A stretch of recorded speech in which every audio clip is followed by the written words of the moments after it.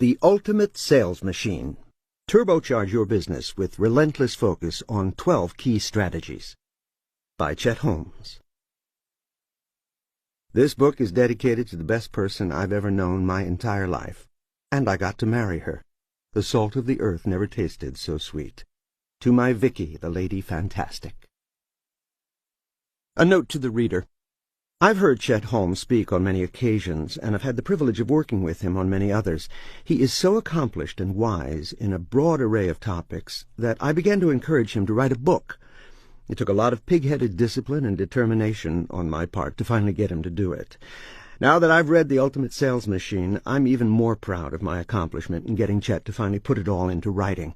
All along, I thought that he would select one of his many areas of expertise as the topic for the book. I had no idea that he would include all the areas in one masterful book.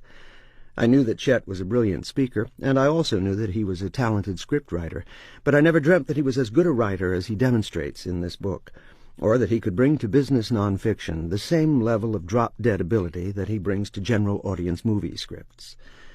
As the author of 56 books myself, it has always been my hope that motivated and success-bound business people would read a lot of books. But after reading this book, I realized that, in truth, it's all a business person needs to read. Every important aspect of business is covered by Chet in these pages, and they're covered with information that many of you have never heard before.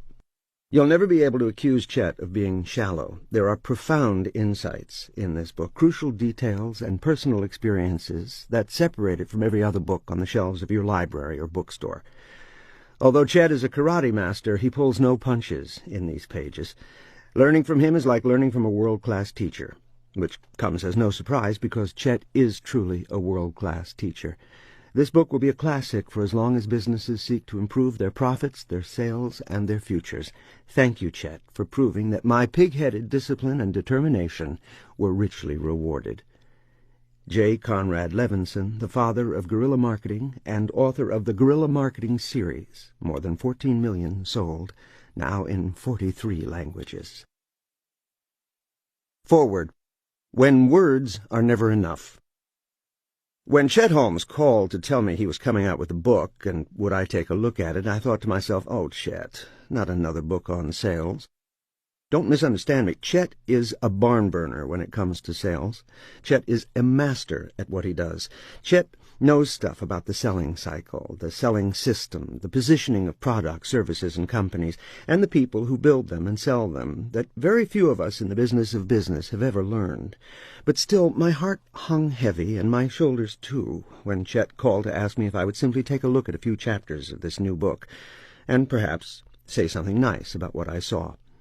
But given that Chet is a friend and a master too, I gritted my teeth and said simply that I would, knowing in my heart that no matter how much a master of sales Chet is, there are very, very few folks who can turn that skill into a book that people read, and then read again, because the words and the way they are arranged capture the imagination, as all great stories do.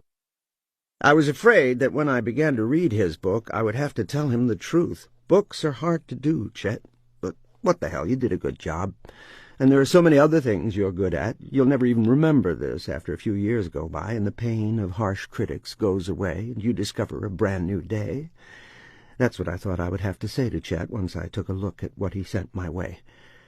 But, Chet, I have to say it, you are now a master of books, too. And that's what I find myself saying to you, dear reader, that Chet Holmes is not only a master of the subject within the covers of this book, but of something much more profound, something much deeper than the subject of sales seems. Chet knows how the world of words works. He knows how stories are told. He knows why the world needs great storytellers, and why companies who are deprived of great storytellers are companies that can't hope to capture the imagination of their customers, their employees, or the people who invest in them, each of whom are suckers for a great story, who love to hear the once upon a time we were all put to bed with at night all those many years ago. Chet teaches you between the covers of this book how to tell stories, and he does that in the best way of all. He tells you a story, and then another, and then yet another, and then still another, until you feel like he's got to run out. And then he tells you even another story better than the ones before. And each story works to make The Ultimate Sales Machine a book that puts it all together to help you dramatically increase your sales if you are wise enough to follow its advice. So, Chet, what can I say? You are a master. And this book is about mastery, and you kick this sucker in the head. Yes, when you read a really neat book, there are very few words left to be said, other than, "Great job, Chet. Thanks for the opportunity to tell it like it is." Michael E. Gerber, best-selling author of E-Myth, E-Myth Mastery, and E-Myth Revisited. Preface. Here's a snapshot of the current climate for doing business. A corporation fails every 3 minutes. A directorship changes every 32 seconds. A company changes control every 15 minutes. 96% of all companies fail within 10 years. 26,000 new products and brands are introduced every year. 16 to 30% of consumers change brand loyalty in one evening of watching commercials. 74% of consumers buy outside their favorite brands. 29% of consumers do not read a newspaper. In the past 15 years of working with thousands of entrepreneurial companies and more than 60 of the Fortune 500, I've seen the average cost of getting in front of a client virtually triple. If it cost you $100 to get in front of a client 15 years ago, today it's costing you $300. The rates have increased for every major advertising medium, including television, radio, and newspaper, while the penetration of every one of those vehicles has decreased. With more TV and radio choices than ever, the large audience you used to be able to reach in one place is now scattered among hundreds of media channels. New technologies like satellite radio and TiVo have made it possible for consumers to avoid commercials completely. All this means that it's getting harder and harder to reach the consumer, and the market that you're in has become fiercely and viciously competitive. Does anyone think it's going to get easier? When I teach seminars in front of thousands of business owners, I begin by saying that I can absolutely help each one of them transform their business into the ultimate sales machine. You can even expect this to be fast. I've doubled the sales of many companies in 12 months flat. I will go on to say, you are going to understand all the principles I share with you here today, as there's nothing but logical information here. You're going to agree with them. You're going to know that I am right and that these principles will work in your business, and then you will still not do them. That always gets a laugh. I continue, I call this the reverse psychology portion of my lecture, where I'm goading you into applying a powerful force for creating success from what you're going to learn here today. And that force, my friends, is pig-headed discipline and determination.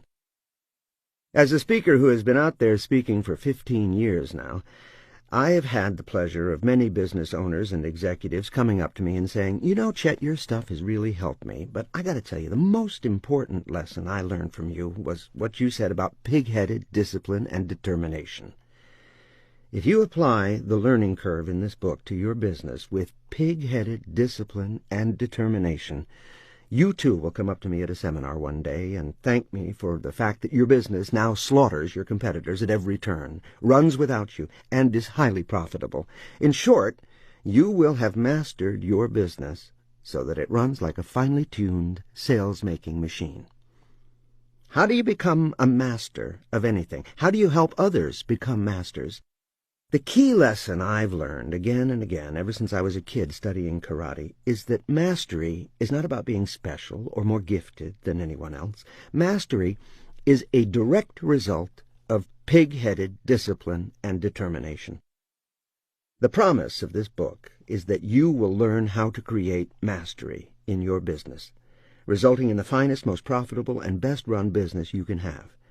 You will get the tools to become a master of 3 crucial areas: marketing, management, and sales. Mastery in each of these areas is necessary to make your business run like a machine. Machine beginnings. When I was 15 years old, I tried a new method for increasing my karate skills. I had a high-vaulted ceiling in my bedroom. I screwed a cowhide rope into the peak of the ceiling and attached a softball to the other end at chest level. My intent was to kick and chop the ball, and then be able to deflect it, block it, kick it, or chop the ball again when it came bouncing back. With my first karate chop at the ball with my hand, the ball bounced out to the edge of the rope and back fast, smacking me in the head. This wasn't going to be as easy as I thought. I tried all kinds of kicks. Hook kick, front kick, back kick, side kick, but again and again the ball flew to the end of the rope and then bounced back, hitting me in the head, elbow, shoulders, or chest. I worked on this for several weeks and made very little progress. After a month, there were a couple of times when I could actually block the ball from hitting me. After 3 months of doing this every single day, I could hit the ball with any one of the body's weapons, my hands, my feet, my elbows, and my knees. I could even do a spinning back kick and hit it again, then block it expertly as it flew at me from a different angle. After 6 months, the ball never touched me. I could spin artfully in the air, flawlessly blocking the ball at every angle. It was amazing. I could literally catch, kick, or swat that ball with every move any time I liked, and faster than I would have ever thought possible. My body was operating like a machine, responding to the ball as if pre-programmed to anticipate every possible move the ball could make. Imagine my skill level when that ball would ricochet around the room with lightning speed, and my reflexes were even faster. It was thrilling. I felt such power.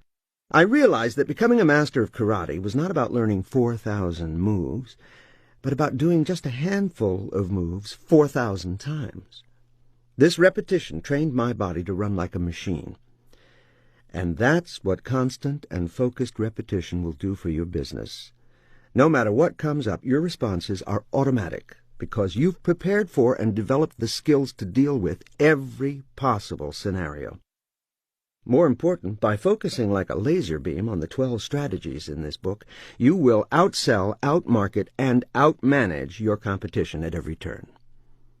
It is the same with any business. There are basics that you can do over and over again until every aspect runs like a machine.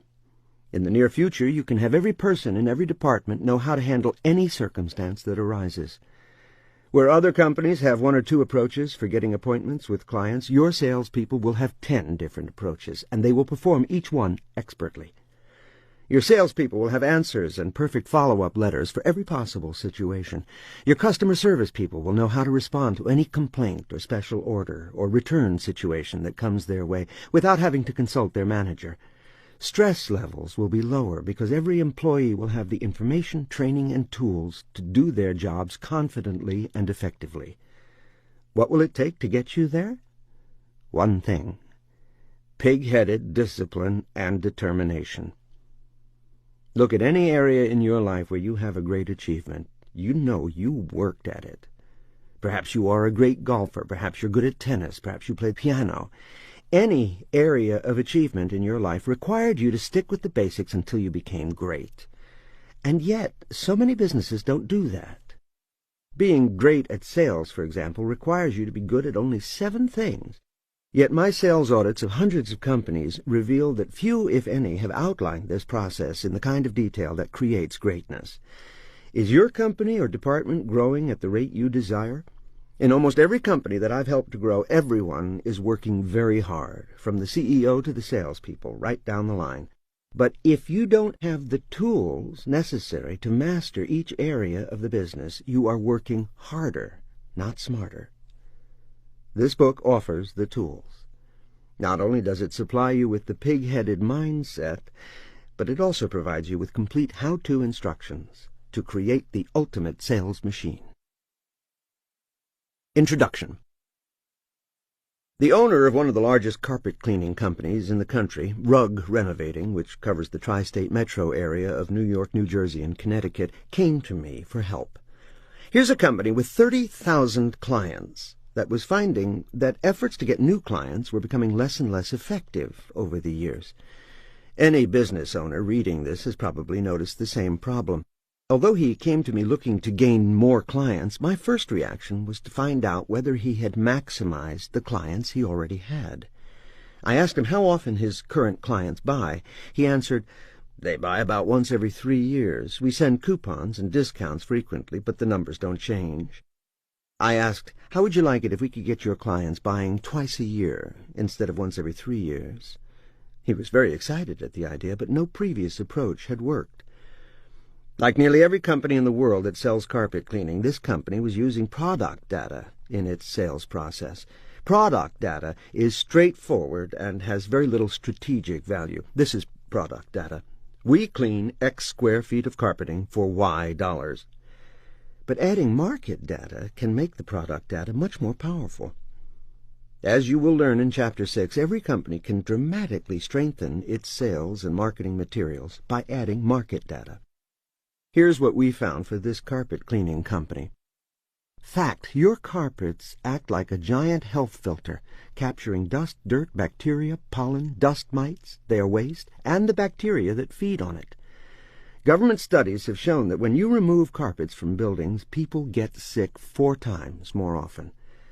But, like any filter, your carpets become saturated and ineffective over time, creating a need for professional quality cleaning.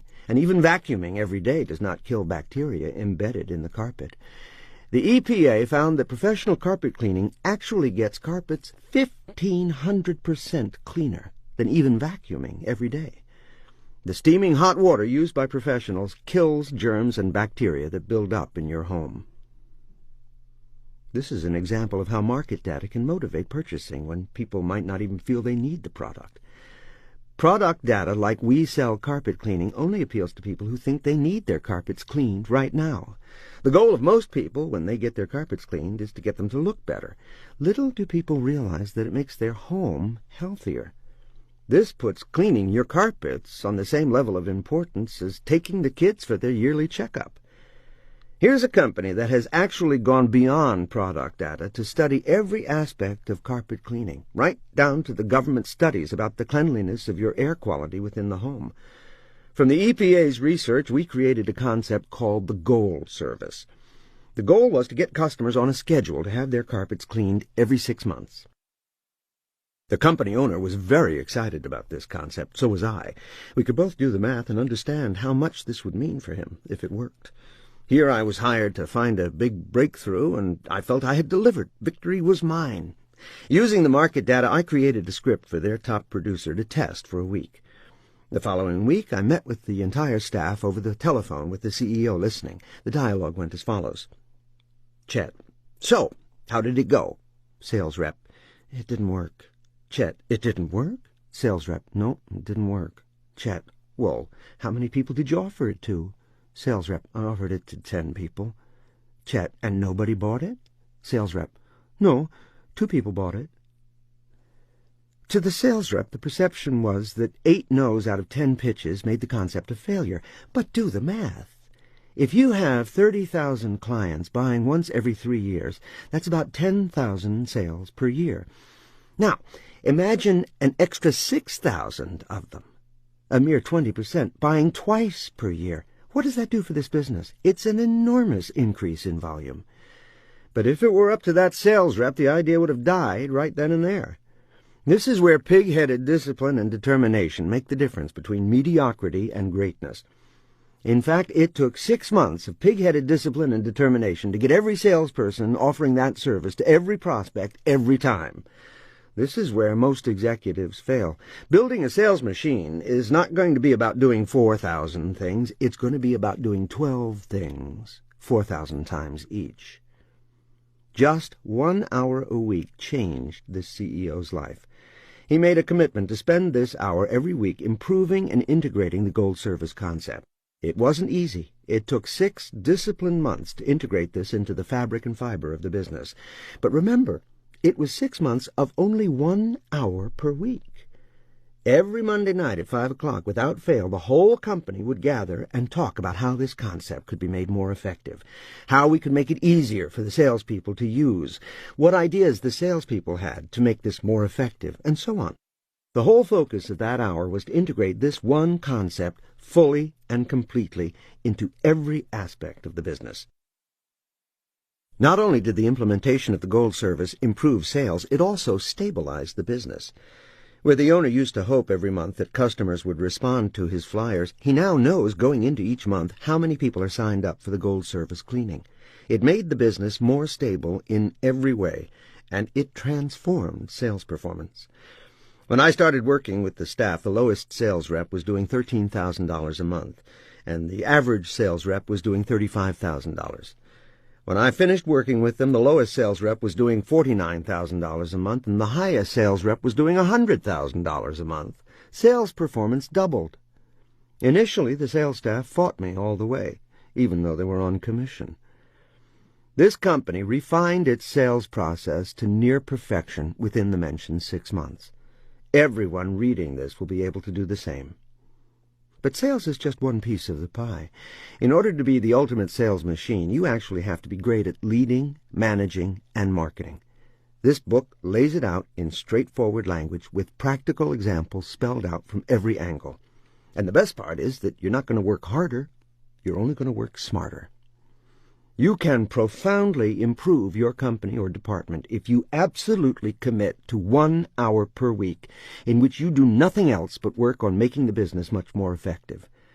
In the course of this book, you will learn exactly how to spend that hour. It's not going to be hard to apply the strategies in this book or to transform your business into the ultimate sales machine. The key is learning and practicing the pig-headed discipline and determination you need to constantly address and readdress the 12 areas I'll outline. In order to make this process easy, I've broken this book down into 12 chapters, each focusing on one of the 12 strategies, with examples and exercises that will make your business great and grow your sales and profits like mad. One of my clients is a great learner and is always buying the latest book or program. He heard my presentation at a seminar, liked what I had to say, and retained me to do an audit of his business. When I interviewed his employees, they were practically laughing at me. To them, I was just the latest flash in the pan. They told me that their boss had used 100 different training programs but never made any of them stick. The missing ingredient for this client, and nearly all of the 1,000-plus clients I have worked with directly to improve their businesses, is pig-headed discipline and determination.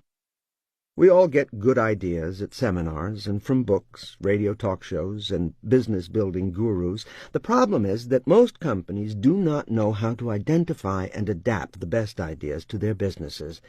Implementation, not ideas, is the key to real success. This book is packed with excellent ideas developed on the front lines of capitalism. But more important, this book helps you learn the ways to see these ideas manifest throughout your organization, especially in your bottom line.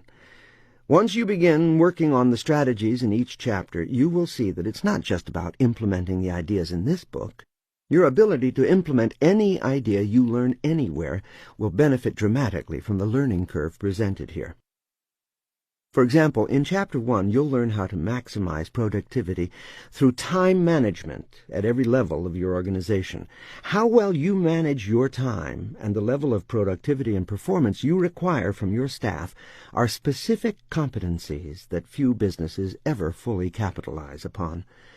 Let's say you take a great time management course today. You go back to your office and apply the principles and see that they actually work. But when we check back with you 3 months later, we find you using very little, if any, of the information you learned from taking that one-time course. This is called event training. You go to an event, you get some training, you come back to your office, you may even try some of the concepts, you may even see them work, but you quickly abandon them because you are missing the pig-headed discipline and determination that make a truly great company or department. Working smarter, not harder. At seminars and lectures, I've asked my audience, how many people in this room would like to grow their company or department 10 times larger than it is right now? Typically, 99% of the audience raises their hands. And then I say, leave your hands up if you can work 10 times more hours or 10 times harder than you're working now. All the hands go down. The point is that there are companies and departments that are 10 times bigger than yours, and you know they aren't working 10 times harder than you are. They're just working smarter. The ultimate sales machine is all about working smarter, not harder. Doesn't it seem smarter to take 12 proven strategies and perfect them than to scramble about using hundreds of different ideas without any real traction on any of them? This book is for executives, CEOs, entrepreneurs, and professionals, such as doctors, dentists, and lawyers. It's for middle managers, salespeople, and customer service representatives. In short, it's for everyone who plays a role in operating, marketing, selling, and running a company or department. It offers the kind of information and strategies that are essential for everyone in the trenches doing battle to grow and strengthen their business or department. Backed by countless success stories of companies just like the carpet cleaner, the ultimate sales machine mindset is the culmination of my experiences in the trenches. I've run magazines, newspapers, and trade shows for billionaire Charlie Munger, and have owned 14 businesses. I've studied karate and owned a karate school on Times Square. I've also personally sold my services to more than 60 Fortune 500 companies and nearly 1,000 other clients. Finally, I've taught millions of business owners and employees through seminars, articles, and my 65 training products, which now sell in more than 20 countries. Important. I set up this book the way you should set up your business. I begin by discussing how to structure your company to maximize everyone's time. Then I move into training and its critical role in any organization, from one-person armies to the world's largest companies. As an author, I could have started with sexier and more potent material, but I believe that the right thing to do and the best way to serve you is to begin with the building blocks you must have if your company is going to be set up to succeed long-term. Meetings, another building block. I had a client that had terrible meetings, so they stopped having them altogether. No meetings, ever. Wow. Talk about throwing the baby out with the bathwater. Where do you learn how to hold a great meeting? Nowhere. So, here it is in this book. Meetings are great if you know how to have them, and in Chapter 3 I show you how to become a meeting master. I give details on how to run dazzling meetings that will have a profound impact on your company. After these 3 chapters, you've got your building blocks. Now you are ready to become a world-class strategist. Chapter 4 will change your life. I would love to start with this, as it's the single strongest lesson any business person can learn, but I set the book up as your business should be set up. Get your building blocks in place, and then erect your skyscraper. From there, the book takes off, teaching all the nuts and bolts of better selling, marketing, and hiring that you will find in 99.9% of businesses. The strategies, tips, and insights that I've used to help turn mediocre or ailing companies into bulletproof success stories are right here in this book. Let this be your guide to transforming your business into the ultimate sales machine. 1. Time Management Secrets of Billionaires. How to maximize your productivity and help your people do the same. I developed this time management system while I was running 9 divisions for billionaire Charlie Munger. I always try to hire bright, aggressive, creative people, so naturally these people were constantly coming to me with new ideas, issues, and concerns. I later learned that no one should have more than 6 direct reports, but at the time I had something like 22, so I was constantly reacting to my staff's need for attention. Basically, I was in a reactive mode all the time. I worked 7 days a week, 10 to 12 hours per day at the office, dealing with interruptions. And then I'd go home and do all the creative work to keep everything going. I realized that I had to learn how to effectively manage my time, so I took a time management course. In the first 20 minutes, the trainer handed out a worksheet instructing us to track our time over the next 3 months. At the end of the 3 months, we were supposed to identify where we were wasting our time. As a person running 9 divisions, I rolled my eyes and thought to myself, if I had the time to track my time for 3 months, I would not need a time management course. I got up and left the seminar. Over the years, I have broken time management down to 6 simple steps that take 5 minutes to complete. Why? Because good time management shouldn't take a lot of time. That's also why this is the shortest chapter in the book. This chapter will present 6 simple steps for time management. It will be very logical, and you will understand it completely. You will agree with all of the principles, and you will know that they will absolutely improve your productivity. But do you have the pig-headed discipline to spend the 5 minutes every day to take control of your time, and then the even more pig-headed discipline to stick with the plan throughout the day? If you have a staff, do you have the pig-headed discipline to police these 6 simple steps throughout your entire staff? If you do, the payoff will be huge. Let's get into it. Do you function mostly in a reactive or a proactive mode. In my experience, most business people don't take the time to plan and take action because all of their time is consumed by reacting to the business they've already built. To build your business into the ultimate sales machine, you need to be in a primarily proactive mode. Time management is crucial. Imagine what it would be like if you were suddenly thrust into managing or running a $50 billion company. Do CEOs of giant corporations have more hours in the day than you do? Of course not. But they do need to be masters of this crucial competency, time management. They need to be absolute experts in managing their own time and have the systems in place to make sure that everyone in their organization is skilled in time management as well. Once you understand the time management secrets of running a multi-billion-dollar company, you'll have no trouble managing your sales activities if you're in sales, or getting your company or department to function at its maximum productivity. My time management epiphany. You've heard of the 1-minute manager. Well, I was the got-a-minute manager. All day long, every day, various folks on my team would come to me and ask me if I had a minute to talk, and a got-a-minute meeting would break out right then and there. In fact, the entire company was run by got-a-minutes. Anyone could go to anyone else any time, and a got-a-minute meeting would break out. My employees were in a reactive mode all day long. Although I had successfully grown each of my divisions by at least 100% within 12 to 15 months of taking them over, I was out of control and reacting 100% of the time. Even on vacation in Hawaii, I was receiving 15 faxes per day. This was before email became the newest time burner. In contrast, when I had a meeting with Charlie Munger, I had to call his secretary and make an appointment. I had to have a strict agenda. I had to be on time and organized. Every meeting was highly productive and to the point.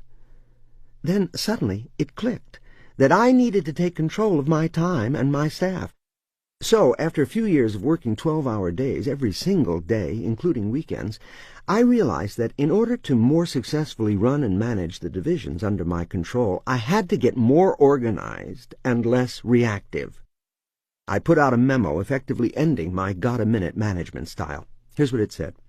To staff from Chet. Do not come to my door and ask if I have a minute. The answer will be no. Unless urgent, hold all thoughts, ideas, issues, or non-urgent concerns until the weekly division meeting. Below is a list of when these meetings will be held. Otherwise, I will post 2 times per day when I will take got-a-minute meetings. If your needs can't wait for the weekly meeting, write your name in the got-a-minute times allocated, and I will take quick 10-minute meetings. We broke the company down into 9 impact areas and held weekly 1-hour meetings in each area. An impact area is any part of your company that has a direct impact on the bottom line. Your impact areas may include sales, customer service, product development, and marketing, for example.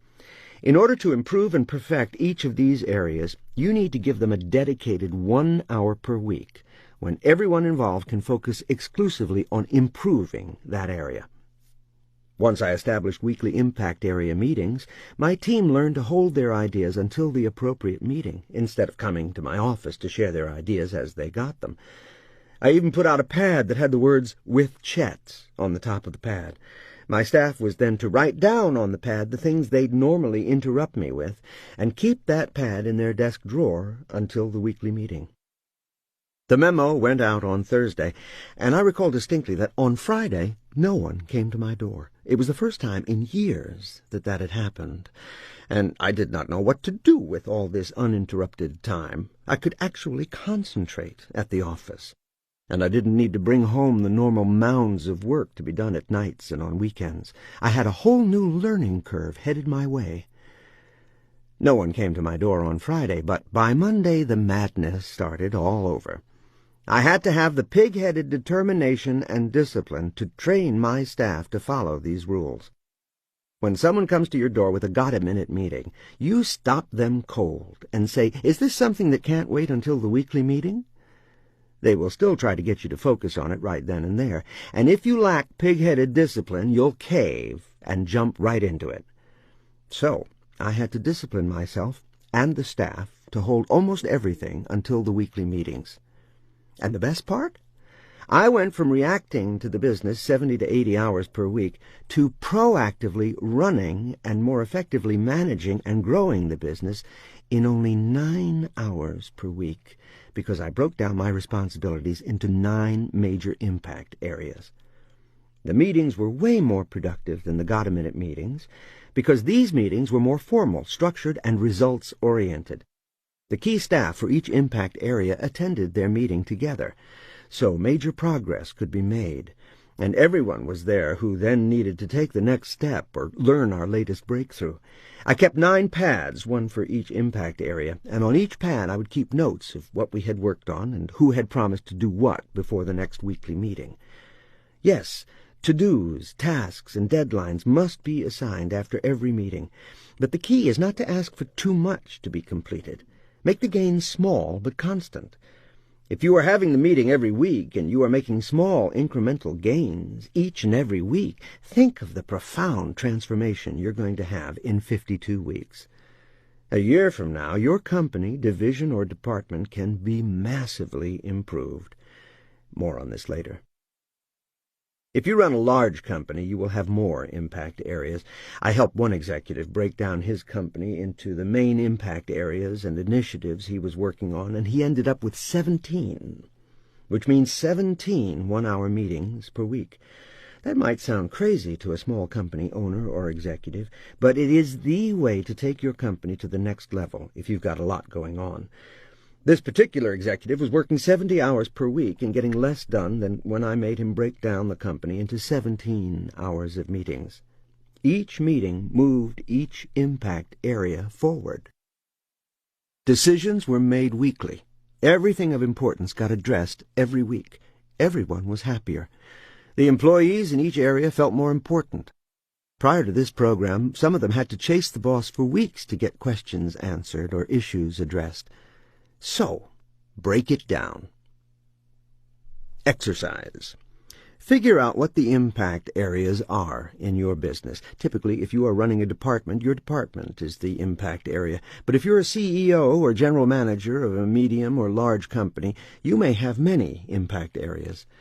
To make identifying them easier, here is a list of 15 impact areas from another CEO I worked with.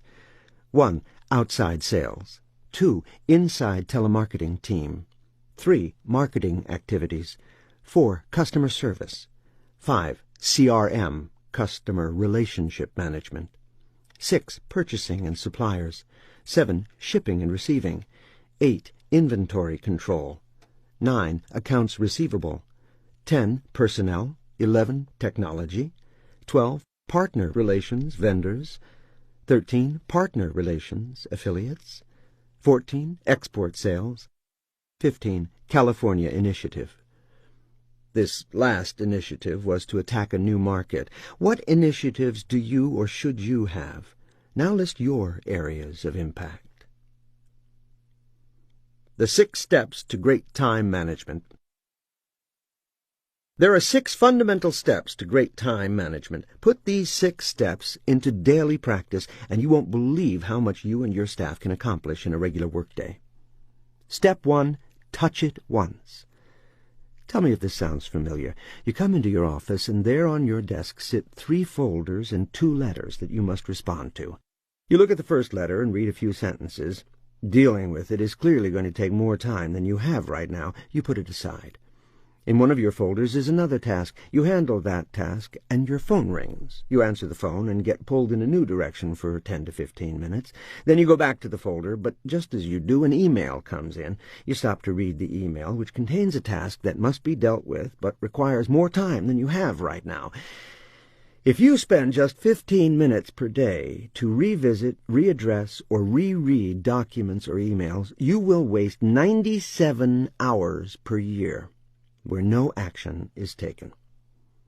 Many on your staff will waste an hour per day, scattered throughout the day, revisiting things on which no meaningful action is taken. That equates to 6 weeks of wasted time per year. Want to add 6 more weeks of productivity to every year? This simple touch-it-once rule, and the infrastructure to support this rule within your company, can dramatically enhance the productivity of every person working for you. If you touch it, take action. That's the first step to great time management. Don't open that email or letter until you're ready to deal with it. As you put this rule into practice, you will find that the more files you have for work in progress and the more organized you can be in that process, the more productive you will be. So, for example, suppose I open my email from my PR firm that requires me to approve a press release. I have a PR folder. On my to-do list, I write, Approve Press Release, see PR folder. That's how organized you need to be today. The touch-it-once rule is crucial for managing email files. Email is a tremendous asset, but it can also kill your time management if you let it control you. The key to great email management is to institute a company policy that insists on very descriptive subject lines for all emails. Another rule I absolutely insist on at my company is that when the subject of the email changes, the subject line on the email also changes. This is critical. Say you send someone an email with the subject line, Upcoming Chet Holmes Training Event, and she writes back something that looks like this. To Sherry from Marcia, subject Upcoming Chet Holmes Training Event. Yes, I'm going. I already reserved my spot. And by the way, did you talk to Dave about the budget item I mentioned to you? The email goes back and forth again about the problem with Dave, but it still has Upcoming Chet Holmes Training Event in the subject line. A week or two later, someone asks you, what happened with Dave? One of these 7 emails covers that important issue, but you have to open all 7 to find that data point. So change the subject line as you change the content of the email. Every client and employee of mine has to adhere to this rule in order to interact with me. This way, everyone in the company can glance at an incoming email and make the decision, can I deal with this now, if I open it now? If you do open something that can't be dealt with right then and there, you file it in an appropriate folder and move the task to your to-do list. More on to-do lists coming up next. This can't be overstated. Email can be the death of good time management. Companies that have new email alerts constantly sounding keep every person in a reactive mode all day long. If your computer signals when you have an email, do not go directly to read it and answer it at the moment it comes in. Email is there for your convenience. If it's not convenient, don't answer it. Concentration is like a muscle, and it strengthens as you concentrate more. If you stop concentrating every time an email comes in or the phone rings, you actually lessen your ability to concentrate, and you become less effective in any situation that requires concentration. Note, as you go through these 6 things, don't think about whether you've heard them before. Think about whether you're applying the discipline to implement them. Step 2, make lists. Many people make lists as a way to keep organized. If you don't keep a list, you are most likely a very reactive person. Lists help you stay focused on high priorities and highly productive matters. Keeping a list will double your productivity right away. When I conduct a seminar on the topic, I go around the room and ask how many people keep lists. Then I ask, how many items do you usually keep on your list? There are always a few people in the room who have to-do lists of 25 items or more. The key to being productive is to stick to the 6 most important things you need to get done that day. You'll find that when you have a long list, it becomes the management tool for your time. When you want to feel productive, you go to your list and just pick something and do it. It feels good. When you have a long list, you generally do the easier, less productive tasks, just to trim down the list. At the end of the day, you find that the most important things on the list didn't get completed, because they are either the hardest, the most time-consuming, or both. Long lists also mean that you will never finish your list. There is a negative psychological impact to not finishing your list, but there is an enormous psychological boost to crossing off that 6th item on your list, especially when all 6 of them were the most important things you needed to do that day. So, here's the rule. List the 6 most important things you need to do, and by hook or by crook, get those 6 things completed each day. That doesn't mean you don't keep a side list of running items that need to be done.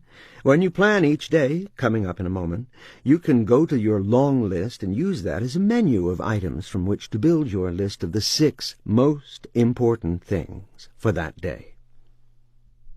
Exercise. Do this exercise now, and we'll build on it as you read the rest of this chapter. Take a clean sheet of paper and write down the 6 most important things you need to get done tomorrow. Your list might look something like mine.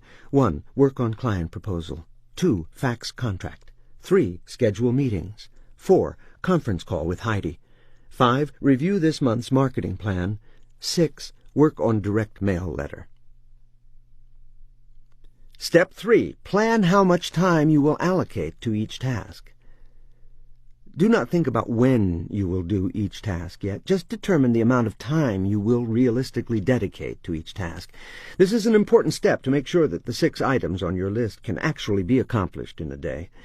If one or more of the items on your list is too big to accomplish in one day, then write down how much time during that day you will dedicate to it. You will take care of bigger projects in manageable chunks of time. This book is a great example. I've been getting book offers for more than 10 years, but I looked at the book as a huge undertaking. Once I made the commitment, I put an hour a week on my calendar to address the book. Within 3 months, I had a solid book proposal that got me this book deal. What have you been putting off for years? Or what important initiatives are you just not getting to because they take too much time? Do them in small chunks of time. Exercise. Next to each item on your list, write how much time you will realistically spend on it tomorrow. Now your list might look like this. 1. Work on client proposal, 0.5 hours. 2. Revise and fax contract, 1.5 hours. 3. Schedule meetings, 0.5 hours. 4. Conference call, 1 hour. 5. Work on marketing plan, 1 hour. 6. Work on direct mail letter, 2 hours. Add up the total amount of hours for your productive tasks. Here it comes to 6.5 hours. I've done this exercise in many seminars, and there are always a few people who add up their hours and get 11 hours worth of stuff. Not realistic at all when you now must work these 6 things into the rest of your day. A good guide to go by is that your 6 most important things should take about 6 hours. I'll explain why later. Step 4. Plan the day. Now that you have allocated amounts of time for each task, you need to plan your day. This is not a general guide to how your day might unfold. It must be specific and have a time slot for absolutely everything. This includes each of the 6 items on your list, as well as time to check email and open mail. Remember, if you are following the first rule and only touching these items once, then you need to have a dedicated period of time each day when you can deal with them. Note in this fully planned day below that there are 2 periods of time for miscellaneous and got-a-minute meetings. These miscellaneous periods are absolutely essential because we all know that your day might be interrupted. There are some things you will have to react to that will throw you off your schedule. If you have planned at least 2 half-hour slots of reactive time, then when you get off track, you've actually built in buffers so that you can get back to your schedule. But most important, stick to that schedule no matter what. Note in the plan below that this is actually a 10-hour day, but only 6.5 of the hours are for your 6 most important things. 8 to 8:30, send client proposal and check email. 8:30 to 9, review employees' time management lists. 9 to 10:30, review, revise, and fax contract. 10:30 to 11, miscellaneous meetings, scheduled got-a-minutes, check email. 11 to 12, review marketing plan. 12 to 1, lunch with client. 1:30 to 2, conference call. 2 to 3, got-a-minutes, miscellaneous, check email. 3 to 5, direct mail letter. 5 to 6, check and respond to email. Exercise. Write a plan for your day tomorrow that will give you enough time to cross off all 6 items on your to-do list and stay on top of your email and other tasks. Step 5. Prioritize. Now that you've done this exercise, look at your day tomorrow and see where you put the most difficult tasks. In seminars, I often see people put the most important task last because it typically takes the most concentration or is the most difficult. But by the end of the day, there is rarely time or energy to take on this chore. Put the most important task first. This simple step will give you a tremendous sense of control and accomplishment. We've heard it again and again, only 20% of your effort brings 80% of your results. Many people drown in busy work that produces few results. They're so busy that they've lost their ability to prioritize and concentrate. I call them busy people. I've had a lot of them working for me over the years, dedicated, devoted, even appearing like they are really busy. But when you look at their actual productivity, it's very low. For these people, the whole technique becomes critical. And you have to police it like a ninja master to get them to stop all the busy work and focus on productivity. What would happen if 80% of your effort was focused on high results-producing activities? If you started spending 80% of your time on results-oriented work and only 20% on everything else, you could conceivably get a 4-fold increase in productivity. All it takes is pig-headed discipline and determination. Tips for salespeople and one-person armies.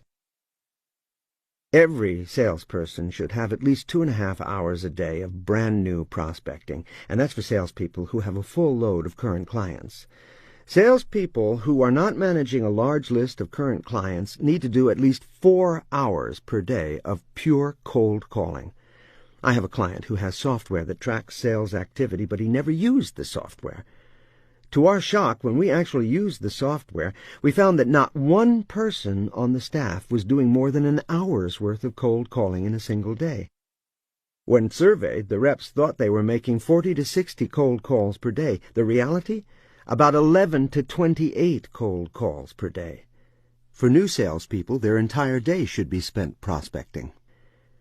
If you are a one-person army or a very small company, and you as the entrepreneur are the main person responsible for growing the company, then you personally must spend at least 2.5 hours per day growing your company. What to do if your job is designed to be reactive? Say you are a salesperson who has to take inbound calls from clients on a regular basis.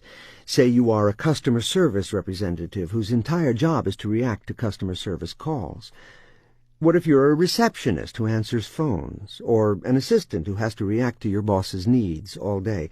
Even people in reactive positions should still plan realistically for some proactive tasks that can get done each day. You should have some proactive tasks that you do each day that move things forward or improve the company or your job. Plan time to improve skills, performance, workflow, and organization for you and your department or company. People in more reactive positions will simply have far less time dedicated to proactive tasks, but still have some proactive tasks in every day. If you are a receptionist and your main job is to answer phones, can you also be productive making lists of prospects for the sales team? It makes me crazy when I go into a company and the receptionist is reading a book because the calls are slow. Can this person be doing some research on the internet about your industry, or doing mailings? These questions also apply if you're in customer service. In your weekly meetings, full design in Chapter 3, make it a point to address this issue, and put reactive people to work in their downtime or slow time. People respect what you inspect. If you want to get your people productive, you should examine how they're prioritizing and planning their day every day. Before the advent of the Internet, I would go around the office and check how people were planning their day. I did that for months until every person in the company was doing their plan every day. It took me 6 months of pig-headed discipline and determination and constant inspection before my employees followed the 6 steps religiously. I am so intent on having great time management among my key executives and they from their staff that I even built an internet program where employees log in and plan their day. The boss gets an automatic email alert each time an employee completes his or her day's plan. See the Ultimate Time Management Tool on www.chettime.com. With or without a program like this, instituting this kind of inspection on how employees are planning and prioritizing will increase their respect for time management and dramatically increase their productivity. Exercise. Look at your plan. How much of your day is proactive and how much is reactive? Where did you put the most important task for the day? At the beginning? In the middle? At the end? Rewrite your plan so that you complete the most important task on your list first thing in the morning. Group together all of your reactive work, including answering emails and returning phone calls. Make sure most of your day is focused on proactive work, such as prospecting or closing deals. Step 6. Ask yourself, will it hurt me to throw this away? Studies show that 80% of all filed or stored information is never referred to again, so why hold on to it? To determine whether or not to keep something, ask yourself, will it hurt me to throw this away? Could you get it again if you needed it? If you're a boss, the answer is usually yes. Throw it away. If I don't specifically keep an email, it's automatically thrown away by my system after 45 days. Maybe twice per year there's one that I wish I could get again, and I usually can. One of my staff recently had trouble in that her email was working slowly. The technician looked at her email account and discovered that it had stored some ridiculous amount of old data because she kept every single email. After the technician had her clean out all the files she didn't think she would ever need again, her stored email went from 2.7 gigabytes to 0.5 gigabytes. Conclusion. As you can see, there are not 4,000 steps to time management, and there is no need to track your time for 3 months before introducing time management into your life and your business. There are 6 simple steps. Touch it once. Make daily lists of the 6 most important tasks to accomplish. Plan how long each task will take. Assign time slots for accomplishing each task. Focus on the difficult projects first. Ask yourself, will it hurt me to throw this away? Master these 6 steps and you won't believe the difference. Implement them company-wide and you will be operating at maximum productivity before you know it. Of course, even if you stick to these 6 steps, events and people will interfere and your schedule will be disrupted. Emergencies will come up that will take an hour or even 2 hours out of your day. As long as you've scheduled some flexible time into your day, some blank spaces in your schedule, you can accommodate those detours. The key is that when something interferes with your schedule, deal with it and then go back to your schedule. 2. Instituting higher standards and regular training. Pre-program your organization to run like a finely tuned machine. According to an article in Harvard Business Review, only 10% of the population has what's called the learning mindset.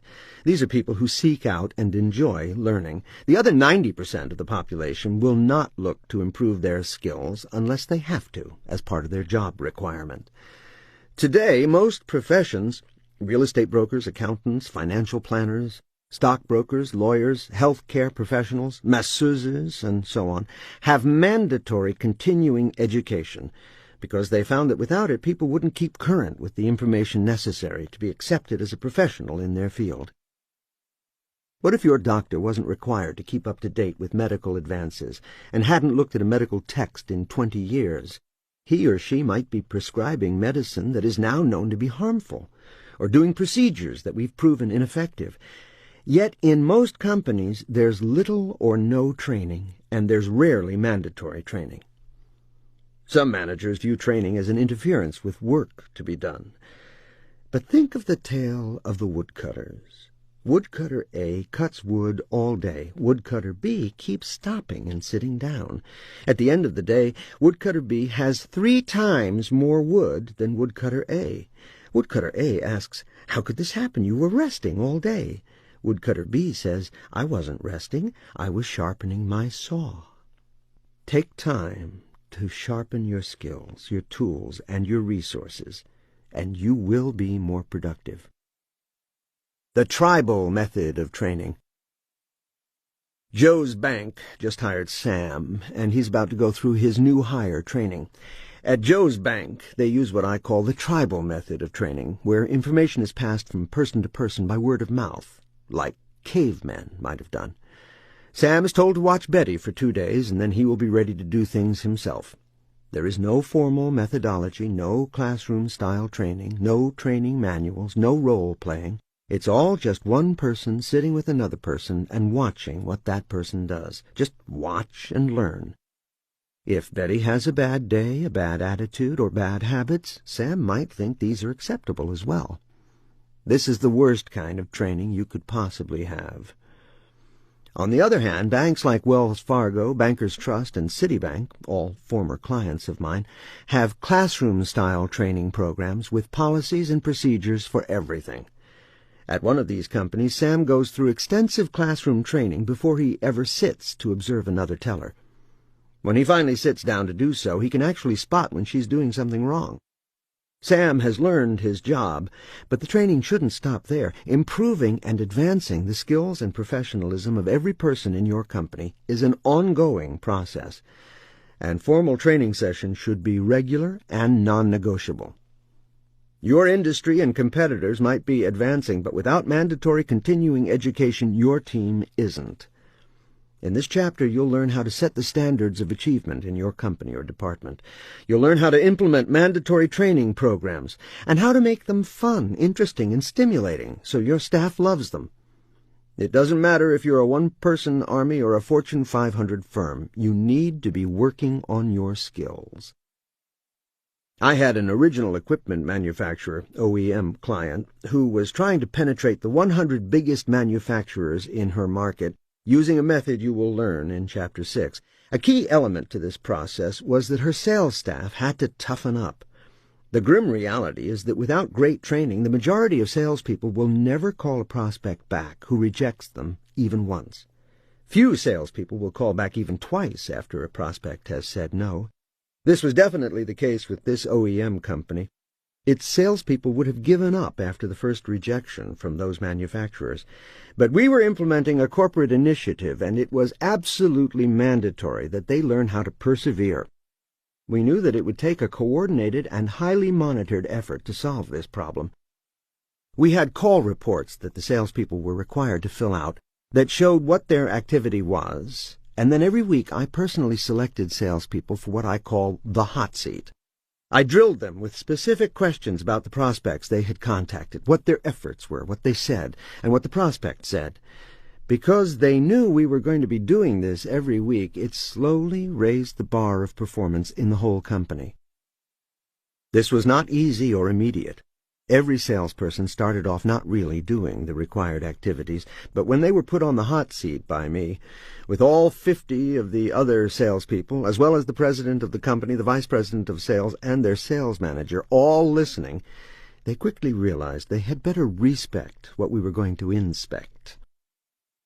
For the first 3 months, there was barely any progress, and on their own, this company and its sales team probably would have given up.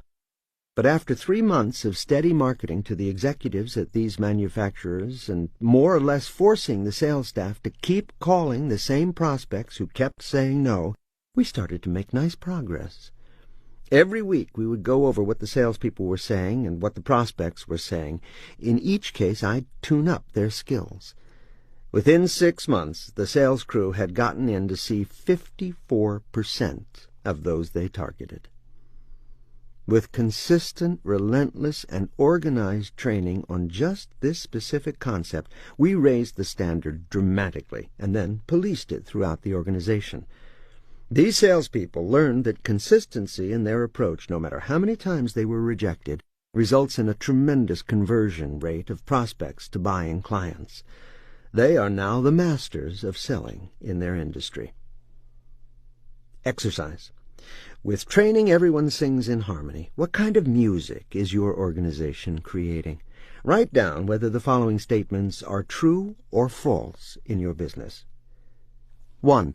All employees perform each aspect of their job with a high degree of excellence and consistency. 2. Results are somewhat predictable because training and skills are consistent. 3. Each supervisor would give a similar answer for each question or problem. 4. Each employee would give a similar answer for each question or problem. 5. Client treatment is similar no matter who the client deals with in our company or department. And 6. All staff members know what is considered good performance or attitude. If you answered false to any of these statements, you aren't serious enough about training. Without training, employee activity will be intermittent, inconsistent, moody, maybe even indifferent or rude, because you have not set standards. With proper training, every employee will know the ideal procedure for initial contact with a client, the questions they need to ask every single client no matter what, and the follow-up procedures that you absolutely insist upon. The more proactive training you have, the better the everything in your organization. This book will take you very deep into all these issues, but the purpose of this chapter is to emphasize that the most important thing you can do is to insist upon mandatory and regular skills training. Training sets standards. Deliberate and consistent training radically improves employees' understanding of company objectives and helps to raise and set standards of performance. If you don't train, you can't expect people to get to the next level. That's why most companies stay small or have to continually waste time addressing the same issues and problems over and over again. Training makes money. Quality training is guaranteed to make you money. In the case of the company going after manufacturers, it had been in a 4-year decline when we started our program. With consistent training, it experienced a dramatic and much-needed increase in sales. Your sales team knows what to do and can handle any situation with ease because you've covered it in your weekly sessions together, right? It's the same with customer service, which you will learn more about in Chapter 3, and every other area of your business. When clients experience consistent top-notch service, no matter who they are dealing with in your organization, they will keep coming back. Without training, you'll lose clients that might be saved if you proactively address issues as they arise. Standardized client interaction and follow-up procedures mean that you are constantly building better client relationships that will lead to repeat business and referrals. Again, this book will give you a full formula for all these things in subsequent chapters. Training also saves you money because it reduces employee turnover. When employees know exactly what to do in any situation, they have the tools to thrive in your organization. Training boosts confidence and reduces stress. Because training also sets a clear path for performance, it will be easier to measure and reward employees for exceeding performance standards. With organized and regular training programs, your company or department will be a better place to work. Train or be derailed. The health of your business is not so different from that of your body. An ounce of prevention is worth a pound of cure. If you were choking, would you rather your friends try to learn the Heimlich maneuver right then and there, or would you prefer that they already had training and practice doing it? Training is proactive. It keeps your company healthy and prepared no matter what crisis arises. If you don't train, you force everyone to be reactive, so your chances for survival decrease dramatically. Training can save lives. I taught self-defense in New York City when I was 25, training many top executives at some of the biggest companies in the world. I remember presenting to a major oil company when the chief of security said that he thought self-defense training was a bad idea. People will get false confidence and probably get in more trouble. I asked him if he had any kids. He had a 16-year-old and an 18-year-old daughter. 2 weeks prior to that meeting, there had been a horrible situation in Queens where an 18-year-old girl was dragged onto the roof of her building, sexually abused, and then thrown off the roof to her death. I asked if he remembered the story. He did. The girl had the attacker's skin under her fingernails, showing that she had made a gallant fight. In a life-threatening situation, you're in one of 2 categories. Either you have no training and you're guessing, or you've had training and have very specific ideas of what you can do. I asked the executive which category he'd rather his daughters be in, trained or untrained. He said, "I see your point." It's the same with any area of your business. When your employees confront any situation, they're in one of 2 categories. Either you've addressed it and trained them, and they have the information they need to deal with it, or you haven't addressed it or trained them, and they're going to be guessing. Which category would you rather have your staff be in? Some people fear that they won't remember things when they're in crisis, but your brain has a crisis scan function that kicks in during those situations. When adrenaline is pumped into your system, your brain speeds up, searching for what it has available to get you through the crisis. Over the years of teaching self-defense, I heard many examples of this, where someone in a crisis would not just remember what to do, but would even remember me teaching him the move. When I was 18 years old, I drove a car off a cliff while racing a friend on a rainy night. Not a very smart move. As I was coming around a curve, the car broke from the wet ground, and there was another car coming at me. I punched the gas and spun the wheel at exactly the right time to avoid crashing into the oncoming car and regain control. But the road curved again, and there was no way I was going to make it. I had sped up to get out of danger, and now I was going too fast. The car slid off the road and hit a lawn at 80 or 90 miles per hour. I felt the car double its speed as it careened across a slick lawn. The car hit a tree, spun sideways around the tree, and toppled 265 feet down a cliff. An untrained body would have stiffened up with fear and broken every bone. The only reason I'm still here is because of my karate training. As my brain signaled crisis, my body knew from years and years of karate practice not to tense up and resist, but to relax. I was floating around on the inside of that car. I was bouncing off the sides, the steering wheel, the roof, and before each impact I would block my face from being hit. The car finally came to a crashing halt in the treetops. I survived that night because of training. The point is that any kind of training can intervene in a crisis or in any situation that you want to change. Here's another example of a situation that was not a crisis, but that posed a serious challenge in my company. We have a massive radio campaign that is driving leads to our sales team. People call in response to the ad to get more information sent to them about what we do. We tell them that in order to send them the right information, we need to know a little more about their business. We ask a few questions about what they do, and then we ask them what their two biggest challenges are in growing their business. In the process, if it seems appropriate, we mention that as an alternative to just receiving information in the mail, they can sign up for one of our training programs on the web. We had 5 new salespeople who started in a single week, and about 5 out of 10 prospects responded to that alternative offer by saying, "Well, send me the information, and then I'll decide." This went on for a week, with hundreds of people throwing up this objection, for which the salespeople had no comeback. The minute I heard this, I trained them to use this script. "Well, sir, I'm happy to send you the reports. In fact, they're already on their way. But let me tell you what happens to people who receive our reports. Either they read the reports and are so impressed with the information they end up signing up for the web seminar I'm talking to you about now, or they're in such a reactive mode, reacting to their business, that they never take the time to read the reports or to improve their business, and they end up doing nothing. My question to you is, are you the kind of person who would rather take action and learn how to double your business? Or are you too busy reacting to your current business to take the time to learn the skills to improve it?" Using this script, the salespeople improved their closing ratio. Of the prospects who would usually use that objection, half would sign up for the web seminar right there on the phone. So performance improved immediately just by adding another piece of training to the process. This situation was not exactly a crisis, but we were losing half our prospects because no one took the time to think about what would be a logical comeback to that particular objection. This shows that a little training goes a long way. So let's not have people making up what they're going to do in a crisis or in any other situation in your company or department. Let's have them know what to do in every situation because you address it weekly. Repetition is key.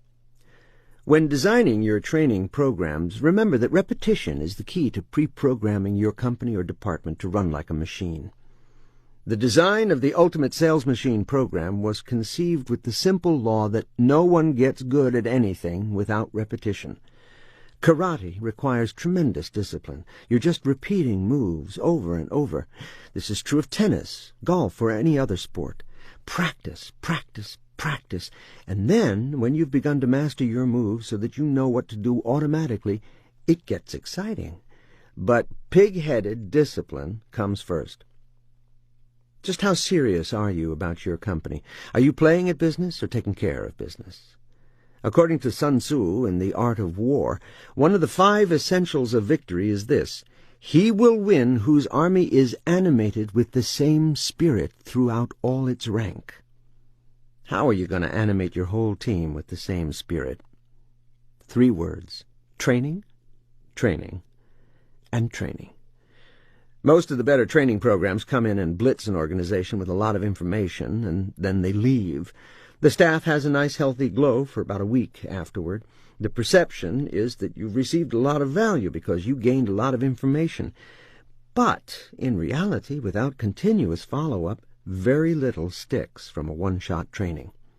That said, one-shot training is better than no training, but you're about to learn that there is a better way. By rotating core material regularly, the same concepts are constantly reinforced and reiterated. Skills are impacted immediately in either training method, yet over time skills are impacted permanently with consistent repetition. When you get all of your people speaking the same language and following standardized procedures, internal communication improves dramatically because everyone shares a deep and rich pool of the same knowledge base. Taking the time management skills you learned in Chapter 1 as an example, let's consider what the typical learning curve looks like and why repetition is so essential. Right after someone does some time management training, there is an immediate increase in skill. What happens after training occurs if there is no follow-through? There is an immediate fall-off of the newly learned skill.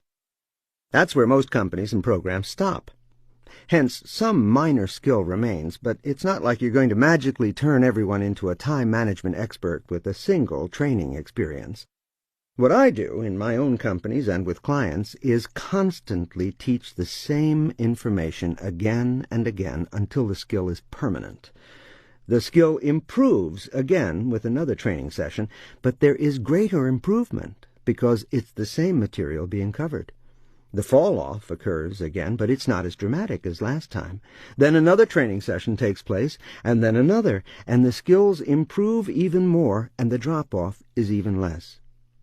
You can see that with each training session, mastery is that much closer. How to run a training session.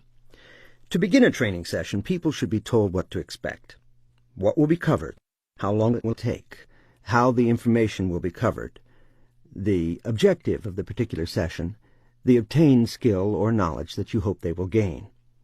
When people have a clear understanding of what they are about to hear and see, they will be mentally prepared and focused for the training.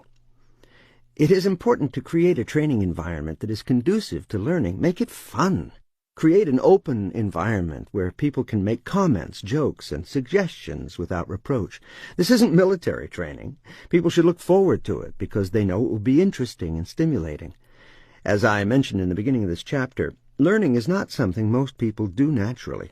Since most of your staff will be reluctant to take time to train, you must make training fun, interesting, stimulating, and even an exciting experience. And above all, training must be mandatory. Put it on a schedule as a non-negotiable commitment.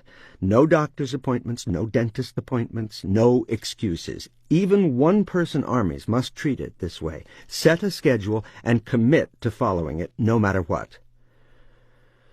As you will learn in Chapter 8, we retain significantly more information if we both see and hear it rather than just hearing it. But we retain the most information if we are actively involved in our learning, such as when we participate in role-playing or other learning exercises. At the very least, always use visual aids in your training because they drastically increase retention.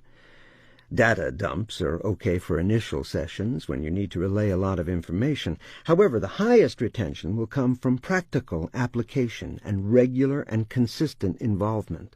That's where you get the big gains in productivity. So don't just create a training booklet and hand it out. Set the time, reserve the room, and make the training session mandatory.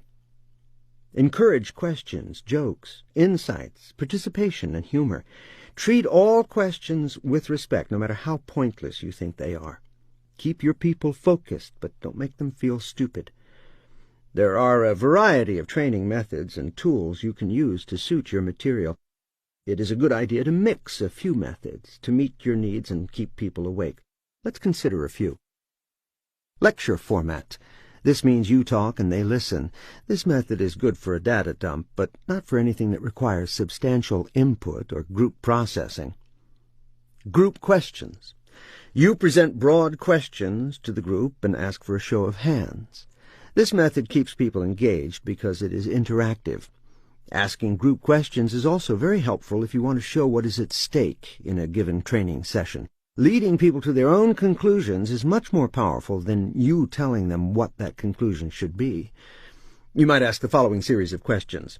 How many people get frustrated when they don't know the answer to a customer service question? How many of you would like to be so much of an expert that no matter what comes up, you are prepared to deal with it? Who here thinks that training and role-playing will give them additional insights into how to deal with more situations? Asking these types of questions can guide a group to the conclusion you want them to make. Group discussions. As in the group questions format, you are facilitating discussion around a given topic or issue and want specific feedback from your group.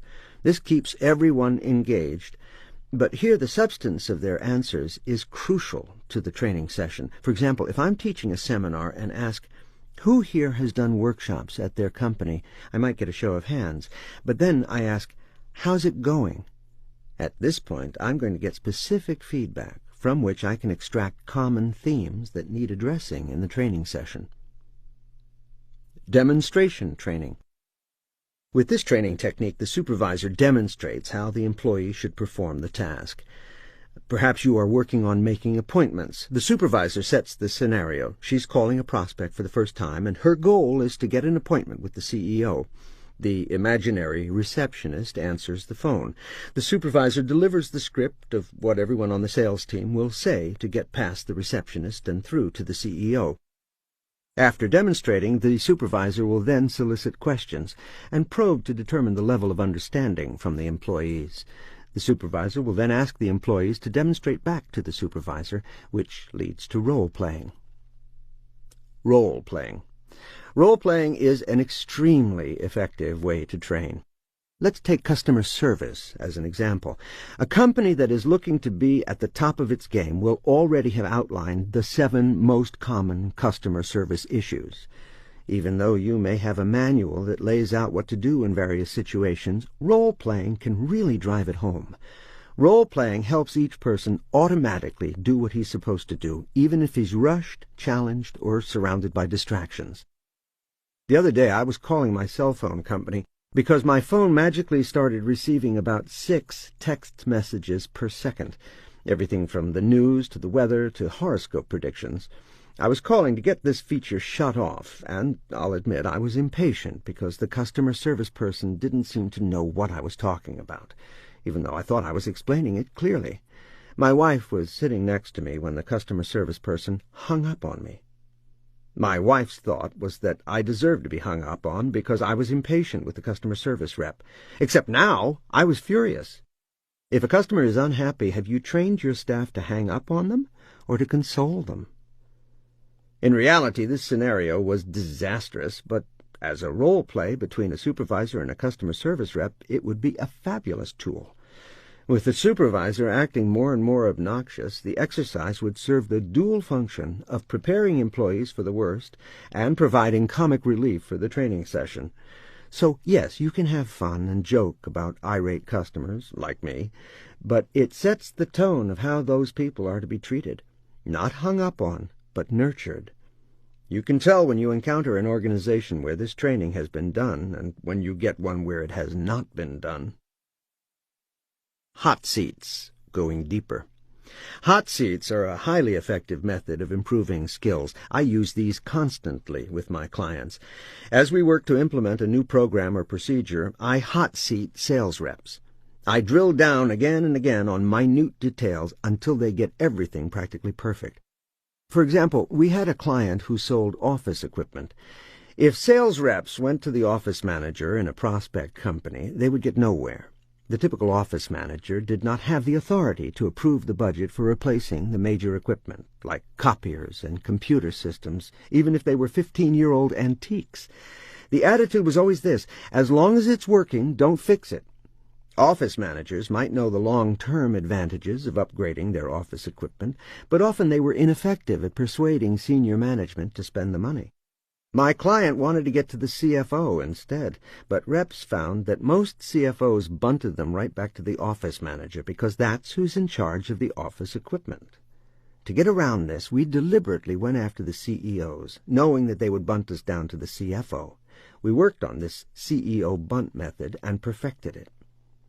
Hot seats were key to implementing the CEO bunt because I constantly found that the sales team had not done some step in the process we had expertly laid out.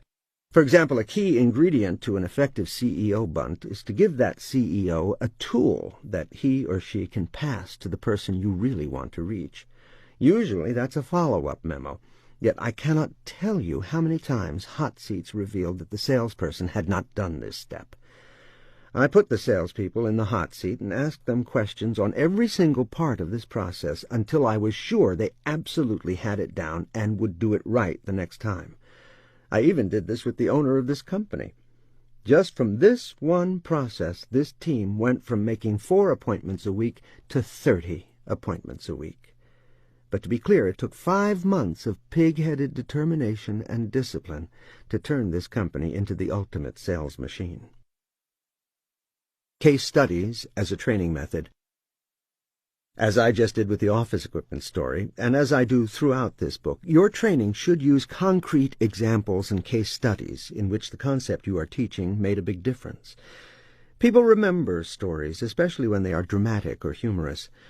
There are 2 ways to include case studies in your standard training. One case study should show how someone did everything wrong and how that made the situation worse. Another case study should show how someone did everything right and how well it worked. Exercise. Right now, for your area, think of a case study that illustrates a great point about how something should be handled. Write it down in as much detail as you can remember. Test before and after.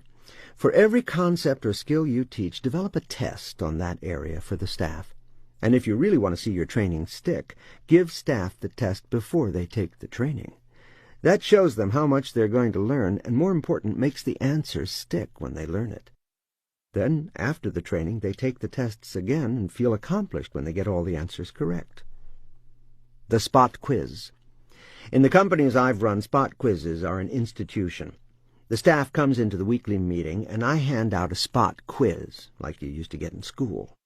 The staff groans, laughs, and makes jokes, but little by little, whatever you cover again and again eventually sticks. What are the 6 steps to time management, the 12 steps to get an appointment, the 7 steps to selling, the 6 questions they'll ask every prospect? They know the answers. I have had them so programmed that if you quizzed some salespeople who haven't worked for me in 10 years, they'd probably still be able to fire the answers right off.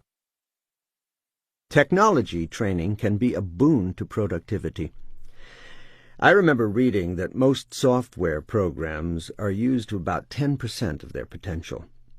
The other day I was watching a consultant who works for us download a file from his email. He opened the email, opened the PowerPoint document, and then went to Save As in the menu and saved it in a folder.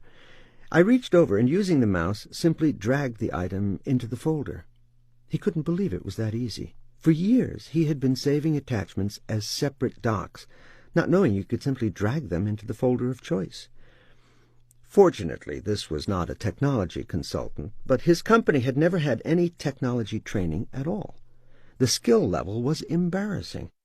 I suggest that every company have some kind of ongoing and continuing technology training, so that all employees know how to use the technology they have in the fastest, most efficient way possible. There are excellent tutorial software programs out there that teach you how to use technology effectively. The best way to conduct technology training is to have mandatory times when this will occur and to make it fully interactive. As the instructor goes through the material, each person should follow along by executing each task for himself. Simply showing employees how to perform some operation does not mean they will be able to do that operation on their own.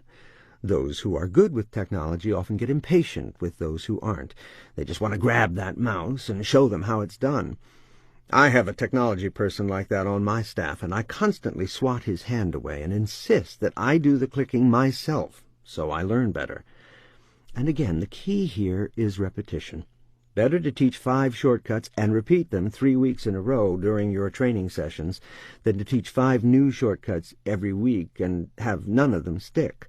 We are all so busy doing our jobs that we don't take time to learn these shortcuts. For example, I like to enlarge the type on my screen so that I don't have to use my glasses while working on my computer, and then I have to remember to put the font size back to normal size type before sending the document on to a client. One day, while my tech expert was watching me do this, he showed me that right on the menu bar of Word, there is a little window where you can enlarge the view without enlarging the actual type itself. Simple, fast, and I never have to remember to change the size of the type. Over the years, I have surely wasted a month of my time enlarging type and setting it back to normal size. There are probably dozens of things you do for which some genius programmer has created shortcuts. Another way to learn technology, if you are a high-level executive, is to go through some of your normal tasks while a more technical person watches over you and shows you shortcuts. Email is another area where training is key. I was the last person to do email, and now I can't live without it.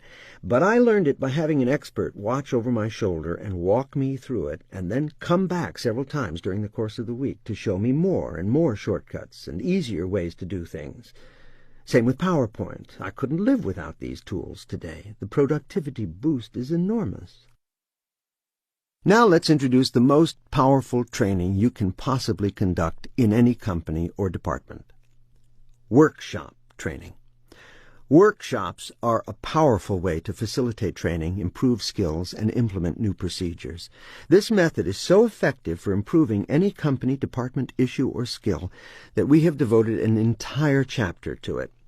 In the next chapter, you will learn how to use workshops to solve every problem in your organization and improve any skill area. Exercise. What's your training plan?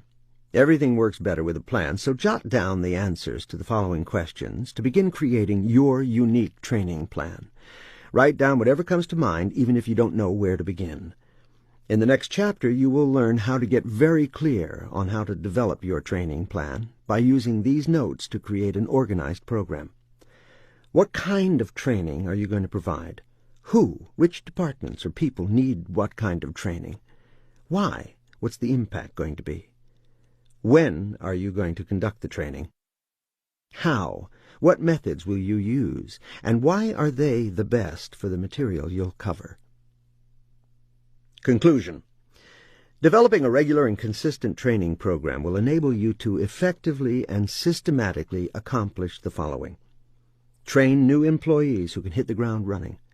Upgrade knowledge and skills of existing employees so that everything they do works better, smarter, faster. Provide continuous professional development so your staff becomes more and more effective. Solve any and all problems that come up in your organization. If you take the time to sharpen skills and improve knowledge in every possible area, your company will start to run better, smarter, and faster, like a finely tuned sales machine. The companies that conduct the best training will own the future. So, train constantly, train with enthusiasm, and train as you entertain. Lastly, and this is not to be overlooked, train or feel the pain. With consistent training every week in every area of your company, you can put higher and higher standards into place and raise the bar of performance for your entire staff. If you really want to become the ultimate sales machine, training is an absolute must at every level, no matter how large or how small you might be. 3. Executing effective meetings. How to work together to improve every aspect of your company using workshop training. The best way to build the ultimate sales machine and to keep it running as smoothly as possible is to hold regular, highly productive workshop-style meetings dedicated to improving every aspect of your business. In each of these meetings, you will focus all of the relevant people on fixing just one small part of the business.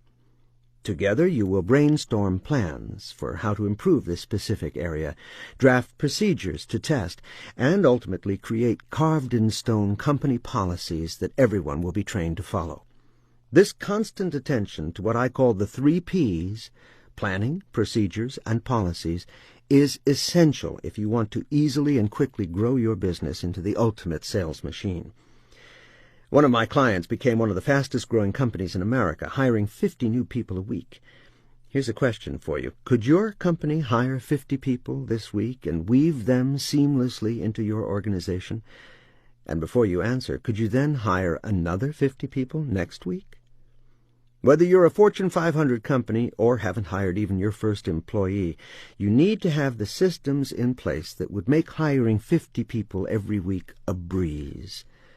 This makes the difference between success and failure. A company that thinks like a small company remains small. A company, even a one-person army, that thinks and acts like a big company is going to grow faster, smarter, and better. Most entrepreneurial companies don't install enough of the 3 Ps.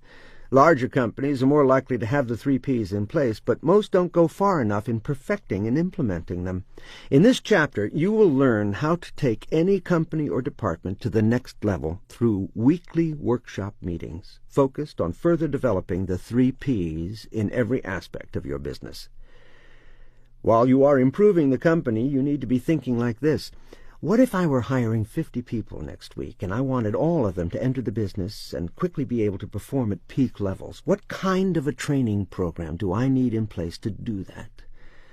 So, for example, as you are improving your current sales effort, document everything as you go. You will be creating a training manual for future hires, even if, like this client, you are not hiring a single additional person right now.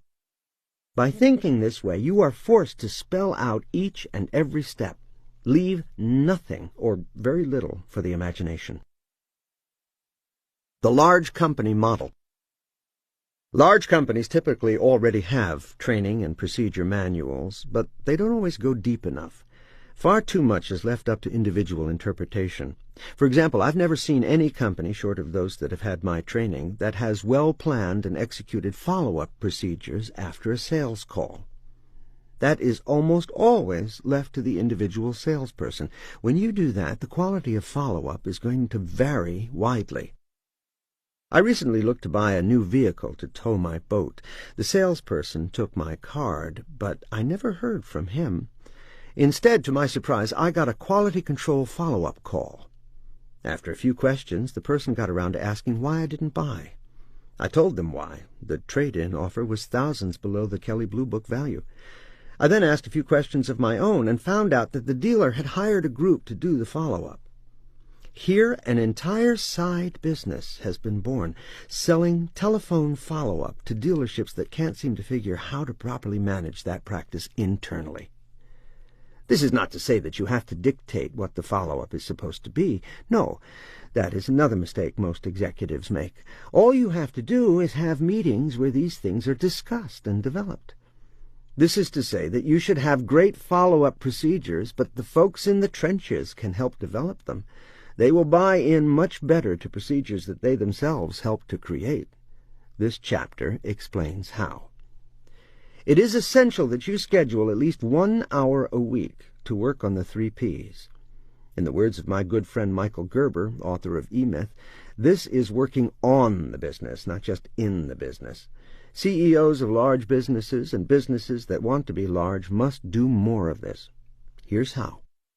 Many organizations achieve small, if any, real improvement year in and year out, and CEOs don't know where to begin to change this. A typical problem I see over and over again is that the CEO or department head believes that he has to think of all the solutions to every problem that arises in his company or department. If you have a good staff, they will fill you with ideas on not just the problems, but how to fix them, even ones you didn't know existed. Just ask them. I always tell my clients, if you have a good staff, the only thing you need to bring to a meeting or workshop is your judgment. Keep in mind that when you ask your people what the problems are, they're going to tell you. You might not like what you hear, but this is the first step to finding and fixing the leaks and glitches holding you back from being the ultimate sales machine. Workshops. Workshops are an excellent method of focusing your mind and everyone else's on solutions and improvements within your organization. Workshopping means that instead of you talking and your staff listening, all of you get to work together on a problem, developing the ideas and insights to propel the company forward. If you are a medium or small-sized company, you can invite every employee to participate. You never know from where the big ideas are going to come. Sometimes receptionists offer excellent solutions to problems in other departments because they are the first point of contact with any customer. So they may understand the customer's needs better than the high-level executives. Large companies should have workshop meetings every week for every department. The benefits of workshop training. Workshops help the company bond together as a team. Often, if you ask 6 people the same question, you will get 6 different answers. For example, if you ask 6 people at many companies what's the most important strength of their company, product, or service, you will get 6 diverging answers. That is not a good thing. And workshops will help you to unite employees and create a more powerful vision at every level of the company. Even more important, workshops offer an opportunity to create synergy in your organization. You will find that the ideas you generate as a group will be light years ahead of what any one of you, including the CEO or department head, would have created on your own. At the same time, workshops also give the company or department leader a rare opportunity to influence attitudes, ideas, and the direction of the company. Step by step to an outstanding workshop. The first thing you need to do is schedule your weekly meetings with your staff. If your organization consists of fewer than 30 people, you can have the entire staff in your first workshop. If you have more than 30 people, you may have department-specific workshops. If you are a one-person army, you can do the workshops by yourself, and the result will still be profound. Schedule workshops for the next year, and put them on the company calendar as non-negotiable requirements of everyone's job. Start them this week. Next, you need to decide what you are going to work on in your first meeting. You may have an obvious thorn in your side, like the lack of good time management practices or an ineffective referral program that you will want to work on right away. However, for most companies and departments, let me suggest an excellent first workshop. Ask every person in the room to give 3 examples of how to improve some aspect of the company or department. Do not ask people to give answers immediately. Let them work on it. Give them 3 minutes to think about their answers, and you will get better answers. Tell them that if they come up with 3 things fast, they can go ahead and write more. Then go around the room and ask every person what they wrote. Note that the leader of the workshop has the most control over the experience and the outcome. It's important to make this a positive experience. You want people to look forward to these meetings as a time when the group will work together and each person will be listened to with respect. As people state their issues, make sure you are clear on what they are saying. Restate it in such a way that you will all remember what was said. Then write down each issue on a whiteboard or easel pad. The meeting leader is responsible for keeping the meeting moving. After a few folks have shared duplicate ideas, say the following. Okay, so we can get input from everyone. If you have something that has already been stated, you don't have to state it again. You will be amazed at how everyone wants to tell you everything they wrote down, even after you say that you don't want duplicate input. Don't be impatient. Just gently say, "Good, those are already up here on the whiteboard. So, folks, to keep this moving, don't give me duplicates." Next. If your staff is spread out all over the country, you can still do this workshop by telephone. Keep a list of everyone's name in front of you so that you make sure to get input from everyone. To make this run smoothly via telephone, you need to make sure that everyone numbers each item and writes down the same statement the same way so that you can refer to them later without causing confusion. Here's how your teleconference might go. You. Okay, Kelly, give us your ideas on how we can improve this department. Kelly, we could use well-crafted follow-up letters after we've interacted with a customer. I can't believe some of the letters I've seen going to customers. Spelling errors, poor grammar, you name it. You. Great. Everybody, write this down for number 4. Create standard follow-up letters. You can later return to number 4 or 5 or 8, and everyone stays with you. You won't have to read the entire statement every time you want to refer to it. Taking action on workshop ideas. As a result of your first workshop, you will have a list of things you need to work on to improve your business. In a moment, I will show you how to prioritize the idea list into a master list you will use in planning future workshops. Each one of those items needs its own workshop to solve the problems or remove the obstacles. So, keep the list and methodically work through each issue until you have solved the problems. As you do these workshops, many things will surface that are easy to fix, create, or improve, but other things will surface that are worthy of sustained attention, as they are going to take time to fix.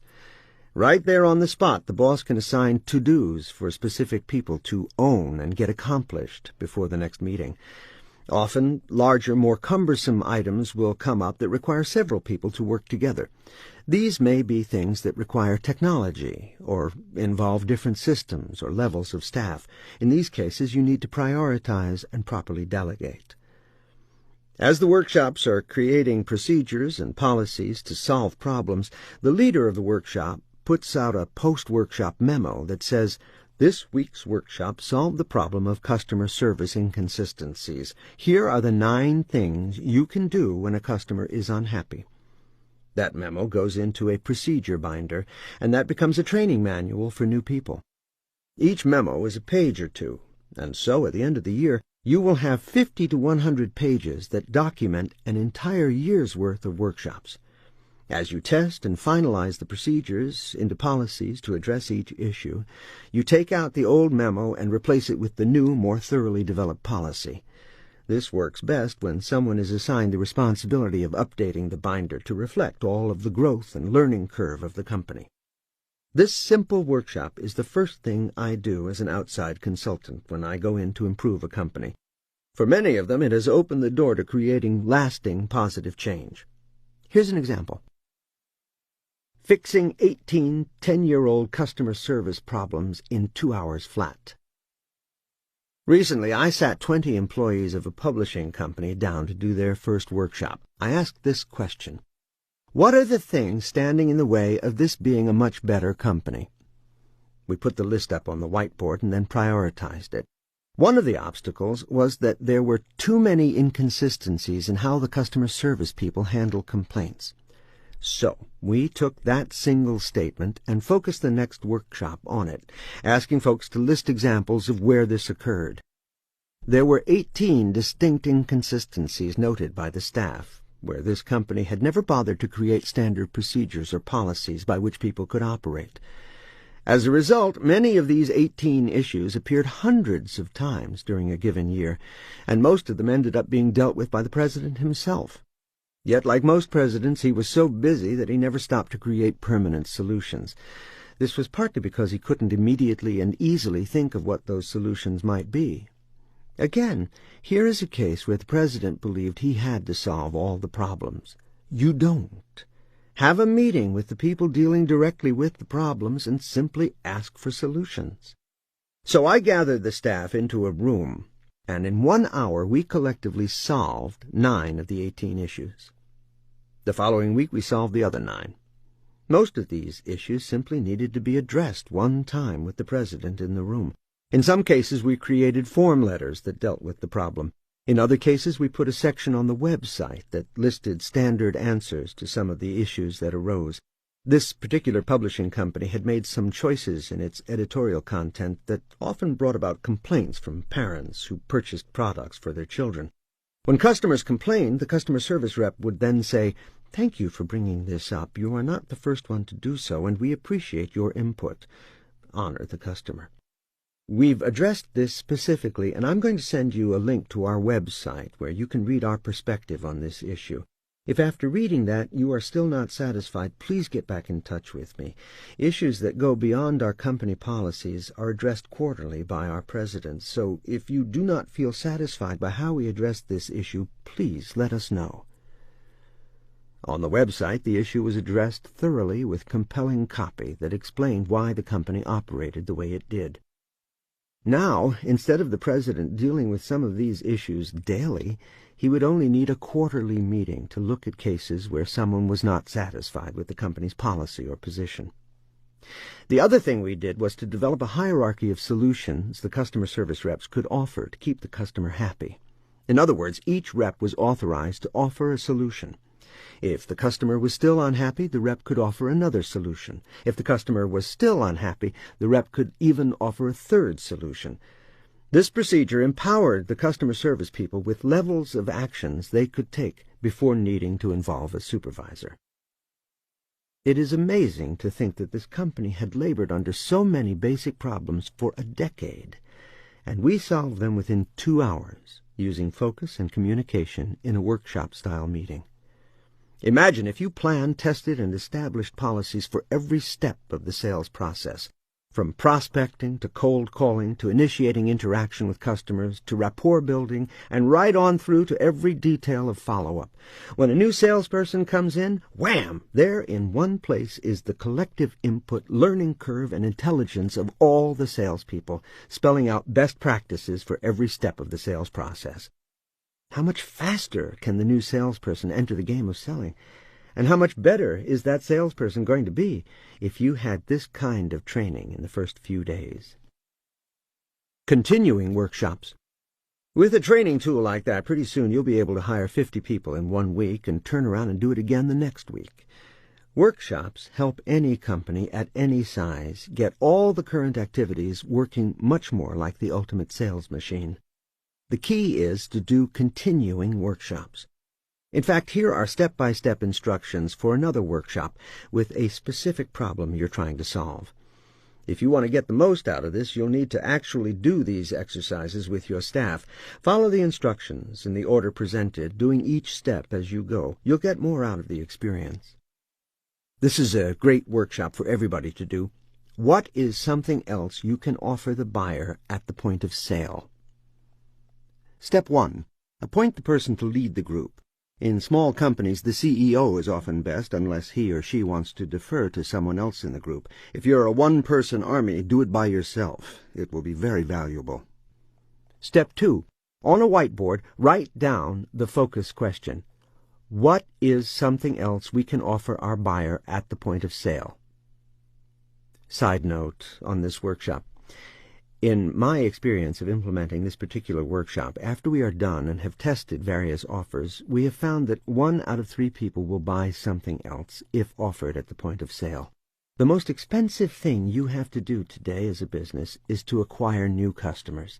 Once those customers are in the door, anything else you sell them increases profit margins dramatically. So every company should have add-on sales at the point of purchase. In one case, I worked with a calendar company that got some stores to put spinners, racks that hold the calendars, up by the cash register, and the cashier would say, "Have you picked out a pictorial calendar? We have 26 different types, and they make great gifts for around $10.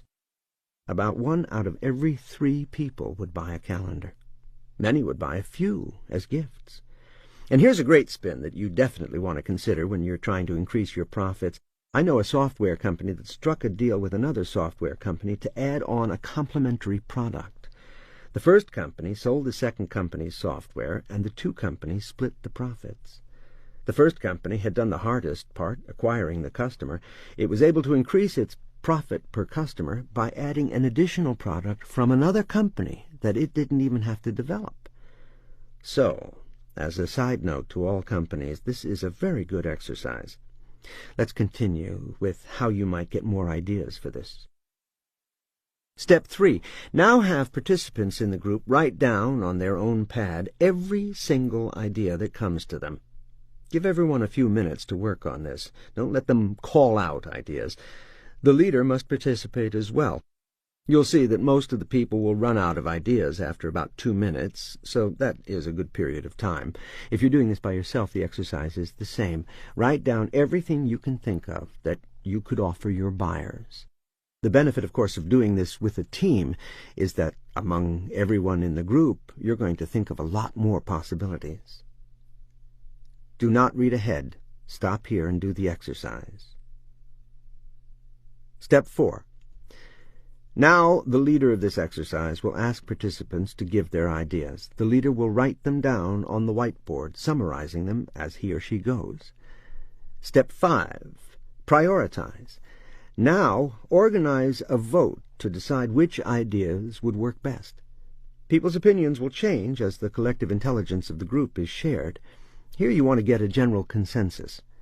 Have participants look at the whiteboard and rank their number 1, 2, and 3 choices. In other words, what do they think is the most important thing to do, the second most important, and the third? Have the group write down their answers, thinking through their choices. You've got 30 seconds, so go. Do not read ahead. Stop here and do the exercise. Step 6. The leader of the group will then ask each person to give his or her choices. Next to each choice on the board, you're going to write 3 slashes for a ranking of first choice, 2 slashes for second choice, and 1 slash for third choice. Now tally up the totals. The highest number will be the group's collective first choice, and so on. The items receiving the highest number of votes are the ones you're going to work to integrate, using more workshops to do so. Cut it off at the 5 top training ideas, maybe 6 if you must have one more. Your whiteboard will now look like this. 1. Additional service 1, 17 marks. 2. Additional service 2, 7 marks. 3. Additional service 3, 12 marks. 4. Additional service 4, 6 marks. 5. Additional service 5, etc., 5 marks. At the end of the exercise, you'll have some clear winners. As you can see, 1 and 3 got the most votes. Step 7. Implementation. There are 10 steps to implement any new concept for any company. We're going to spell those out shortly. Once you see what you can accomplish with workshops, you will no doubt be hungry for more. Do them every week, and in a year you'll be an entirely different organization with dramatic improvements in every area of your business. Just stop everything once per week for an hour to fix all the things in your business that aren't the way you would like them, or to add new improvements to strengthen your business or your profits. Example. Let's go back to the carpet cleaning company as a great example of each aspect of the workshop, as well as the implementation. My carpet cleaner client sent me recordings of some of the salespeople talking to customers. I'm listening to this salesperson talk to a 78-year-old woman who uses a walker to get around. She's calling to have her rug cleaned. They set up the appointment for the rug to be picked up and taken back to the plant. Wall to wall has to be cleaned in the home, where they have a giant washing machine-like structure to completely submerge, clean, and expertly dry your rug. The conversation with the elderly woman goes like this. Woman: Well, what about the pad under the rug? It's kind of dirty, too. Salesperson: How old is the pad? Woman: It's about 15 years old. Salesperson: Oh, that's too old. If we tried to clean it, we'd obliterate it. Woman: Well, I guess I'll have to get a new pad. Salesperson: Oh, yeah, you're definitely going to have to replace that. Since I'm the consultant and I know how expensive it is to get new clients, I think they should sell pads. Heck, they've got the rug right there in the plant. They could put the rug on the padding, cut it out, roll it up, and send it right back with the rug. It's a great upsell.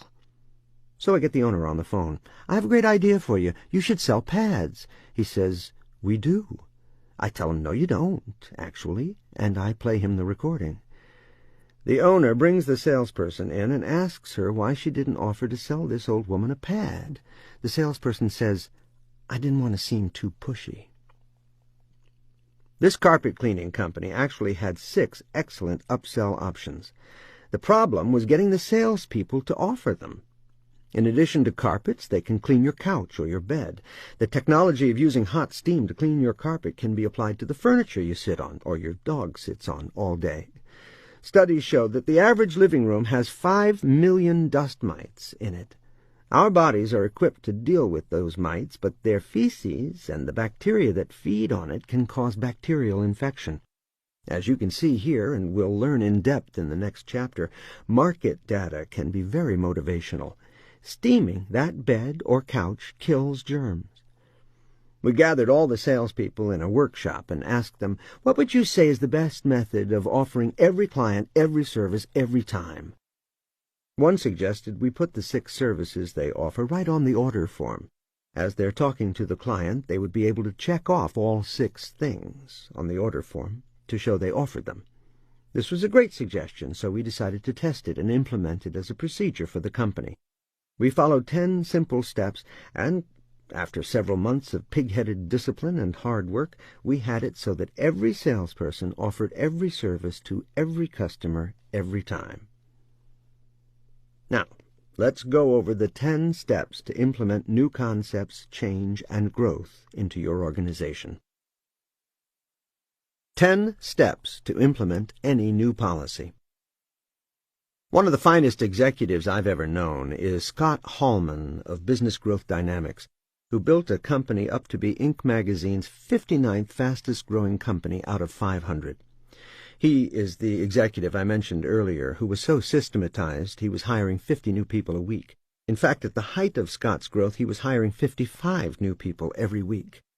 Scott has since gone on to become a trainer himself, teaching people how to enhance profit in their organizations and also how to implement. The following uses some of Scott's ideas as a foundation, along with some of my experience in the field and as a trainer who has had to master implementation. 1. Get everyone to feel the pain. To create real change in any organization, you have to help everyone, including yourself, to define, outline, and intensify the pain of not fixing the problem. When people start to think about their problems, they put themselves in the mood to learn, and that's the mood you want them to be in to get profound results. The first time I did a Fortune 500 implementation, I went in and conducted an audit.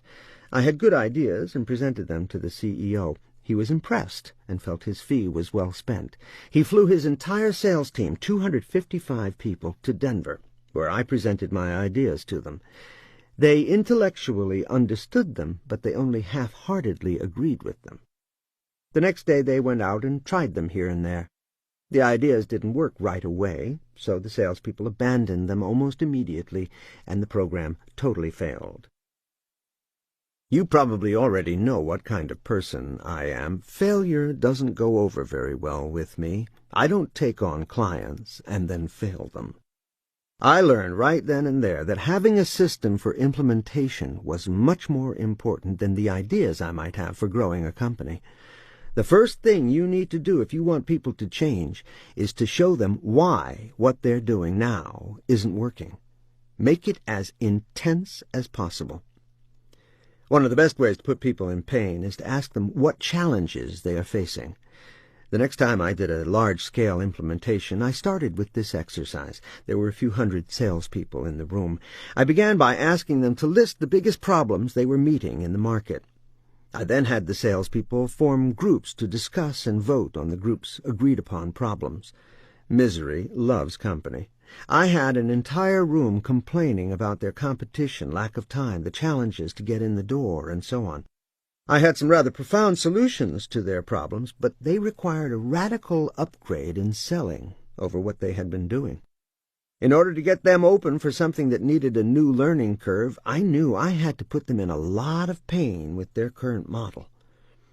After the groups discussed their problems, I had each group tell me the top 3 challenges that they had voted on.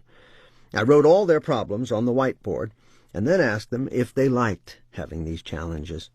I asked how many people in the room would like to solve these challenges. What if there were ways to solve these challenges, but they required you to gain an entirely new learning curve? What if it took a little extra work in the beginning to gain this learning curve, but once you had it, it would dramatically reduce many, if not all, of these challenges? How many here would look forward to the new learning curve? I used the group questions format as discussed in the previous chapter in order to get the buy-in. I had learned the secret to creating change. You have to put people in pain. Using the practical example of the carpet cleaner, we first showed those salespeople how they were not serving their clients. Here was this old woman with a walker trying to figure out on her own how to get a rug pad. They could have helped her, but they didn't.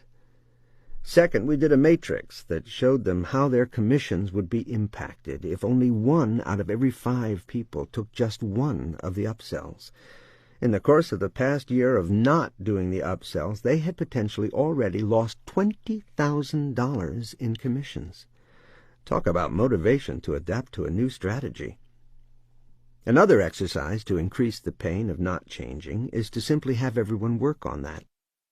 Tell them to each write down what are the drawbacks of not changing or improving this behavior, and then list those drawbacks. Let them intensify their own pain. 2. Hold a workshop to generate solutions. We've already covered this. If you are in a management position or are the CEO, you only have to bring with you to this workshop questions and your judgment. Whatever the problem, your staff deals with it every day. They will have many ideas on how to solve it. We asked the sales staff what would be the best way to make sure they offered all 6 services every time they talked to a client. As stated, the solution that ultimately solved the problem was to list the 6 services on the order form and require salespeople to check them off as they offered them to the client. 3. Develop a conceptual solution or procedure. You've isolated what you want to work on, offering the upsell every time, and you have a plan for what procedures you will follow to do this. You might even have scripts, outlines, and cheat sheets.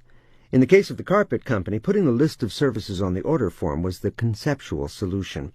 We say each solution or procedure is conceptual until it is proven by you and your staff. In this case, it is cut and dry, but other solutions you attempt may not be so simple.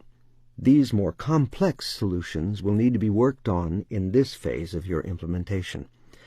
In order to have the salespeople go through the list of services every time, we had to present them in a way that positioned what we were doing as servicing the customer and not selling to the customer. We developed some dialogue to make this happen, such as, "We feel it's our obligation to alert you to other services that you might want to take advantage of today, so I'm just going to list these for you. If you have an interest, I can go into more detail." The salesperson would then give a sentence or less on each upsell. Often this prompted questions.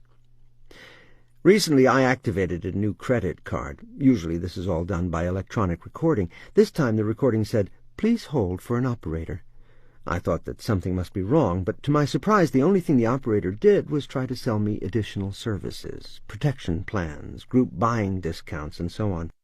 Here's a company that instead of automating the activation process decided to use it as another opportunity to touch down with buyers and thus potentially increase profits. In order to get this implemented, I'm sure they tested scripts and went through the steps I'm outlining in this section. Back to testing. Do this step for any area for which you don't have a procedure. Using upsells as an example, how many upsells do you have, and how many different ways do you offer them?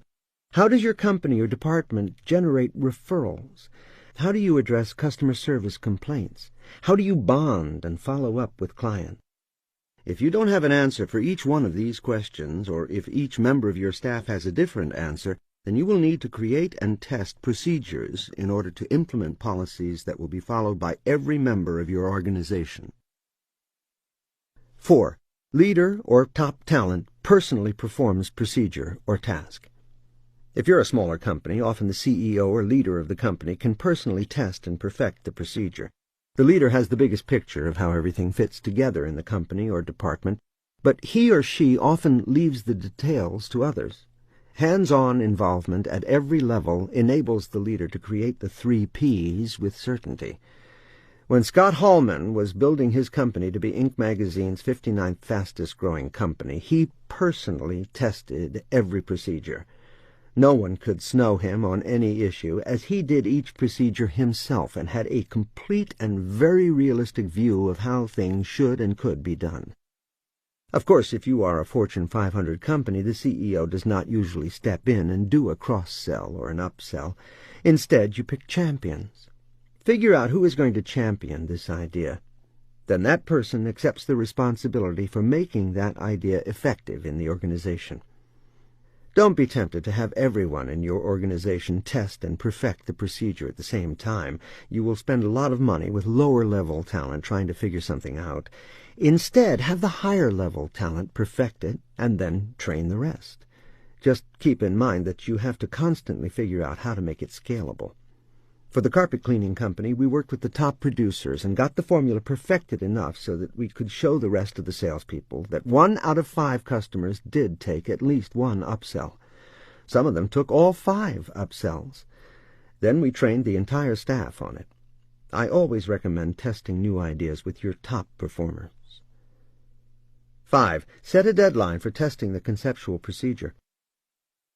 Set a deadline so you know that if you aren't seeing results in a certain amount of time, you need to go back to the workshop whiteboard and look at additional options. At the minimum, your weekly meeting will always check in on the progress or lack of it. More on this in Step 9. 6. Document step-by-step procedure or process. You want this to be a repeatable process, so spell it out. Write out your scripts, procedures, activities, and the results you expect to achieve. Make it so 50 new hires could come in today and everything would be clear to them if they followed your 3 Ps manual. Even if your company or department is small, you need to put these procedures in place as if you were going to hire 50 people, because it forces you to detail every step along the way. 7. Have show and tell and role-playing. Take your documented steps and work with your staff to test and implement them. Show and tell and role-playing offer the best methods of gaining experience before you put the process into the field. Scott Hallman's company processed more than 4 million medical record files a year. With more than 650 technicians located on-site at client hospitals, managing performance results was critical. Left to their own devices, new technicians might process only 4 medical charts per hour. However, by constantly working on the process and procedurizing it down to the smallest detail, Scott was able to get the technicians to average 9.2 charts per hour. That's more than doubling their performance. What would it do for your company if everyone could produce twice the results they're producing now? If it's a telephone procedure, demonstrate it, or record your high-level talent doing the procedure so your staff can actually hear how it works. Role-play and workshop every possible scenario. Work over your staff, forcing them to approach each scenario exactly as you would have them do it. I was hired by a company that sold small to mid-range technology solutions to IT executives. They bought 6 companies and put together an integrated and global technological solution to business that changed everything. It was an utterly brilliant design.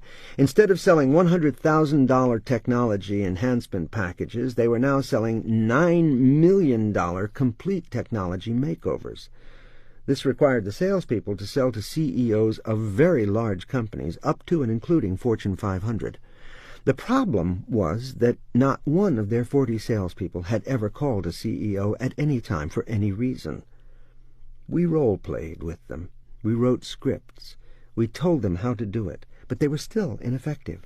These people were more technology-oriented and therefore not the types to call large company CEOs, a problem covered in Chapter 9. For the most part, these salespeople were not asserting themselves enough to even get past the receptionists or assistants, so they never even came close to delivering their scripts. The CEO of this technology solutions company decided to hire me to show them how to do it. I got on the phone and recorded myself. In 2 hours, I made 50 calls, got 2 top CEOs on the phone, and talked my way into a meeting with one of them. I played this for the staff. I was winging it all the way because this was my first time pitching this material. The salespeople saw that although the pitch wasn't perfect, it was still good enough to close an appointment with a $4 billion company. They learned that CEOs of large companies are great visionaries and can be engaged if you have a great promise for their future. Offering this promise wasn't as hard as these salespeople had thought. The next day, every salesperson started calling CEOs, and some of them started getting appointments. 8. Have another workshop on how to improve. You're deep into implementing this procedure. If there are any weak spots or areas to improve, your staff will know about them. With the carpet cleaning company, we did many workshops with the staff, asking them how to best implement this strategy. So if you're having trouble implementing something, ask your staff how to do it better.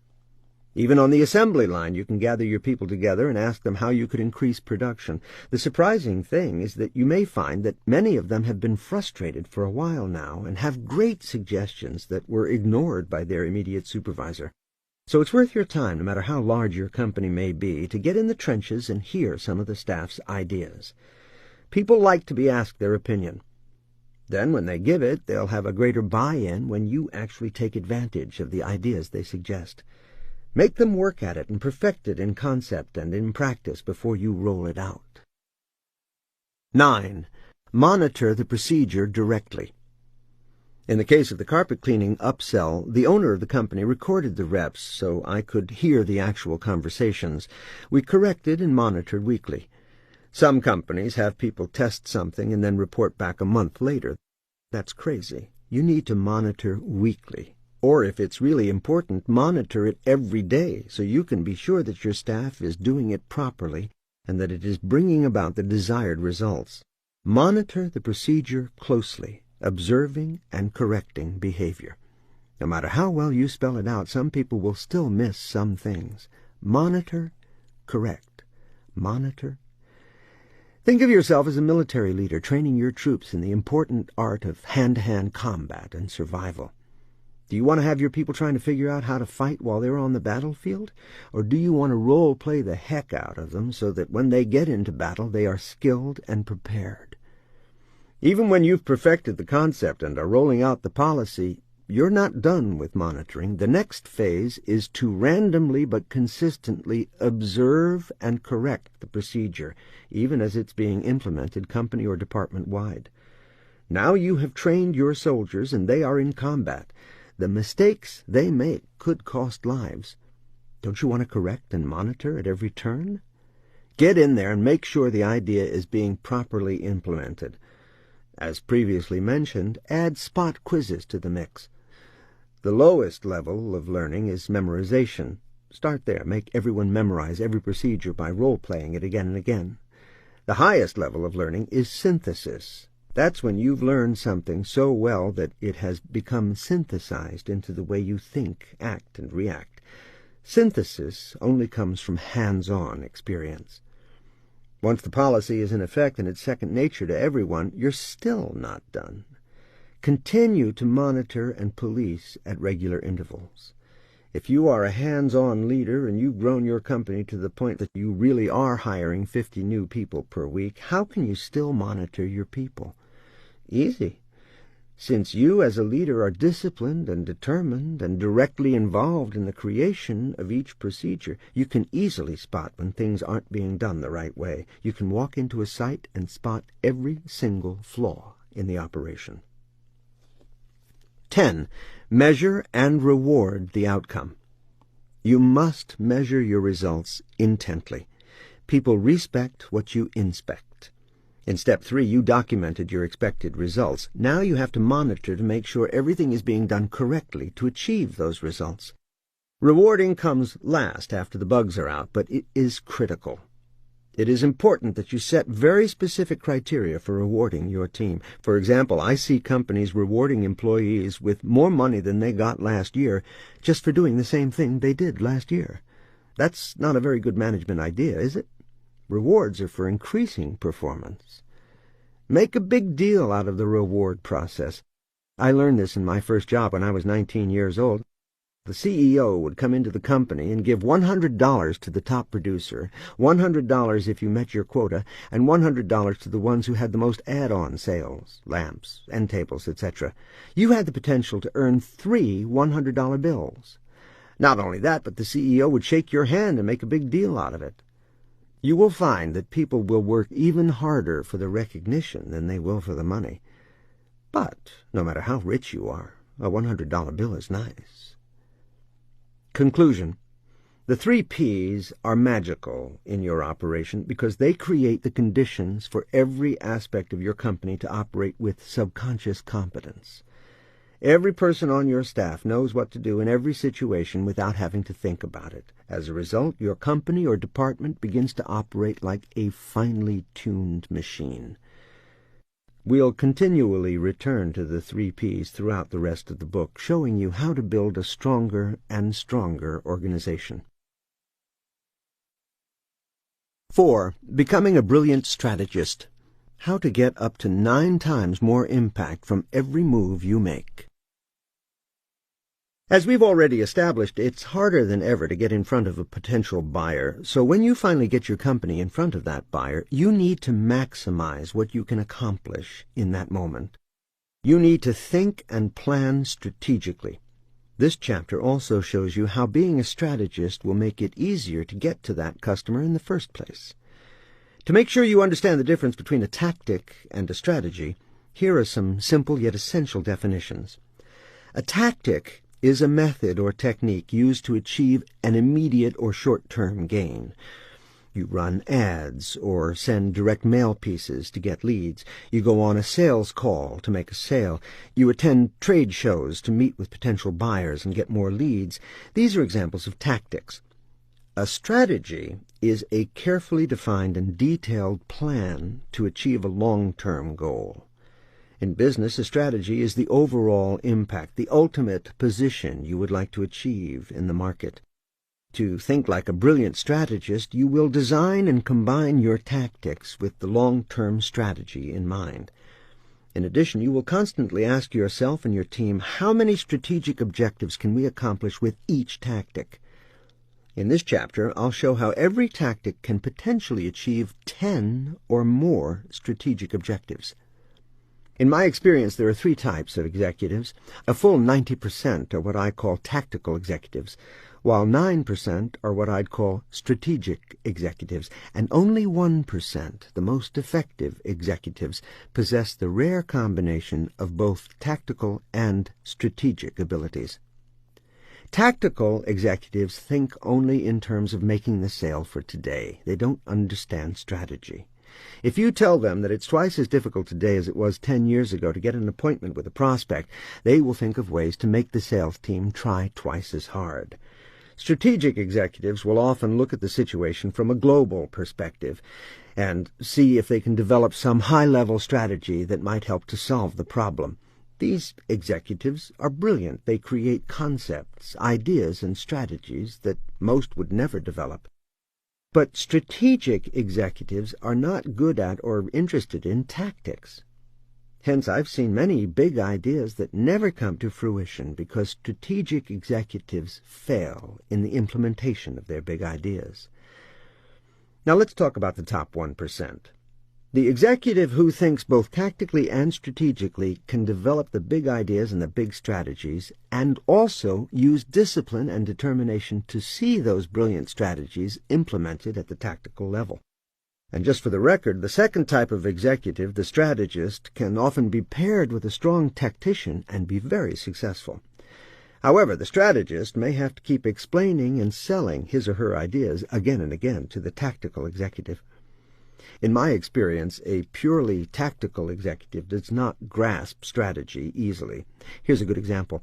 I have a client who has just started a brand new magazine. The salespeople find it nearly impossible to reach the advertisers they want in the magazine.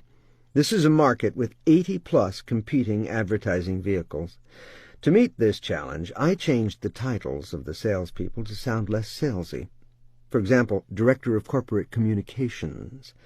This enabled a salesperson to call a prospect and say something like, "Hi, I'm Jennifer Smith, the Director of Corporate Communications here at XYZ Magazine. As part of our ongoing effort to continually serve the market, we'd like to learn more about other companies in our market. I also interface with the editorial staff here, and I'm always on the lookout for potential stories for our magazine. Tell me, how long has your company been in business?" This approach enables the sales staff to achieve the strategic objective of establishing solid relationships within the market and getting into discussions that build rapport. After they build rapport, the salespeople are able to softly segue into talking about advertising. One of the other things I do for the magazine is look for products or services that our readers might be interested in. This enables the salespeople to then get into dialogue about advertising and work their way into a technique you're about to learn called education-based marketing, creating an opportunity to educate prospects. This is a long-term strategic approach to the sales process. But here's the point. A tactical salesperson would say, "Why do I want to do all that when all I really want to do is sell them advertising?" The strategic executive would understand that this approach would get you into an actual conversation that can build some rapport and interest before trying to immediately sell the prospect an ad. The strategist looks at every challenge as an opportunity to outthink competitive approaches. This will be demonstrated 10 more ways during the upcoming pages. Let's go deeper. When you or your salespeople get in front of a client, what do you want to accomplish? What are your strategic objectives? When I ask executives that question, most of them reply tactically. I want to make a sale. Then I ask them to think strategically. What else do you want to achieve? And they say, what else is there? The conversation goes like this. Me, would you like to be respected? Them, well, of course I'd like to be respected. Me, would you like to be trusted? Them, well, of course I'd like to be trusted. Me, would you like referrals? Them, well, of course I'd like referrals.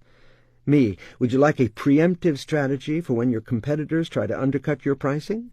Them, well, yeah, that's a great objective. Me, would you like to be perceived as an expert? Them, that could be valuable, yes. Me, how about influence? Would you like to have influence in that meeting? Them, the tacticians.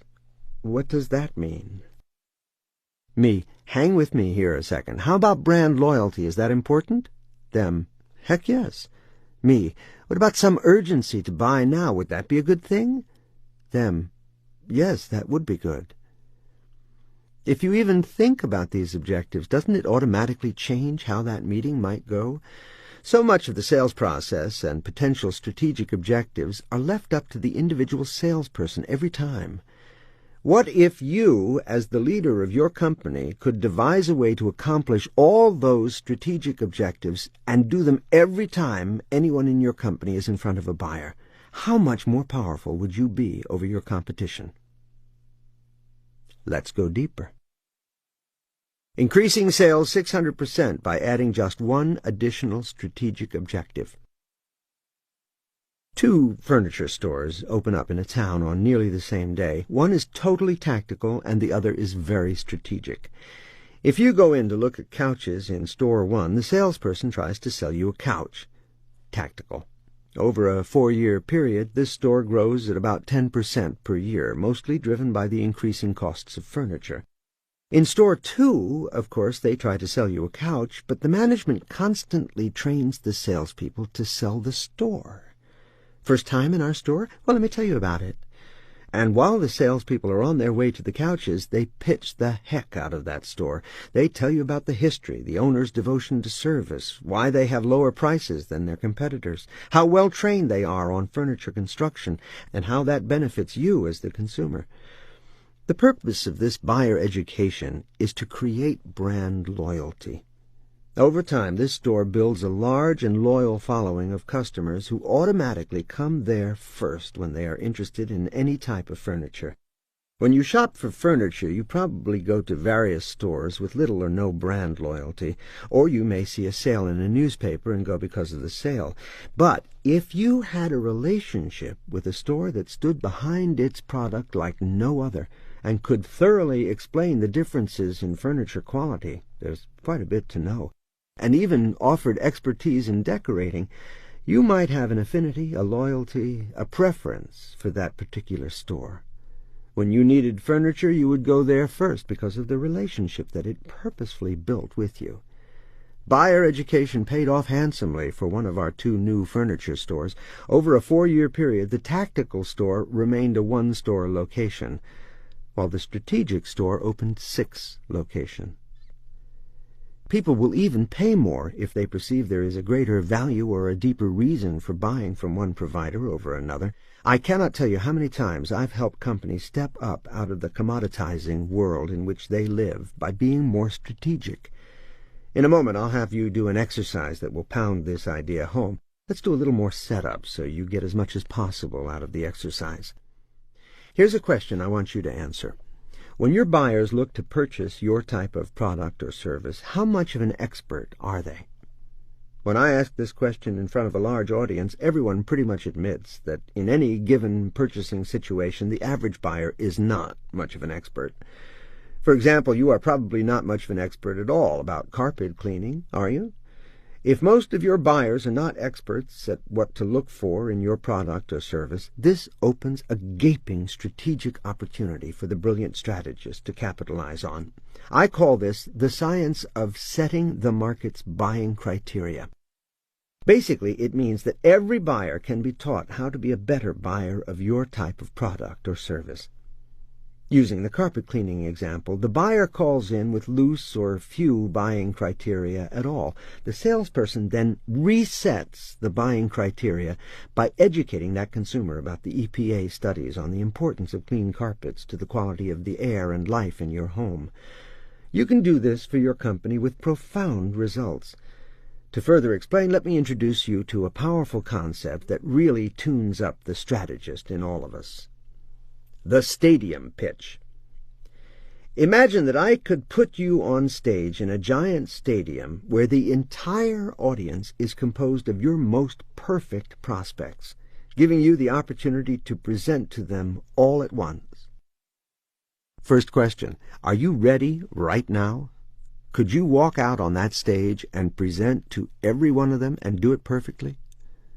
I give speeches all over the world where I ask this question. Usually about 3 to 6 people raise their hands out of 1,000 in the audience. When I drill down with the few who raise their hands, I find that they are usually not ready, but sometimes I find someone who is ready.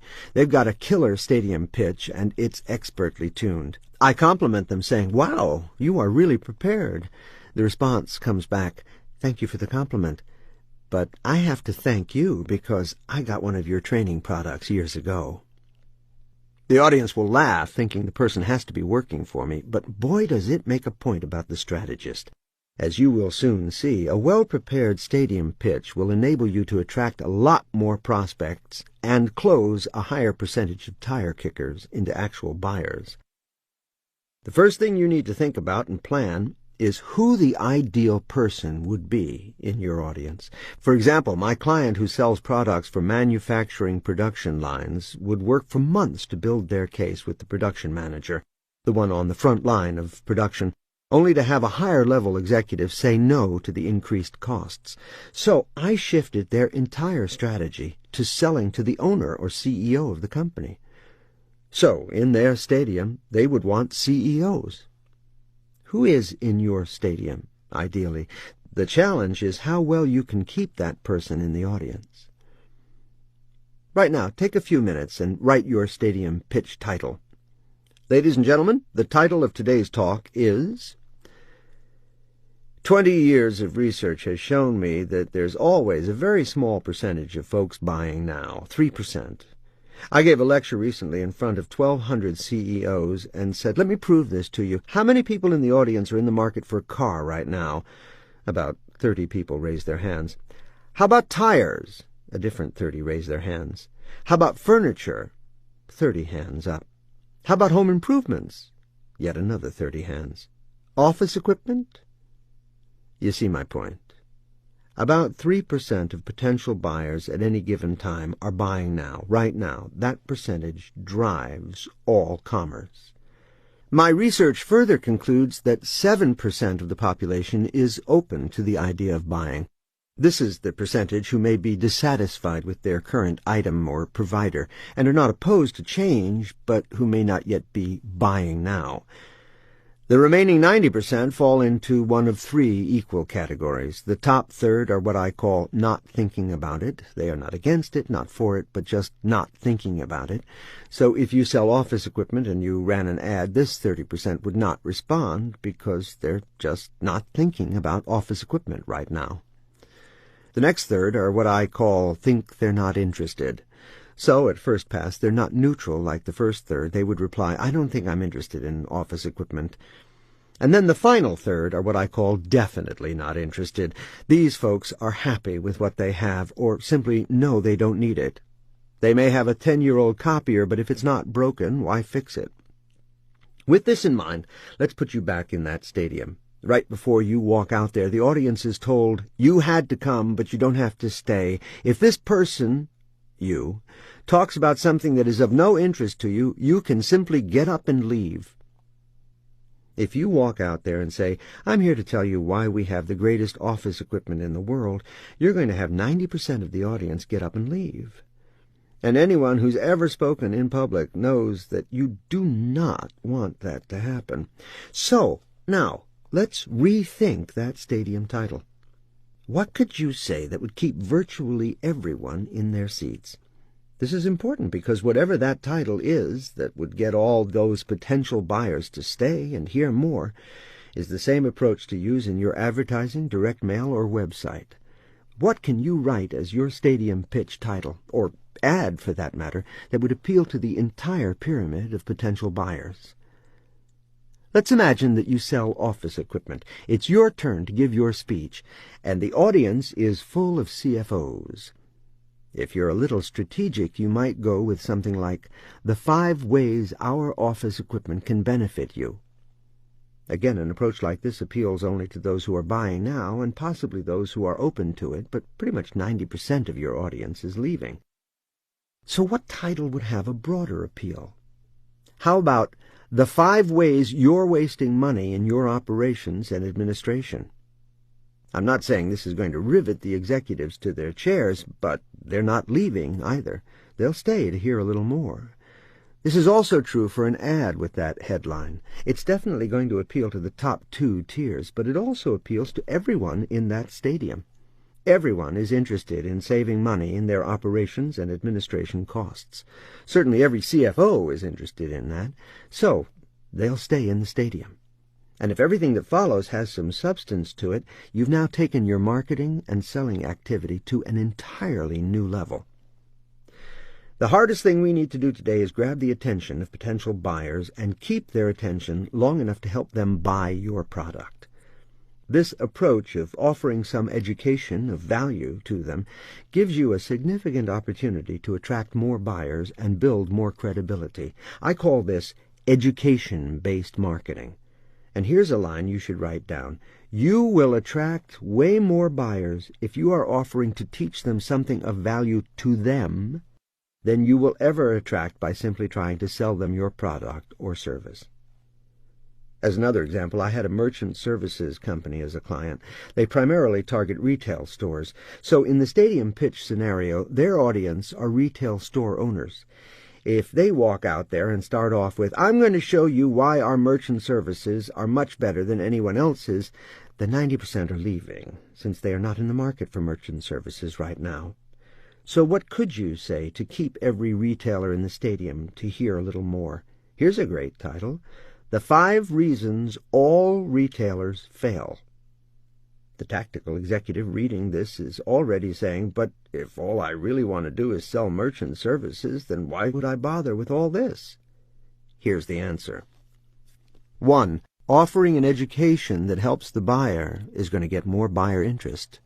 2. If the information is actually good and useful, it automatically repositions you in the mind of the buyer as much more of an expert than all your competitors. You're teaching them things about their own business that they might not know.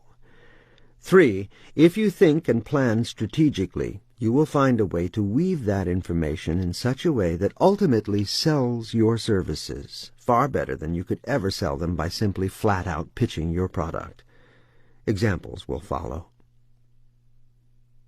More on education-based marketing. One of my clients was a multinational newspaper company that had 4 bad years in a row, dropping from $1.4 billion to $1 billion in annual sales, approximately $100 million per year, and going from $400 million in profit down to no profit. Enter the strategist.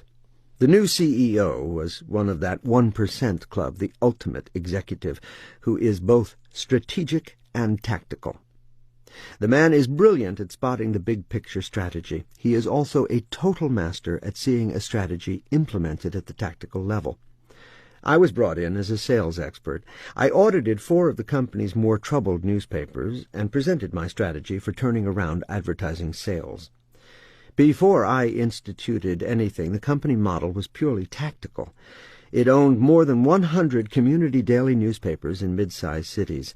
An ad salesperson would call up a prospective advertiser and say, "Hi, I'm with XYZ Gazette, and we'd love to come and talk to you about your advertising." If the prospect was not buying now, this was a very short conversation. "No thanks, I'm not interested." It's the same in the circulation department of every newspaper in America. They are all tactical.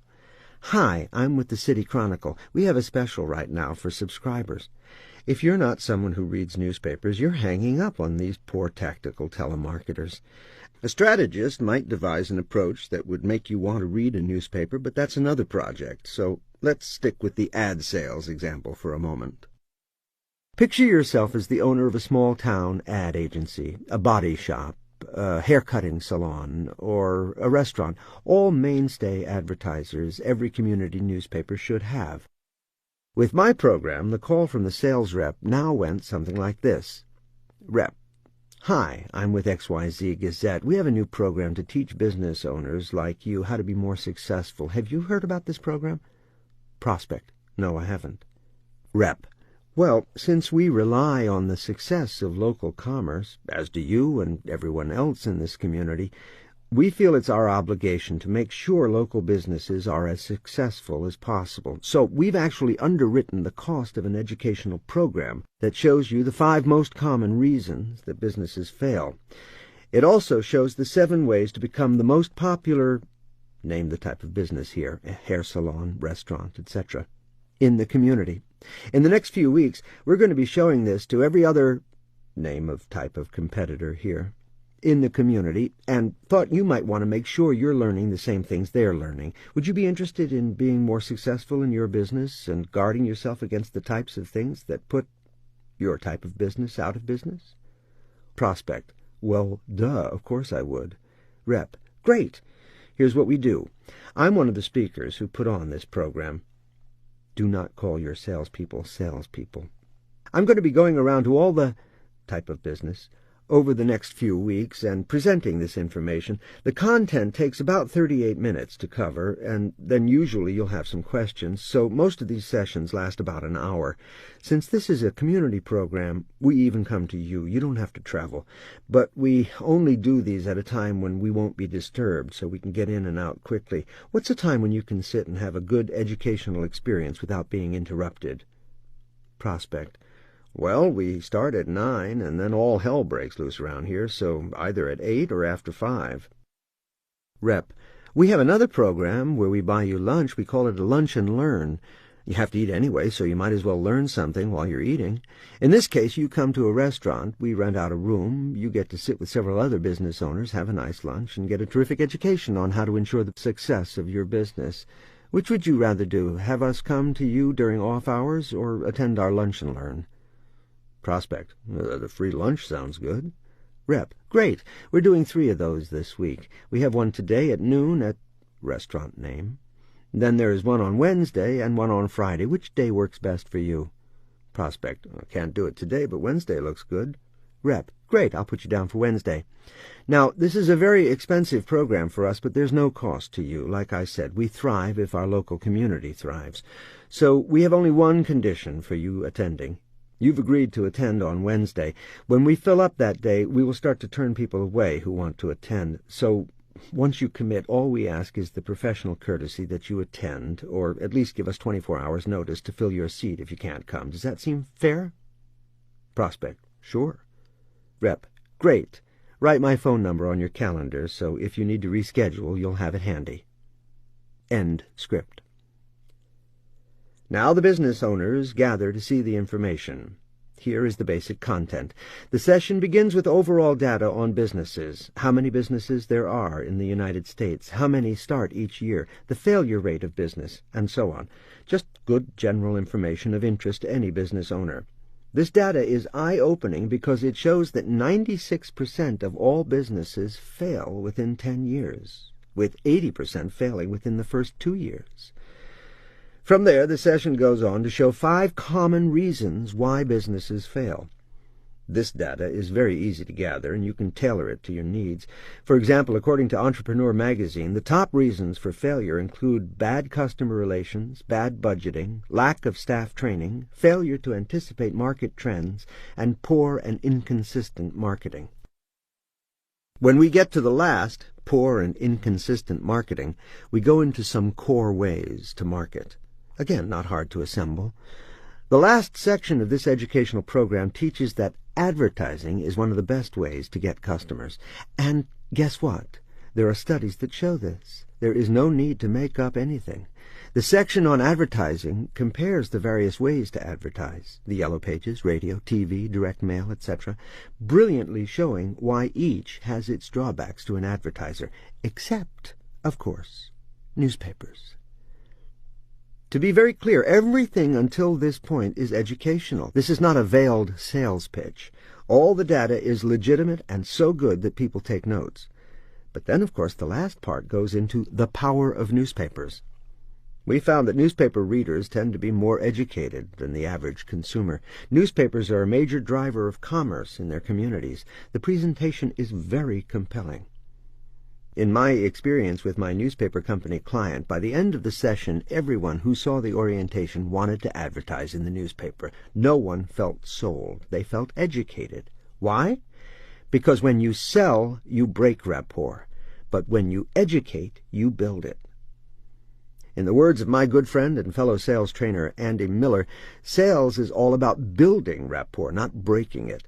When people feel they're being sold, they automatically resist you. When people are being educated, they have no resistance, especially if the information is good. Sales is an art form, and that's why we dedicated Chapter 10 to just that skill. But this chapter is about being a brilliant strategist before you deploy a single tactic. And it's also about creating vehicles that more or less force your salespeople to build deeper and stronger rapport by making sure they are highly educated with information that serves the buyer. Let's look at all the strategic objectives accomplished by education-based marketing. 1. It made it a lot easier to get appointments. 2. It enabled you to get in to see just about anyone, including the 90% who are not buying now. 3. Since the information was so good, it established the salesperson as an expert, rather than merely a salesperson. 4. Since the information was so good, it gave credibility to the salesperson. 5. When you begin any meeting with real data and hard facts, the sales material at the end of the meeting has a lot more credibility. 6. Because we have control over the material covered, it artfully unseats every type of competitor we have. For newspapers, this would be the yellow pages, TV, radio, and so on. 7. It created brand loyalty. 8. If someone gives you something of value, you want to give back. People who saw this orientation wanted to advertise, if only to honor the devotion of the newspaper that provided such useful information. 9. Part of the education taught the importance of consistency in your advertising. This addressed another strategic problem the newspapers were having. Folks would try advertising once, and if it didn't yield results immediately, they would pull out. This program taught that it takes time to build a presence in the eye of the community. 10. It made people feel that advertising in the community newspaper was almost a moral obligation to support your community. The more support we have, the more programs like this we can bring to the community. 11. The expert and strategically designed presentation made selling idiot-proof for the salespeople. The sales reps went around to business owners with a 3-ring presentation binder that stood up on the desk. They flipped through the panels and showed the information to all the prospects. I recommend using PowerPoint whenever possible, but the point is that every rep had the same material to present. 12. The presentation says everything the top management would want every prospect to hear and know. Most sales organizations leave 90% of the sales process up to the rep. 13. It made the reps smarter. Even if some reps weren't using the exact material provided, it gave them insights on business success that they never had before. This automatically made them more consultative in their selling. So, even if it's not practical for you to go out and start doing educational seminars for your prospects, you should build a stadium pitch that has every possible piece of data you can put in there. Then you can have a contest with your salespeople to give them the incentive to memorize the information. Arming your salespeople with powerful insights will dramatically elevate their status in the eye of any buyer. Implementing a comprehensive program like this, however, can elevate you to a level where virtually no one can compete with you. How this could fail, the tactical executive. Even after building this elaborate program and explaining it to everyone with a national rollout, we still had salespeople who responded, "You've got to be kidding me. Why would I go through all that when all I really want to do is sell advertising?" And you will have those reps working for you, so let's go at it another way. What is your strategic position? Madison Avenue ad agencies and many others call it your USP, unique selling proposition. The problem with this thinking is that it's focused on you. It asks the question, what is special about us, or what do we have or do better than our competitors? In addition to this internally focused approach, which is the minimum every company should know, you should also know that your best possible ultimate strategic position is to devote yourself to helping your clients succeed. So this newspaper company might go from a Madison Avenue-style unique selling proposition of reaching more people in the community daily than any other media source to an ultimate strategic position of helping businesses and consumers in our market live better lives. This is an example of going from being focused on yourself to being focused on your buyer. In the more strategic USP I give, we focus not only on the advertisers but also on the readers. This is a broader, more outwardly focused USP. Going deeper. Now it's time to further implement the education-based marketing approach. This requires absolute pig-headed discipline and determination. I watched this newspaper company's CEO work his magic. I started the process by gathering groups of the newspaper's staffs to come to centrally located meetings and participate in 2 days of training on every aspect of selling smarter and presenting better. The CEO then put 2 people on the road whose full-time job was to integrate this strategy deeper and deeper into the fiber of the company. I recall one meeting where I was presenting to the CEO and his team of regional presidents, the presidents who ran newspaper groups, so that the CEO could get greater control. So here I am presenting some of the concepts, and the CEO turns to one of the presidents and says, "What did you think of the training?" President: "I didn't attend any of the training. I didn't want to intimidate the staff by being there." CEO: "Well, how are you going to reinforce something that you didn't learn yourself?" The executive was speechless. No comeback. He just squirmed.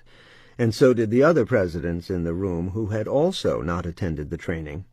So learn the lesson yourself. Change, real change, dramatic improvement in any company starts at the top and works its way down. Souping up the strategy. Today, the Internet makes it possible to do programs in almost every type of situation and circumstance you can imagine. I have a client, American Art Resources, that's the #1 provider of artwork to hospitals. One would think that art is subjective. Pick the kind of art you like, right? Wrong. Art has an emotional impact. It's been clinically proven that some art actually helps patients recover faster. Plus, art has an impact on your staff who see it every day. So this company sponsors web seminars on the 5 most dangerous trends facing hospitals. This program has been presented to more than 400 hospital executives. All of this has happened over the web. No one has had to travel. The information the company provides is stunning, well-constructed, and highly educational. Hospitals have serious challenges, and this lays them out. It then goes on to offer suggestions on how to solve these problems, showing that there is great research available to make hospitals more effective. The key point the program is making is that everything matters, especially the design of the hospital, and even the artwork. It uses artwork as an example of how every detail counts. As a result, my client has educated the market about why it's the most knowledgeable provider of artwork to hospitals. You can go on its website and select from thousands of pieces of art, www.americanartresources.com. Its consultants are highly educated. Where it previously could not get in front of hospital CEOs and top executives, it now has top-of-mind awareness among the biggest hospitals in the world. I worked with a very large chain of shoe stores where I got the owner to do a study on feet, fashion, and footwear. There are 214,000 nerve endings in your feet, for example, that connect to every organ in the body. Your feet sweat about a cup of moisture per day. The quality of the shoe makes a huge difference in whether your shoes will allow this moisture to properly escape or build up bacteria, which is tracked into your home. This chain of shoe stores trains every single salesperson with a massive amount of information on feet, fashion, and footwear. In addition, in every store it puts a handy binder with all this information, so salespeople can take any customer through any section. This helps them accomplish the following strategic objectives. 1. Sell more shoes. 2. Sell better shoes. 3. Build brand loyalty. 4. Establish expertise. 5. Build a relationship where the buyer only wants to come to their store. And so on. Why I also call a stadium pitch a core story. I refer to the stadium pitch as your core story because if it's done properly, this core story will provide data that will make all your marketing work harder. The data becomes the core of all your marketing. The data sets the buying criteria in your favor. For example, I'm working with a company now that sells incentives to other businesses. These are used by its clients to increase brand loyalty, motivate more purchasing, as well as increase employee retention and performance. The salespeople of every other company in this field will present you with all the incentives you would ever care to see. My client offers a stunning education on 4 ways to increase profits, performance, and sales. During this magnificent education, the prospect learns a ton of information about all these areas. The end result is that the prospect becomes much more educated about the power and use of incentives in the running of his or her business. Prior to seeing this data, the prospect's buying criteria may be extremely loose and uninformed. After seeing this data, the client is highly educated and motivated, not only on why and how to use incentives, but also on my client's company in particular. This company is perceived as more educated and sophisticated than any of its competitors, so the market's buying criteria shift in favor of the expert every single time. You should have this goal for your product or service. What information will help set the buying criteria in your favor? No matter what you sell, data makes your information work harder. Also, it needs to be said that the more complex your product or service, the better the opportunity to appear as an expert. Important point. If you come from the place of truly wanting to serve your buyer, then being a market expert, not just a product expert, means being more knowledgeable than any of your competitors. This is easy to do, as most of your competitors will be more concerned about selling product than about positioning themselves as experts. In every case where I have personally run companies using these strategies, or helped clients to do the same, we have literally slaughtered our competitors. Even after they see what we are doing, they cannot grasp it. Truly, building a core story or stadium pitch is working smarter, not harder. The one who gives the market the most and best information will always slaughter the one who just wants to sell products or services. Here's the key to choosing which data to include. Market data is way more motivational than product data. Most people think that a shoe is a shoe, product data. But when you learn that your feet connect to every organ in your body, that's market data. It makes your choice of shoe much more important. So think about what market data is there that makes your products or services much more important. 2 more examples of education-based marketing. I worked with a company that sold research aids to tax experts, accountants, and lawyers. It was focused on product data. Here's our research aid, and here's what it does. I got them to focus on market data. The IRS now requires you to take these 22 steps in your research. These are steps you can't possibly bill to the client, as no client will pay for all this. So what you can do instead is use our products. These products speed up this process. Market data made the product data much more important. Example 2.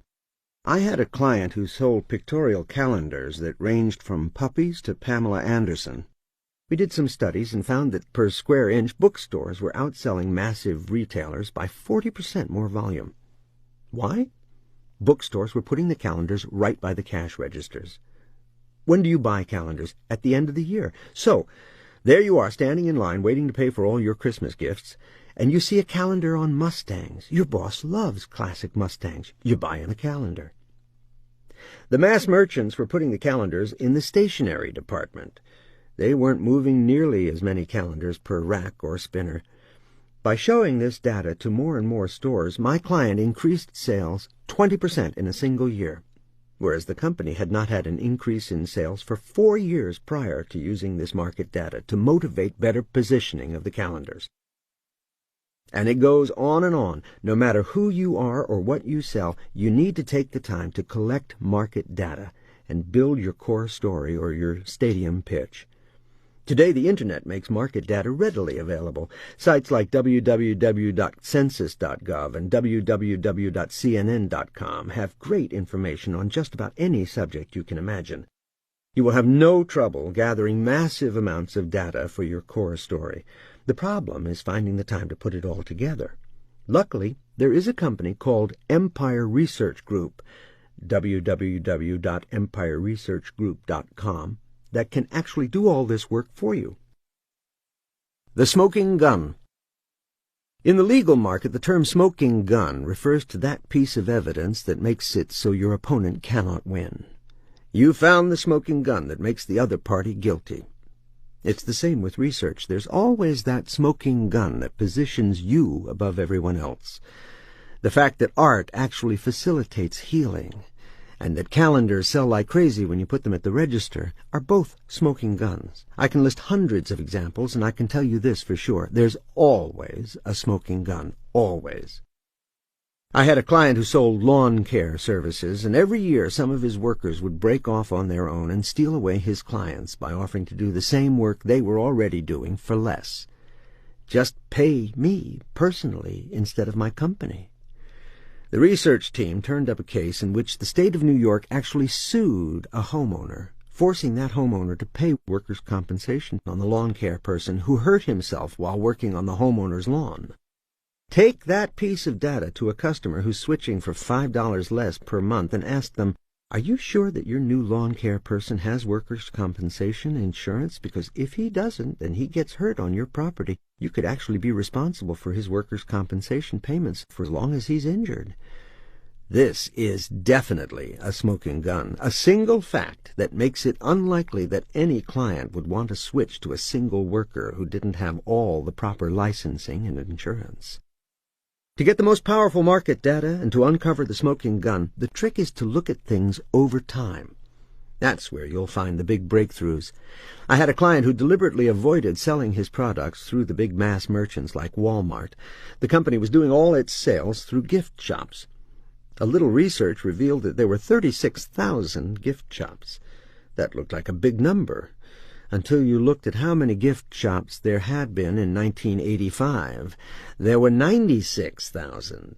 That means 60,000 gift shops had gone out of business, while Walmart was adding more locations every day. That made the client change strategy in a hurry. Go look at data over time. It's amazing. I had a client who was selling alternative therapies to doctors. A study showed that consumers were spending $460 billion on alternative therapies. Good stat, no doubt. But if you went back 10 years, it was only $46 billion. It had grown tenfold in 10 years. In fact, today there are 350 million visits to an MD every year, but there are 420 million visits to alternative practitioners. Yes. 70 million more visits to folks who don't prescribe drugs. These are trends, and for some reason almost no one ever looks at them. Yet buried in those trends are strategic advantages that slaughter your competition, get you in the door more easily, and give you something of great interest to your buyer. Exercises. 1. List your strategic objectives. Look at those listed for the newspaper company as a guideline. Then do a workshop with your team on each one of them. It will be profound. Ask your staff, what would make us more respected? Do a workshop on it. Then ask them, what would position us as an expert in the eye of our buyer? And so on. Go through all 13 strategic objectives listed for the newspaper example and workshop each of them with your team. Those will be very fruitful workshops. 2. Do some market research on your industry over time. Keep track of everything you find out that could be of value to your customers.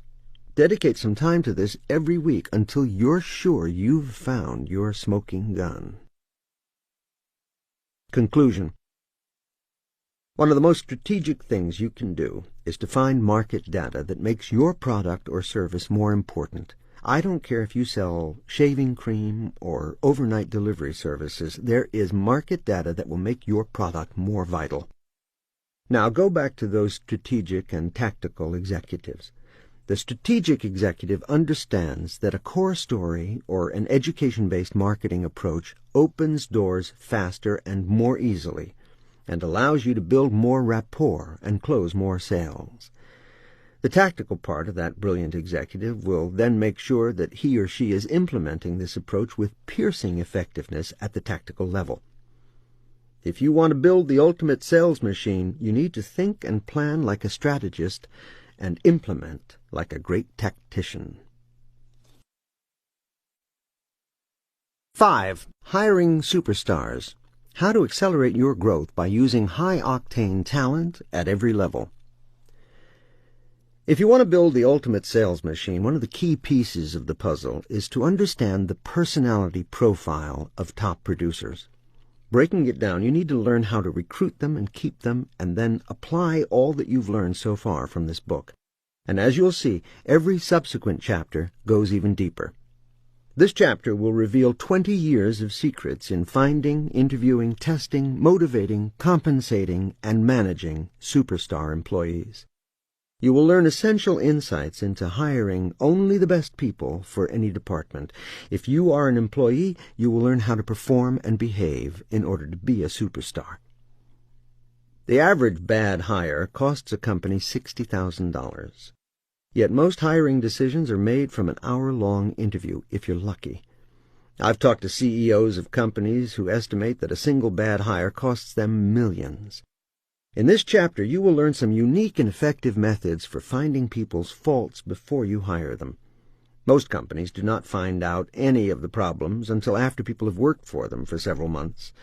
By then, it's a painful extraction process, or worse, you leave them in the job because they know how to do it and you don't have the time or energy to replace them. When I was top producer everywhere I worked, I thought the only reason I was top producer was because companies didn't usually hire people like me, who were difficult to manage. You know the type, eager to please, always looking for more to do, always wanting more responsibility, always wanting to know more than you think they need to know. I was like that, a pain. But they're worth every penny if you properly channel their energy. So I swore that when I got into a position of authority, I would hire this type of person. Then I went to work for Charlie Munger and had the freedom to hire anyone I wanted. When I tried to hire nothing but superstars, I discovered that they're an incredibly rare breed. Consequently, I spent the next 20 years studying the phenomena that make top producers and superstar employees. One-person armies may think they're not in a position to hire anyone, especially superstars, but you'll learn otherwise. Think of what just one top-producing salesperson could do for your business. What could you focus on and accomplish if you had someone else who was expertly handling your sales? How much faster could your business grow? I've shown many entrepreneurs who didn't think they could afford salespeople how to hire a whole team of salespeople on straight commission. This is a profound breakthrough for most businesses and can reshape your entire company almost overnight. So if you think you can't possibly hire or don't need a superstar right now, think again. This chapter spells out how to grow any company or area faster if you're wise enough to share the wealth. Exercise. For one-person armies and smaller companies, take a moment to list 3 initiatives that you would love to hire someone to execute, in which the reward could be great if the person did an excellent job for you. Next to each initiative, write down what it could mean to your business and your bottom line. Estimate its monetary value. Now list what you could afford to pay such people if they really performed. If the reward is big enough, you can always get people who will share in the reward. For large or medium-sized companies, List up to 3 jobs for which you should be hiring right now, even if that requires replacing someone who is not performing at the superstar level. Next to each job, write down what it would mean to your business to have a superstar in that position. Give your best estimate of the monetary value of hiring that superstar. Now list what you could afford to pay him if he performed. We'll return to this throughout the chapter. Example: I had a client who sold internet web listings to plastic surgeons.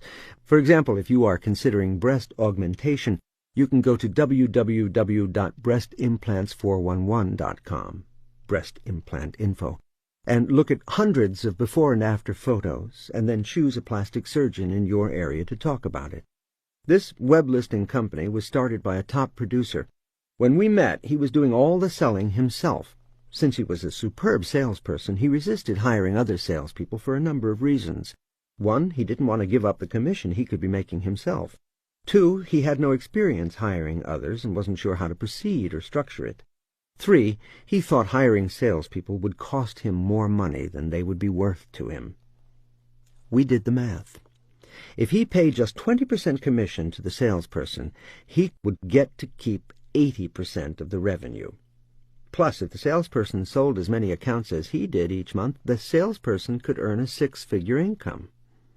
Based on that, we put an ad in the paper using the highest possible figure as bait. It's amazing how many companies put the average income a salesperson can make in their ads. That's how you get average salespeople. Put the highest possible number that a top person can make in your ads. More on this later.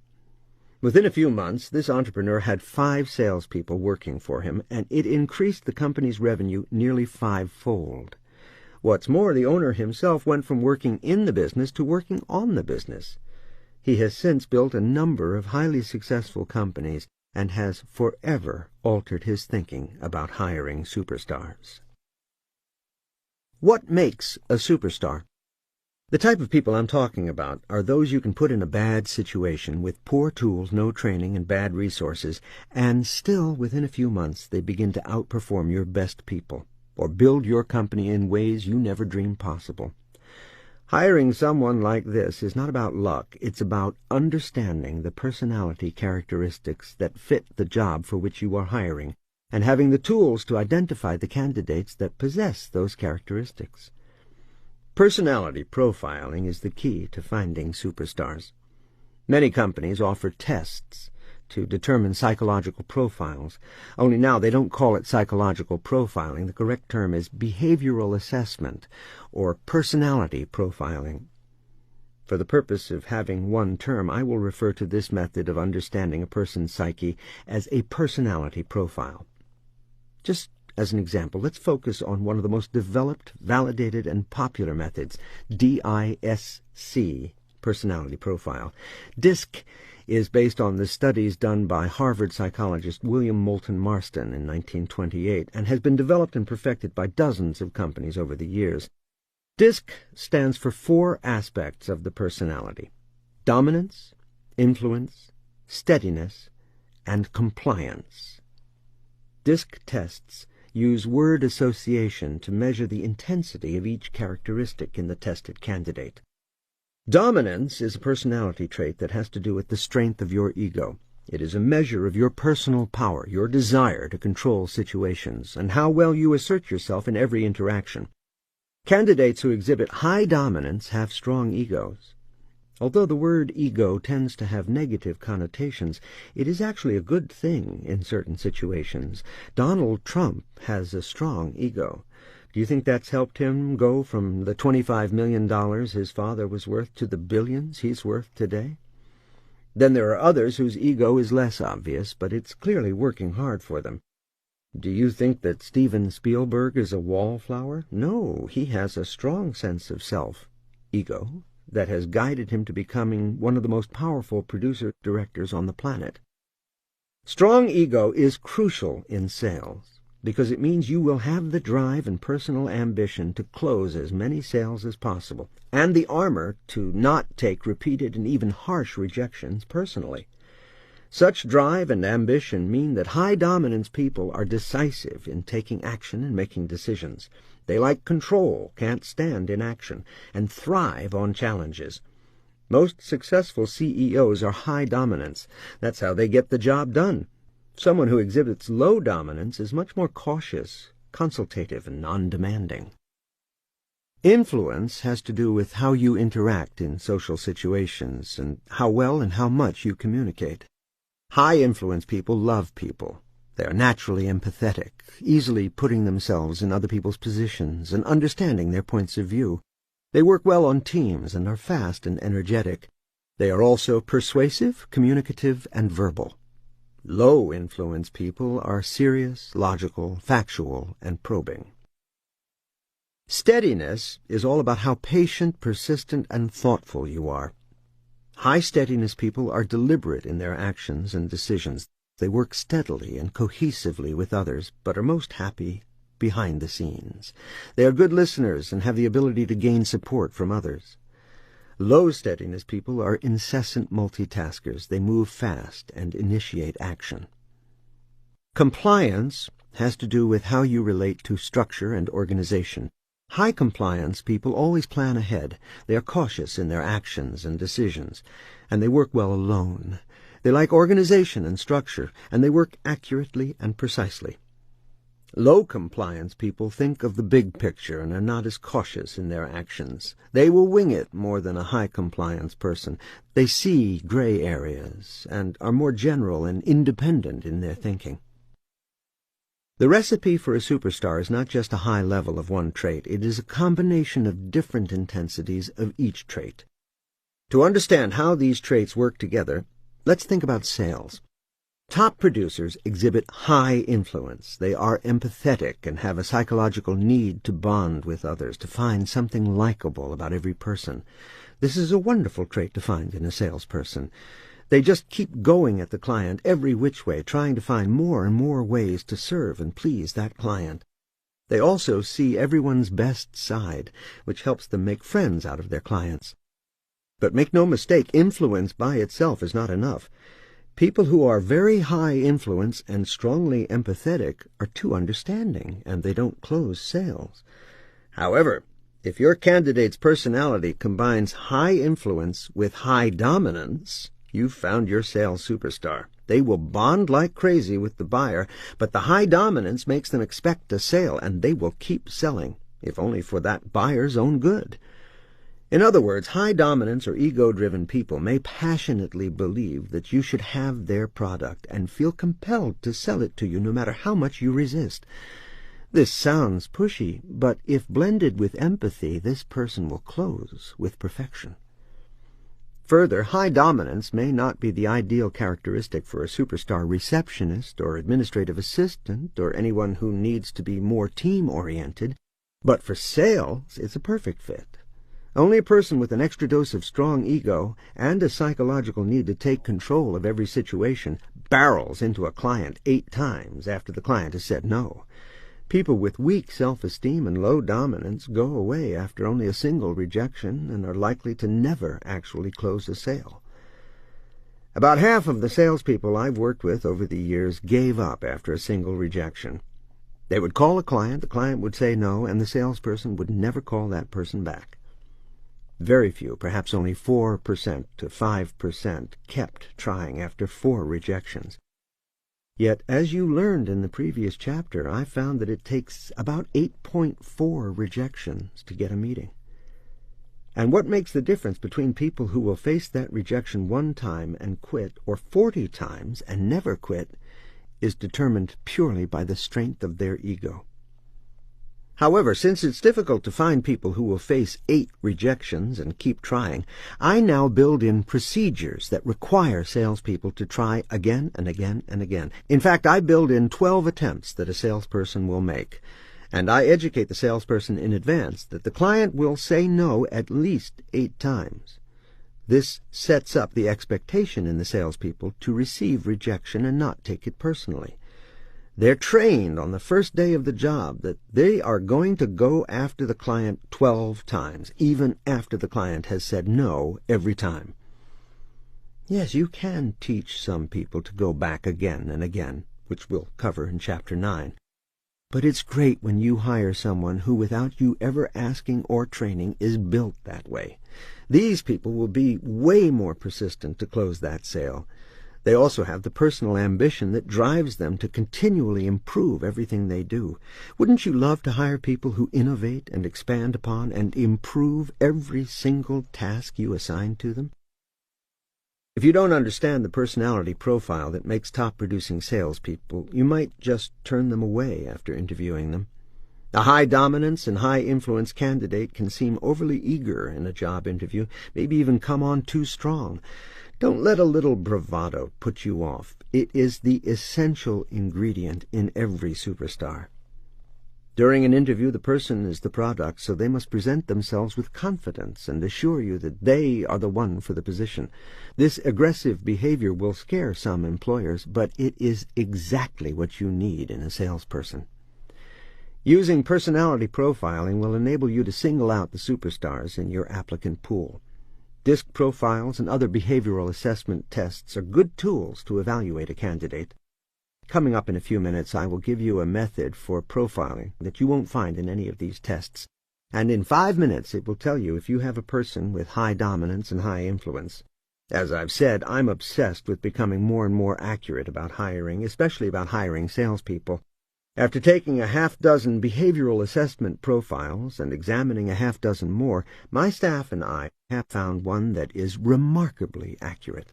So much so that we negotiated to have this testing mechanism added to several of my websites. At www.chetholmes.com, you'll find a blue button that says Test Staff and New Hires with Amazing Results. Exercise. Look again at your list of initiatives or jobs for which hiring a superstar could change everything. Write down the personality profile you think would make someone succeed in each job. If you get stuck, think of someone you know or a famous person or character who would do well in the job and list the traits that you associate with that person. Now we are ready to give you the full guidelines for how to advertise, interview, and screen the week from the stars. Guidelines to hiring superstars. Design your ad to attract top producers. My ads begin like this. Superstars only, $50,000 to $300,000. Don't even call unless you are an overachiever and can prove it. Come build an empire within our fine progressive company. We are in the XYZ industry, but we don't hire backgrounds. We hire top producers. If you're average, you can earn $50,000 with us. If you are a star, you can earn $300,000 plus. Young or old, if you have the stuff, we'll know. Contact us at... Notice, this ad does not request a resume. It does not ask for a minimum number of years of experience. There's no mention of computer skills or degrees or certificates required for the job. The ad is challenging people to apply only if they are the best. What kind of person does an ad like that draw? A person with a strong sense of self. When I got a paper route as a 14-year-old, it had 26 people on it and covered one neighborhood. When I took another job and turned the route back over to the newspaper, it covered 4 neighborhoods and had 126 people on it. It took 3 kids to take over my route. The point is that I had the qualities of a top producer even at 14 years old. Hence the line, young or old, if you have the stuff, we'll know.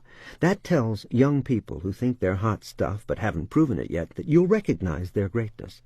I've often helped companies who can't afford to pay for top talent to look for young people with the characteristics of top producers, but who may not realize yet how great they are. But I've also hired 70-something-year-old fellows who still had the stuff, but whom most companies would pass over because of their age. Age and background are not relevant. It's all about personality profile. I've hired 24-year-olds who have outsold 20-year veterans. One of my greatest finds came from a stereo store. Here was an awesome salesperson whom I never would have even noticed if I didn't know about personality profiling. I saw immediately that he had the stuff of superstars, so I recruited him out of the stereo store and set him on a path that ultimately made him a millionaire. The point is to be on the lookout for those superstars everywhere you go. If you're looking for them, you will find them in the oddest places, and they themselves might not know they have the stuff of greatness. Another great find was a salesperson who tried to sell me a sweater in a clothing store. I snatched her right out of there, and she ended up managing 3 divisions of a company I ran. I recently found a 73-year-old man who has the best skills I have ever seen for getting top executives on the telephone. He had been a line producer for feature films. So disregard age or background. All you really need to be concerned about are those superstar qualities, and personality profiling can help you identify them. The pre-screen, the method you won't find in any human resources manual. Here's how to spot flaws in salespeople before you even interview them.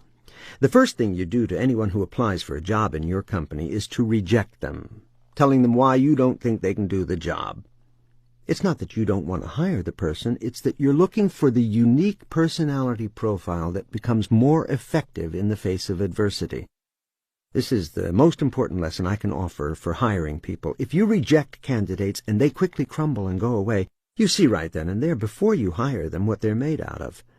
A superstar will start to question your reasoning and may even tell you that you are wrong. It's a very powerful exercise in determining people's strength.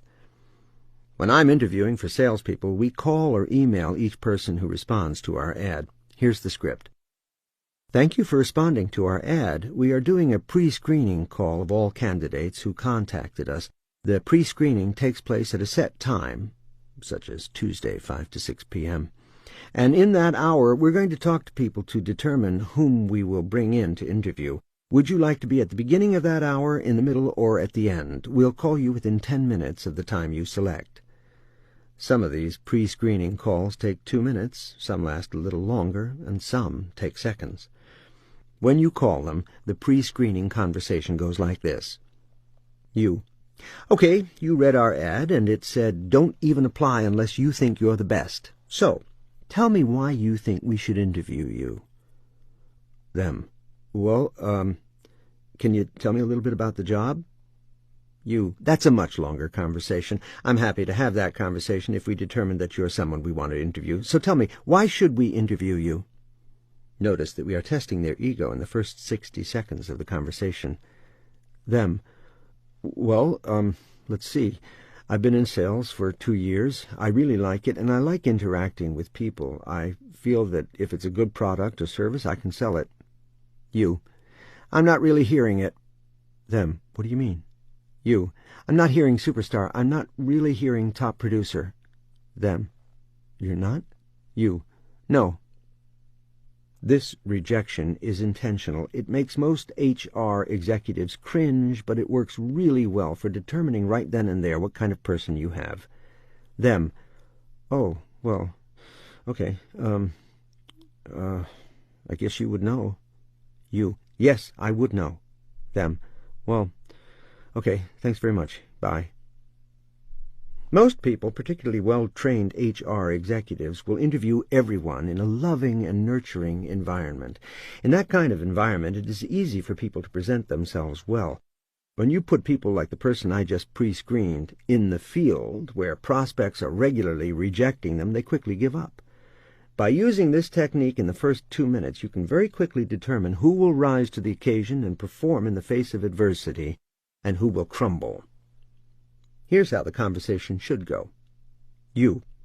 Okay, you read our ad, and it said don't even apply unless you think you're the best. So tell me why you think we should interview you.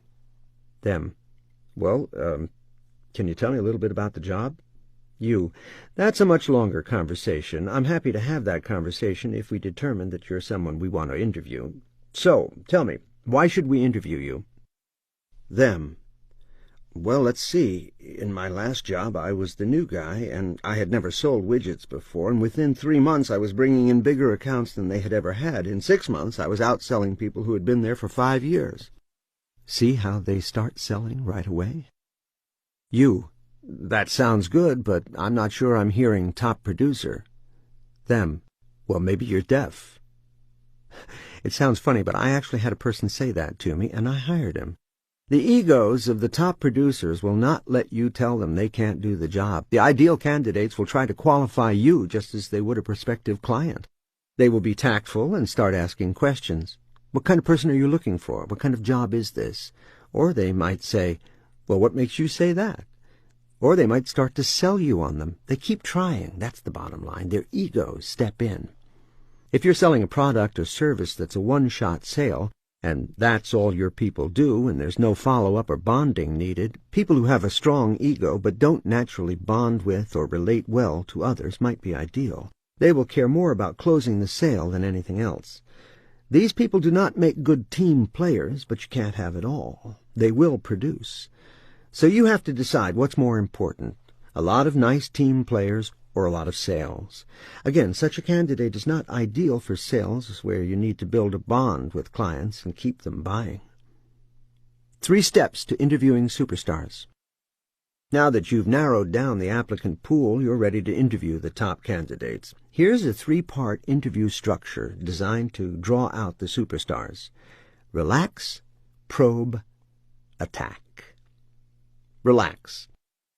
Once candidates talk their way in for an interview, begin by giving them every opportunity to show their best side. Help them relax. You should be friendly and be a great listener. This will throw them after you treated them so harshly in the pre-screen. They come in loaded for bear, and here you are super nice right from the start. Another technique I use is to ask them to write down 5 questions you want to be asked in the interview that will show your best side. Probe. The purpose of this portion of the interview is to get to know the person. Before you begin, you must tell prospects that they don't have to answer any questions they don't want to answer. Explain to them that your company hires based on personality profile rather than background, and ask them directly, do you agree that this is more pertinent? When they answer yes, you say that you'd like to find out what shaped them, so you're going to start with their childhood. Additionally, this portion of the interview tests the level of their empathy. If they become stiff during this section, you don't have a natural bonder. Tell them that you're going to ask questions about their mother and father, as well as questions about how they grew up. If they become uncomfortable, you don't have a superstar. Superstars like to bond with others. But this is only part of what you are probing for in this interview. Legal notice. You have to get their permission to ask questions about their childhood, and you need to explain how these questions are related to the job. The candidate must understand and agree that personality profile is more important than background. Otherwise, the interview can get you into trouble. Legally, you cannot ask any question that isn't relevant to the job, such as, are you married, or do you have children, because it could be the basis for discrimination.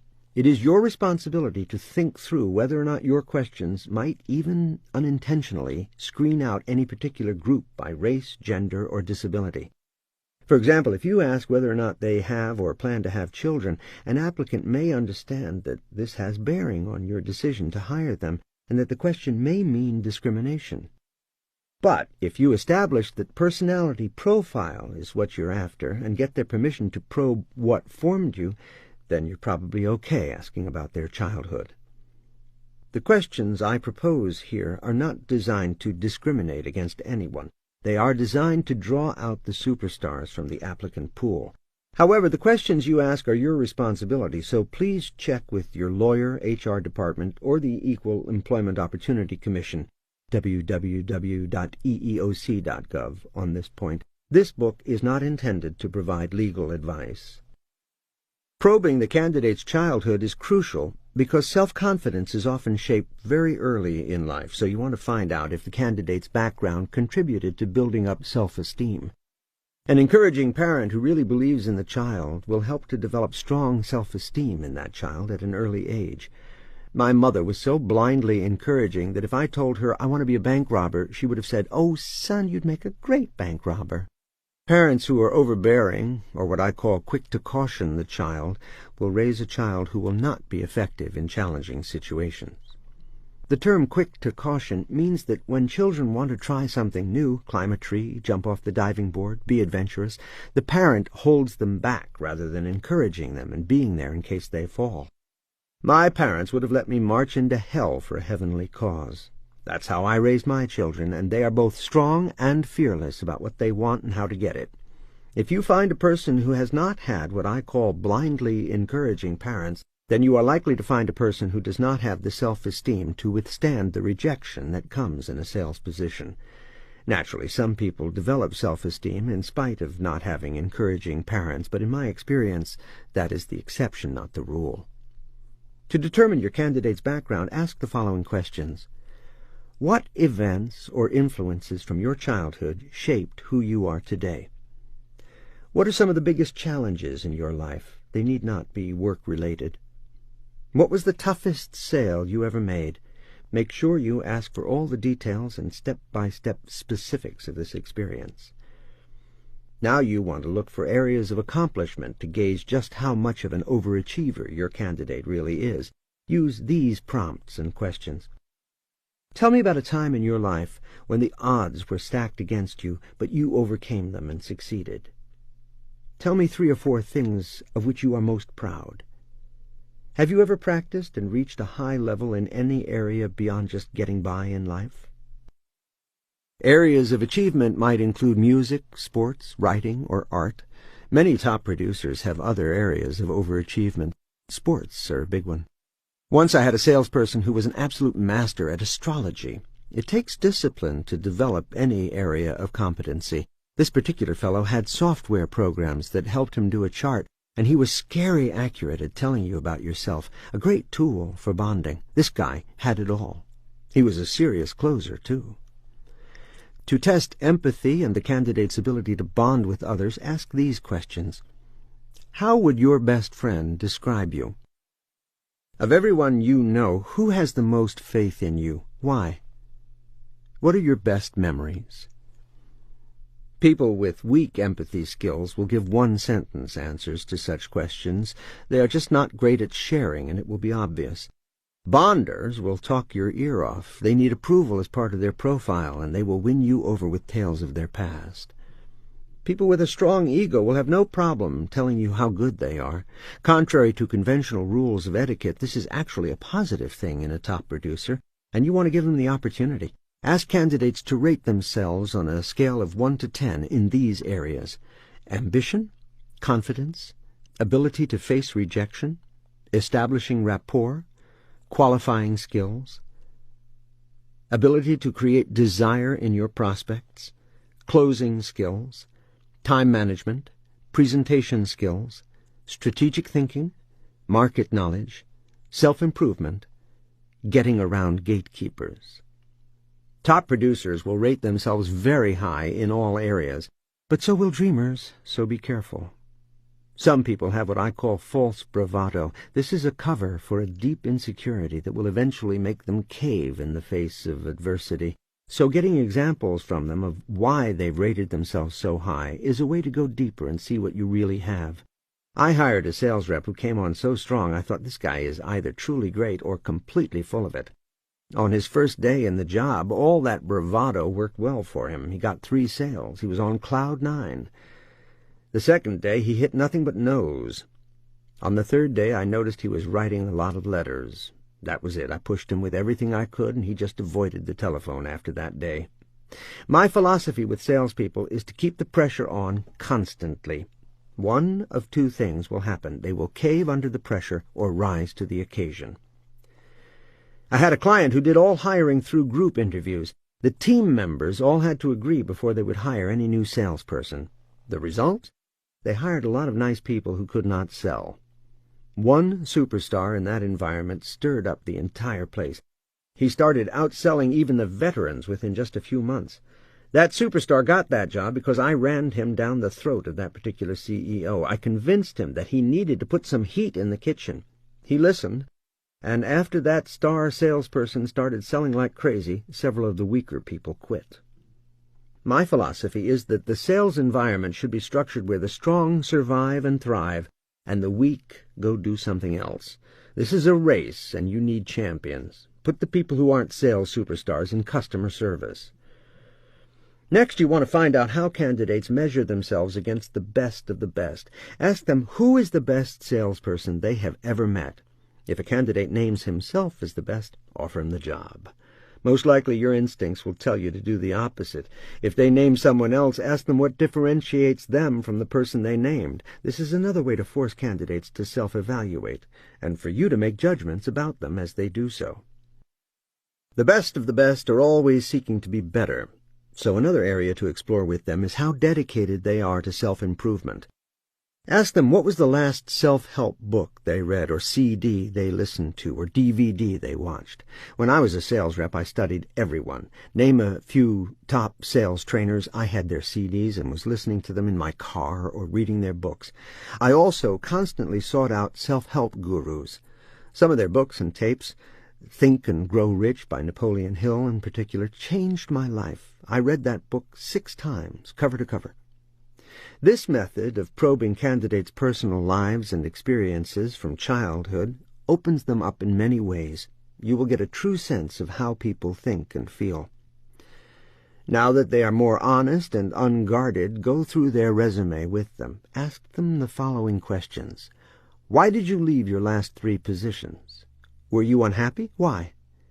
Tell me about a disappointment or disagreement you've had with a boss and what happened. Name 2 weak points of previous bosses. Name 2 instances when a supervisor criticized you. The point here is to determine how they think and if they have good judgment. Recently I was sitting in on an interview when a candidate gave this reply. One time I had to get a boss fired because he was ruining the business. After the interview, the sales manager told me that he wouldn't hire that candidate because he feared the candidate might do the same to him. What would you do? I asked him for all the details, and I have to admit I thought the candidate did the right thing. His boss was a jerk and needed to be fired. We've all had bad bosses. But instead of just complaining, this guy stood up for the good of the company.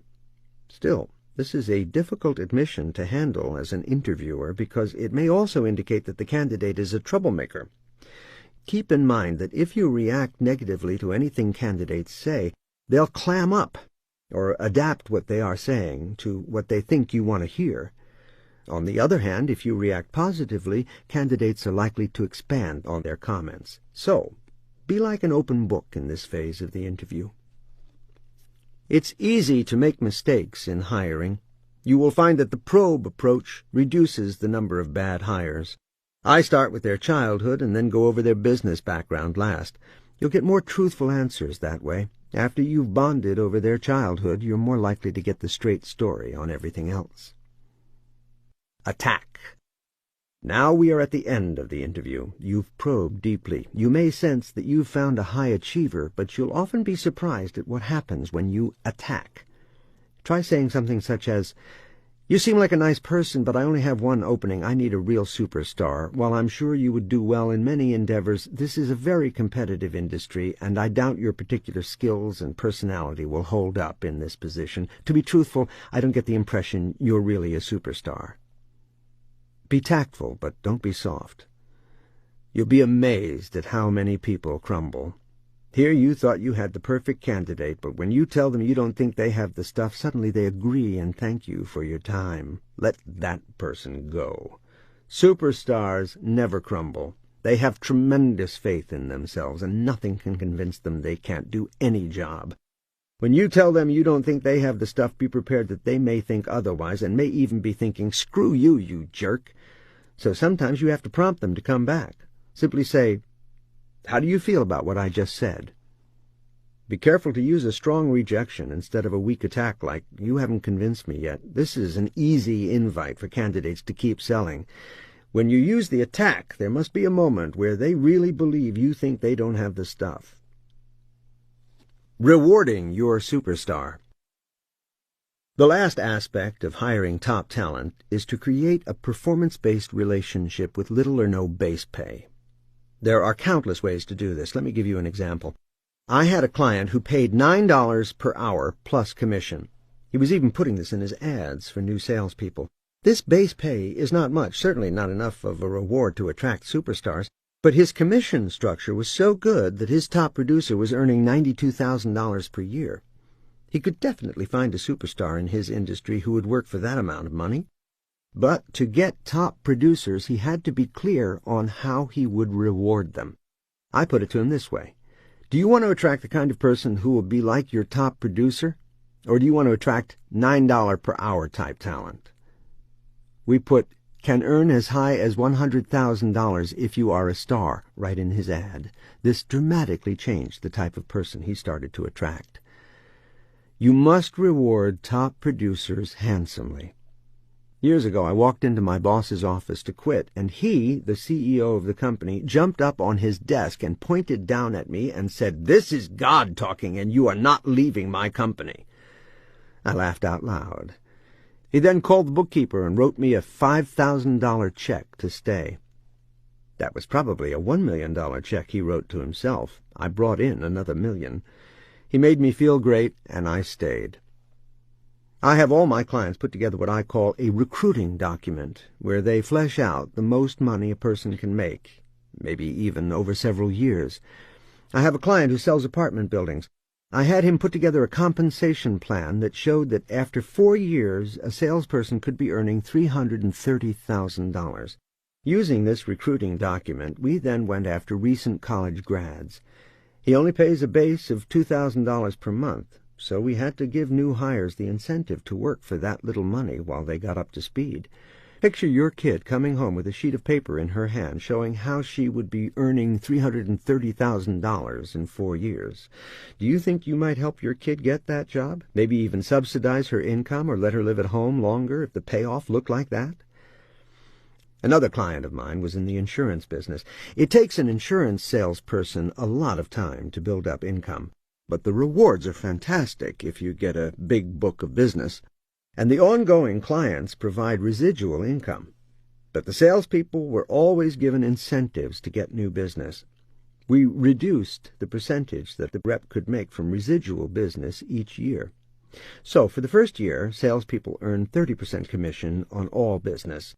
For the second year, they continue to earn 30% on new business, but earn only 20% on the ongoing business from the client's firm the previous year.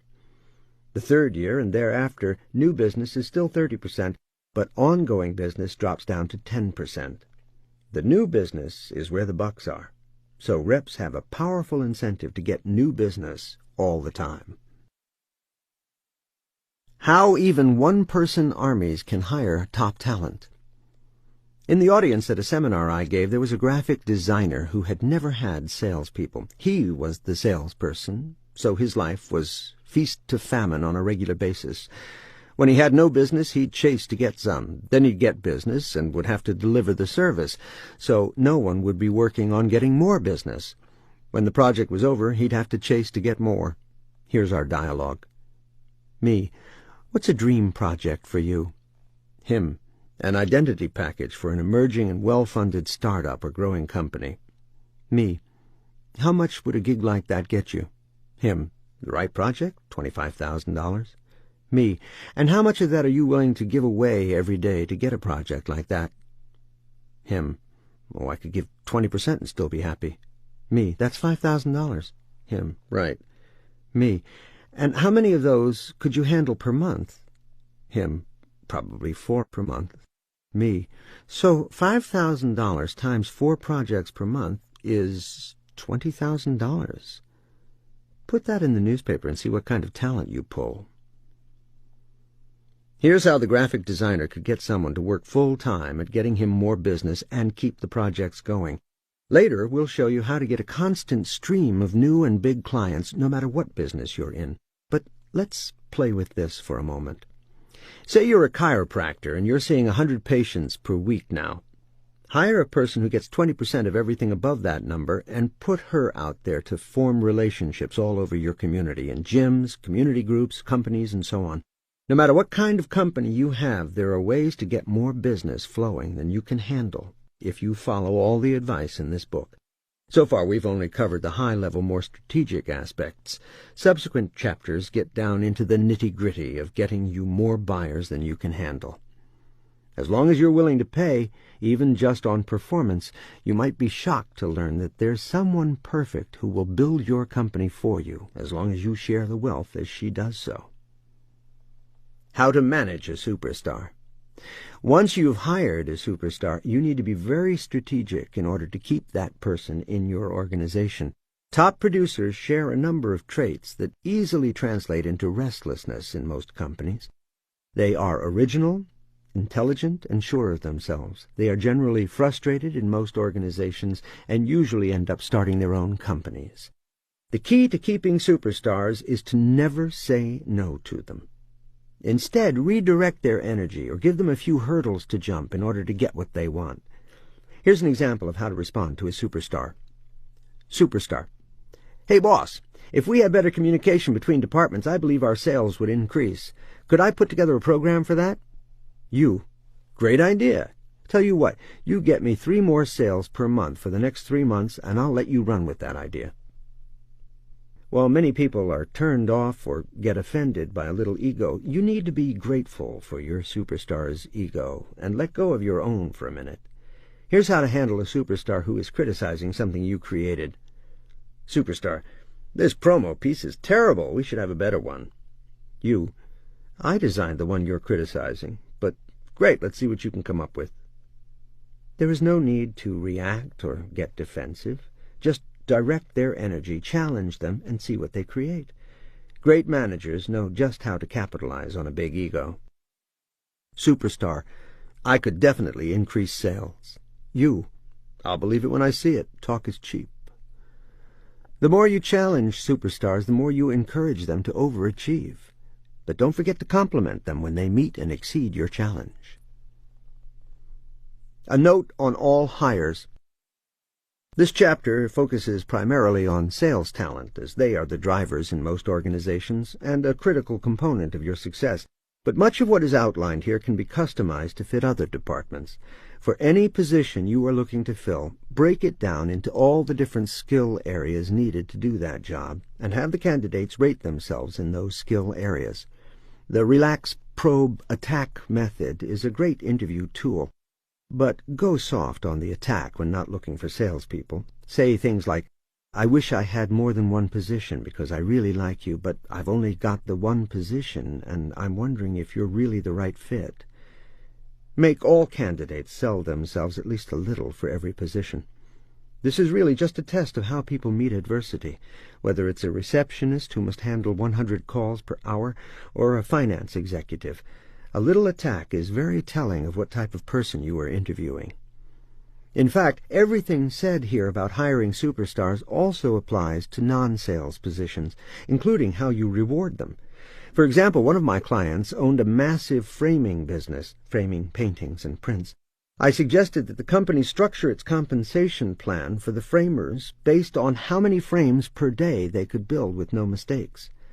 We based the performance around the best framer and made it so everyone could earn more money if they performed like him. Can you structure income around performance, no matter what the position? Today, it's all about performance. Exercise. Now, look again at your list of initiatives or jobs that need superstars. These are things you'd like to do to help your company or department grow or improve that someone else could do for you, and a superstar could do better than you. Read over what you wrote about what these would mean for your organization and what their value would be in terms of your bottom line. Write a great job description of what those people would be expected to do. Then think about how much they would earn. If it's a sales job, as previously mentioned, how much of what they bring in can you give to them? For other positions, can you change the incentive to be about performance rather than hours? Now take out an ad in a newspaper or online that says, "Can earn as high as," insert number here, "if you are a star." Follow the steps above to attract a superstar. To make it easier for you, here's a complete ad we ran to get top talent for a client.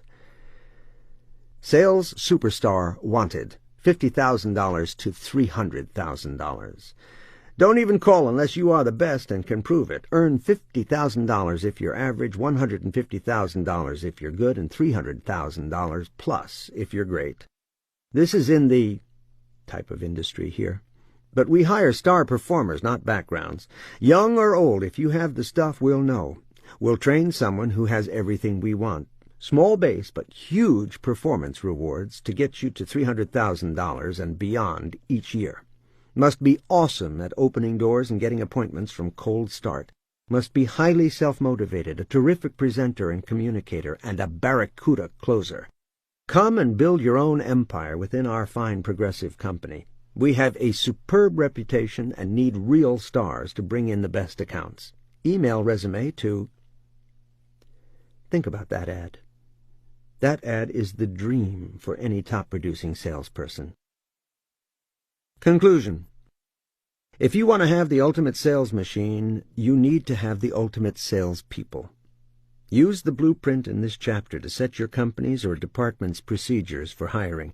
But don't forget to add your own pig-headed discipline and determination to the mix. It takes time and persistence to create a superstar team.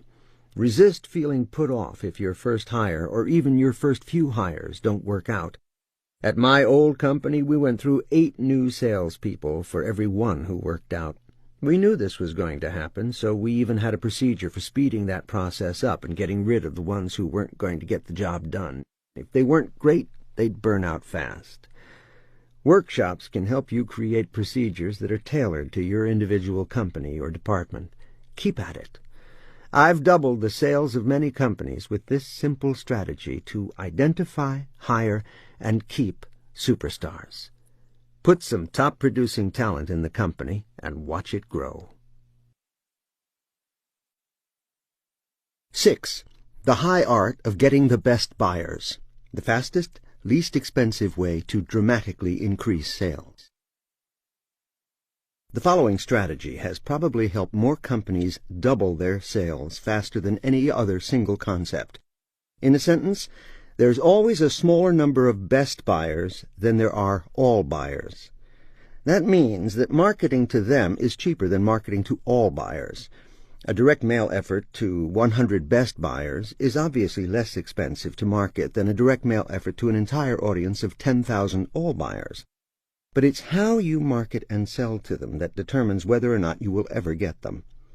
When Charlie Munger put me in charge of ad sales for one of his magazines, it had a database of 2,200 potential advertisers.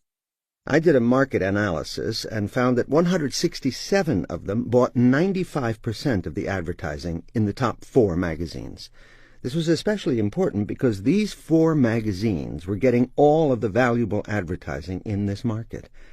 None of these advertisers were in our magazine, and we were all the way down at number 15 in terms of market share in our field. By focusing intently on those dream 167 buyers, I was able to get 30 of them into the magazine in the first year. Suddenly, executives who had never heard from us before were now hearing from us so intensively from every direction that within 6 months we had 28 of them in the magazine. That alone doubled the advertising sales of the magazine. These were the big advertisers. When they came in, it was for premium positions, full color spreads, the inside front cover, back cover, and so on.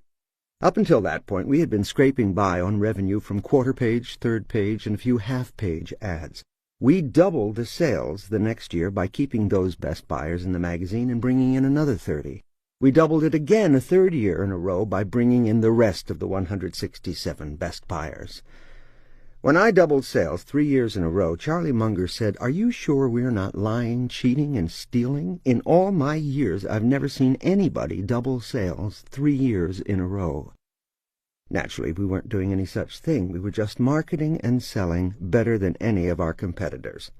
That, and we truly had built the ultimate sales machine with procedures and policies for selling that all the salespeople had to follow. This book will cover every aspect of this in the ensuing chapters. Best buyers buy more, buy faster, and buy more often than other buyers. These are your ideal clients. No matter what else you are doing, you should have additional effort to capture them. I call this strategy the Dream 100 effort. It is your program for targeting your 100, or whatever number is appropriate, dream clients constantly and relentlessly until they buy your product or service. The goal of the Dream 100 is to take your ideal buyers from, "I've never heard of this company," to, "What is this company I keep hearing about?" to, "I think I've heard of that company," to, "Yes, I've heard of that company," to, "Yes, I do business with that company." In this chapter, you will learn the strategy for getting your dream clients. You will also find a plethora of creative ideas to capture the interest of those best buyers. You'll see how to focus your efforts on the best buyers or the best neighborhoods if you sell to consumers, and how to maintain that focus over the long term with pig-headed determination and discipline. Master this, and you will see breathtaking growth in your revenue. The fastest way to grow any company is to focus a special and dedicated effort on your dream clients. Business-to-business sales. One of my clients sells research aids for law firms. In large law firms, a managing partner acts like a CEO of the firms. They have an executive committee that helps to manage the firm and make decisions. Next in line are the senior partners of each specialty: intellectual property, litigation, bankruptcy, and so on. Then you have the lawyers, then the paralegals, librarians, information systems people, and so on. Since my client was selling research products, he was dealing with the librarians, because that's who manages research tools. If you've got a revolutionary product, you can probably get an appointment with the librarian, and you will probably impress that librarian. Librarians in some firms have great influence with partners, but many do not. You can spend an hour selling to that librarian, and the librarian might get 5 or 10 minutes to try to explain your product or service to the lawyers you want to reach. So the challenge with this client was to build a program that would skip the librarian and go straight to the management committee. If you called a law firm partner and said, "I have a great research aid that will help you be more effective," he or she would usually bunt you to the librarian. We designed a core story educational seminar, The 5 Most Dangerous Trends Facing Law Firms. We called the managing directors of the top 50 law firms to offer the free education. Here's the script. I'm sure you're aware of our company. We've been helping law firms be more successful for more than 50 years now. We recently commissioned a study on what's going on in the legal market, and we've learned that there are some pretty serious challenges facing lawyers in the new millennium. Since our survival depends on your success, we wanted to make sure that you saw this information and had every opportunity to be ahead of the problems. We put this information into a very succinct executive committee orientation, and we're now showing this to all the top law firms. In fact, we're in touch with, name several other top law firms, and are in the process of arranging to show this in one of their management meetings. We'd love to arrange to make sure you also see this important information. There are several factors that made this approach very successful. First, note how we used fear as a motivator. It's far easier to get in to see top executives if there are dangerous trends facing them than if you offer some currently unrealized benefit. Also, the term social proof was heavily at play here. That means when others are doing it, it's okay for me to do it too. Let me give you a great example of how social proof shapes society. For those of you too young to remember, there was a time when it was a shame in society to live with someone without being married to the person. And surely you would never have a child out of wedlock. Today, other than very religious families, everyone I know lived with their significant other before they married them. Hollywood stars were the first to break this taboo, paving the way for the rest of society to follow suit. Or, to put that in a business context, when best buyers buy, other best buyers buy faster. In the script above, note the language. We're now showing this to all the top law firms. In fact, we're in touch with, name several other top law firms, and are in the process of arranging to show this in their management meetings. We'd love to arrange to make sure you also see this important information. Note that we didn't say, "We have shown this to so-and-so." We said, "We're in touch with," and arranging to show this to. This was the truth. I have a rule about selling: never lie. Make sure you're telling the truth. By wording our telephone approach carefully, we were telling the truth, but the impression we gave was that it was already happening. By mentioning names of other top firms, we got interest from their competitors pretty darn fast. We also made certain that it was the truth. We were in touch with all the large firms. In fact, we called all of them on the same day. If someone checked, another firm might say, "Well, yes, we've heard from them, but we haven't said anything yet," or whatever. But the point is that we were, in fact, in touch with all the large firms all at once. Prior to all this, my client once could not get in to see even a single partner. Now the company was presenting to the entire management committee of law firms with astonishing results. For example, I accompanied the salesperson to present for the executive committee of the largest law firm in a major city. At the end of the presentation, that firm bought almost everything that rep had to sell. From a structural standpoint, when you use a selling approach like this, you have to make sure that your first objective is to truly serve the buyer. That stadium pitch or core story was rock solid and full of terrific and useful data about law firms and their challenges. If you want to have a disaster, go ahead and promise an outstanding educational experience and then don't deliver on it. You'll find every person in the room squirming with anger about their time being wasted. In this case, however, the data was superb. We even built in some humor. It showed that the lawyer growth per capita, according to the American Bar Association, has gone from 1 out of every 700 people being an attorney 30 years ago to 1 out of every 300 people being an attorney today. And then we showed how in San Francisco, 1 out of every 66 people is an attorney. And in Washington, D.C., 1 out of every 23 people is an attorney. And then the next panel said, at this rate, by the year 2052, every other person in America will be an attorney. That got a good laugh, but the data revealed that while the number of lawyers was growing, the billings had leveled off for several years. What did this mean? More attorneys, less money per attorney. The orientation went on to show that lawyers weren't the only ones suing. Corporate clients were now suing law firms at an alarming rate. 40% of all large law firms will face a major litigation from one of their massive clients. All this information was available in hundreds of sources, but what we did was put it all together into one source, our orientation. And the results were an amazing educational experience and snapshot of the legal profession from a very high level. The last part of the education centered on the burgeoning research challenges for lawyers. There are over 3 million cases now in the databases from which lawyers can draw. That's not good news. We organized the presentation so that the section on law firms being sued was followed immediately by the section on how easy it is today to miss an important precedent or case. This really amped up the importance of having great research aids. The results at the end of the education were that every lawyer in the room wanted to have these aids, if not for themselves, then surely for their staff. This illustrates how the learning curve in Chapter 4, Becoming a Brilliant Strategist, when combined with the learning curve in this chapter, makes for a formidable force for gaining access to dream clients. I had another client come to me because his company wasn't getting enough leads and appointments. It sold office equipment to businesses. Its current tactic was to send a letter to every single prospect in our area. It did a search and found that there were 20,000 businesses in its area, so it sent out 20,000 direct mail pieces, and it didn't get a single response, not one.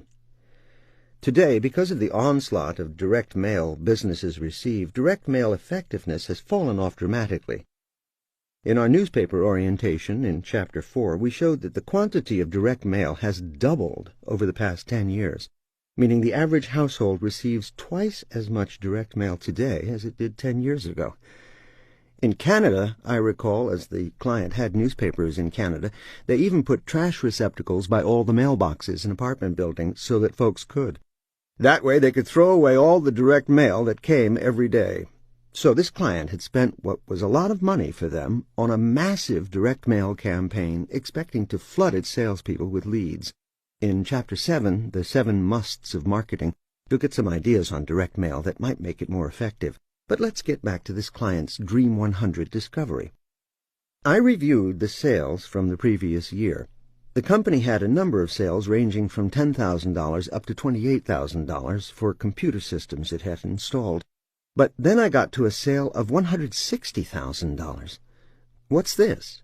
I was told that was a big company. The way business-to-business computer system sales works is that if you have 100 employees at desks, you need 100 computers. Each computer can cost about $1,600 per workstation, fully installed with hardware, software, the system, and so on. The client had been focusing on small companies, but occasionally got a big company. My natural reaction was, why don't we just go after big companies? I'll state it again. While you're doing everything else, have a special effort dedicated to just the dream clients. We started a side effort to target massive sales. This company is not going to get a Fortune 500 client, but it could easily target companies with 100 to 300 employees and compete quite effectively at that level. So we did a search of all the large companies in the area. You can do this easily online. Go to www.zapdata.com, and in minutes you'll find all the companies of a given size in any industry in your area. For this company, there were 2,000 companies in the area that were within its dream client range. I asked this client what the criteria were for companies to buy new computer systems. Well, if their system is old, they may be spending more on the maintenance than they would on a lease for a brand new system that has 10 times more features than what they have now. I marshaled the 4 salespeople to call every one of the 2,000 companies we had identified. They simply called each one and spoke right to the receptionist. They said, "Hi, we're doing our annual survey, and we've got just 2 questions. Can you tell us what type of computer system you have and how old it is?" A full 99.9% of the receptionists just answered the question. In 2 days flat, we found out there were 508 dream companies in the area with computer systems that were at least 5 years old.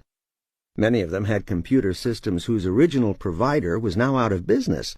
This meant that prospects were now buying used computer equipment in order to replace broken desktop units or to expand its current number of desktop units.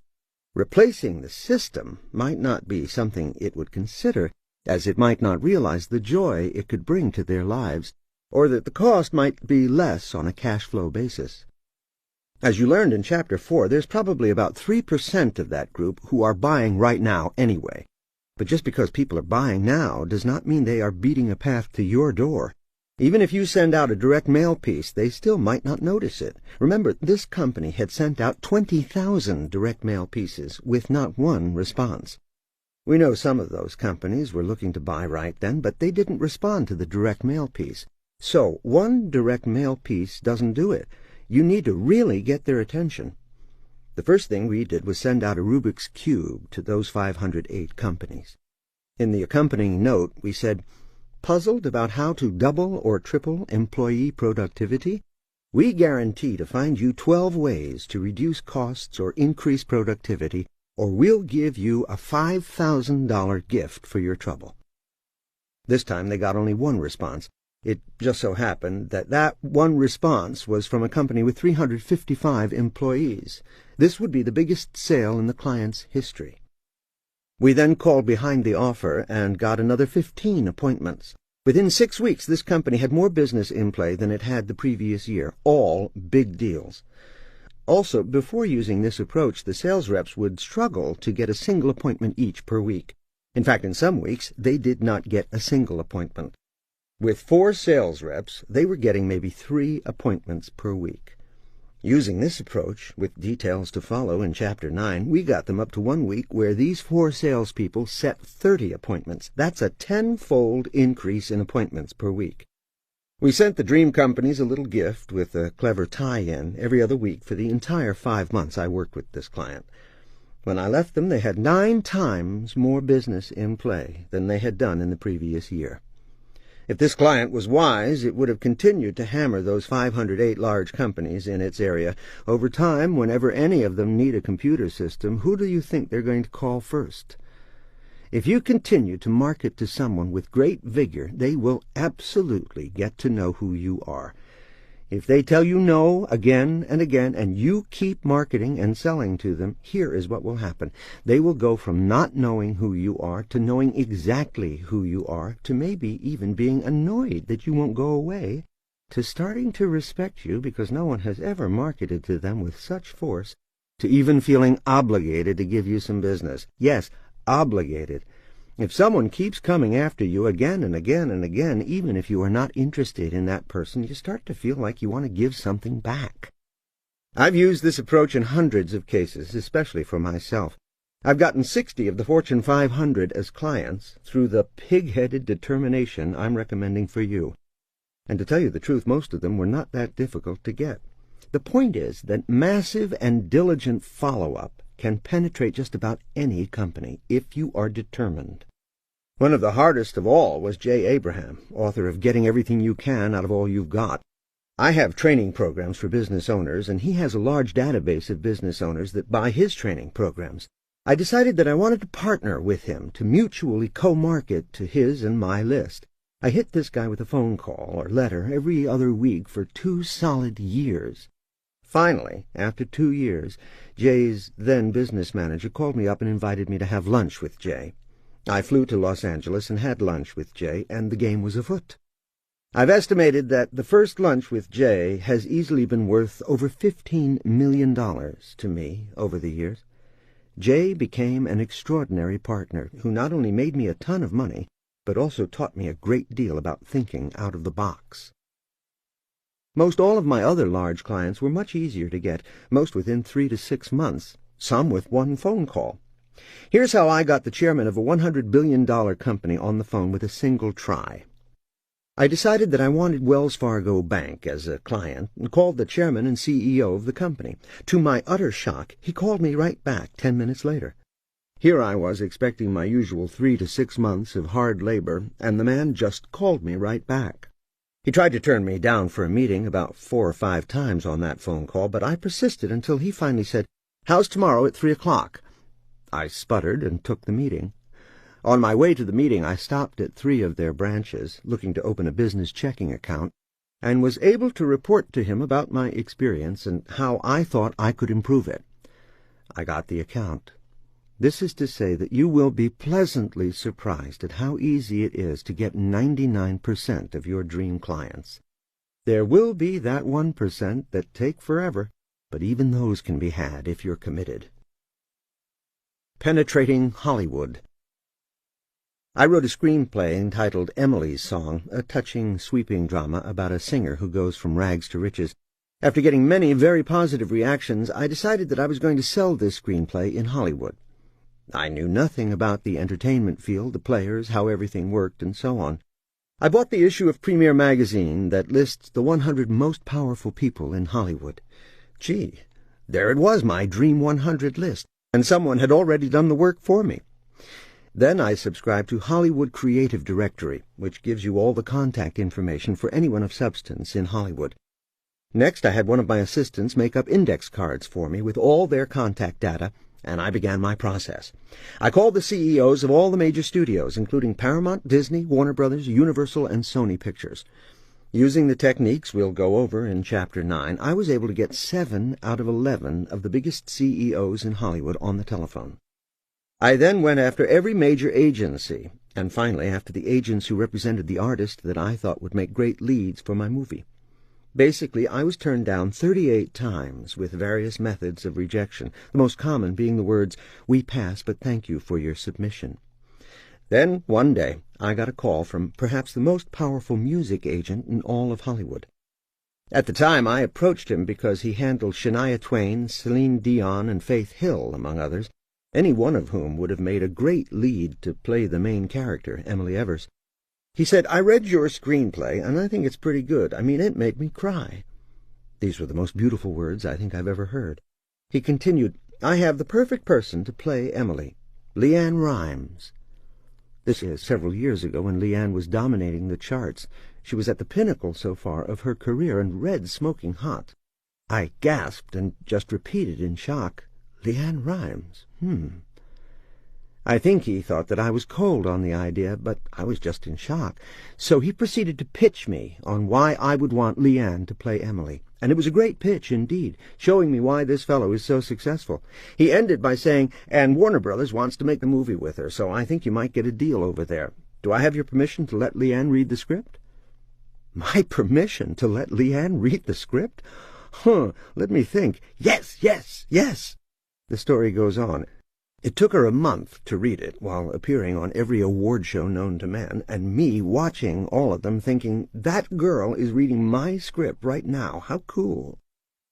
Ultimately, Leanne liked the project, and we walked into Warner Brothers, where they bought the screenplay from me. This certainly would never have happened if I had not first been completely systematic in getting the script into the hands of the most powerful people in Hollywood. They were my Dream 100. While it would have been easy to get discouraged and give up after a few initial rejections, my experience showed me that with determination and discipline to keep targeting the most powerful potential buyers, I would get a deal for my movie. The Dream 100 effort strikes again. One of the lessons for you is to build that list, organize your approach, and never say die. No matter what you sell, there are dream prospects out there. If you're committed and stay in their face, you'll be surprised how easy it is, really. My clients have included the largest companies in the world. These are companies that do $200 billion per year. and the toughest among them took about 6 months to penetrate. Chapter 9 will give you step-by-step instructions on how to build your full-on Dream 100 effort. For now, however, business-to-consumer sales. If you are selling business-to-consumer, you need to learn the best neighborhood strategy. If you're a dentist, an accountant, a jewelry store, or a chiropractor, for example, you could take out ads in the paper and reach everyone. In Chapter 7, I'll offer some great ideas on how to make those ads as effective as possible. But while you're doing that, and for a lot less money, you could send a special direct mail effort to just the best neighborhoods where the best buyers live. The secret is to do it continuously, so that you build top-of-mind awareness among those best buyers. A real estate broker followed this advice and focused on the area where I lived for 16 years as her dream neighborhood. It had 2,200 upscale homes. Every single month she sent a simple mailer that listed the houses that sold in the neighborhood and their selling prices. When do you look at a flyer like that? Only when you're interested in selling your house. When we were ready to sell, she's the person we call. This woman had top-of-mind awareness. She made the commitment that these 2,200 homes in this neighborhood were going to know who she was. What does that cost her? She sends a very simple 3-fold flyer that probably costs her 60 cents, so she's spending about $1,320 a month on this effort. These are $1 million to $5 million homes. So if she gets one client a year, she more than pays for her effort. The commission on a $1 million home at 5% to 6% is $50,000 to $60,000, easily paying the $15,000 or so she's spending. But she doesn't get just one client a year. When she came over to our house, she showed us a 3-ring binder listing all the homes in the area that she'd sold. She'd sold nearly every house in our neighborhood. And next to many addresses, she'd noted sold twice or sold 3 times. If you sell to consumers, target the best neighborhoods with great consistency. And remember that you should be willing to do more to attract them than you do for everyday buyers. Give something away. Make a lot of attractive offers to get them in the door. Once they are there, what can you do to keep them? There is more coming up on this in other chapters to help you fully flesh out this strategy.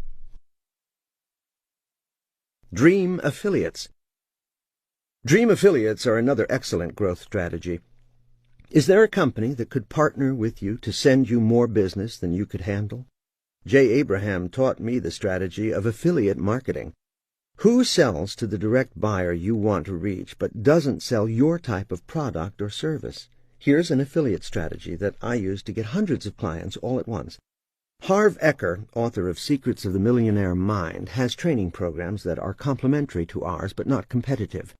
We cut a deal where we'd offer one of his programs as a bonus when people buy ours. Since most of our products are sold to business owners, Harv was only too happy to have us promote him to all our buyers. At the end of our seminars and web seminars, right when we are going into our close, we put up 3 panels talking about Harv and how brilliant and valuable his programs are. We then build value around his programs, showing how much it would cost to buy them. Then, when we give our price, we tell them that if they buy our programs, we'll sell them Harv's program as a bonus. This serves everyone. He gets excellent exposure to an entirely new list of buyers, and we get one of his programs as a bonus to induce more sales. Harv has promoted us to his database for a cut of the profits as well. So has Tom Hopkins, author of How to Master the Art of Selling, as have Brian Tracy, author of The Psychology of Achievement, and Jay Levinson, author of about 56 books, including all the guerrilla marketing books. These affiliates have helped us gain thousands of new buyers and millions of positive impressions on future prospects, and all in record-breaking time. And we have done the same for them. Affiliate marketing means you ride in on someone else's well-established relationship. This is far less expensive than trying to acquire a customer on your own. Dream affiliates can increase your sales dramatically overnight. Therefore, you can afford to share generously with them. We run radio ads every week to drive just 60 business owners to one of our ventures. When Jay Levinson wrote a strong endorsement letter to his list, we got 450 new leads in a single day. When J. Abraham first promoted me to his list, we sold $2.3 million worth of product within 30 days flat.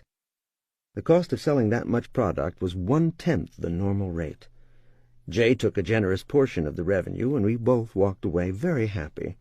So, can you go to a company that has ideal buyers for you and work out an arrangement where they will help you sell your products faster? All the major companies have relationships like this. Fly on United and get points for Hilton hotels. I know a fledgling software company that convinced a well-established software company to give away a sample of its product as a bonus to all its buyers.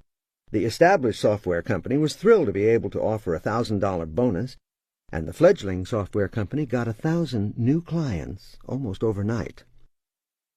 There's a company called www.pro2pronetwork.com that will set up appointments for chiropractors, dentists, optometrists, and financial advisors to go out in their community and meet with other professionals who might send them referrals. Chiropractors will meet with medical doctors and teach them about their work. They will also meet with attorneys who are dealing with accident victims and help those lawyers' clients get the care that they might need. Financial advisors meet with accountants who might have wealthy clients, etc. The point is that affiliate marketing is a much faster way to grow than traditional advertising, direct mail, or other forms of driving cold leads. That said, what does it take to get these ideal affiliates? J. Abraham took 2 years, but he was worth every phone call, letter, and approach. It may take you some time, but there is no market in the world that you can't penetrate if you're committed and willing to do something on a regular and consistent basis. Throughout my entire career in the trenches, I simply picked the clients I wanted and went after them with constant marketing. I decided that they would be clients, and then just went after them until I got them. Exercise. First, take 5 minutes to create a bullet-style profile of your ideal buyer or neighborhood of buyers. Think about specifics, such as income range or company size, if you sell business to business, location, size of sale, and frequency of sale. Next, list your ideal affiliates, partners, or lead sources. In Chapter 9, we will lay out your Dream 100 effort for you, and you can customize it to fit your particular needs. Lifetime value of client. Once you have one or more dream clients, what are you going to do to keep them? What is the follow-up going to be like? What level of service are you going to provide that is special because these clients are special? I worked with a company that owned a chain of upscale restaurants. On my advice, it hired a bunch of high school kids to go around to all the upscale homes in the neighborhood with the following script. Hi, I'm with XYZ Restaurant. We have a special offer going right now to get people like you to become our clients. In fact, we'd like to buy you a dinner at our restaurant as a way of putting our best foot forward. The kids would then give them a certificate for 1 free dinner. Others have done this with a buy one, get one free approach to ensure that people will bring someone else with them. When someone showed up with one of these certificates, the restaurant staff knew to treat this person like gold. The manager of the restaurant would go over and personally introduce himself to make the person feel special. Who wants to go to a restaurant where you get treated like everyone else, when you can go to a restaurant where you get treated like a king? Using myself as an example, let's see what the lifetime value of a client can be. I eat out 4 or even 5 nights per week. I frequent 3 restaurants whose staff I have trained to treat me like the frequent diner that I am. I make sure they know who I am and that I am a good customer. Since I always want to get a table and the finest service, I tip heavily. I even tip a few $100s every Christmas to the manager of my favorite restaurant. If I eat at a restaurant just once per week, spending $100 each time, and I go there for 5 years, I'm worth more than $25,000 to that restaurant. If you own a restaurant, do your waiters treat your customers like they are worth $25,000 in business? Or like they are just worth the $25 meal they're buying that night? Exercise. How are you going to treat your best buyers when they buy from you? What can you do that is special that you wouldn't do for all buyers? A jewelry store where I have spent more than $100,000 over the years gives me 25% off and throws parties every year for customers just like me who spend a lot there. Write down 3 things you can do for your best clients to keep them feeling special. The power of referrals. What if you only sell items that are one-time sales, or sold very infrequently, like boats, cars, and houses? Car companies have become pretty slick about trying to maintain brand loyalty. One dealership we've purchased from many times has a prepaid maintenance program. It gives you such a remarkable deal on price when you pay in advance for maintenance that you're definitely going to take your vehicle there for oil changes and even tires. The woman who sold us our house was so excellent that I have since referred her to 3 other people whom she has helped as well. This book is not going to focus on referrals per se. They are so important I should devote an entire chapter to them. But I do want to emphasize that you should have a specific strategic objective to gain referrals. And you can even soup that up by offering incentives to your current buyers when they refer others to you. Conclusion. The Dream 100 strategy has doubled the sales of many clients, and it can work for you. You just have to have the pig-headed discipline and determination to build a great Dream 100 program and stick to it like white on rice. 7. The 7 musts of marketing. Turbocharge every aspect of your primary marketing efforts. Before you can obtain the ultimate sales machine, every aspect of your business must run with razor-sharp precision, and that includes your marketing. Consider this a $50 million learning curve on the absolute necessities of marketing, along with how to use them as part of that machine. If you build that stadium pitch or core story as outlined in Chapter 4, all of your marketing weapons will work more effectively and more as a united front. Here are what I call the 7 musts of marketing. Every company that wants to be number 1 in its industry or profession must deploy them. 1. Advertising. 2. Direct mail. 3. Corporate literature, brochures, and promotional pieces. 4. Public relations. 5. Personal contact, salespeople, and customer service. 6. Market education, trade shows, speaking engagements, and education-based marketing as described in Chapter 4. 7. Internet, websites, email efforts, and affiliate marketing. Most large companies are doing all of these already, but often how they are doing them can be dramatically improved. In small companies, you may not be able to afford to do them all, so you have to pick and choose which weapons will get you the most impact for the least money. This chapter is going to show you how to maximize each of these weapons separately, and then how to coordinate all of these weapons as a united front. In the companies that already use all 7 marketing weapons, I usually find that each is treated as a separate little island. This is especially true in the biggest companies, where there is often no synergy between the ads, the brochure, the look and feel of their trade show presence, the direct mail effort, the PR activity, the sales team's work, and the web efforts. You may think you've got synergy, or at the very least a uniform look to all your marketing. But this chapter will show you how to soup it up even more. Often the PR staff has collected and put into a lovely photo album all of their press releases and the articles they've gotten placed in various newspapers and magazines. When PR people proudly show me examples of their accomplishments, I frequently reply, "Gee, that's a great article. It points out a lot of the benefits of doing business with your company. Had the salespeople ever had that as a sales tool?" By the look on the face of almost every PR person I've said this to, I can tell that the salespeople haven't seen it, and that they will get that article within minutes of my leaving the meeting.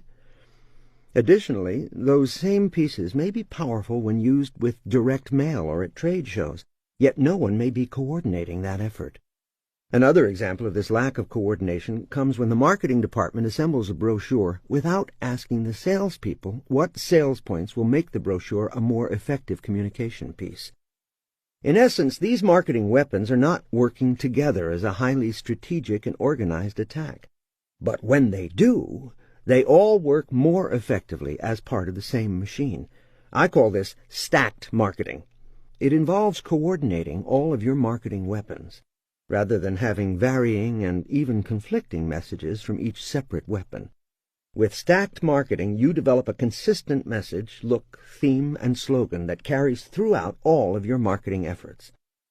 Also, your core story or stadium pitch will provide you with data that will make all of your marketing weapons work harder.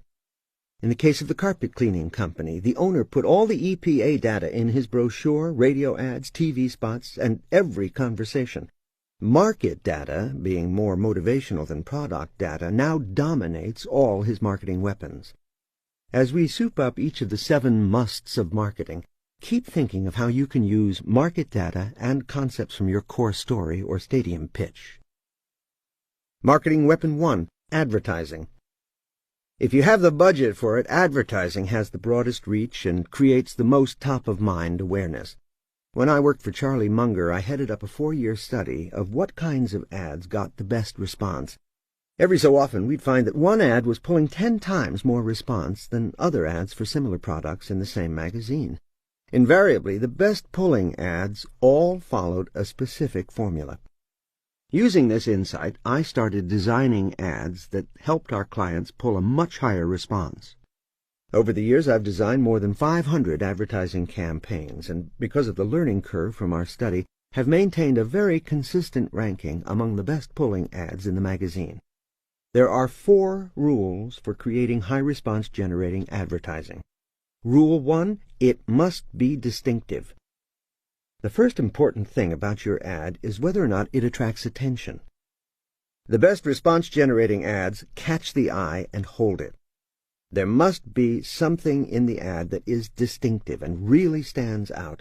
I recall an ad in an airline magazine where there was a fellow looking into the camera, and behind him were 2 velociraptors about to pounce. It stopped you cold.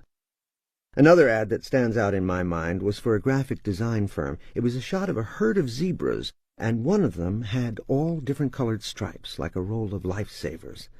This against a sea of black and white zebras. The headline that went with that ad was great, too. In the corporate jungle, identity is everything. Clever, distinctive. But we'll get to headlines in a moment. So the first question is, what can you do to really stand out? Let's talk TV for a moment.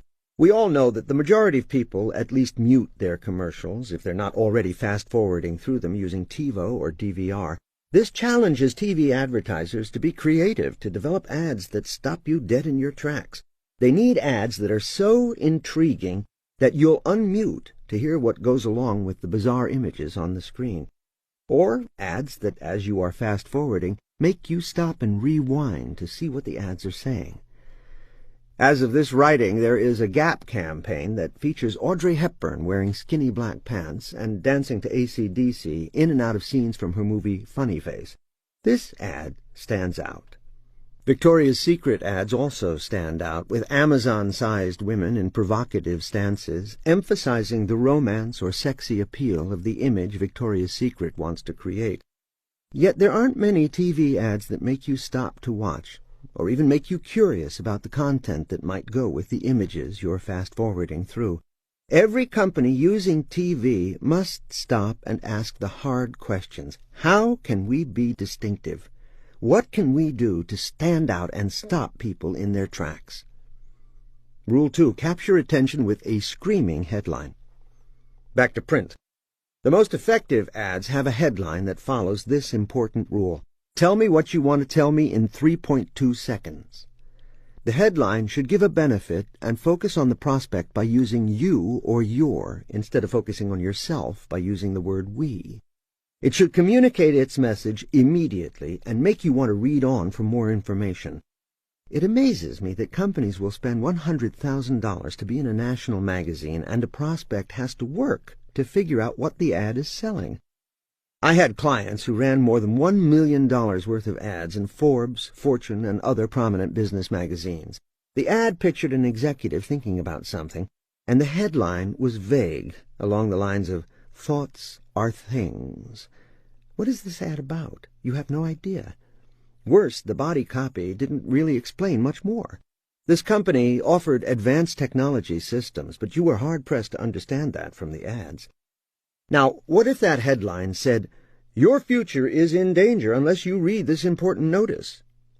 Even that is a little vague, but it's moving in the right direction. Even more on point, the headline should be specific. "The Internet is reshaping our world, and you're in trouble if you are behind the curve instead of in front of it." Now let's throw in a benefit and watch how it makes the ad even more appealing. "The web is creating the leaders of tomorrow with better ways to capture and interact with clients than you've ever imagined." The benefit is better ways to capture and interact with clients. Or here's one that's even stronger. How would you like to capture 3 times more clients and lock them in so securely that no one could take them away from you? That would have pulled them more leads than they could have handled. Instead, they blew $1 million on what they called image ads. I was brought in to help their salespeople penetrate more clients because they were wasting $1 million on ads that didn't say anything or drive a single lead. I tactfully tried to discuss the ads with the ad director of the company, hoping to drive thousands of leads to the struggling sales force. When I asked the ad director if he got much response from those ads, he told me they weren't designed for response. So I asked him what was his philosophy behind running the ads, and he said the campaign was designed to build awareness. But when I wanted to know if it was working, he wasn't sure. This kind of waste makes me crazy. Well-designed ads can pull leads like crazy. They just have to be compelling. Advertising is a way to add power to everything else you're doing. I often refer to ads as long-range bombing because they soften the market before you send in the troops. That said, some companies are using advertising just to maintain, protect, and further their brand. A Coke or Pepsi commercial, for example, might not be designed specifically for direct response. There the company is propagating its brand and must pay attention to the first rule of great advertising: be distinctive. Obviously, the above example is for those interested in driving leads from their ads. Rule 3. After your headline hooks them, your body copy has to keep them reading. First, the body copy must focus on your prospect, not on you. The biggest mistake most advertisers make is focusing on themselves. I'm working with a company that does a lot of advertising. Every ad its people send me to tune up is focused on them instead of the prospect. Every single time. And every single time I point that out and show them how to focus on the prospect. And every time the executive I'm working with says, "Wow, you're right, that's stronger." Then a month later, when it's time for a new ad, here it comes again, focused on them instead of the prospect. Next, each sentence should unfold the story you want to tell and make the prospect want to read on. Like the headline, the body copy should be benefit-oriented. Don't tell me what it is, tell me why it is valuable. Rule 4. Include a call to action. A reason to act now is always great. Call us now for a free report, only 100 left. The first 100 who respond receive a unspecified bonus. Another discovery from our print ad test that amazed me is that a coupon in the bottom right-hand corner of the ad actually increased response. It might be a little box that says, "Yes, send me more information," and then a few lines where prospects fill in their contact information. To my utter amazement, executives would tear the page out of the magazine and hand it to an assistant, saying, "Fill this out and send it in." So, coupons increased response in print ads. My theory is that a coupon provides a non-committal way of responding. To actually make a phone call means you will have to engage with a salesperson, something you might not want to do at the time. But filling in a coupon is non-committal and always increases response over ads that don't have them. As the economy tightens and the competition heightens, you will need to be more and more creative to draw new customers, as well as motivate existing ones to buy more. With the effectiveness of TV, newspaper, radio, and magazine advertising dropping every year, people on a budget may want to consider much less expensive methods of reaching your customers. Many of these methods are spelled out in this book, such as the Dream 100 effort and education-based marketing. Other advertising insights. If you're on a budget, you can take an ad one time and use it in all your other activities, which adds credibility. We once took a one-time full-page ad in Forbes with the condition that they give us 100 copies of the magazine for free. Next, we included those 100 copies with a letter to 100 dream prospects, with a post-it flagging the page with our full-page ad. The salespeople also got copies of the magazine so that they could flip open the magazine and show prospects the full-page ad in Forbes. We then used the same ad at a trade show with a banner across the right corner that said, "As seen in Forbes." We're running a radio campaign right now, and the spots are pulling a steady stream of leads. But to our dismay, we have to chase the heck out of the leads to get them back on the phone to take the next step in our process. Looking at it on a week-by-week basis, the ads were not paying off, and I was thinking of pulling the campaign. Then we noted that continuing the ads on the same radio station, reaching the same audience again and again, was helping even old prospects respond to our follow-up. So let's talk about radio. I have two stories. Traditional wisdom, as taught by radio guru Dan O'Day, says that on the radio, since you only have 60 seconds, you should try to give one main message. And most of the time I found this to be very true. In fact, if you talk at a conversational pace, a radio spot should have between 187 and 200 words. Here's a radio spot that we ran recently that got a good response. Hi, I'm Chet Holmes. If you own a business, I'd like to help you double your sales in 12 months flat. We've doubled the sales of more companies than anyone else. We teach 12 concepts that will double sales in 12 months. Here's just one of them. If you sell to consumers, there's a way to market to only the best neighborhoods, reduce your marketing costs, and increase the quality of your buyers dramatically. Or if you sell to businesses, it's even easier to double sales. I doubled the sales of a company 3 years in a row for a well-known billionaire by focusing on only 167 dream clients. While you're doing everything else, you need a concentrated effort to get your dream clients. No matter how big they are or how small you are, you can get dream clients if you hit them every 2 weeks without fail. Call us and we'll send you to a free website where you can learn 3 of the 12 concepts for free. 212-555-1234. To double the sales of your company, call 212-555-1234. Again, that's 212-555-1234. This script is 185 words, and it works well. But we ran another ad that was 387 words and just heaped benefits on people at a blinding pace with no time to breathe. The announcer was falling over himself in order to squeeze it all into a 1-minute spot. Here's a fact. While the average person speaks at only 125 words per minute, the brain can take in information at an average rate of 400 to 500 words per minute as we listen. This 387-word ad proved it. It went on for a blistering minute and included several endorsements as well as a list of 20 benefits from this particular service. It worked great. But I have to tell you that I've never been able to duplicate that success since. Most of the ads we run now are under 200 words. For some, it is crucial to stay with these tried-and-true formats for exposure.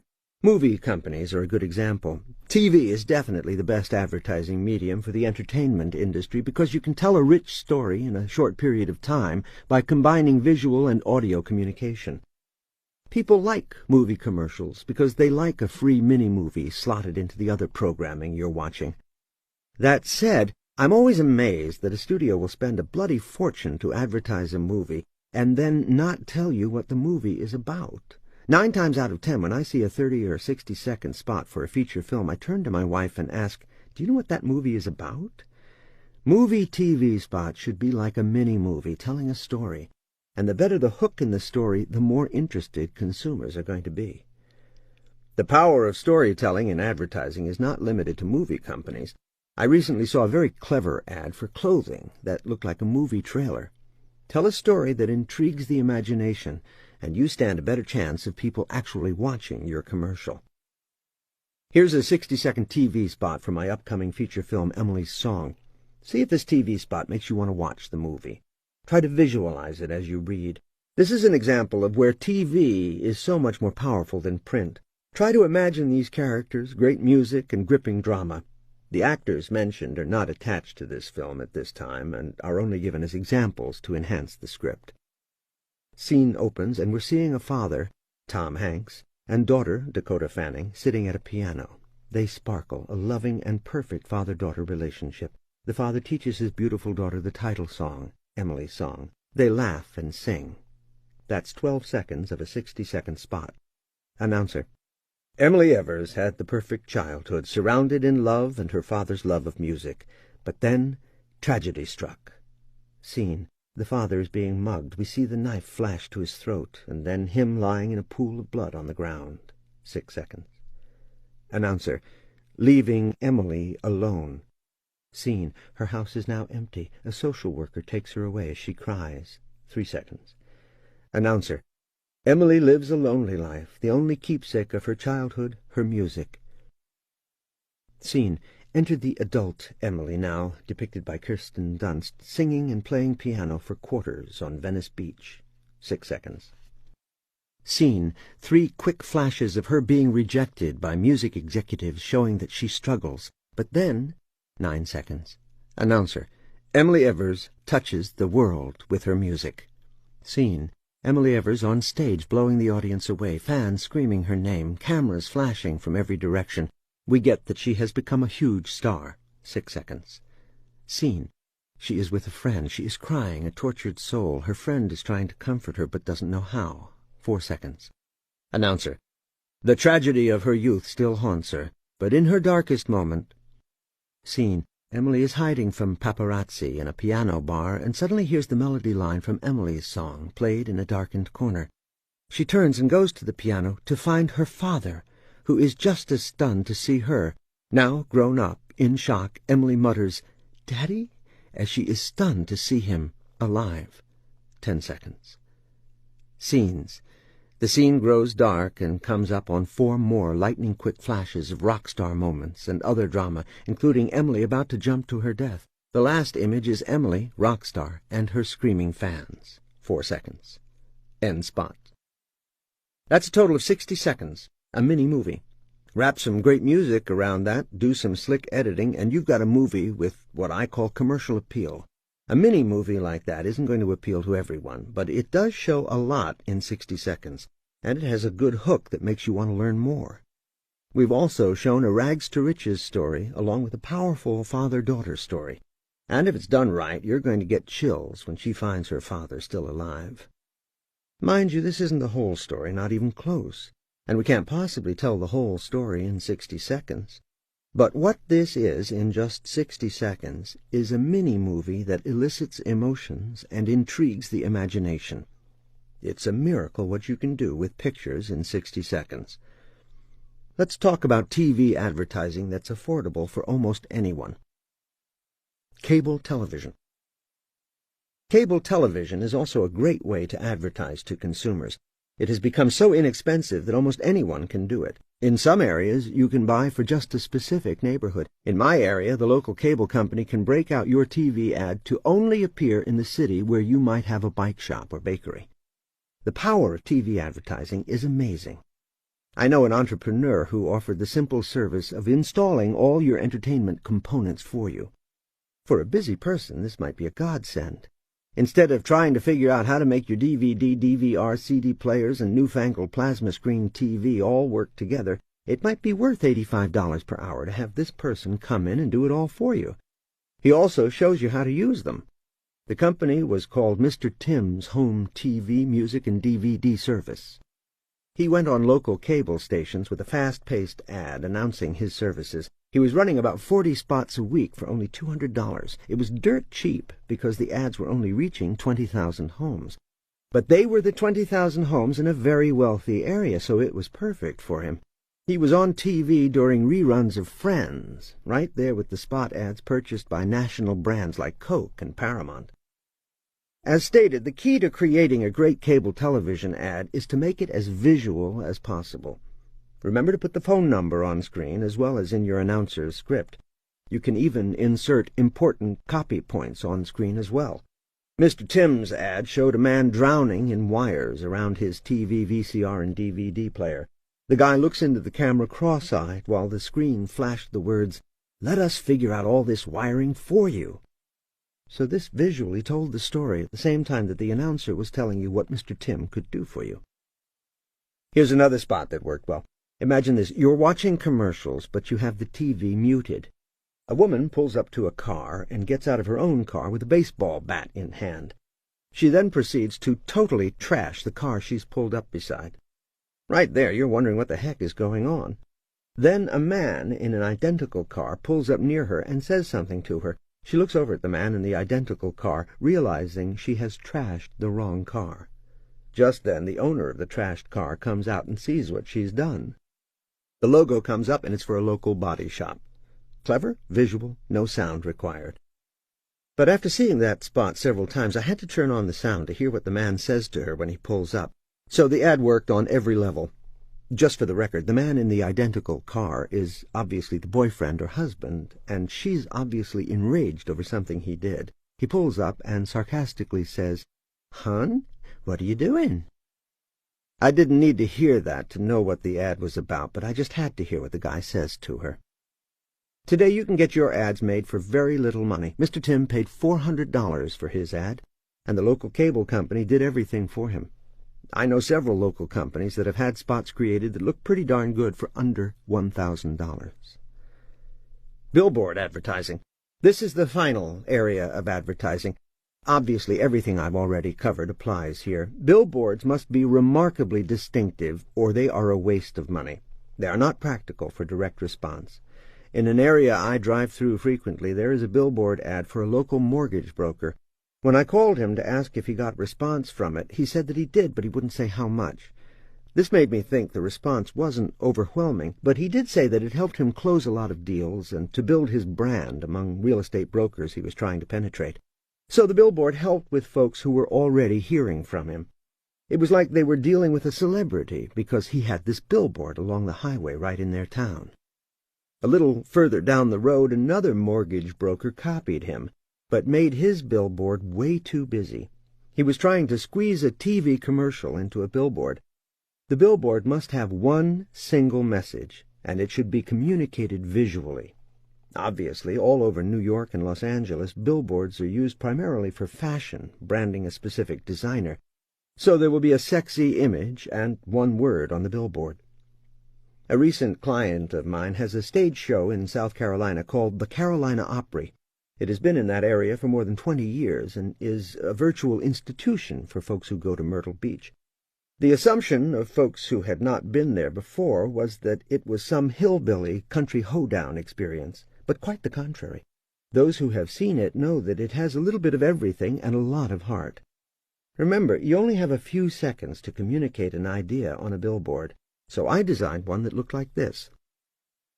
20% country, 80% other, 100% pure excitement. This conveyed that the show was not all country and that it was exciting. I then picked some images that showed a massive 40-person production in full swing.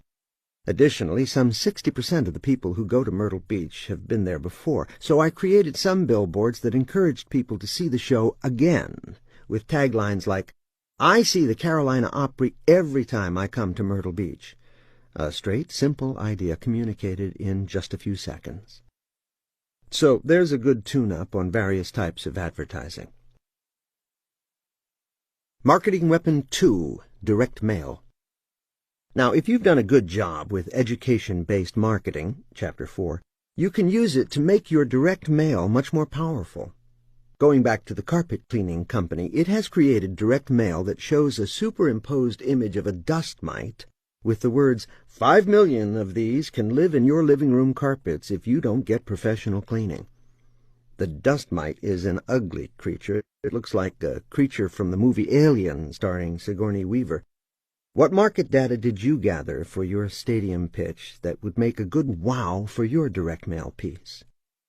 A successful direct mail campaign absolutely depends on how regular and consistent your mailings are.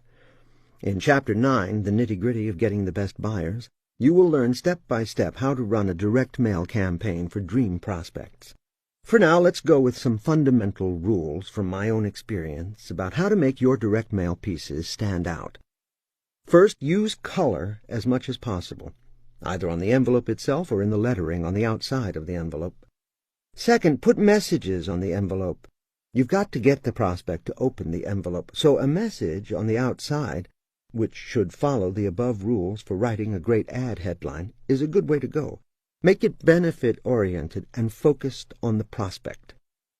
Third, think about the way you sort your own mail. Which item are you going to open first, something that looks like a greeting card or the bill from the phone company? I've seen many companies use greeting card, invitation, or even wedding announcement-style mailers to great effect. Countless books on direct mail are better sources of information, so I will limit my comments to using direct mail as a weapon for attacking your dream prospects. But don't forget that this weapon, when combined with other weapons, can be made much more effective. I had a client who added direct mail to the same audience he was advertising to, and his response went up 35%. Every magazine will let you send direct mail to their subscribers, so if you're in a trade magazine, try mirroring your advertising campaign with a matching direct mail effort to that magazine's subscription base. Marketing Weapon 3, Corporate Literature.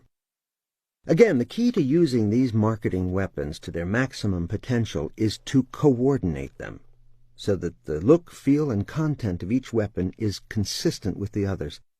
Like your direct mail pieces, your brochure should draw from your education-based marketing efforts and should be a miniature version of your stadium pitch or core story. That means it will have riveting data that sets the buying criteria on your behalf. It will use the same exact graphics that you use in your presentations, advertisements, and direct mail pieces to enhance the cohesion of your marketing efforts. Here's a practical scenario. You go out and present your core story. This is the educational orientation you have built with market data that you give to potential clients. It goes well, and the prospect now wants to present the information to his boss or at a committee meeting. He asks for a copy of your orientation. If your core story is a masterpiece, you might not want to give it to your prospects, so many of whom may have a relationship with one of your competitors, but you can give them a brochure that includes the highlights of your core story. This is important because in giving them a brochure, you're giving them a sales tool that turns them into a core story presenter for you. I'm working with a company called United Multifamily, www.umf.com, which sells apartment buildings. Their core story is a masterpiece of information that not only encourages owners to sell their buildings now, but gives many reasons why you want to list your apartment building with this particular company over all others. This core story has an 80% closing ratio. The company brochure is a miniature version of the core story, highlighting the main data in the core story. So now, when a rep meets with an apartment building owner, and that owner wants to talk to the spouse or partners, the rep can leave the brochure, which acts as a mini core story. Or if the rep can't present the entire core story for some reason, that rep can pull out the brochure and do a mini core story right on the spot. Let's flesh this out a little further. Most brochures are a waste of money. They are totally focused on you instead of the buyer. I call them ego pieces. Let's imagine that you are an apartment building owner. You're at a trade show for apartment building owners, and on one of the tables there are dozens of brochures. Most say something like, "Kimberly and Wayne, why we're great." The only people who will pick these up will be people who already know about these companies and are interested in contacting them. But there's one that says, "The 5 most dangerous trends facing apartment building owners and how to maximize your apartment building asset." Who wants to know about that? Every apartment building owner at this trade show will want to pick up that brochure. Which brochure are you going to want to read? When done properly, brochures are awesome sales tools. Also falling under this category of corporate literature are promotional pieces. We have more than a dozen superb reports that we use as marketing tools. When people subscribe to our email list, they begin to receive these reports every few days. The reports offer excellent information, and at the end of the report there is a subtle plug for the service we want to sell. It will say, to learn even more about building your sales, go to www.howtodoublesales.com. Subtle, but very effective. As of this writing, 30% of those who get the reports end up clicking on that link at the end of the article. It's an outstanding method of driving traffic. When I sold advertising, we had a series of excellent one-page promotional pieces, each explaining another sales point. These were used for our regular campaigns, but the sales staff also deploy them on a case-by-case basis for specific objections they would get from prospects. For example, if someone only wanted to take one ad, we had a promo piece that made a case for why you should advertise with frequency. If someone wanted to run only a black and white ad, we had a promo piece that gave excellent data on why color was a much better way to go. Exercise. Write down 5 to 10 major sales points for why a prospect would want to buy your product over another, or why you would want prospects to go deeper and or do more than they might initially do. Then create a series of one-page promotional pieces that take on each case. Again, make sure each piece focuses on them, not you, and tells them why, not how. Use color, use graphics if you can for each promotional piece. But if that's not practical, you can make a great promo piece with a large headline. See below for a sample of one we use when another company wants to promote a mass teleconference with me as the trainer. 4 ways to double your business in just 12 months. Join me on a mass teleconference with celebrity business growth expert Chet Holmes to learn how to double your sales in 12 months flat. Yes, this man actually teaches 4 different concepts that will double your sales. Each can double your sales in 12 months flat. This will be a rocket ship ride of an experience, and all in about 70 minutes flat, no travel required. Attend right over the telephone. The speaker, Chet Holmes, is the only trainer in the world to have personally sold his services to more than 60 of the Fortune 500. His client list includes Estée Lauder, Warner Brothers, American Express, and Citibank. He has 65 training products selling in 23 countries. Success Magazine reports Chet Holmes breaks sales records wherever he goes. To see a 2-minute intro on Chet, go to www.chetholmes.com. Here is a sneak preview of our teleseminar this coming Tuesday. 1. Chet teaches how to focus like a laser beam on what he calls best buyers, reduce marketing cost, and dramatically increasing the size of your sale. 2. How would you like to get all your best possible buyers into one room all at once, and get to present to them all at once? Learn the magic of a concept Chet teaches called the stadium pitch. 3. Superstar growth strategy. Chet teaches how anyone, no matter how small, can hire an army of commissioned salespeople to radically grow a business. 4. 0 to $100 million. Chet teaches the traits and skills you need to grow your company to $100 million. Even if it's not your goal to go up to $100 million, you'll learn things that will change everything. Most businesses get stuck at a certain level. Chet's material gets you unstuck and growing like a weed. So, join me and celebrity business growth expert Chet Holmes on Tuesday, October 10th, promptly at 11 a.m. Eastern Standard Time, and get the ride of your life in just over an hour. Only 1,000 can attend. The last time he did one of these, there were more than 1,000 people who could not get on the teleconference, so you'd better register now to hold your spot. Website link here. This has a good headline and curiosity-driven copy, lots of teasers, and enough information to make you want more. And this does focus on me because, in this case, I'm the celebrity trainer. But the copy has a heavy focus on the prospect as well, giving a lot of promises. You should have a dozen or so pieces like this with a good headline, good focus on the benefits to your prospects, and a call to action. Marketing Weapon 4, Public Relations.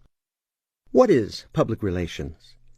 You are doing PR work when you throw splashy events, such as trade show parties and benefits for your clients. PR also includes press releases, building relationships with the press, getting articles written by or about you, and affiliating with strong forces that can help you, such as trade associations and community groups. Most companies don't have a cohesive, highly effective public relations effort, yet it can work miracles for building your fame, even if you are a very small company. This is especially true today with the prominence of the Internet.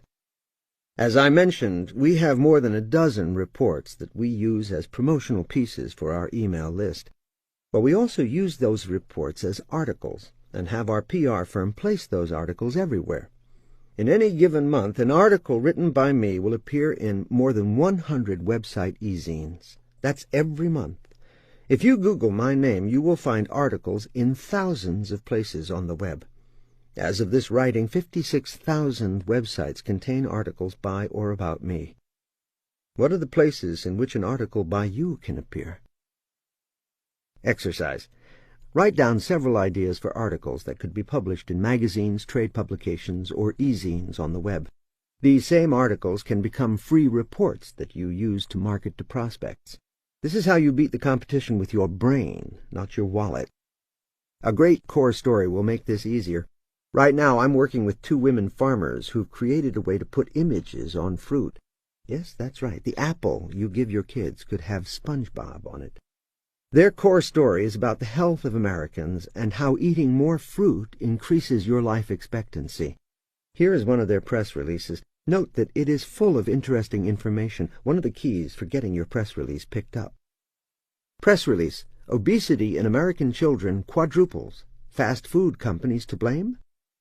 A study conducted between 1963 and 1970 showed that obesity among children ages 6 to 11 years old was at about 4% of the child population. A similar study conducted between 1999 and 2002 shows that obesity is now at a staggering 16%. Many trends have contributed to these factors. Among them is that large corporations have become much more aggressive in their marketing to children, and with good reason. In 1960, children influenced about $5 billion in spending. Today, that number is $500 billion. Quite an increase. The number of products corporate America markets directly to children has gone from 52 products in 1994 to more than 500 products today. A study of grade school children showed that 96% of them could recognize Ronald McDonald. The only other figure with recognition that high was Santa Claus. The golden arches as a symbol are more recognized than the Christian cross.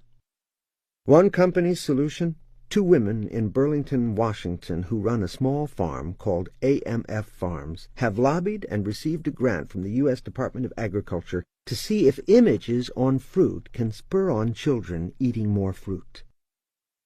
AMF Farms began by offering mini pumpkins with cartoon characters painted on them. These products gained national distribution with such chains as Walmart, Kroger, Safeway, and Albertsons. Once they perfected the art of mass-producing painted pumpkins, they made the next step, which was embossing edible images on fruit. AMF Farms can paint just about any image on fruit, particularly apples and pears. States Michelle Youngquist of AMF Farms, imagine how much more likely your child would be to eat an apple if it had Dora the Explorer or SpongeBob on it. AMF Farms is currently working with large growers of fruit to spread the usage of cartoon characters on fruit. They can also emboss logos of famous sports teams and corporate logos of companies that want to promote the eating of more fruit. According to the Journal of Agriculture and Chemistry, people who eat the USDA daily recommendation of 5 or more servings of fruits and vegetables are half as likely to get cancer and 20% less likely to get heart disease, America's 2 biggest killers. This is just something we can do to help, but we're a small company, says AMF Farms co-founder Liz Mitchell. We're trying to do our part to get children healthier. If this one thing can get a child eating an apple per day, it's worth everything we're going through. To learn more, go to www.fruitdeco.com. This is an effective PR piece because it starts with a newsworthy pain point. Every day there are articles in the news about the problem of obesity in general, especially child obesity. The PR piece is also effective because it uses mainstream and well-respected sources for its data. It reads like a news article without needing much editing. The article presents a company doing something right by offering one small solution to getting kids to eat healthier. Because the article is not focused on AMF per se, but on important issues that will be of greater interest to editors, it's much more likely to get picked up by the press. Make the news. The press consists of people who are just like anyone else whose attention you'd like to capture. Just as the Dream 100 strategy works to penetrate impossible accounts, it can be used with great effect to penetrate even the largest media sources. If Oprah's producers hear from you each and every month with yet another idea, they will get to know exactly who you are. The same is true of any publication or news source. If you are national in scope, you can target national publications with such consistency that they will get to know exactly who you are. Exercise. Make a list of dream media outlets that you'd like to write about your company or publish your articles. If your market is local, hit your local newspapers constantly with ideas or items of interest. A great core story that is packed full of data will give you a lot of fodder for press releases that will attract the attention of editors or news sources. Ever notice how the entertainment media all cover the same shows all the time? There are tons of entertainment choices, but only the same 10 shows or movies get covered. That's because the people who determine the content of entertainment shows and magazines have relationships with the PR folks responsible for getting those shows covered. You, too, can form relationships with the important media people covering your industry. In fact, according to guerrilla marketing, 70% of what is published as news is actually placed news, or news that comes directly from press releases and PR initiatives. Most media sources are besieged by press releases. A sharp editor can see a story in those press releases and assign a reporter to flesh it out. Every press release you send should be followed by a phone call. That's how you build relationships. And here's what you say. Did you receive our press release about the amazing amount of pollutants in the home? We were wondering if there was anything we could do to help with that story. Often at that point you'll be asked to resend your press release, or you'll be brushed off. But the following month, when you call about the 5 million dust mites in everyone's living room, the editor will start to remember you're the guy who knows about indoor air pollution. If a story comes up along those lines, guess who they're going to call first? Also, editors are just like anyone else. They respect someone who continues to call them with story ideas on a regular basis. Earlier I mentioned American Art Resources, AAR, the people who sell art to hospitals. If they targeted the press for hospitals with pieces like Why AAR is Great or AAR Gets Another Major Hospital Client, how effective do you think they'd be? Those are ego pieces and are of little interest to anyone except AAR. Instead, they use data from their core story for their press releases, so they have received remarkable coverage in national magazines and in many of the trade journals that cover their industry. Their core story goes into data about hospitals and their struggles, everything from lawsuits to injuries caused in hospitals, to lack of staff and waning profits. They cite data like this: 2,000 of the 5,000 or so hospitals are operating in the red, AHA News. Hospitals accidentally kill more than 200,000 people per year, Journal of American Medicine. Their core story contains a massive amount of very disconcerting data that makes for very interesting information to editors of magazines and newspapers. Their PR effort has been astonishing. But make no mistake, PR isn't just press releases. What about speaking at an industry event? You're not likely to get a speaking gig just to talk about your product or service, but surely if you've got a powerful core story, you'll certainly get a gig. AAR's core story was so packed with great data that they ended up being keynote speakers at several major conferences, with their Dream 100 all in the room all at once. Masterful PR for sure. In one speaking engagement, they got more than 300 of their dream target audience seeking more information from them. Tying some of this together, they also created a brochure that mirrored the data in their core story. It also featured beautiful art of interest to hospitals. This company executed at the top of the game, showing remarkable pig-headed discipline and determination to see the vision come to fruition. Exercise. Look at your core story and make a list of the data that would be of great interest to the readers of your target publications. It's even easier if you are in a specific vertical market. Let's say you market to dentists or chiropractors or even manufacturers. Every market has trade publications that focus specifically on that market. For most markets, there are only a handful of these outlets, and you can get to know the editors well if you talk to them every single month. One article, properly placed, can work for you for years. I got an article in Success magazine that said, Karate Master Chet Holmes breaks sales records wherever he goes. A photo showed me doing a karate kick while standing on a table in my office overlooking the Bay Bridge in San Francisco. Yes, I wish this article had given more substantive information, but I've used it 1,000 times in other media activities. If you go to my website, you'll see that article represented there prominently. I've also used it as a mailer to my dream clients. It has been a nice bonus to my career, but only because I used it properly in all my marketing efforts. Exercise. List all the ways you could use an article that has been or will be written about you or by you. Here are some ideas. 1. Use it as a promotional piece. 2. Have salespeople show it to prospects. 3. Use it as a direct mail piece. 4. Include it in your brochure or core story. 5. Hand it out at trade shows. 6. Use or quote it in your advertising. PR Newswire, www.prnewswire.com, is an amazing tool if you're writing press releases. It goes to every single media source on the planet for hundreds, not thousands, of dollars. I used it twice and ended up in the Wall Street Journal both times. The staff helps you write the press release because they know what will be picked up. Another secret to writing an effective press release is to mention a Fortune 500 company in your copy. You have to be very careful about liability here, and that is your responsibility. But if you have a legitimate reason to mention them, it helps in getting your article noticed by the media. Marketing Weapon 5, Personal Contact. You can advertise to me, direct mail to me, or send me an article, but now I'm on the phone with your company. This is the most potent form of marketing. None of your marketing efforts will have as much impact on your client as personal contact with your salespeople or customer service reps. Since personal contact is such a powerful marketing weapon, we've devoted several chapters to it specifically, and included more tips to help you improve this area in your business throughout the entire book.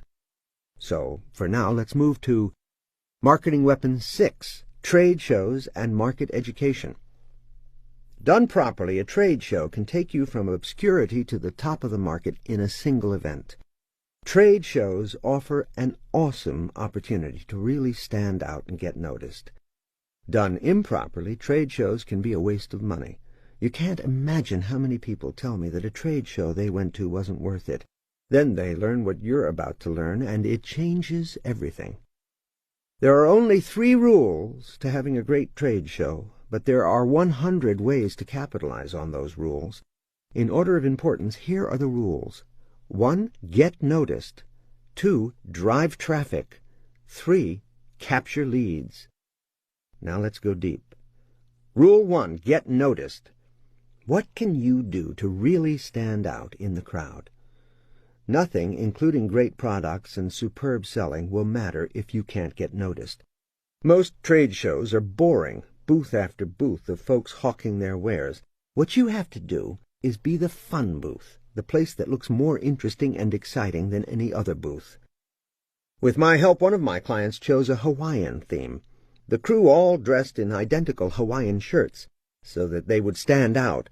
Plus, think about the prospects who are at the trade show. If you go to a trade show with a show of force, another thing I recommend, and you've got 5 to 10 folks at the show in Hawaiian shirts, everybody starts to notice you. People even say to other people, "What's with the people in the Hawaiian shirts?"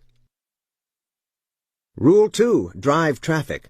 Let's soup up the strategy even more. So, 1, we've got Hawaiian shirts. 2, we've got a backdrop of a Hawaiian beach scene at the booth with giant letters saying, "Win a free trip to Hawaii." 3, we are serving tropical drinks all day long. So, now we're getting noticed. But let's go further. We want to drive traffic. The free trip to Hawaii and the tropical drinks are designed to drive traffic. Rule 3. Capture leads. Now people get to the booth, and in order to enter the drawing, they need to give you a business card and fill out a quick little form that asks just a few qualifying questions. And here's a tip about getting data from folks. If you ask what is the size of your company, they will either lie or leave it blank. But if you put the same question in multiple choice form, you can get a lot of information. For example, your simple form could say, size of company, check 1. Under $1 million, $1 million to $5 million, $5 million to $10 million, $10 million plus. If you are selling to a lot of small companies, you could start your choices with under $100,000. Or you might ask, how many widgets do you buy every year?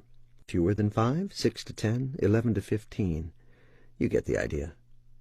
Ask them 2 or 3 questions, all with categories of choices so that they can just check the box that applies to them. So now, not only are you capturing leads, but you know just enough about them to prioritize your follow-up.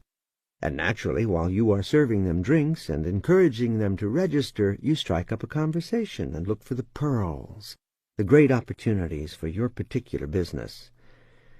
To get even more attention at the trade show, another client hired a very attractive model to walk around with the drinks on a tray and send folks back to the booth to register for the free trip to Hawaii. Every major city has modeling agencies enabling you to go online and choose a model to work your trade show booth. You can get an attractive model or two, a man and a woman is a good idea, for about $300 per day per model, a small price to pay to drive traffic. Also, to soup this up even further, you can throw a luau party at a popular club. Then your model can say to folks, "Hey, we're having a luau later tonight that's going to be a ball. It's by invitation only, so make sure you get your invite at booth number 2372, right over there." One of the best things you can do at a trade show is throw a party. But for Pete's sake, if you do that, you'd better make sure you do it right. In one industry in which I worked, we became famous for our parties. Every booth in the entire place would buzz about our parties, and our clients would seek out my sales staff to get those coveted invitations. The secret to throwing a great party is to do it at a popular club. Here's how you do that for very little money. A week or two before the trade show, you call the most popular clubs in the town where the trade show is being held. Call your hotel and ask the concierge to name the hottest clubs. Call during the day and ask for the manager of the club. Here's what you say. "I'm throwing a party in your town in 2 weeks, and I'm going to have 200 people with me. I'm going to pick up the tab for them to drink all night. I'm trying to decide which club I want to use. Can you tell me about yours?" You can see where a wise club manager would want you to come to his club rather than someone else's, and most trade shows are during the week, which means on a Tuesday evening when a club is usually slow, and you're going to fill it with 200 partying trade show attendees. Things to negotiate? No door charge for your patrons. I've never had a club yet that wouldn't happily waive the door charge. So that saves you a lot right there, since door charge is $20 a head in some clubs. Another thing you need to make sure the manager agrees to, your guests don't wait online, they go right in. That makes them feel like the stars who don't have to wait in long lines to get into someplace swank. Next, you want to print drink coupons that your sales staff and models hand out. This makes your sales staff very popular. Everyone gets 2 coupons with the invite, but when they want more, they have to come to you. This also enables you to control the bill and make sure that strangers aren't telling the bartender, "I'm with the XYZ party, put it on their tab." Then, at the end of the night, the club owner can count the coupons, and you just pick up the bar tab. I usually negotiate a flat fee, say $6 per drink. Some folks will drink scotch, but many will drink water or club soda. So if you get a low pre-negotiated price, knowing that most people will not drink the really expensive drinks, the manager will usually agree to set a price for all drinks. Do the math. If you have 200 people who drink an average of 3 drinks, that's 600 drinks at $6. So you're talking about a bar tab of under $4,000, not a lot to pay for the best party at the trade show. Here are a few more things to think about.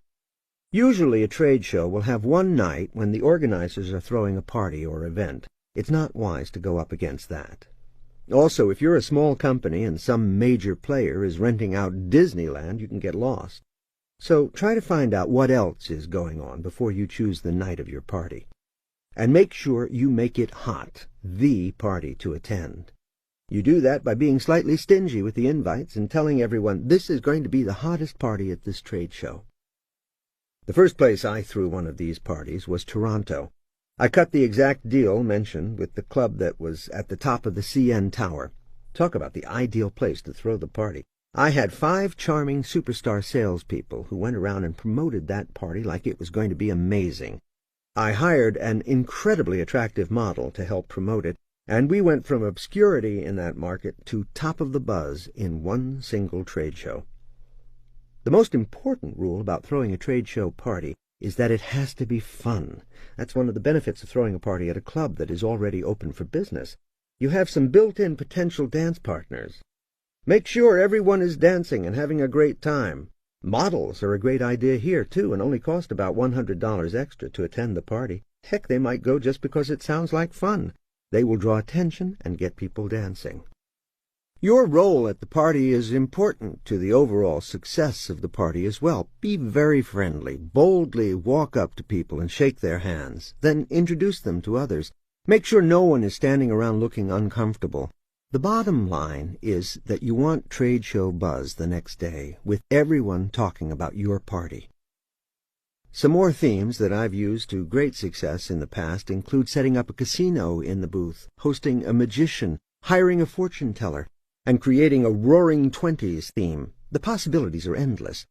But the most effective themes tie into what you sell.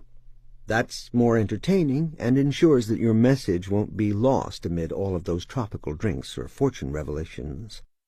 I had a client who chose a Star Trek theme. We all dressed up in high-quality Star Trek uniforms, complete with the beeper on the chest that made that little sound when you said, "Beam me up, Scotty." It was a huge success.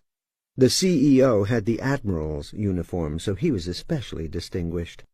This company was trying to establish that it was the future in that particular industry. Another client who sold investment property in England did a trade show where investors of every type came to look at various investments. They chose James Bond as their theme. They called it License to Make a Killing. All the men dressed up in tuxedos and the women were in evening gowns. They handed out squirt guns at the trade show and got models to hand out invitations to a Bond party on a yacht they had rented for the night. Because they were restrictive on the tickets, they generated a ton of excitement for the party. The average booth at that trade show came away with 15 leads or so. They had a blast at the trade show and left with 550 leads. Another client sold products that help farmland yield more crops per square foot or yard, reduce erosion, and produce stronger, more nourished crops. I suggested that the company do a doctor theme and call it the Dirt Doctors, as obviously its product improves your dirt. The staff did not want to do it. Not one of them, not even the CEO, wanted to dress up like a doctor at a trade show full of farmers, but they finally did it and had stunning results. When I was encouraging yet another client to follow this advice, and he too was timid, I had the Dirt Doctor client write to the other client about the results. Here's the Dirt Doctor's story from the lips of the CEO. "When Chet came up with this idea for us, he said, 'Trust me, just do it.' We did it. This particular show is one we had done every year for 7 years. With this approach, we got more leads than we had gotten in all the previous 7 years combined. We did not look like idiots, as I thought we would. We were the life of the party. We decided to completely go for it, and it was a big hit. As Chet mentioned, we sell soil additives. My VP and I dressed in white lab coats and wore stethoscopes around our necks. My name tag said Dr. Dirt, and his read Dr. Soil. We had a massage therapist in our booth giving complimentary neck and back massages, and we had our lovely blonde nurse walking around the show handing out prescriptions for relaxation. People were told to bring the prescription to our booth for a free relaxing massage and a chance to win a relaxing trip to Maui. All they had to do was get the prescription signed by one of the doctors. They came in droves and lined up for their massages. Because they had to get their prescription signed by one of us to be entered into the Maui giveaway, we guaranteed ourselves an opportunity to talk to everyone. While they waited for their massage, we had time for substantive conversation.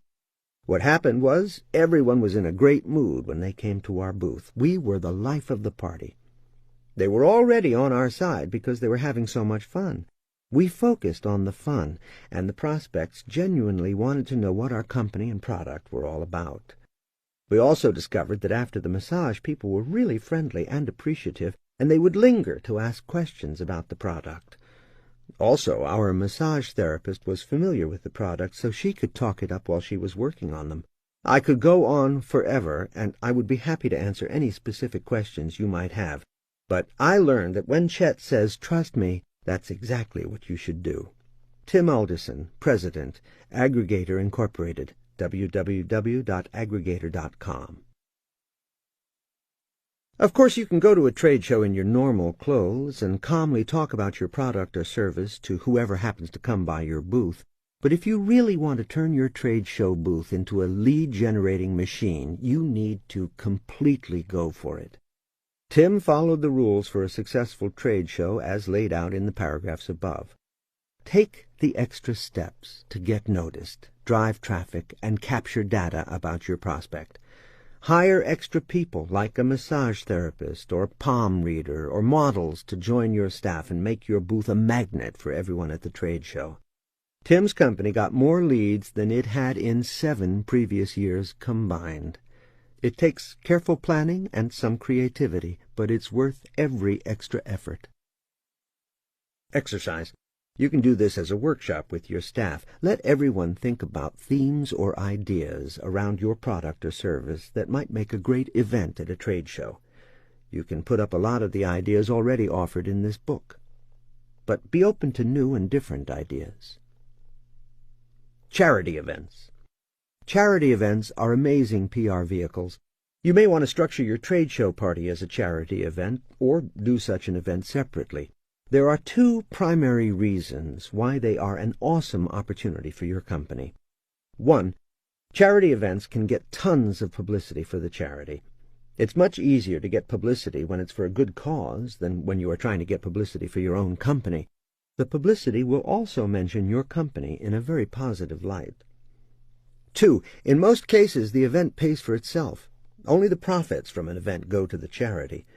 Ask restaurants, travel companies, and other trade show attendees to donate prizes, gifts, or entertainment, so the value of the event for those attending goes beyond giving to charity.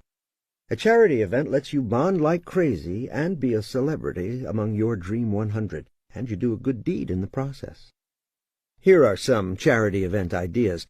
You could set up a film premiere with a local theater without involving the distributor.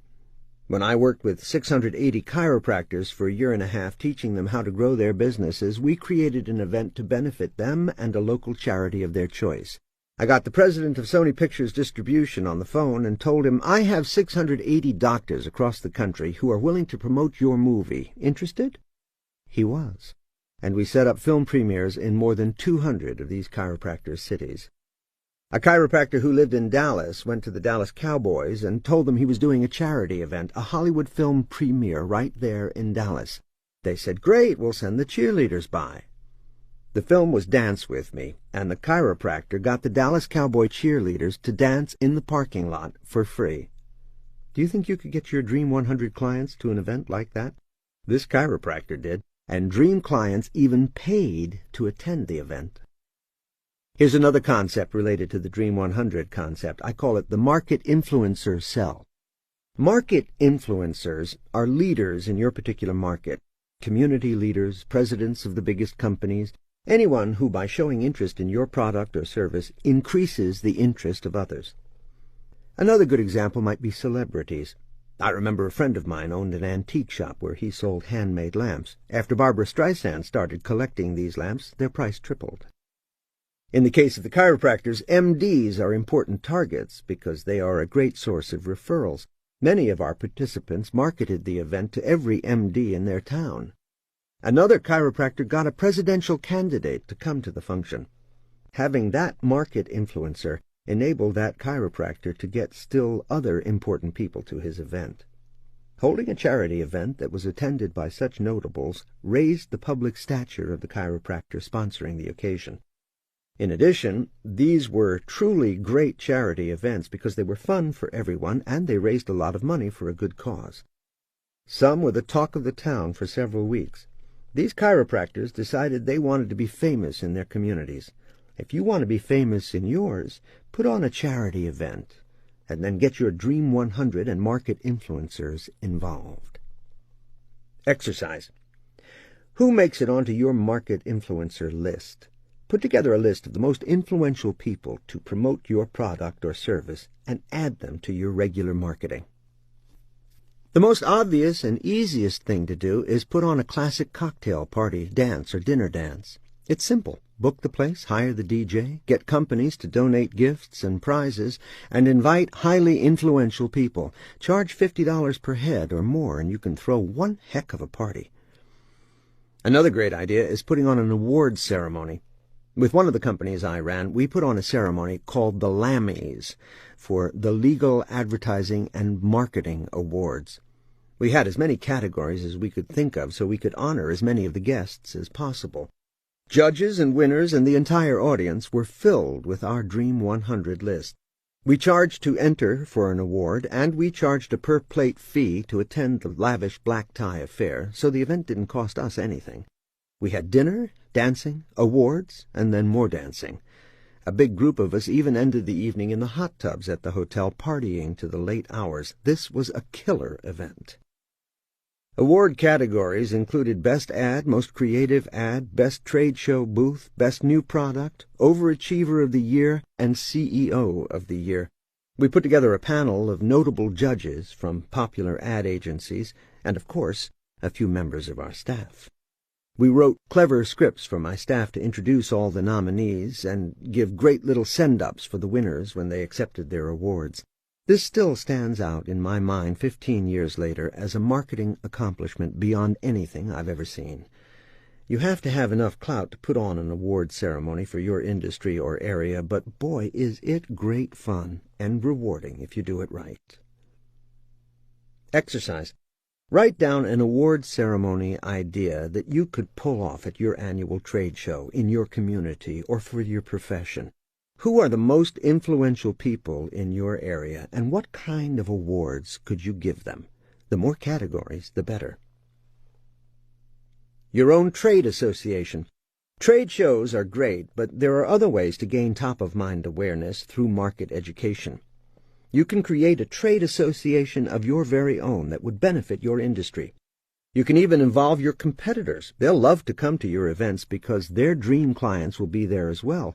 But you'll be in the catbird seat because it's your trade association. Ask your Dream 100 to be on committees, serve as chairman of subcommittees, and sit on the board of advisors. A trade association with worthy objectives is effective. Is there some problem in your industry that you can rally around? If you organize industry players around an important issue, you will rule your industry. Other educational ideas. I once put on an industry seminar for all my clients. I charged them to attend, and they gladly paid. We had 54 speakers, many of whom were from my Dream 100. We had 27 seminars, with breakout sessions and 2 heavy-hitter keynotes, one of whom was Jay Levinson, author of the Guerrilla Marketing series. You can also create a mass teleconference for your clients. I do these for nearly every company that hires me. One of my clients has one of the largest duck farms in the country. He sells primarily to Chinese restaurants, but wanted to expand into all restaurants. We put on a mass teleconference for him, where restaurant owners could learn many tricks for building their traffic. And at the end of the conference, we talked about the growing popularity of duck as an entree. The client who sells carpet cleaning services wanted to expand his reach to interior designers because they are market influencers in upscale homes. In his case, we put on a mass teleconference showing interior decorators how to get more clients and get more revenue from current clients. One way was to recommend this carpet and rug cleaning company, which in return would pay a commission for every client sent to them. The carpet cleaning client also has a product that protects furniture and carpets against stains and spills. So the last part of the conference was about how these interior designers could make additional revenue by offering this protective coating as an add-on, and how they could set their clients up for the gold service to schedule semi-annual cleanings. Exercise. What kind of mass teleconference can you offer your clients that they would happily attend? And what kind of a speaker would attract a good number of these clients? You will only need the speaker for 1 hour on a teleconference. If you can attract a big crowd to the teleconference, there's almost no speaker who would refuse to take part for very little money. Marketing Weapon 7. Internet. In 1995, only 5 million people used this marketing weapon. That number jumped to 105 million just 4 years later. Today, virtually everyone uses it. Amazon.com may have struggled in its early years, but it still took $1 billion in market share from other booksellers. Because Amazon grew with the Internet, the company reached $1 billion in sales in 4 years flat. Predating the Internet, other booksellers, bookstore chains, took 50 years to reach $1 billion in annual sales. The Internet can create an awesome opportunity, or it can become your worst nightmare overnight if some competitor learns to utilize it better than you. There are entire books on this subject, but here's my 5-pronged approach to tie this together with everything else you are doing here. 1. Capture leads. 2. Build a relationship. 3. Interact as much as possible. 4. Offer a webinar, web seminar. 5. Convert traffic to sales. One of the best lessons I've learned about building a healthy database is the concept of the Shy Yes page, taught by Alex Mandossian. My main homepage, www.chetholmes.com, is packed with opportunities to get things for free. At the time of this writing, that site is getting 52,000 unique visits every month. These are generally people who have heard me speak, read one of my articles, or heard about me from someone else or from some marketing we've done. On every page and at the end of every article, that site offers you a subscription opportunity for a free newsletter, free mass teleconference, free event, and so on. And with all that going on, only 1% to 3% of the visitors subscribe. That's 520 to 1,560 out of the 52,000. That site has other uses besides capturing leads, like branding and acquainting new folks with my material. But imagine how highly inefficient it would be to advertise that site on the radio, for example. I'd pay thousands of dollars to drive leads, and of those I'd drive a tiny percentage who would register to be emailed other promotions, and then those promotions might not even get opened. So, using the concept of the Shy Yes, we designed another site. Alex likens a website to trying to get a date. If you ask someone to marry you the first time you talk to her, you're not likely to get a yes, but if you ask her to have a cup of coffee, you might get a yes. It is hard to say no to a cup of coffee when you're in the market for romance and you kind of like the person, so it's an easier step. Translating that to the concept of a website, my main page is in your face from every direction with offers and things to do. This is not a bad thing, but the direction of the relationship is now unclear. You have to decide what you want to do on my site, and I have no control over what you choose.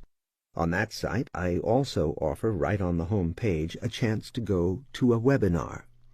Of those who go to the site, maybe 1 in 52,000 will actually register to attend a web seminar. Rather than my articles and interviews directing people to www.chetholmes.com, where there are 100 choices of what they can do, we created www.howtodoublesales.com. This site only gives people one choice. Give me your email address and go look at a 4-minute video on how to double your sales. At this site, there is a small paragraph with an audio component of my voice welcoming you to the site. To enter the site, you give just your first name and email address. There are no other choices, nothing to distract you. Get this, an astonishing 37% who go there opt in. This has built my database dramatically in a very short period of time. Of those who opt in, 2% to 6% opt to go to the next step, which is to participate in a webinar. So if I'm getting 10,000 unique visits, 3,700 of them give me their email address, and of those, 74 to 222 opt to take the webinar.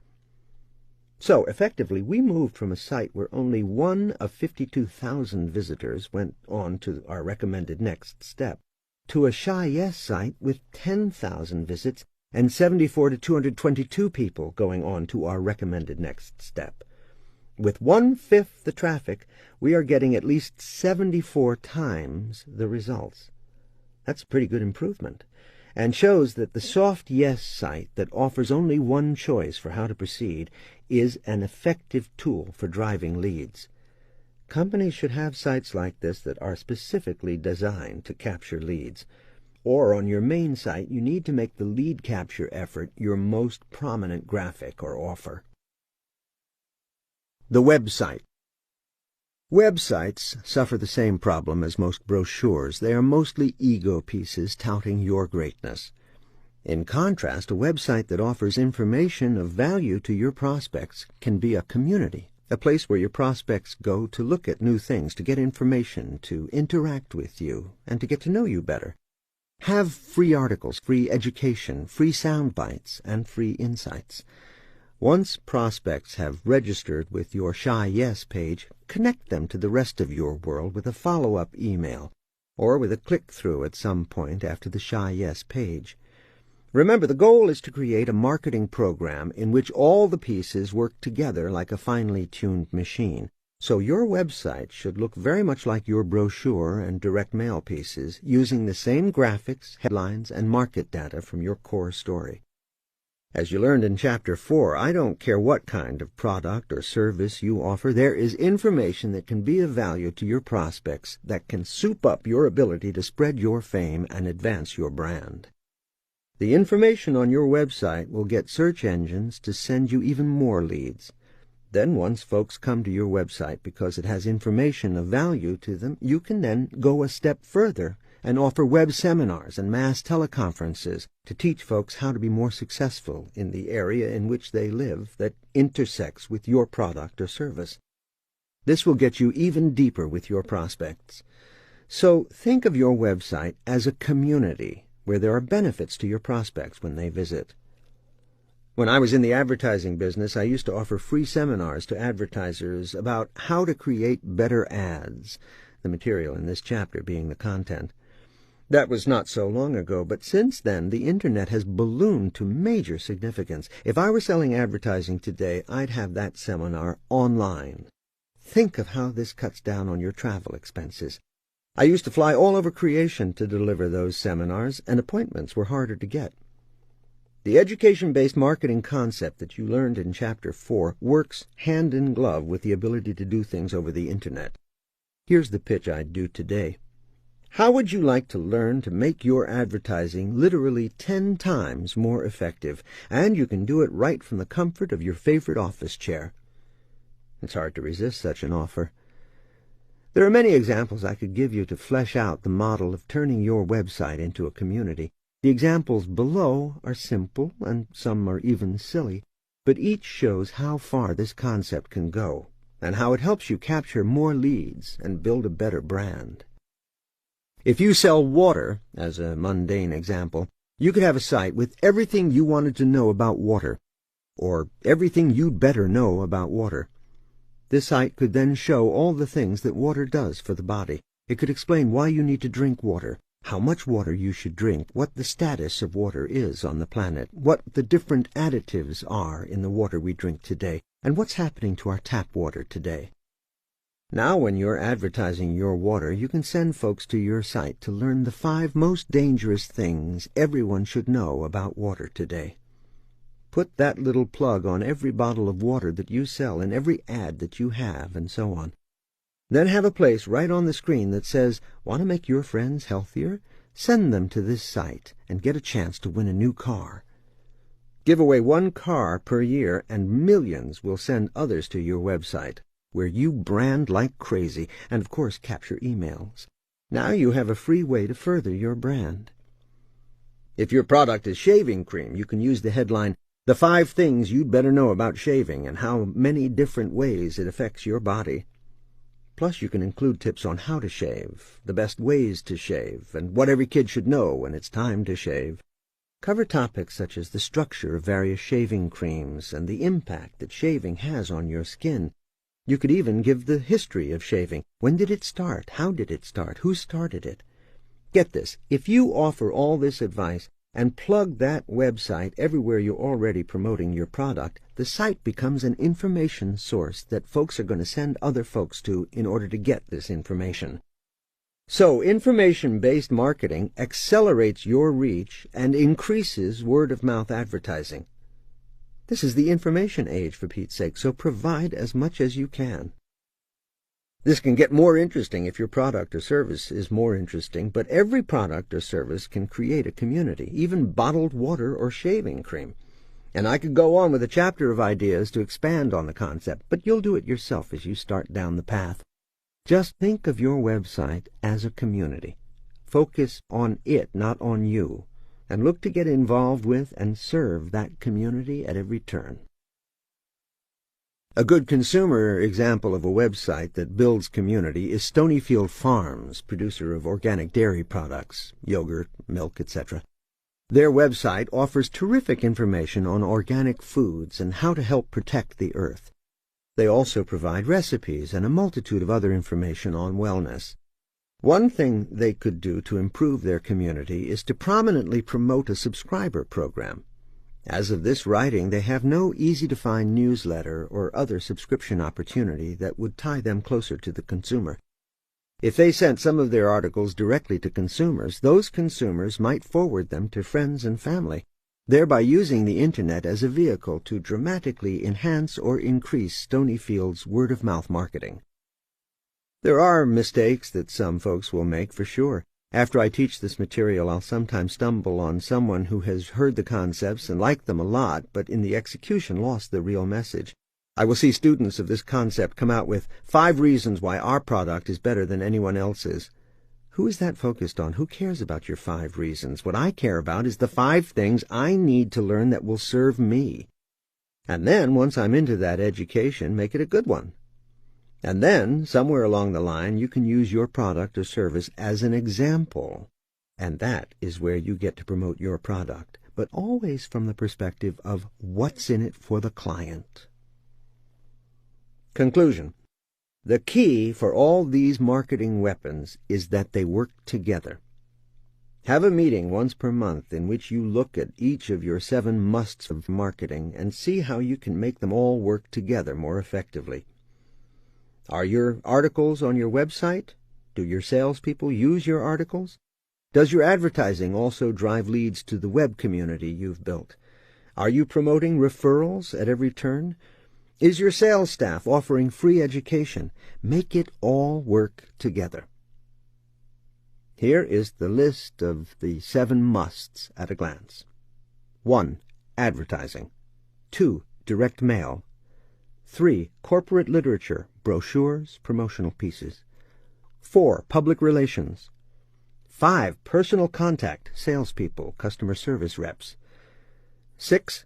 Market education, trade shows, speaking engagements, Chet-style marketing efforts as described in Chapter 6. 7. Internet, your websites, email efforts, and affiliate marketing. 8. The eyes have it. Attract and close more buyers by using more compelling visuals, plus the biggest mistakes everyone makes when presenting. As you've learned throughout this book, building the ultimate sales machine is not just about sales, but about tuning up every aspect of your business to run with precision. In this chapter, you will learn how to use visual aids with tremendous effect. You will also learn how to attract more buyers, influence them more effectively, and close more sales once you are in front of those buyers. We human beings remember 20% of what we hear, 30% of what we see, but 50% of what we both see and hear. Obviously, your communication impact nearly triples when using visual aids over not using them. Information that is visually illustrated and communicated has a dramatic and direct impact on the brain. As a top producer, I recall being very resistant to using visual aids. I don't need them, I said. I'm a top producer. Then I took a high-end training program that showed not only how powerful visual aids are, but that they close more sales and close for higher rates. That's right.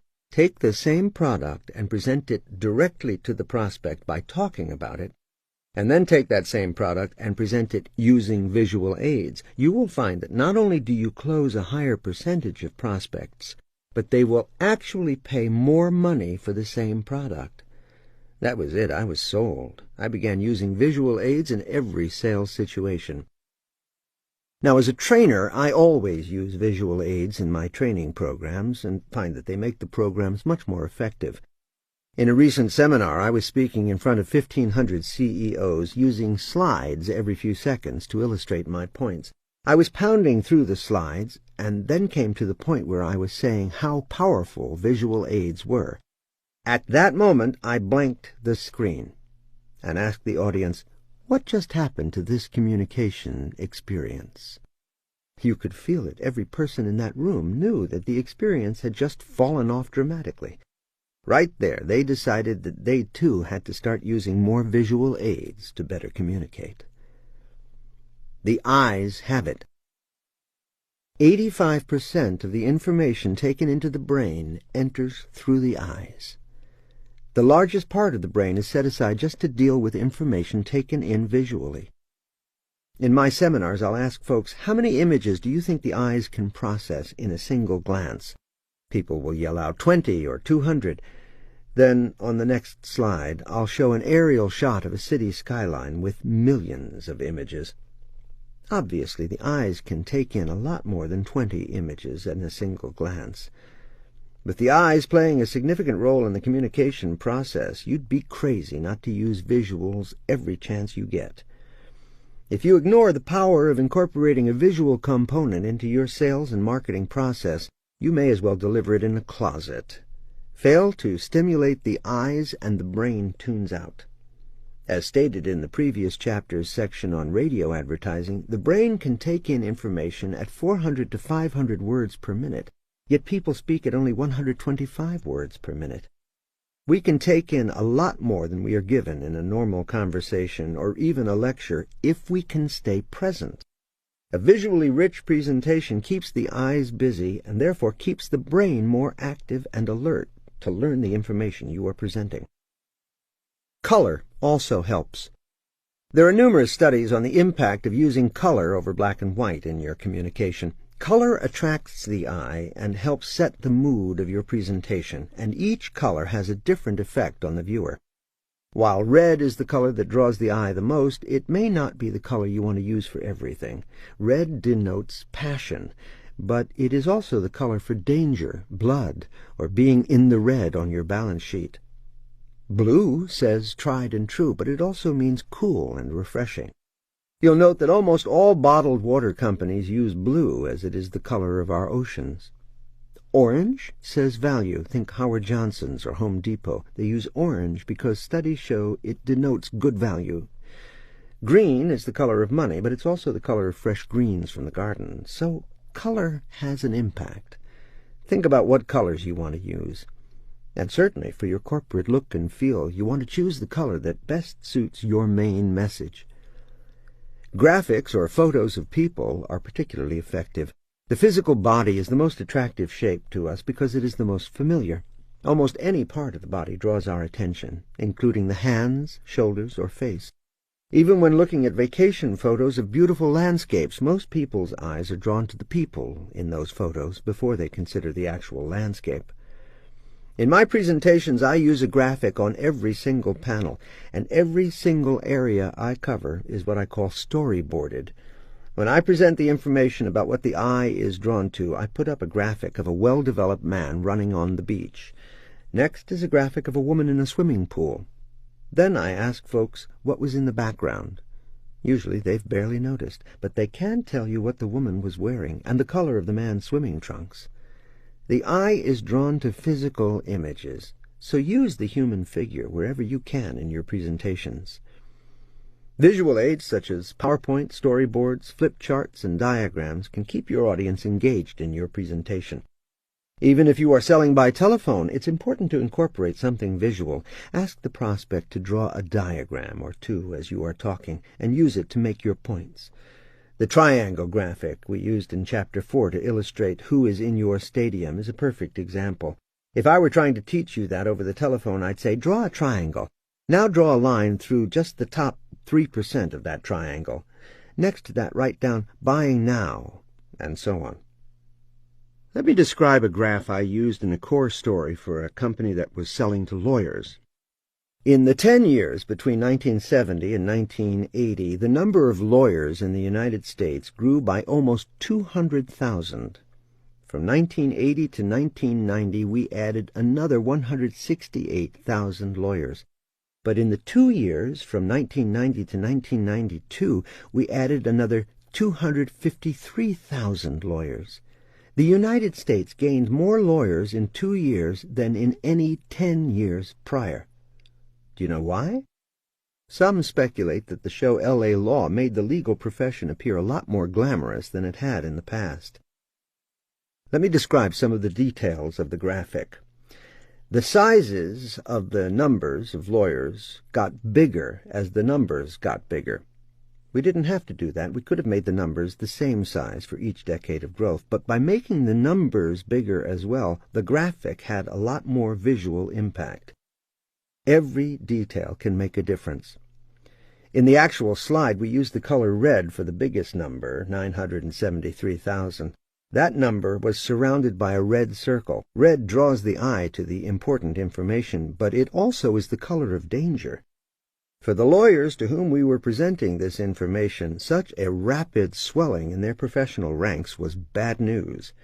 As the number of lawyers in the United States grew, the total billing for the market was only growing at its normal rate.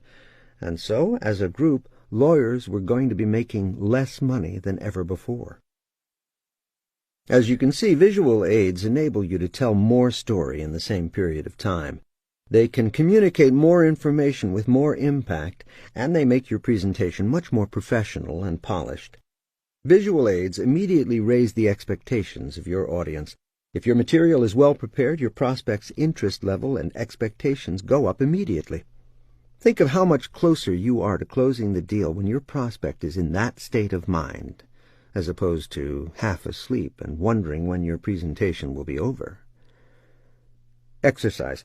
Right now, think of a few of your sales points that you can communicate using visual aids. Maybe it's the performance of your product or service. Is it faster or easier than your competitors? How would you show that? Maybe it's production or output. Can you use a bar chart or graph to show the difference between you and all your competitors? Write down 5 sales points you want to communicate and think through how you might show these points instead of just telling them. Can you use common shapes? If you sell by phone, can you say things like, picture it like a triangle with the top cut off? Or can you get your audience to actually draw something? This would be a great exercise to do with your team as a workshop. Rules for effective presenting. Rule 1. KISS. Keep it simple, stupid. Your presentation needs to be easy to follow and understand. Don't clutter the page with text or too many graphics. You should have no more than 1 big heading and only 3 to 4 bullet points per panel. Rule 2. KIFP. Keep it fast-paced. Prospects will get bored if you spend too much time on 1 page. You should be covering 2 to 3 panels a minute. Don't just show one and stand there and talk for 10 minutes. Keep the presentation moving. There should be a new point coming up visually every 15 seconds or so. Or, if it is a panel with 3 bullets, have only 1 bullet come up at a time. If all 3 come up, your audience will read ahead and you will lose control. Done properly, visual aids give you more control over the communication experience at every level. In web seminars, it's critical to have constant images flashing across the screen. You're not in the room with them, so they can start checking email and multitasking unless you're showing so much new data or so many images every few seconds that they have no time to multitask. One of the bonuses that you receive from purchasing this book is a $61 discount to a superbly crafted web seminar that follows all these rules. See www.chetholmes.com/book for details. Rule 3. Use wow facts and statistics. You literally want your client to say, wow, I didn't know that. As you learned in Chapter 4, Becoming a Brilliant Strategist, factual information at the beginning of any presentation creates a sense of credibility that carries over even for the sales part of your presentation. But facts that are particularly jarring or revealing have a power beyond just establishing credibility. They keep people interested and give them something right off the bat to remember. Later that night at dinner, your prospects might tell their husband or wife. The next day, they'll tell a colleague, and it will spread from there. Choosing wow facts can also set up the buying criteria for your product or service and turn everyone who hears your presentation into a mini salesperson for you. Here are 2 examples. The first is a wow fact panel titled Breast Cancer in Women. On the right side of the panel are 2 groups of women's silhouettes. The upper group, labeled 1940, 1 in 20 risk, has 19 black silhouettes and 1 white silhouette. The bottom group, labeled Today, 1 in 8 risk, has 7 black silhouettes and 1 white silhouette. On the left side of the box, the text reads, Breast cancer is the leading cause of death for women between ages 40 and 55. 50 years ago, there was a 1 in 20 risk. Today, it's a 1 in 8 risk. Since 1940, when the chemical age was dawning, breast cancer deaths have risen steadily by 1% per year in the United States. Similar increases have been reported in other industrial countries. This information was used by a client who sells supplements that improve your body's ability to fight toxins in the environment. His entire core story was filled with remarkable data that made people say, "Wow." The second visual I'd like to describe for you is a visual for men, titled, "Dangerous Drop in Sperm Count. Are We on the Verge of Extinction?"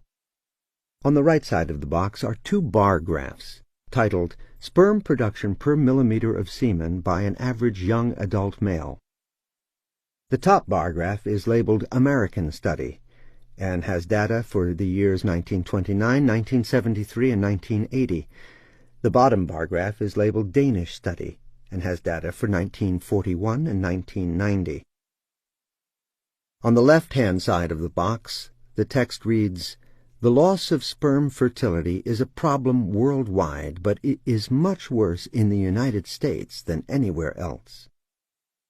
In the bar graph of the American Study, the year 1929 goes to 100 million, 1973 to 60 million, 1980 to 20 million. In the bar graph of the Danish Study, 1941 goes to 110 million, 1990 to 66 million. According to research that was done for this client, in 1929 the average male sperm count was 100 million per milliliter. By 1980 it was down to 20 million. Today it's only 5 million. While 5 million still sounds like a lot of sperm, it only takes one to get a woman pregnant, this information viewed in context of our past is pretty darn scary. The loss of sperm and infertility are worldwide problems, but they are much worse in the United States than anywhere else. This is market data, and it's way more motivational than product data, especially if you are selling nutritional supplements, as this company is doing, www.primezyme.com. Again, to get wows, you need to look at information over time. If I told you that we have 5 million sperm per milliliter, that's not big news, but when you see that it was 100 million 70-some years ago, that's really powerful. The first thing to do with any presentation is provide an overview of your industry over time. I had a client who sold to car dealerships, so the first thing we did was look at how many car dealerships there are selling how many cars. And that's a nice little fact that should be in your core story if you're presenting to car dealerships. But if you look at what's happened to them since 1950, it gets you a "wow, I didn't know that" from the dealer. According to this client's research, in 1950, 47,000 car dealerships sold 7 million new cars per year. Now, 17,000 dealerships sell 21,000 new cars per year. Does not count used vehicles sold. Car dealerships are consolidating like crazy. Is this important? Not really. Does it get the dealer to say, "Wow, I didn't know that"? Yes. Does it start right off establishing that you know more than the person you're presenting to? Yes. So begin every core story or presentation with wows. Exercise. Who is the audience for your presentation? Write down 5 overview facts you'd like to know about that would be interesting to them. Then set about finding this information over time. How many of them are there? How many were there 30 years ago? What is the failure rate of this type of company? Or if it's a consumer matter, what are the issues surrounding those consumers that are going to be of interest to them? The same information you put on your website can be used in your presentations. I had a client that wanted to sell skincare products to day spas, so I asked the researcher to tell me the failure rate of day spas. I was looking for the pain point to motivate spa owners to take interest in my client's hot new service. The data came back. The failure rate was very small. However, because we asked the researchers to look at data over time, we discovered that the growth rate was unbelievable. From approximately 90 day spas in the U.S. in 1980 to 16,000 today.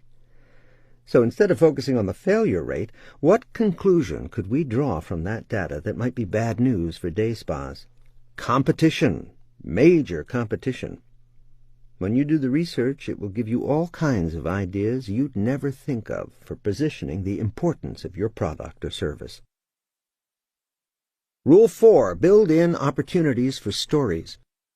Well-told stories increase recall by another 26% over making a point without a story to illustrate it.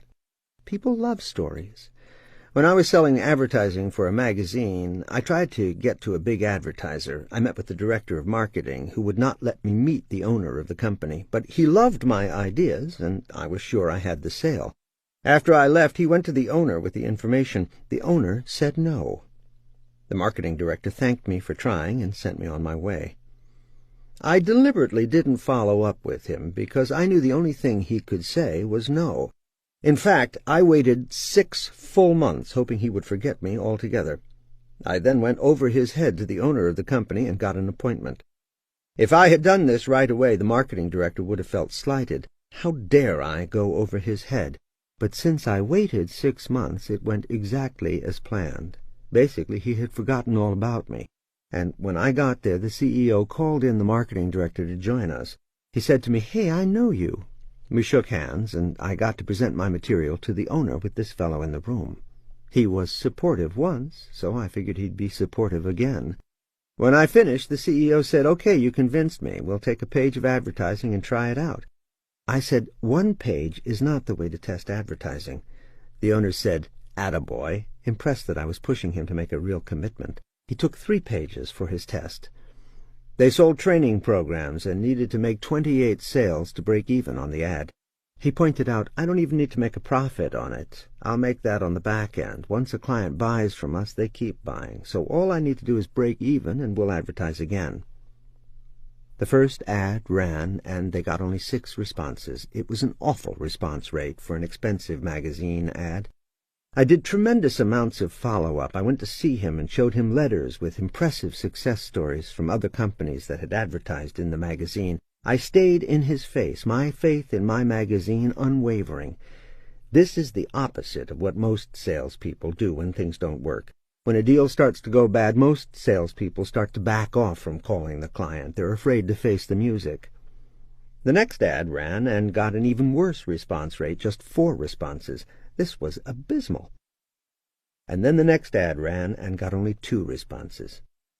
Each time I intensified my follow-up with more and more stories of how other companies got amazing response rates. Maybe I should point out in my defense that he ran an ad that featured 3 different authors of his training programs, and each one had progressively less hair. The dull black and white ad looked more like a hair replacement ad than an ad for professional training programs. I told him his ad wasn't working and he needed one that would stand out. I presented all the information you learned in the previous chapter about how to create an ad that will stop people in their tracks, and suggested if you really want to get attention, you need to buy a full-page spread and put an insert in the middle of it. This way, the magazine will open to your ad because the insert is a cardstock material. On the insert, you can put an order form for folks to order. He listened and took a 4-color full-page spread and insert, following my advice on content and design in the annual trade show issue. This was much more expensive than his other 3 ads, so this was sink or swim for me. I had built enormous credibility by not backing off in the face of failure, and the client was following my advice one last time.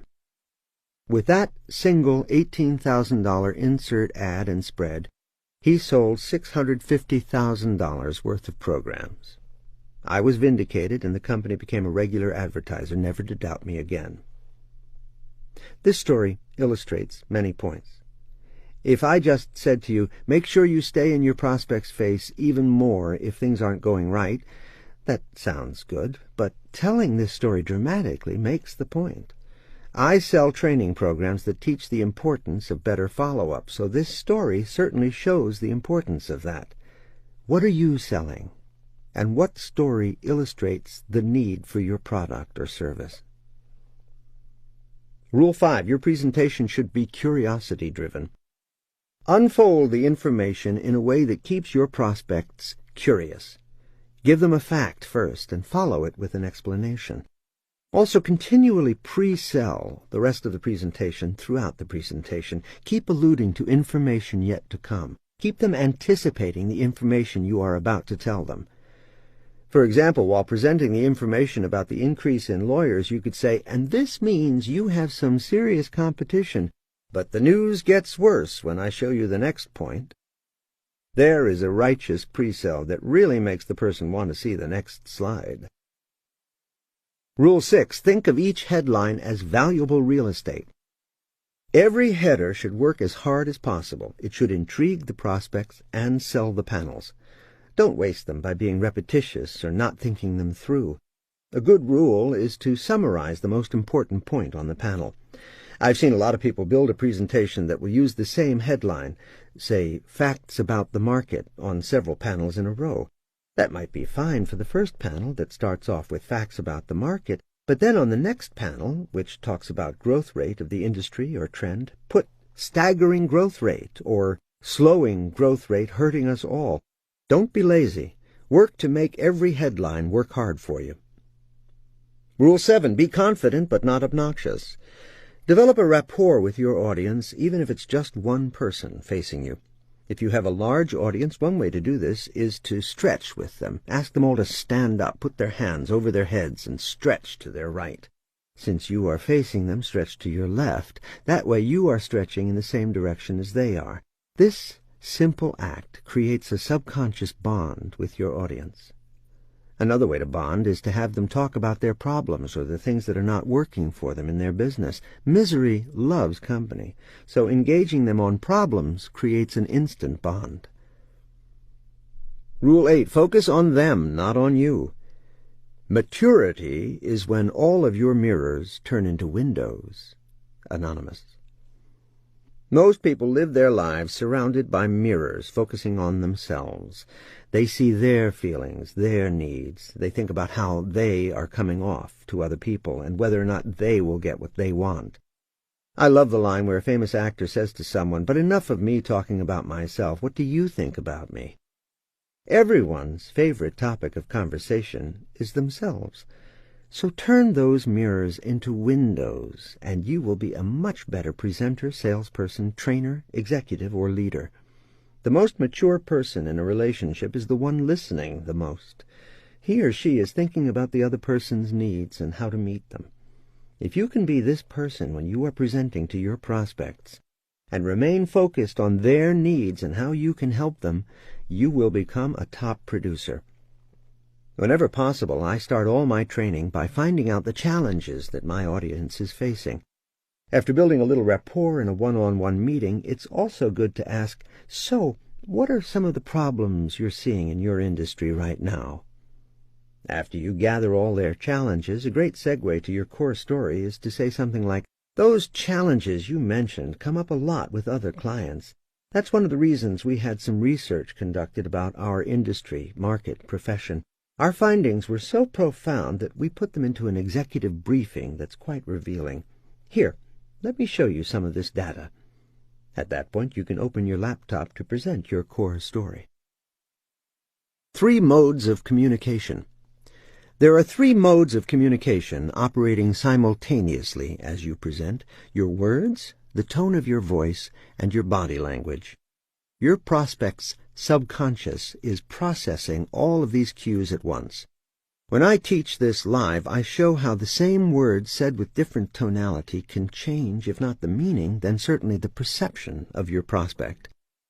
Over the telephone, your tonality is going to be far more important than the words that you use. If you are insecure, even if you're saying the perfect words, prospects hear that insecurity and their reaction will reflect that. The most powerful thing you can do over the telephone is to speak with what I call a voice of authority. Sound important, or like the issues you are about to discuss are important. That screams to the subconscious of your prospect. When I have a top studio head or the CEO of a $100 billion company on the telephone, my voice communicates that I am important, and that what I have to say is important as well. Practice sounding like an investigating detective with a lot of authority in your voice. It's a very powerful tonality and grabs the attention of your prospects right away.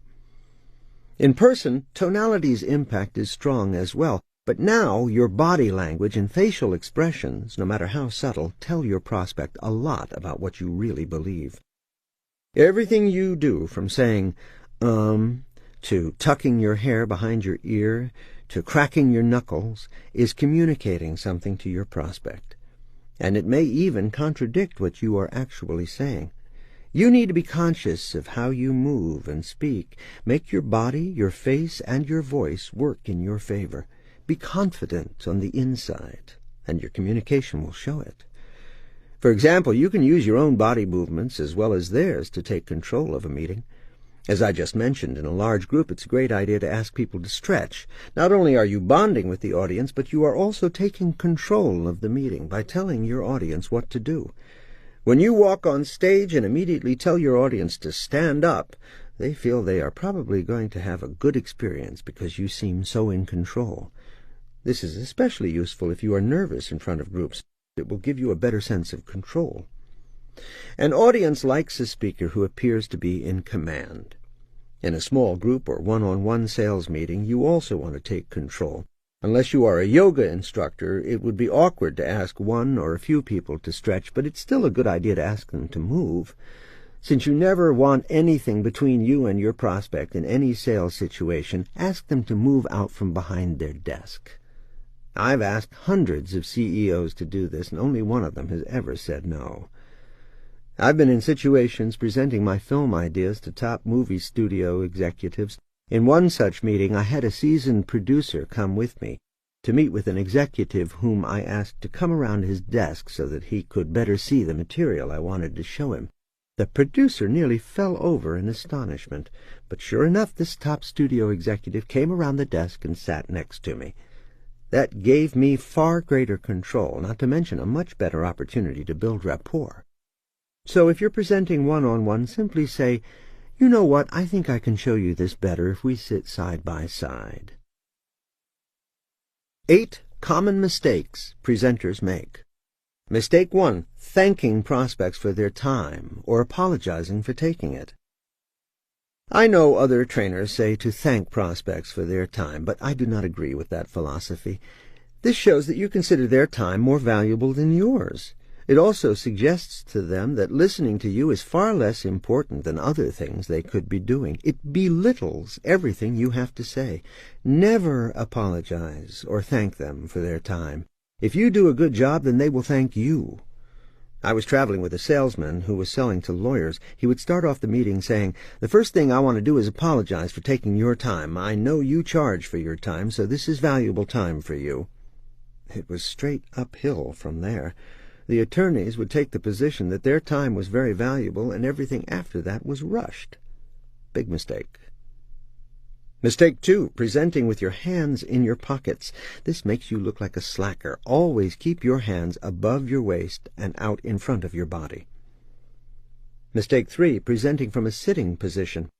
People will pay more for the same product when it is presented to them from a standing position than when it is presented from a sitting position. So stand up when presenting. It's a position of greater authority. Even in one-on-one meetings, it will change the dynamic. "Do you mind if I stand while I present this? I think better on my feet." I've never had anyone say, "No, don't stand." Mistake 4, being led around by your nose. If the prospect asks a question in the middle of your presentation, a common mistake is to interrupt what you are saying and answer it right then and there. I've seen this 100 times. If the prospect takes control of the meeting, you will not make the sale. Don't let him lead. In any sales situation, you need to take the lead. Even if you are selling retail, you're never going to close someone if you're following him around the store. Instead, ask him what he's looking for and lead him to that item in your store. Get him to follow you, and you're on your way to a close. You must lead to close. Even if leading means asking a lot of questions, you're still the one controlling the meeting. Mistake 5, letting the materials upstage you or guide you. Many salespeople cling to the presentation as if that would make the sale. The presentation is never going to make the sale. You are. Visual aids are just that, aids. You are the presenter. One thing I do when interviewing salespeople is to have them present something to me. I'll give them 10 panels of a presentation, core story, and allow them a few minutes alone to practice them. And then I'll come back in and ask them to present. If they read the bullets mindlessly, they're in for big trouble out in the field. A great presenter can make those bullets roar to life with excitement. Mistake 6. Keeping it totally serious. Humor increases interest and retention. Every core story or presentation should have some humor built into the panels. A joke from a popular cartoon like The Far Side is great for this. You can buy the 365-day calendar and just page through it, looking for a joke that will be funny at a certain point in your delivery. When I teach this program live, for example, I introduce Sammy Schleb, the world's worst presenter, and show how he ruins his opportunities by presenting poorly. Mistake 7. Failing to practice the presentation each and every time before you give it. The more you know the material, the more persuasive, powerful, and effective you can be. If you are glued to the presentation and have to read it, you're in trouble. The biggest mistake most presenters make is reading the presentation without practicing aloud, pretending they have a live audience. It's in the out-loud practicing that you'll develop great segues, pre-sells for info yet to come, and perhaps even a little humor. One of my clients hired a salesman and gave him a video training program teaching him how to present and a fantastic full-color presentation to practice. He rehearsed until he felt he was ready, and then presented to me and the CEO of the company. We listened to a painfully dull, word-by-word reading of the bullets. I retrained him immediately. We covered all the points in this module. Make it exciting. Move fast as the wind. Make it a dynamic and compelling experience. Know the material cold. Draw some conclusions for your audience. Don't read the bullets mindlessly. Develop the patter between the panels covered on the next page. Then the sales rep went out and presented to 20 clients. He didn't get even one sale. Confounded, the CEO and I thought we'd better take a look at how he was doing the presentation. To our horror, he was still reading the bullets mindlessly. He did not link the points together or relate them directly to the prospect's business. There was nothing dynamic about his delivery, no stories to illustrate his points, no humor. I worked with him some more, and then we reviewed his process 2 weeks later. He had developed cue cards to help him be more dynamic. No help. He was still sluggish and wooden. The moral to the story? Some people just can't present. Others are natural communicators and born to present. That said, practice can make a huge difference, and whatever you do, test this trait before you hire someone. Here's another true story. In an almost identical situation where the rep just did not know his material, the client actually took the presentation away from him. The client said, "I can read these bullets faster on my own." That's what you call dying in front of an audience. Mistake 8, having no idea what comes next in the presentation. You need to pre-sell every panel if you can. Make your audience's mouths water with anticipation. The next panel is the #1 most important point I'm going to show you. By knowing your material so you know what comes next, you can pre-frame, pre-sell, and promise great material in the sections yet to come. This way you keep the excitement and anticipation going all through the presentation. By knowing the material cold, you can have what I call the patter between the panels.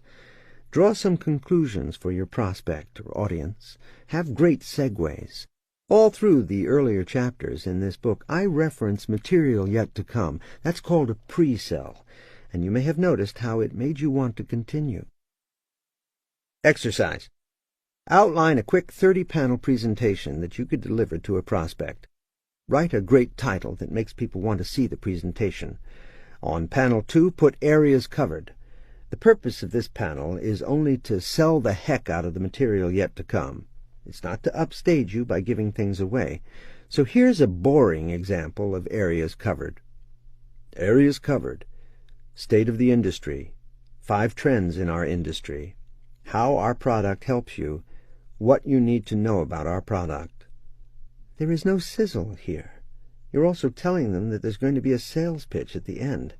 So, let's try this. Areas covered. State of the industry, how times have changed. 5 trends that could put you out of business or send you to the stars. Some solutions everyone should know to succeed. How you can be ahead of the pack in every way.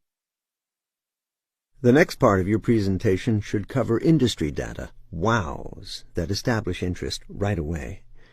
Then you can go into issues or problems that your clients are going to have. I know other trainers say don't call them problems, call them challenges. Yes, that's fine when you're referring to your challenges internally. But when you're presenting to clients, you can tell them that they have problems. It sounds worse and puts them in the mindset to be open to solutions. If you've done a great job, it will be extremely clear that your products or services will solve some of those problems.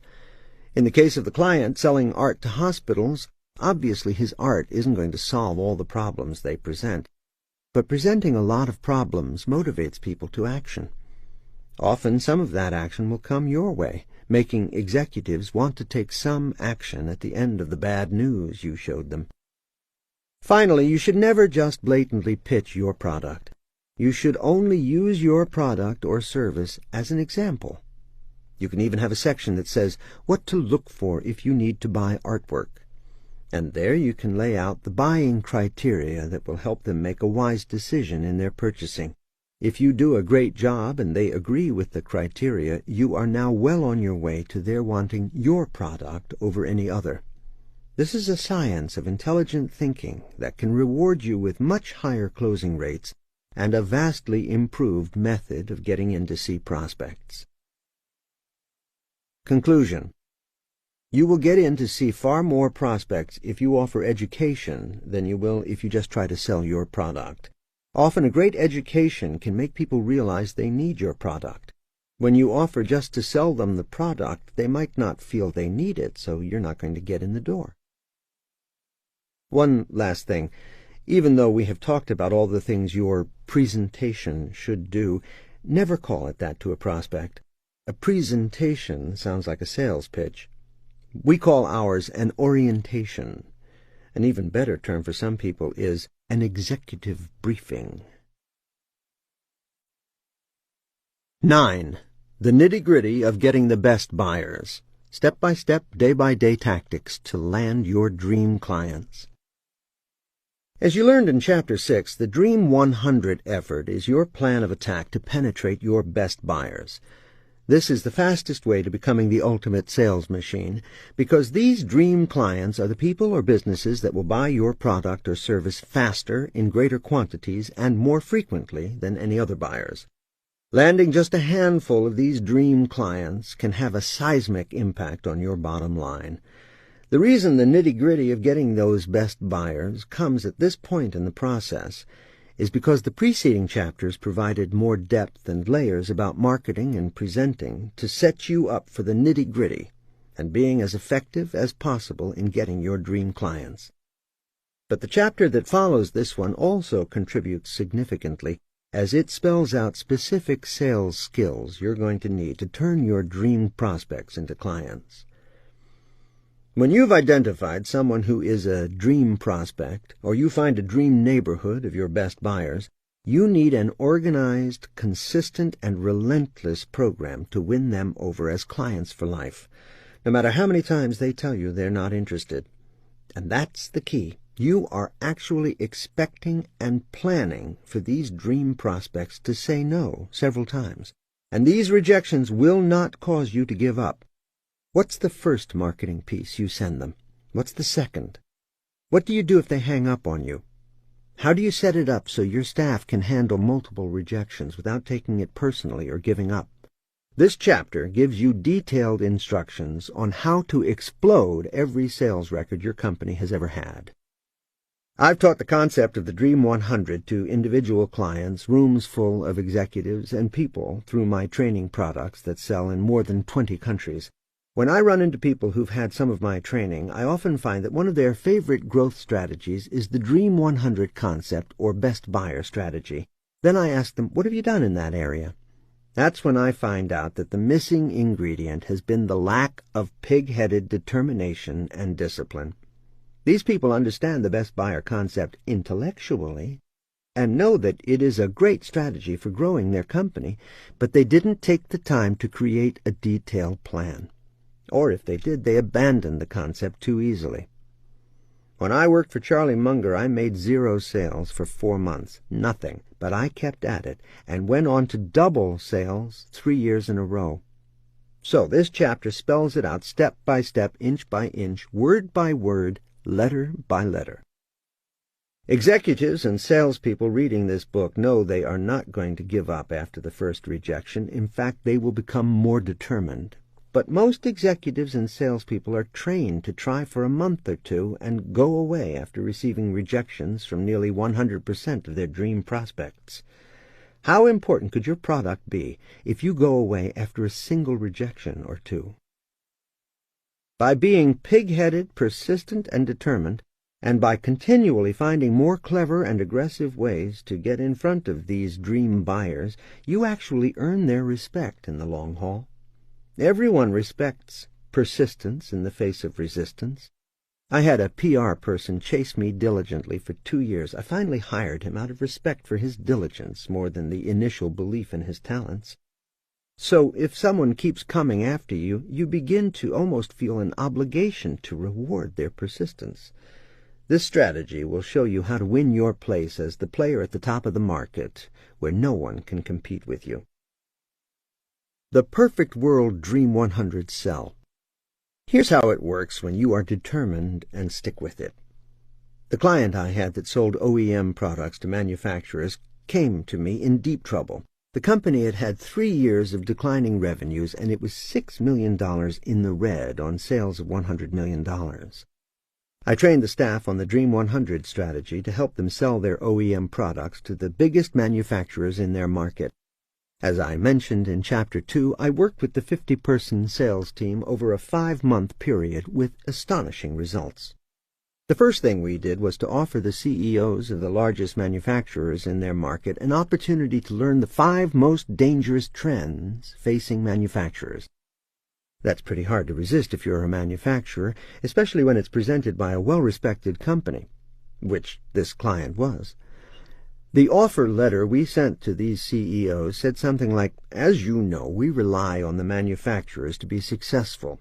To that end, we have commissioned a study and found that you have some serious problems. To help make certain that manufacturers are successful, we are now making this information available at no cost to you."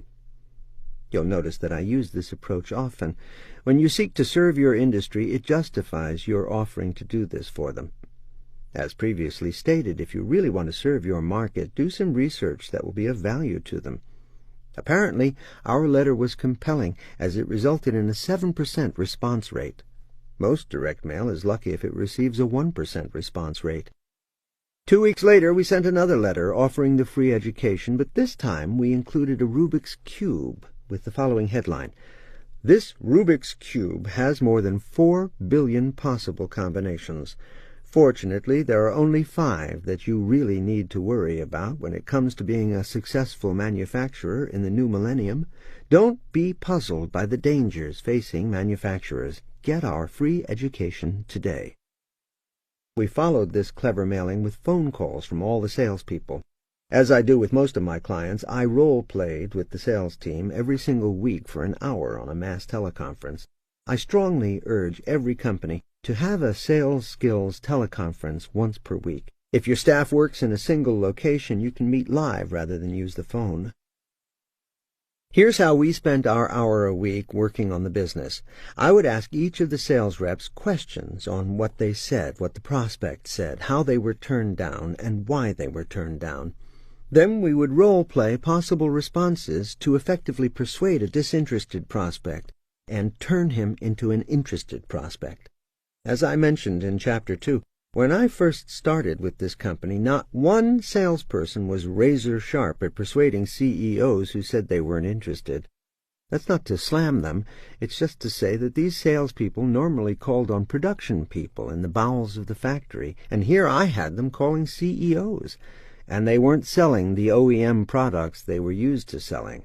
They were now selling a free educational program that ultimately sold the OEM product much more effectively.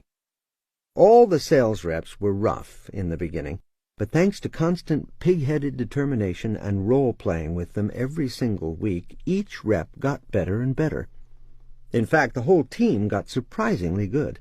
By the end of the 5-week period, every role-play with every rep was pretty darn effective. Back to the mailers. We continued sending their dream clients a clever mailer with a cute gift every other week for 5 months.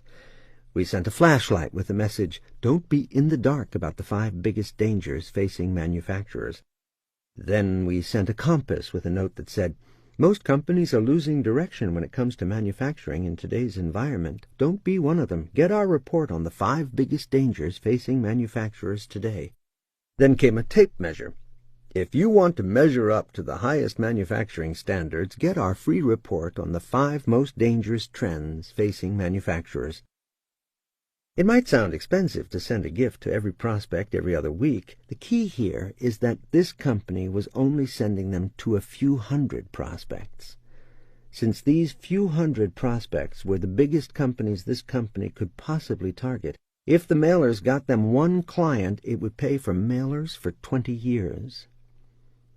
We had sent only 4 such mailers when a huge client told one of the salespeople, "Oh, yes, glad you called. I just have to have you come here and meet with me."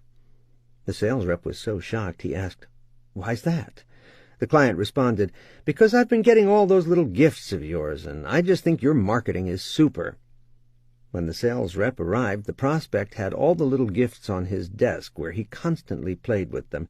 He even jokingly cursed out the sales rep because he was addicted to the Rubik's Cube. This kind of diligent and consistent marketing effort wins over just about everyone if you stick with it long enough. The point is that you stand out in the crowd with great marketing. Within 3 months, we secured meetings with half of their Dream 100 prospects. The education, which was their core story, was so compelling that 100% of the prospects who responded and experienced the education took the offer to test my client's OEM product.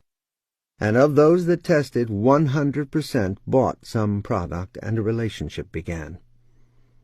This single activity took this company from being $6 million in the red to being $2 million in the black the following year. Needless to say, the client was utterly thrilled. 6 simple steps for getting down to the nitty-gritty. Here are 6 simple steps to help you get your dream clients. 1. Choose your Dream 100. 2. Choose the gifts. 3. Create your Dream 100 letters. 4. Create your Dream 100 calendar. 5. Conduct Dream 100 follow-up phone calls. 6. Present the executive briefing. Step 1. Choose your Dream 100. In Chapter 6, you made lists of your dream clients, neighborhoods, and affiliates. Take a look at those again. This is your starting point to create your Dream 100 target list. Make sure you are clear on your criteria for your dream list. What kind of clients or neighborhood qualifies as your Dream 100? Are they successful, so they have the money to spend if they want or need to buy? If you're in health care, do you want to go after the biggest hospitals? If you're in real estate, you probably want to target the neighborhoods with the most expensive homes. For companies that sell business to business, like the office supply company I used as an example, you will want to decide on criteria such as the number of employees, value of company, location, industry, or whatever else qualifies a company to buy faster, more, and more often than any other buyer. You can do this easily online. One way is to go to www.zapdata.com, input your criteria, and in minutes you'll find out all the companies of a given size in any industry in your area. It is important to create a database where you can store a lot of information about your prospects. The more you know about your dream clients, the better you will be able to target them. Also, by getting your salespeople to capture great data on each client and having a database to store it, you'll have all the information you need to continue targeting them even if a salesperson leaves. If they are really big clients, it's worth the time to do a little research on them before you begin your hunt. Check out their website and any other promotional materials or articles on them that you can find. Every phone call you make to that prospect, even if it's merely to find out the correct address or spelling of the CEO's name, is a great learning opportunity. Another common tool used by many sales reps to get more details about their prospects is www.hoovers.com. Hoovers is a subscription service that provides up-to-date information on companies as well as industries and markets. If you do sell business to business, you need to decide who at each dream company will be your ideal prospect. Here's the rule for choosing your target. Approach the one who has the authority to say yes. In the case of the manufacturer, the rep sold to a line executive who only had the power to say no. If that line exec wanted to add that client's product, he had to go higher up in the company to get permission. The person who would give the permission is the one you want to target with your efforts. This also dictates the kind of information you send. In the case of the company selling art to hospitals, the information in its core story was of ultimate value to the CEOs of the hospitals. Therefore, the education-based marketing approach enabled it to get hundreds of CEOs to participate in its free education. So who is the person who can say yes to your product or service? Is your market data targeted effectively at that person? Step 2. Choose the gifts. I found that one of the best ways to get noticed by your Dream 100 is to send them small gifts every 2 weeks. Choose gifts like the Rubik's Cube I've already mentioned. It's just an inexpensive plastic puzzle that is slightly bigger than a cube of sugar. You want to consider many ideas for this. Just keep the gifts inexpensive. Expensive gifts come off like you're trying to bribe them. I have a client who has paid me millions, and he wouldn't let me buy him anything expensive as a thank-you present. For Christmas, he has sent back the $1,000 pen I tried to give him to thank him for his business. Some executives will view expensive gifts with discomfort, so cheap is better. The prospect smiles at the gesture and doesn't feel bribed. Another key to this is that the gifts should be useful, things that they will want to keep or play with, or take home to a child. Later in the chapter, we'll provide a list of ideas, along with sample headlines you could utilize to accompany the mailers. You want to make your gifts useful, so the prospect will keep them and think of you often. If you send them a fake $100 bill keychain, it is likely to go right in the garbage. But if you send them a pen light, a tape measure, or even a squirt gun, the executives are likely to put it in their drawer and hang on to it. Once when I ran a trade show, the salesperson who sold us all of our incentives, binders, bags, and so on, stopped by and gave me a flashlight pen as a thank-you gift. I put it in my jacket pocket, thinking I would give it to my kids later. That was the day of the 1989 San Francisco earthquake.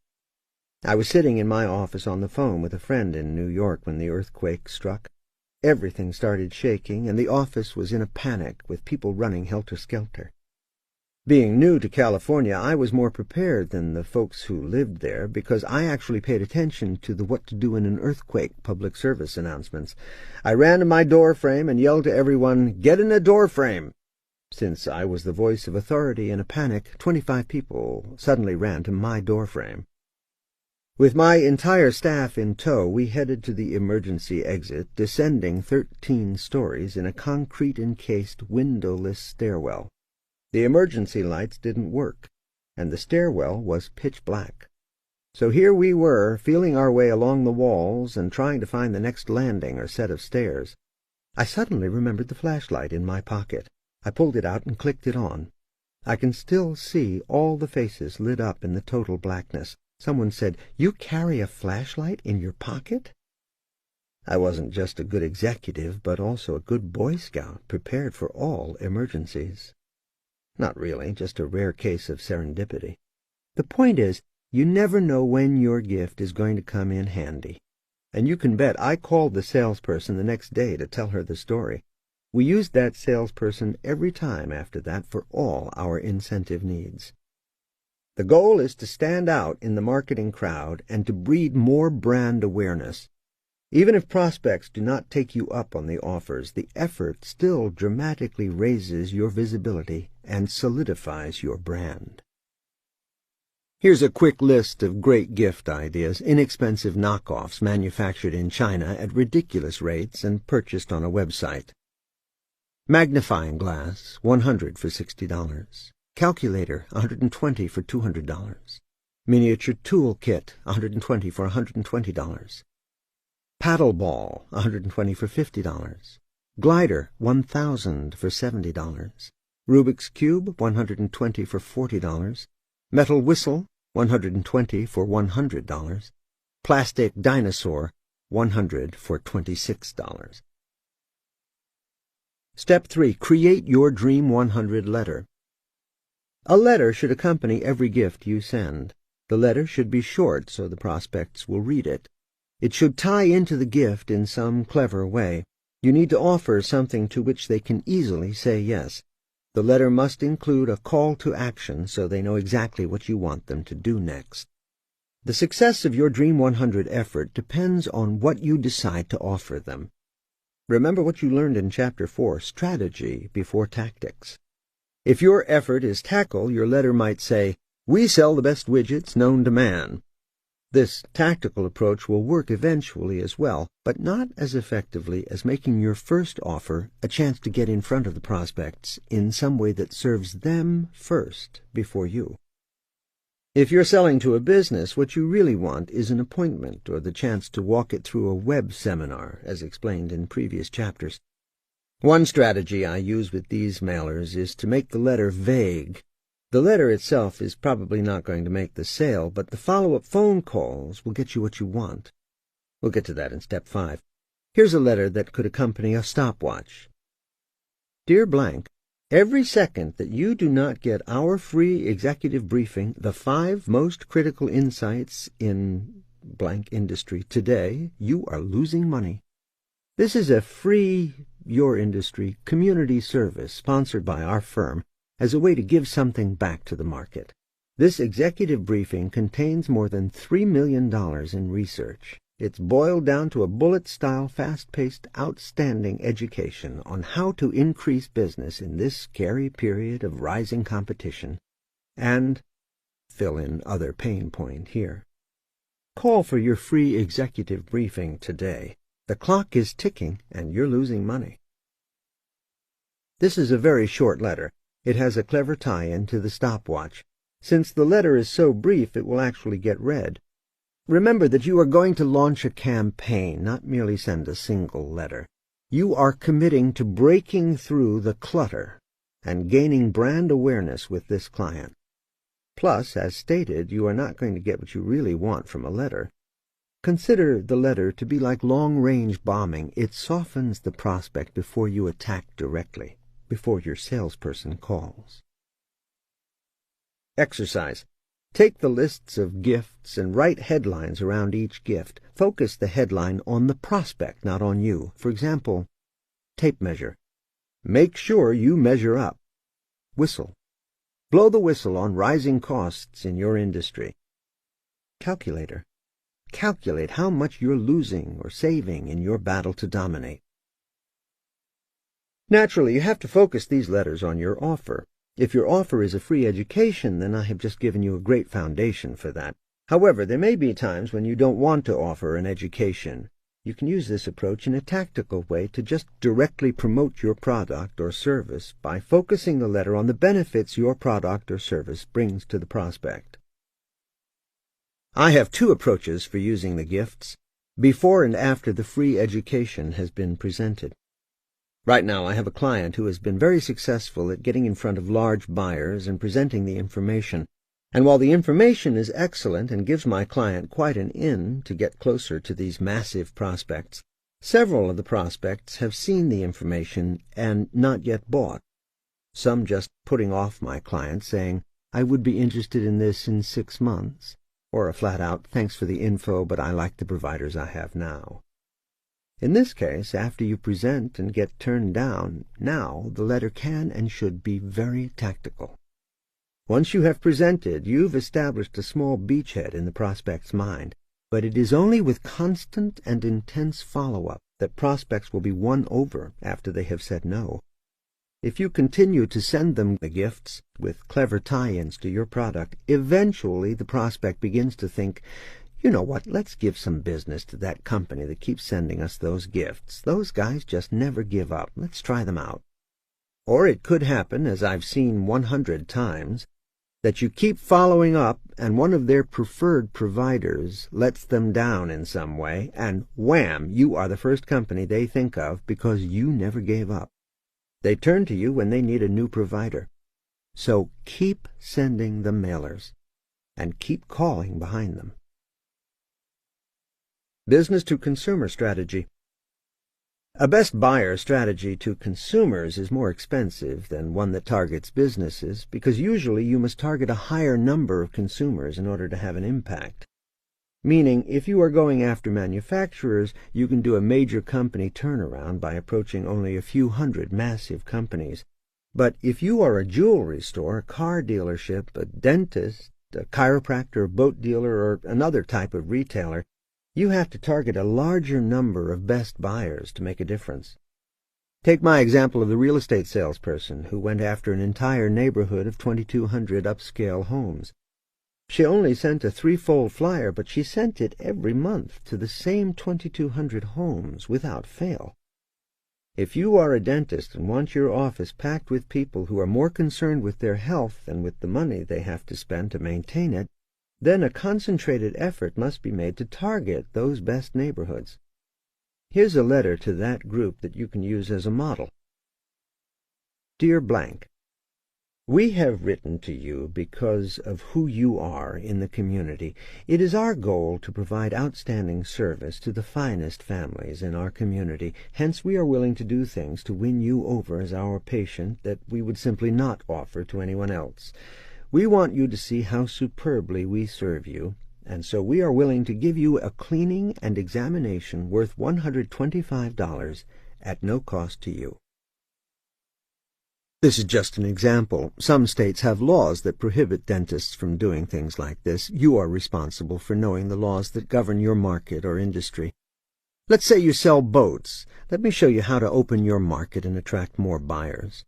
Most boating showrooms have to advertise in boating magazines and appeal to those who are already in the boating world. In my case, it had never occurred to me to own a boat, and I certainly wouldn't have read a boating magazine. When a friend suggested it, I thought, sounds like a nice hobby. I bought a used boat to see if I liked boating, and then the following year stepped right up to a yacht and have become an avid boater. In my case, the impetus was a friend's suggestion, but the following strategy might have lured me in just as well. So here is the strategy for penetrating an entire group of potential buyers using the concepts in this chapter. Of course, do not limit your thinking to just boats. This strategy might apply to any upscale product or service. The first step is to write a letter to the upscale homes in your area, offering them something of value to them related to your product or service. Use the following boating letter as a model for your own letter. Dear Blank, we are writing to you because many people in your position in life are now discovering the beauty, peace, and fun of having a family boat. There is no escape quite so wonderful as having a boat. It's an adventure, an opportunity to bond with family and friends, and a way to get away from everything. For a limited time, and only to people in your position, we are offering a boat day. Come and see if you love boating. We'll take your family out for a fabulous day of boating. If you do sell boats and don't want to offer a boat day, you could offer a sunset cruise and take several couples at once. A few drinks later, as you cruise into the sunset, you will have several viable prospects for your boat business.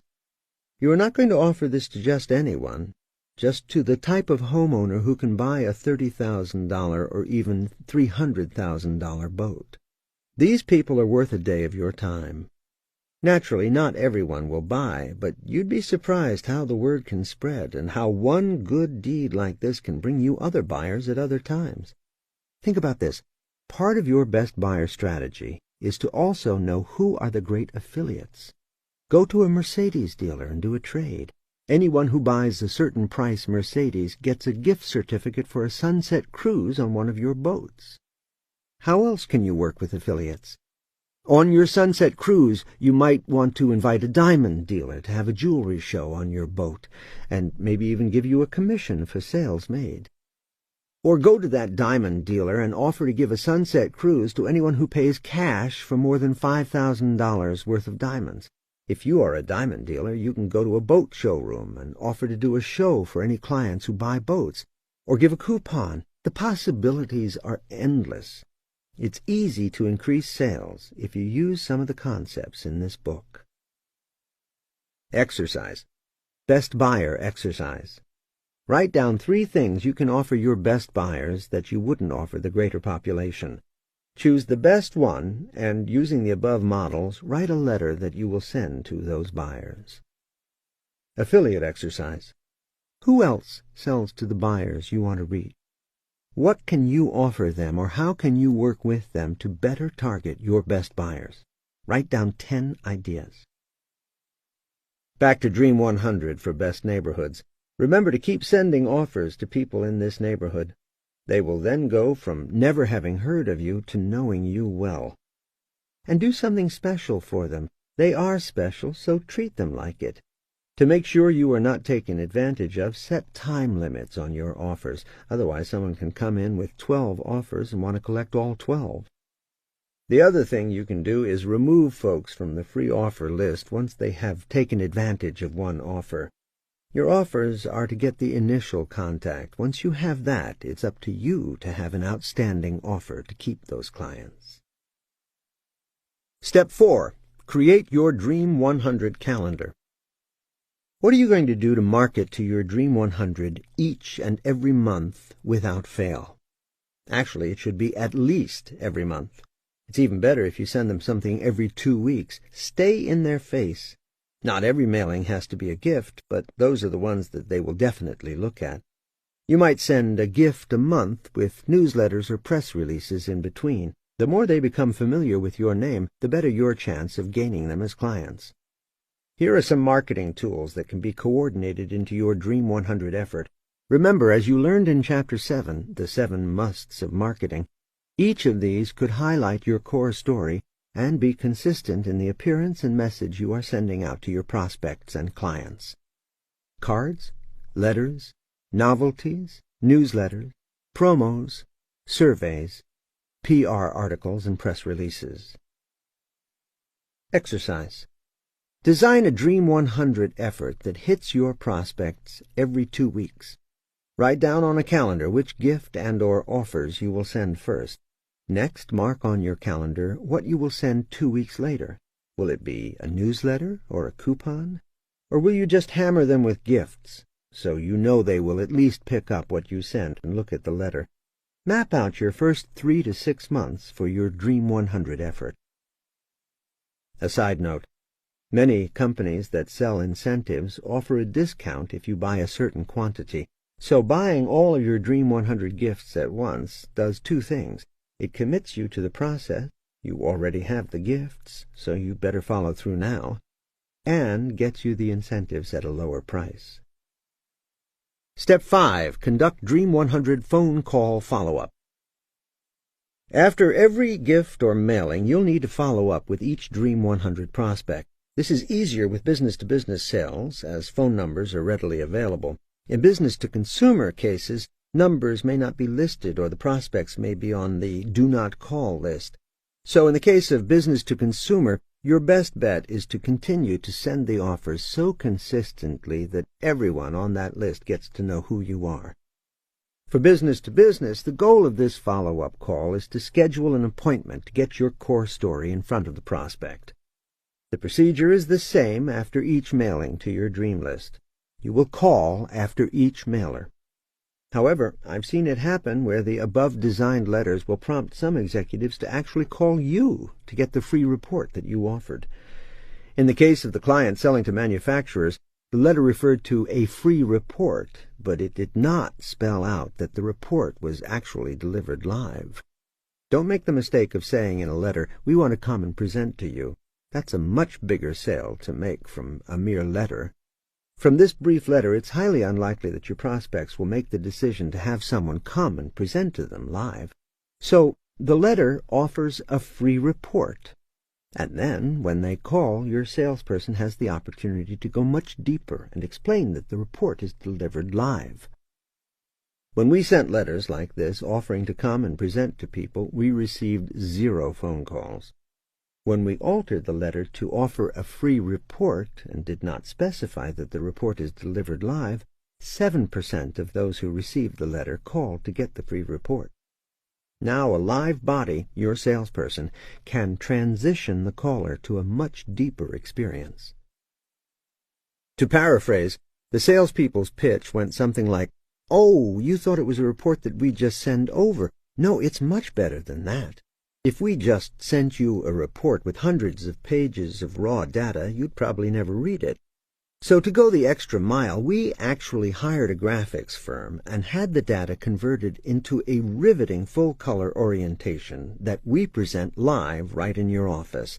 It's packed with great information and graphics to illustrate points, including bar charts, graphs, and photos. It's a great experience, and everyone we've shown it to is impressed.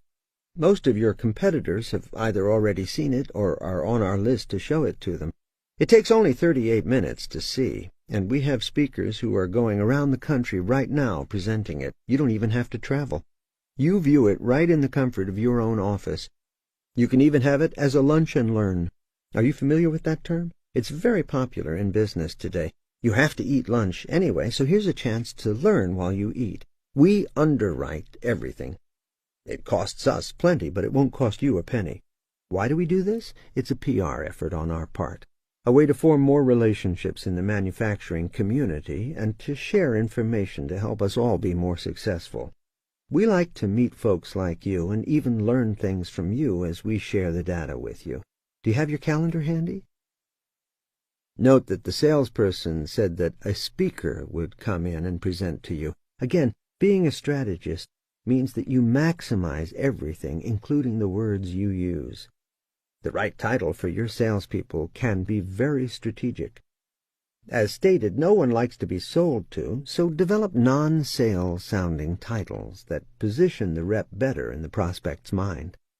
And besides, who's to say that your salespeople can't also be speakers?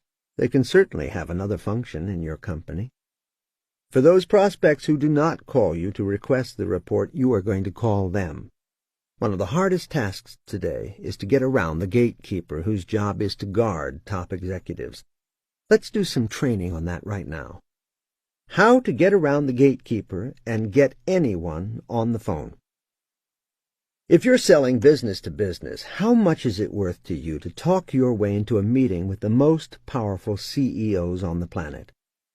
Imagine sitting in front of your dream prospect who just happens to have the ability to hand over a 7-figure check before you leave his office. I've been able to get around gatekeepers and reach the following executives on the phone. Some are not in these positions anymore, but they were when I got to them. Michael Eisner at Disney, George Zimmer of the Men's Warehouse, David Pottruck, CEO of Charles Schwab, Phil Purcell, CEO of Morgan Stanley, Carl Reichardt, chairman of Wells Fargo Bank, Alan Horn, COO of Warner Brothers. The biggest tip is that your voice has to sound like you're important. The dead giveaway that you are selling something is when you try to be charming to the assistant. Do not ask her, "How are you today?" That's the biggest giveaway that you are a salesperson. As I've already mentioned, I got the chairman of Wells Fargo Bank on the telephone by calling with the very authoritative voice and saying, "Hi, this is Chet Holmes. Is Carl in?" To my utter delight, he called me back. Who calls CEOs of the largest companies in the world? Very important people. So if your voice has that tone of authority and you tell the assistant what to do, not ask them, you are very likely to get through. The other secret to getting that top executive on the telephone is to send the gatekeeper back as many times as you can, each time giving very little information. Let me show you the difference. Here's a weak salesperson. You. "Hi, how are you today?" Assistant. "Good." You. "Is Mr. Smith in?" Assistant. "Who's calling?" You. "This is Bill Johnston." Assistant. May I ask what this call is in reference to? You. I'm calling to talk about my product. Assistant. I see. Let me take a message. First question. Who was leading this conversation? The assistant. As long as the assistant is leading, you lose. You must lead the conversation at all times. Let me stress one key thing. Never lie. Never give false information. That doesn't mean you tell the whole truth. You just don't lie. Ever. Observe the subtleties here as I show you how to send the gatekeeper back so many times that the CEO finally gets fed up and tells her to put the call through. In fact, have a contest. Let's see how many times you can send that gatekeeper back to that CEO. You. Hi, this is Bill Johnston. I'm calling for Carl. Is he in? Notice that the assistant can't ask my name. I've given it. Important people give their names. And I didn't ask, how are you today?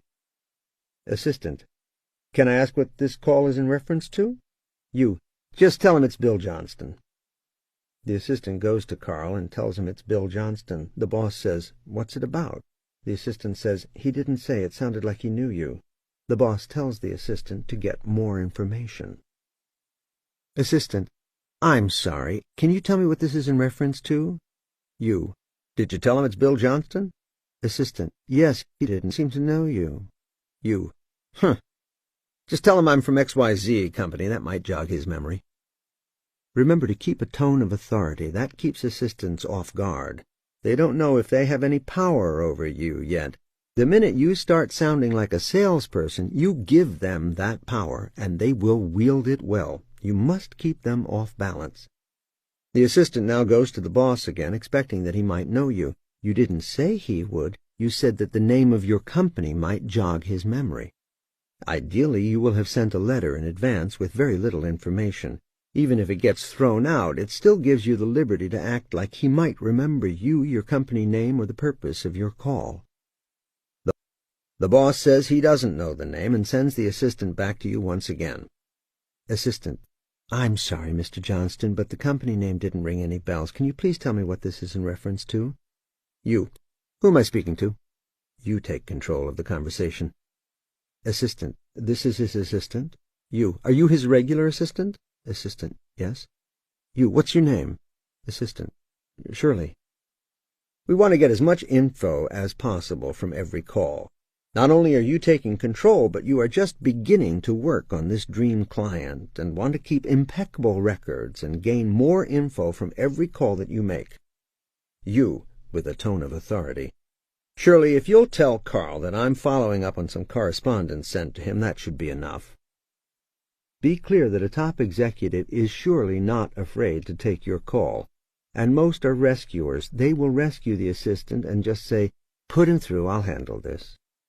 By now, often the CEO comes to the phone just to have the assistant stop coming back to him. He will be gruff, a little impatient. That means that the first words out of your mouth have to be sharp and to the point and sound important. Whatever you do, don't now turn into a salesperson and ask him, how are you today? Salesperson.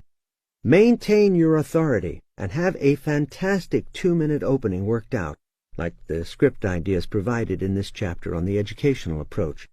Be clever, be confident, that's key, and know that your tone of voice has 5 times more impact on their perception than the actual words that you use. Step 6. Present the executive briefing. This step has been thoroughly covered in Chapter 4 on strategy and Chapter 8 on effective presentations, but here's a review of the key points to remember about building your core story. Use market data, not product data. Set the buying criteria in your favor. Find the smoking gun, the one thing that undeniably positions you over everyone else. Make sure you hit their pain points. Include your own pitch for your product or service only after you have covered the education thoroughly. The biggest mistake I see salespeople make is pitching themselves too early in their free education. You promised an education, so you need to deliver.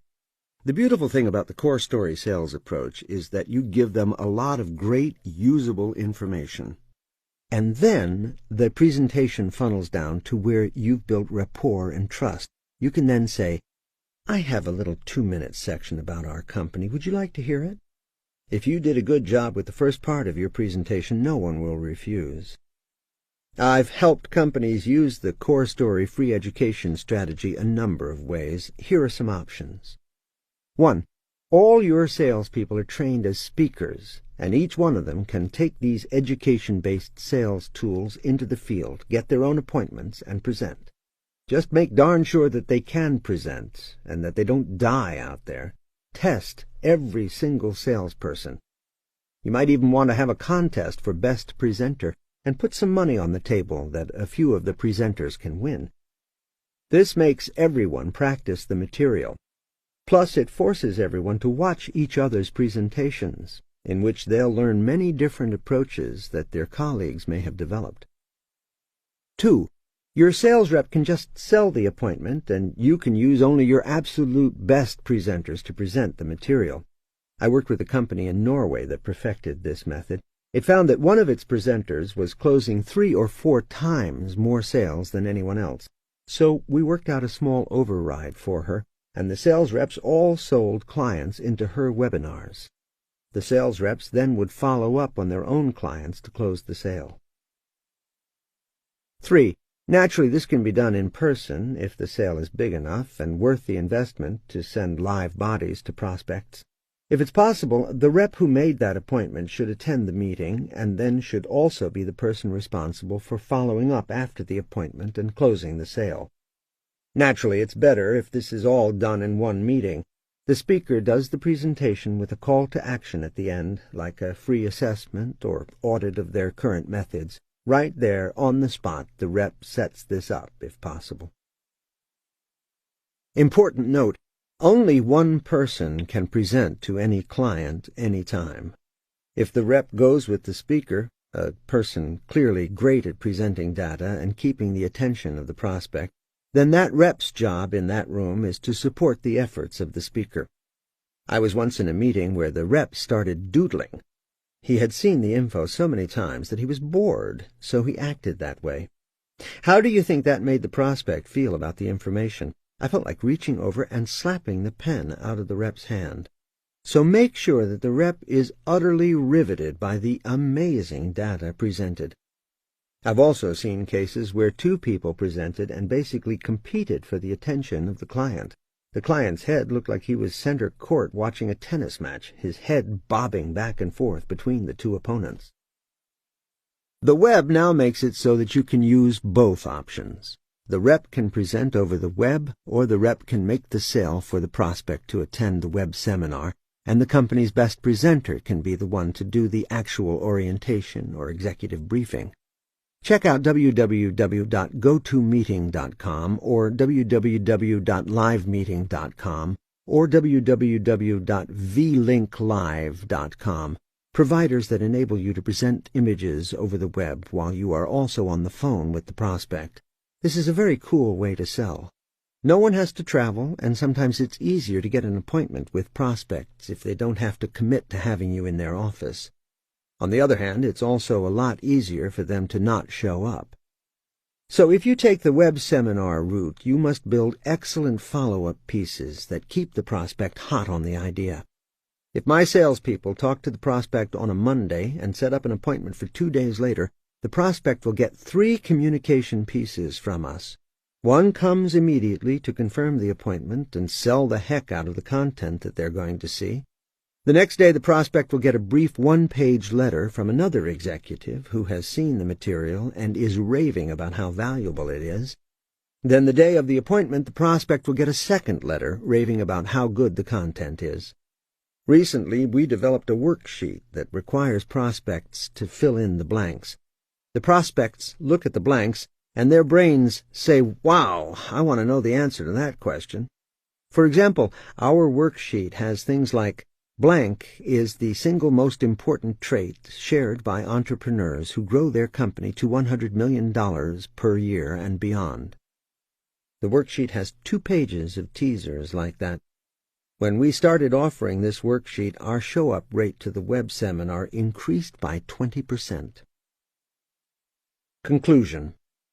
An education-based Dream 100 strategy has worked again and again to help many companies penetrate impenetrable accounts or to attract those best buyers in the best neighborhoods. The biggest weakness I notice when I see companies utilize this strategy is that either they are too inconsistent or they give up too quickly. Remember that getting the best buyers is a process, not a single event. It's a campaign to stay in their face forever. This might not replace what you're doing now, but it should at least be an additional effort that you police really well through your organization. So while you are doing everything else you are doing, make sure you have a consistent and constant additional effort to go after those best buyers. And then make sure you treat them like they are special once they get into your realm. To build the ultimate sales machine, you must devote machine-like precision to chase and tackle those dream prospects. 10. Sales skills. The deeper you go, the more you will sell. Most companies leave far too much of the sales process up to individual salespeople. Yet, to create the ultimate sales machine, you must work as a team, utilizing everyone's brain power to drill down, perfect, and procedurize each aspect of the sales process. In this chapter, we combine workshop training with the perfect sales process for any company that wants to slaughter the competition and be king of the jungle. Star salespeople will improve on everything you give them, but at least if you set standards, you know the minimum performance of each person on your team. Without this kind of training, the interaction with the buyer can vary enormously, depending on the mood, skills, attitude, and training of that salesperson. If you could be a fly on the wall during a sales call with your salespeople, you might be horrified to hear some of the things they are saying. Sales is a science that has been studied and well defined. This chapter gives you a simple blueprint for creating sales activities that work. As the top producer in every sales job I've ever had, I have dedicated myself to understanding the science of sales. This is not some abstract theory. It is the result of in-depth experience in the trenches on the front lines of capitalism, as a top producer and then as a line executive who increased performance of every sales team I've ever worked with. If you don't understand sales and you haven't defined it, you can't improve it. This chapter outlines the 7 steps that every salesperson should go through in influencing a buying decision. The key for any company is to create the policies and procedures you learn here and work with your sales team to consistently follow them. As I've mentioned, I give spot quizzes, ensuring that my sales team can define every inch of the sales process. All sales reps and managers should be able to answer specific questions, like what are the 5 steps to gaining deeper rapport with every prospect, and what are the 6 questions to ask every prospect, and the reasons we ask them. Whether you are a dentist who needs to persuade people to spend $2,000 on a new bridge, a purchasing agent who needs to persuade your vendor to give you a better price, a customer service person who needs to calm down an irate customer, or a salesperson in the trenches or on the telephone who needs that prospect to buy that product or service, this chapter outlines the 7 steps to any sale that will turbocharge your bottom line. Levels of learning. If you've ever been part of a highly trained team, you know the sense of confidence that comes with that. The secret to building an excellent sales force or team of any kind is in repeating core training on basic sales skills again and again. The lowest level of learning is memorization. It is easy to memorize the 7 steps to every sale, but that does not mean that you can apply them. However, it is an excellent starting point. The highest level of learning is known as synthesis, or subconscious competence. This means that you have learned the material so well that you can synthesize it into your own style and method of doing things. Synthesis requires a lot of repetition and practice. To achieve synthesis in your sales team, begin by having them commit the 7 steps to memory, then set procedures and polish each skill area until your people are masters of each. Sales step 1, establish rapport. When I ran a magazine for Charlie Munger, we took it from number 15 in the market to number 1 in a single year. The biggest player in the market was 4 times our size. When it saw our success in our market niche, it started a magazine to compete directly with us. When this magazine launched, the publisher made offers to my clients that they knew I would never match. Offers like buy 2 advertising pages and get 2 pages for free. Since my clients trusted me entirely, many of them even asked me what I thought of this new publication. If I had immediately attacked the new magazine, I would have lost credibility. Instead, I would casually say, "You know what? My philosophy is this. Let them get successful. And once they've proven themselves, then put your money in there. I would not let them build their success by experimenting with your money." The magazine struggled for 6 months, unable to land many advertisers. And when I'd see an advertiser in there, I'd get on a plane and go take that client out for lunch.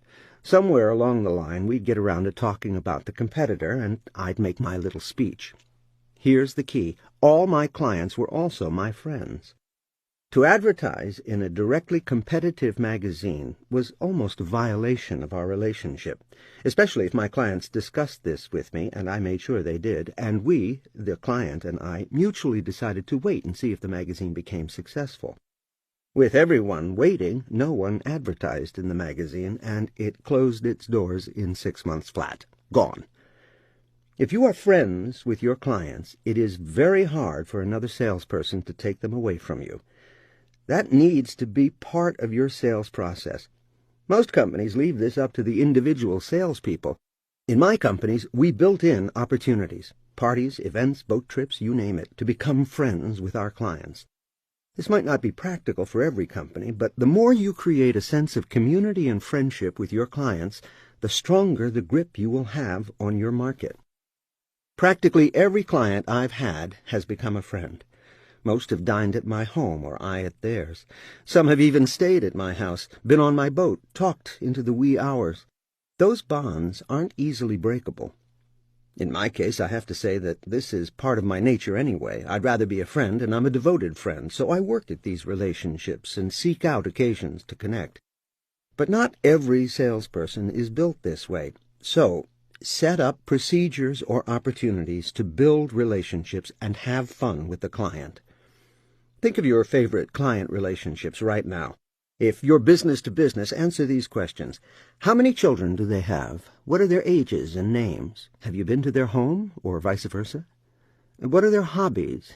Do you know what will make them more successful? Do you know their goals in life? Where are they from? What is their history? That's real rapport. If you sell business to consumer, you need to know what small rapport-building opportunities you can put into place, especially if they are your better buyers. A restaurant, a bookstore, a supermarket, a copy center, I don't care what kind of business you're in, you need to make client rapport part of the process. And every person working for you needs training on this. Role-play this and have a constant focus on client rapport, so they'll know that part of their job is to win people over, to create a bond wherever possible. When you meet someone new, you need to look that person in the eye and be overtly friendly. Ask them how they are. If you sell retail, ask them if they've been in your store before.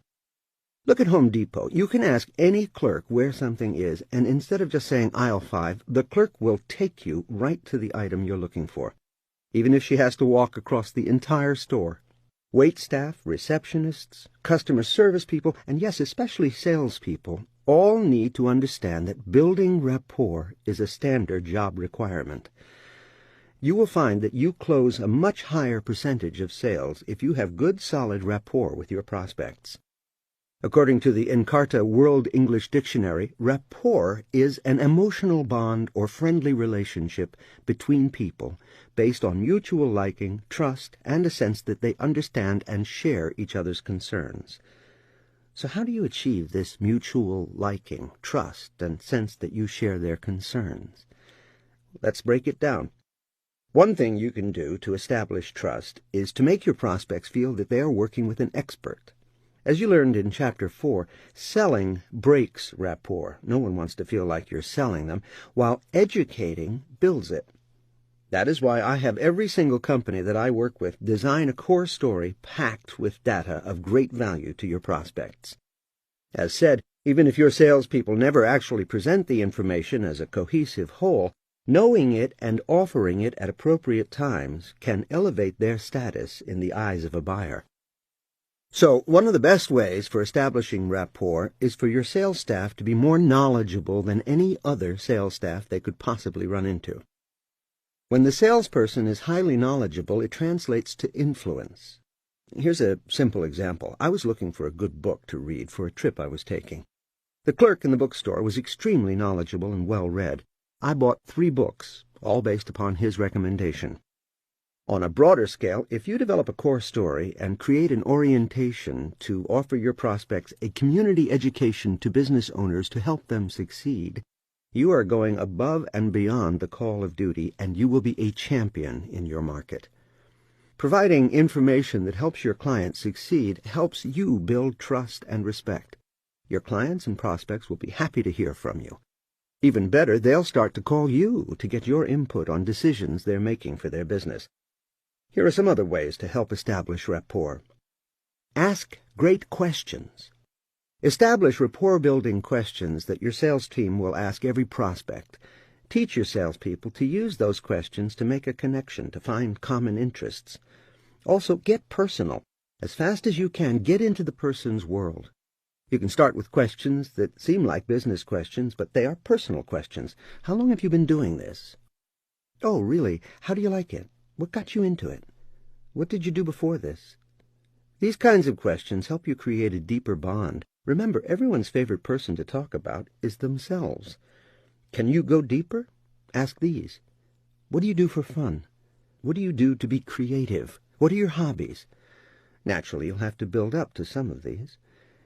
In consumer situations, such as in a restaurant or retail environment, you can ask, are you familiar with our store, restaurant, company? This gives you the opportunity to do a strategic pitch, as you learned in Chapter 4, but it can also lead to more personal questions, such as, are you from this area? These are harmless questions, but they connect you to the person in a way that goes beyond just making the sale. Have a sense of humor. Have fun together. My stockbroker calls me with the joke of the week, and they're actually funny. Now, the Internet makes it easy to forward a good joke, but don't be one of those people who sends every little joke. My clients know that if I send them something, it's going to be really funny. Therefore, my emails get opened and answered. When I sold advertising, I would go out of my way scouring hundreds of jokes to find a great one. I'd sit there and handwrite personalized notes to 30 to 50 big clients and send the joke with the note. Each client probably thought he or she was the only one receiving this because it came with a handwritten note. Again, don't do this too often. It's just another rapport-building opportunity. Commiserate. Misery loves company. If the client wants to complain about anything from business to personal life, be a good supportive ear. You'll escalate the bonding process. Be empathetic and care about them. Be more interested in them than anyone else has ever been. There's a saying, if you want to be interesting, be interested. If you want to be fascinating, be fascinated. Find the common ground. I had a terrible time bonding with one client until we discovered that we both liked the same band. In fact, we grew up listening to the same album. It was like a magic key to unlocking a bond that we share to this day. Find the common ground. Hunt for the things that you can relate to. Mirror. If you match your body language and tonality to what your prospects are doing and sounding like, they'll make the subconscious connection that you are like them. For example, if the client leans forward, you lean forward. If the client tilts her head slightly, you can tilt yours the same way. Exercise. Workshop rapport skills with your salespeople. Ask each person to suggest 3 ways to establish deeper levels of rapport with your prospects and clients. Naturally, you will get some obvious answers, such as ask good questions and be interested in them, but for most companies, this will be the first time you've drilled them on what establishes good rapport, and that's the first step in making rapport building a standard procedure in every sales interaction. You will also find that your best salespeople are doing things that no one else is doing. They're asking better and more in-depth questions. They're specifically looking for things they have in common with every prospect. When you have 5 or 6 great methods to establish rapport, do a workshop on each one of them and turn them into procedures so that every salesperson can do them every time. Revisit this material regularly, drilling your salespeople. How long have they, the client, worked there? How many kids do they have? Some companies keep all this information in a client database, so even a new person can gain all kinds of insights on the client. Other companies have contests to see who can learn the most about their clients. The bottom line is that rapport can make you bulletproof, increase referrals, boost your closing ratio, and help you become more and more sought out by your clients.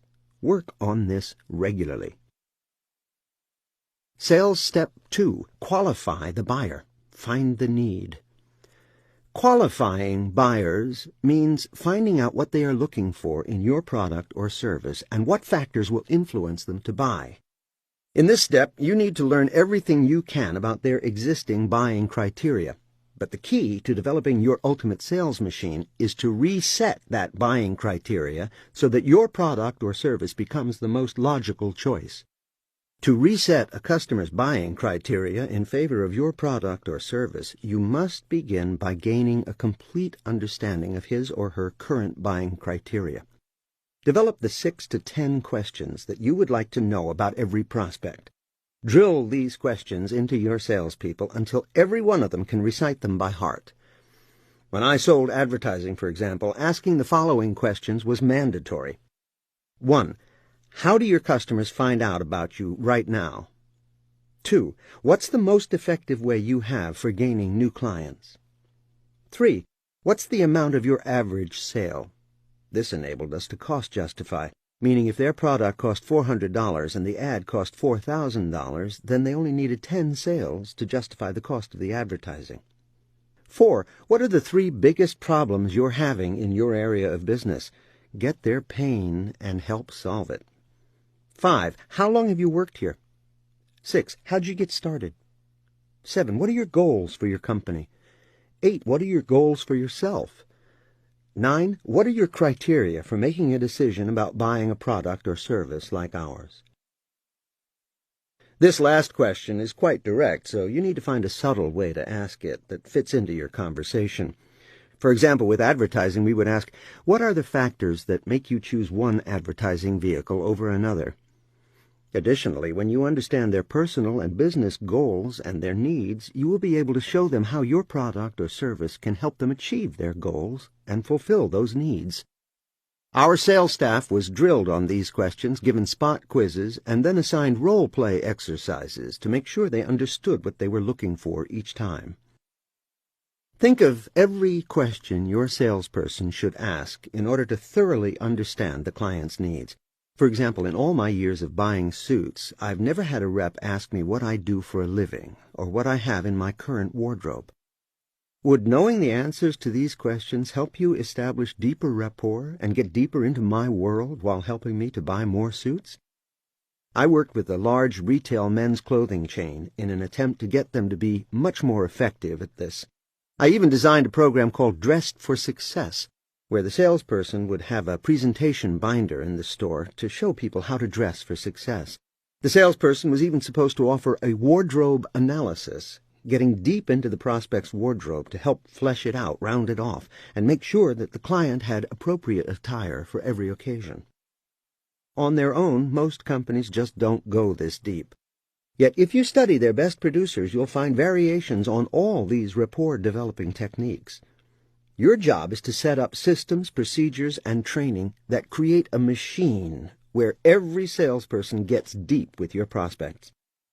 In the words of J. Abraham, if you truly believe that what you have is useful and valuable to your clients, then you have a moral obligation to try to serve them in every way possible.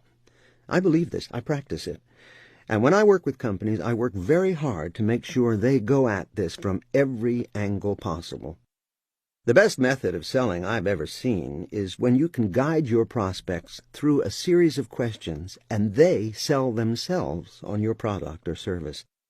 For example, someone will call in from our radio ad and we will have a conversation that goes something like this.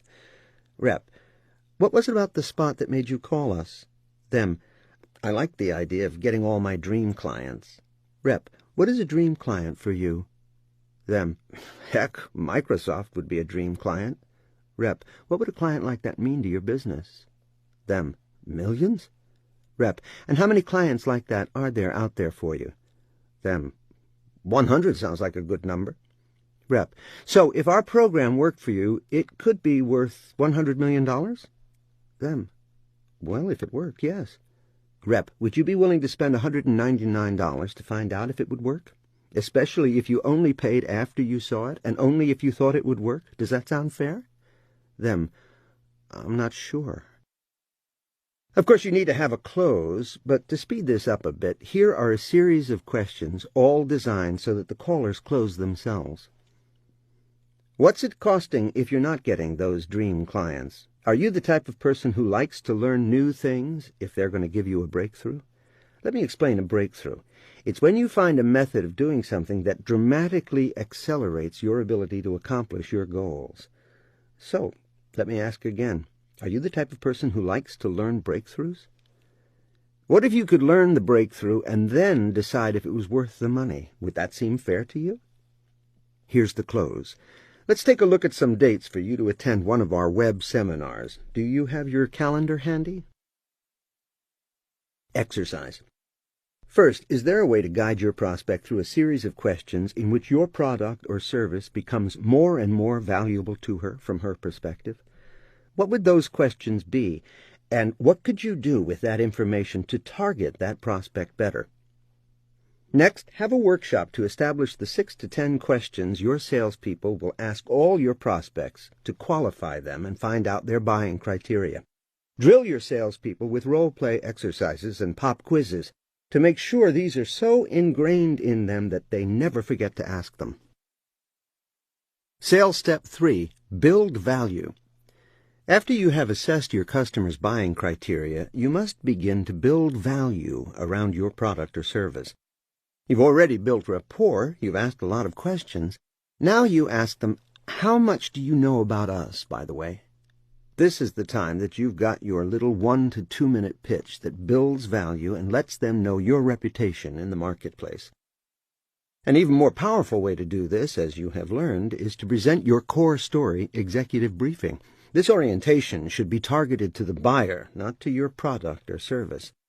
As mentioned, I worked with a prominent Canadian retail chain called the Shoe Company. The CEO, Alan Simpson, is one of the better CEOs I've ever worked with. They also own Town Shoes, a more upscale line of shoes. They have the best education you will ever see in a shoe store. I've described the data they had on feet, fashion, and footwear, but did you know there's a thing called the threshold effect? This study shows that when you walk into a room, people make 11 different assumptions about you, such as your level of education and economic bracket, strictly based on your appearance. Your clothes and, yes, your shoes add to or detract from the impression you make. If a shoe store salesperson can show you all this information, do you think it builds value in that store and that salesperson? How you introduce the education to your clients is as important as the education itself. You need to pre-sell everything you are about to tell them. For a clothing store, you might say, our company has commissioned research on dressing for success. Surveys show that 90% of people who wear suits don't know the perfect combinations of styles and the impressions your clothes make on others. Let me take you through some of this data. Shoe store salespeople could say, most people think the way in which shoes are made is unimportant, but did you know that there are 23 different decisions a shoemaker makes when creating a cheap shoe or a good shoe? Here, let me show you this. The salesperson pulls out the binder and flips through some of the data. In business-to-business situations, often your core story is the reason you are in front of them in the first place, as you saw in the examples of the newspaper company and the company that sold art to hospitals. It's easy to introduce market education as long as it serves the prospect. Whether you ever do business with us or not, you should know some of this data we've gathered on being successful in your marketplace. Exercise. Do a workshop on building value. Ask your team what builds great value around your product or service. How and where and what will you say to introduce your market education? To be the ultimate sales machine, you need to define and perfect every single step of the sales process.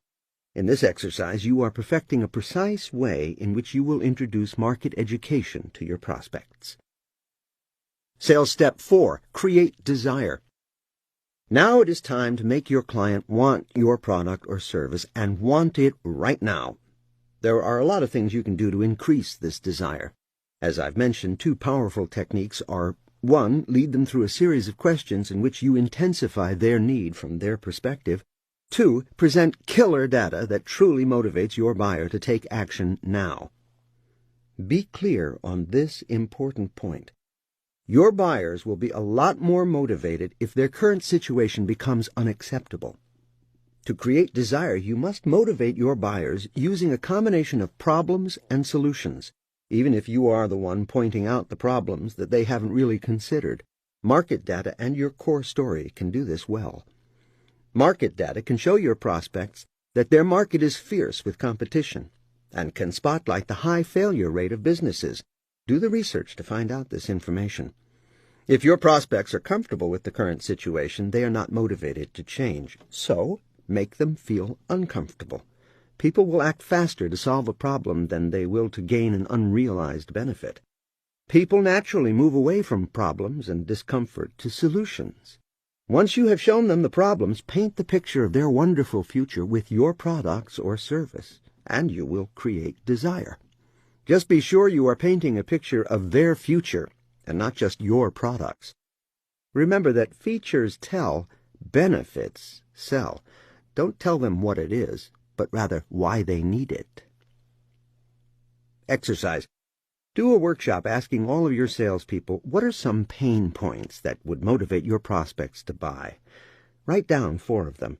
Then write down the 4 benefits of your product or service that directly address those pain points. Check yourself. Have you just written down features or benefits? Your prospect doesn't care that your product is faster or more energy efficient. Tell them why that matters to them. How will it make their lives or jobs better? Sales step 5. Overcome objections. What are the most common reasons that you lose a sale? And how many different ways have you developed to eliminate barriers to buying? The toughest objections are the ones you don't know. A talented salesperson establishes need and finds out the objections early in the sales process, but often when you go into the close, the hidden objections arise. Certainly you can ask your client outright, what's stopping you from making this decision? Using a standard set of questions, top salespeople will qualify buyers' buying criteria right down to their toes before they even begin to sell. The better you qualify them, the fewer obstacles you'll have as you come into the close. Do another workshop with the broad question, how do we create desire in our clients to have our product or service? As I already mentioned, the best close of all is when the buyers make their own decision to buy, because it's the most logical conclusion they can draw from the information you've given them. Again, the core story should work really well to reset the buying criteria and bring the sale to a logical close, as explained in Chapter 4. You can also ask questions that show them the cost or downfall of not moving forward with your product or service.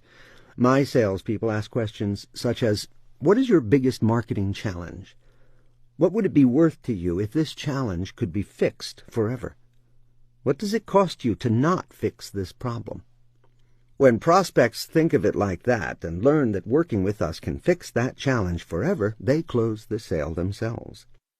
However, even with great questions early in the sales process, an objection can still surface when it is time to close the sale.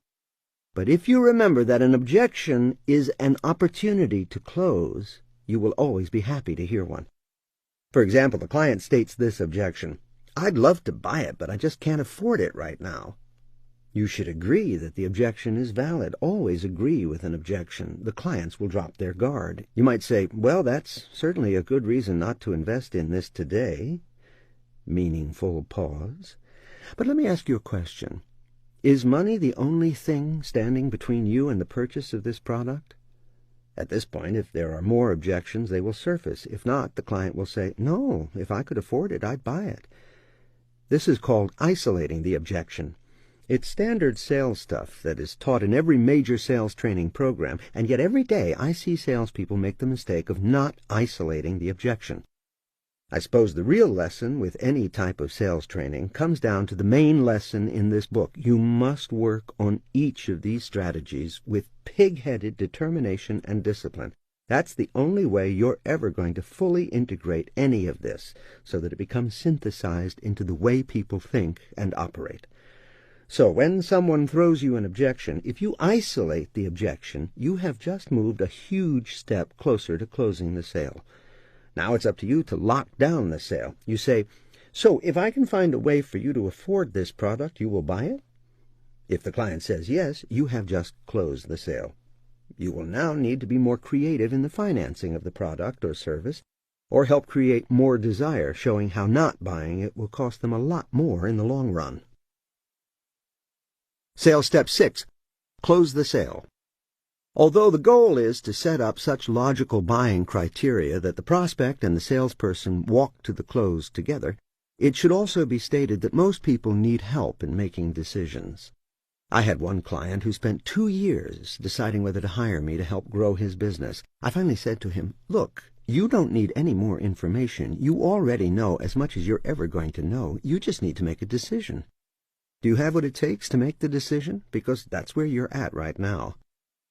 That's a hardcore close, but without it he might have continued wasting his time struggling over the decision, when he could have been working with me to improve his business. He said, "You're right.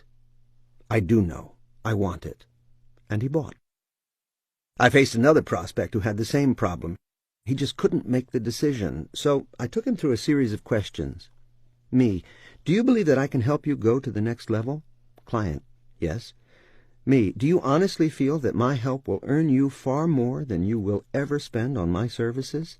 Client: "Yes, I know you'll be worth a lot more than I'll spend." Me: "Do you see that the problems I've laid out for you are going to cost you far more in the long run?" Client: "Yes."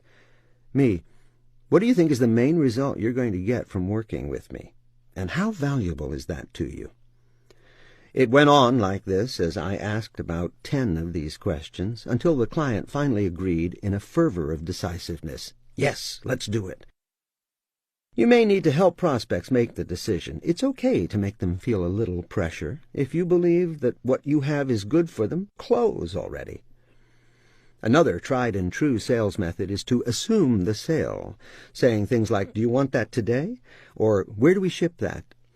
I was a young man of only 19 the first time I saw a master salesperson assume the sale. It was my first day working at a furniture store, and the sales manager said to me, "Watch this."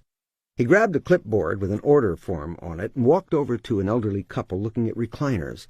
They tried 2 or 3 and decided which one they liked. He then said, "Where do you live?" They told him, and he replied, "We deliver there on Tuesday or Thursday. Which day would be best for you?" The couple looked at each other and decided that Thursday would be best. He then said, as he put his pen to the order form, "How do you spell your last name?" They started spelling, and he had closed the sale. That was an interesting experience for me. Besides showing the technique of assuming the sale, it demonstrated how a salesperson has a huge impact on whether or not or even when the buyer will buy. When I worked as a real estate salesperson, I was asked to go out with another salesperson in our office, one who was having trouble closing sales. So we go out with a young couple looking to buy their first home. 7 houses later, we find the one they like. They start saying all the right things. The living room is perfect, the garage is great, the yard is large, and so on. If they were my customers, I would have casually said, "Well, let's get an offer in to take this house off the market. You can't imagine how many times I've seen a house taken right out from under you. Best to get an offer in that keeps other buyers away." A typical objection from this type of couple is, "Well, my dad is putting up the down payment for us, so we want him to see it." To which I would answer, "Great, we'll make that a contingency. If he doesn't like it, you don't have to buy it." How does that sound? Closing. But they weren't my clients, so I just observed. Here this couple is ready to go, a little push, and we'd be filling out that binder. Suddenly, the salesperson says, "Now, don't rush into anything. Buying a house is the biggest decision you'll ever make, so you want to take your time." Slowly, my head turns to look at this salesperson in complete disbelief.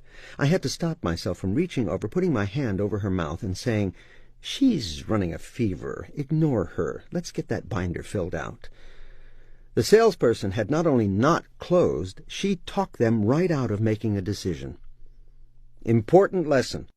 This comes from weak ego strength, as explained in Chapter 5. Inside, this salesperson was afraid to make the sale, do the close, or apply any pressure whatsoever because the fear of rejection was making her weak. That's why most salespeople don't close well: weak ego strength and fear of rejection.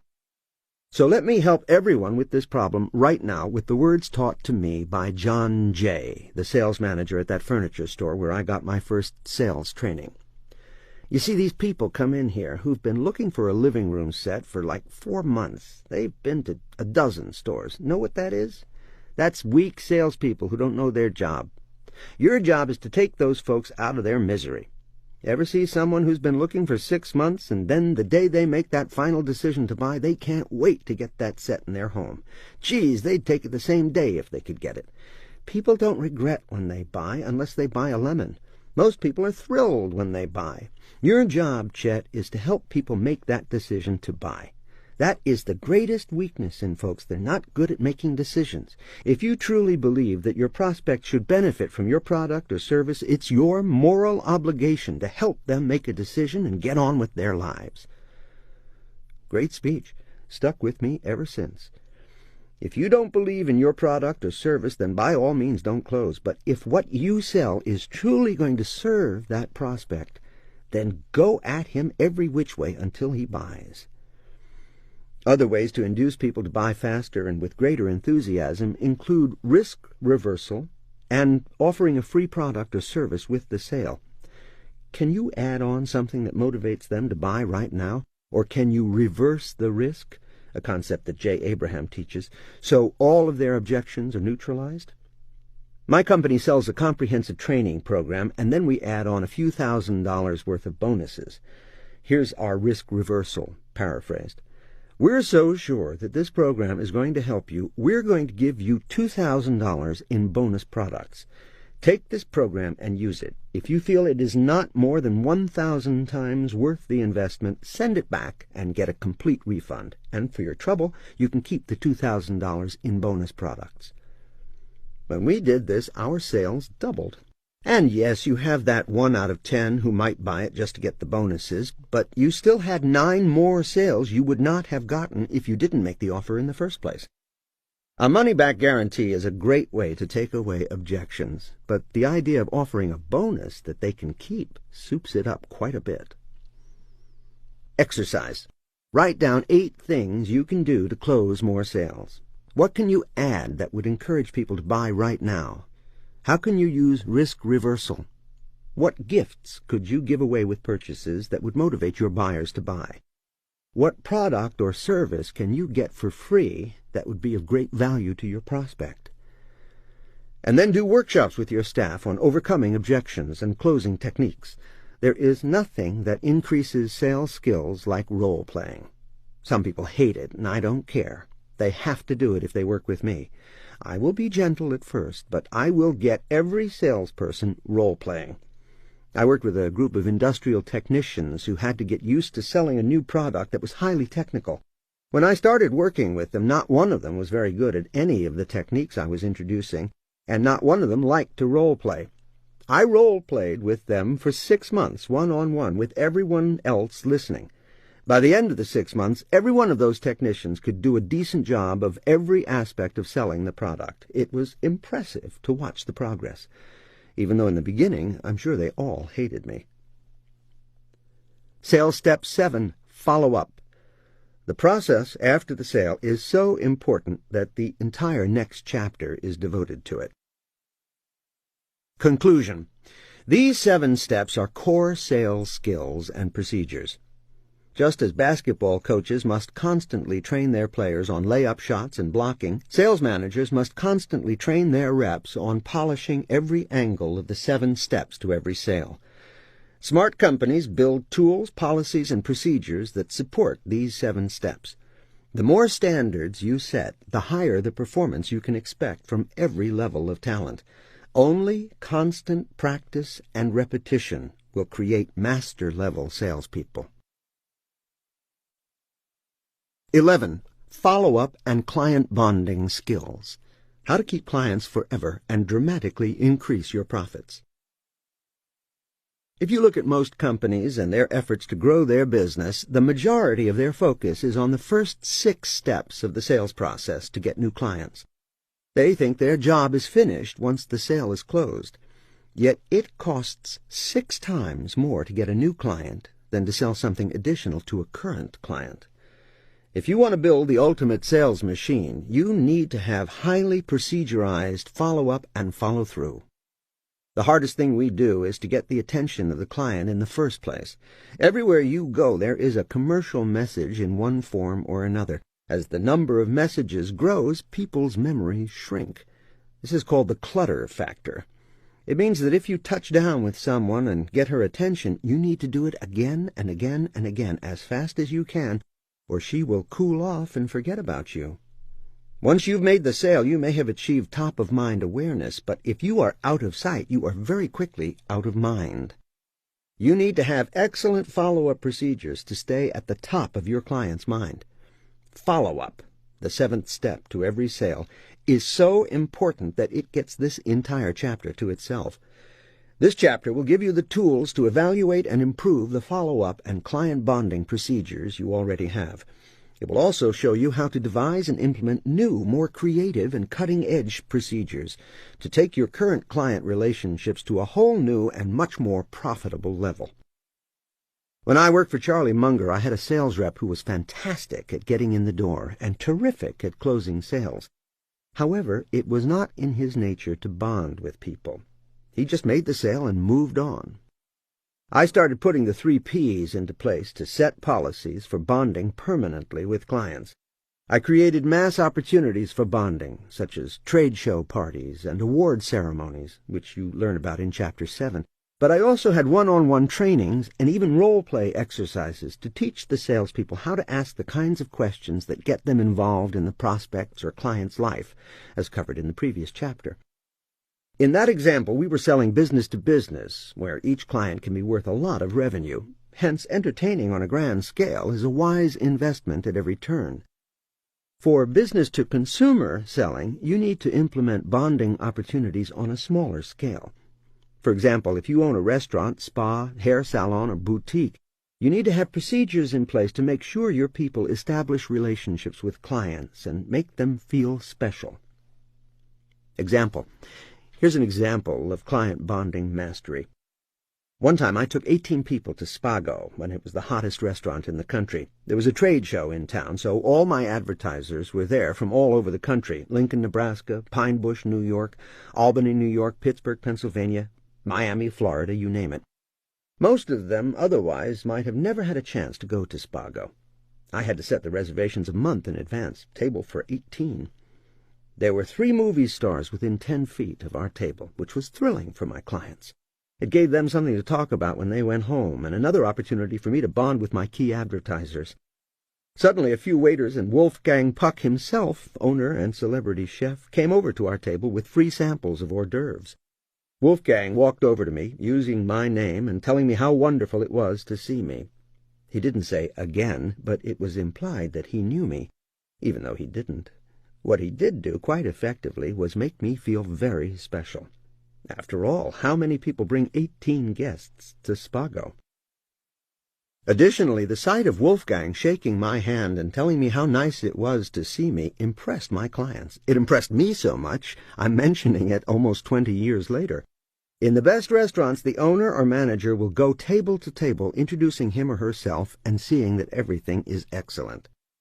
Believe me, if you don't have procedures for this, it will never happen by accident. What are your client bonding procedures to make sure you are keeping clients happy? How many do you have? The cool-off factor. Enthusiasm is contagious. When you are with a prospect, your enthusiasm rubs off. The second you leave, the prospect begins to cool off. But your job is to keep the prospect hot on 2 things, you and the sale. They need to stay hot on you, not just on what you're selling. If you made a good impression, you have to keep those cards and letters coming. If you didn't bond very well during the first 6 steps of the sales process, follow-up is even more important. Remember the story of the company that advertised with me 3 times to utter failure.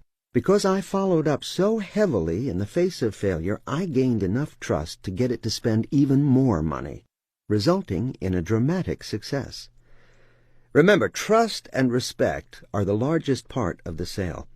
Every minute that a prospect doesn't hear from you after you leave their office, his respect falls off, out of sight, out of mind. The real success formula for selling: trust and respect equals influence, equals potential for control, equals more market share at every mutually beneficial opportunity. You are a major part of why they buy, which means that you must reiterate your connection in your follow-up correspondence, examples coming up. But you also want them to stay hot on your product or service. If you use the techniques you've learned in this book and presented the clients with a ton of useful information from your core story, they stand a better chance of remembering why they bought your product.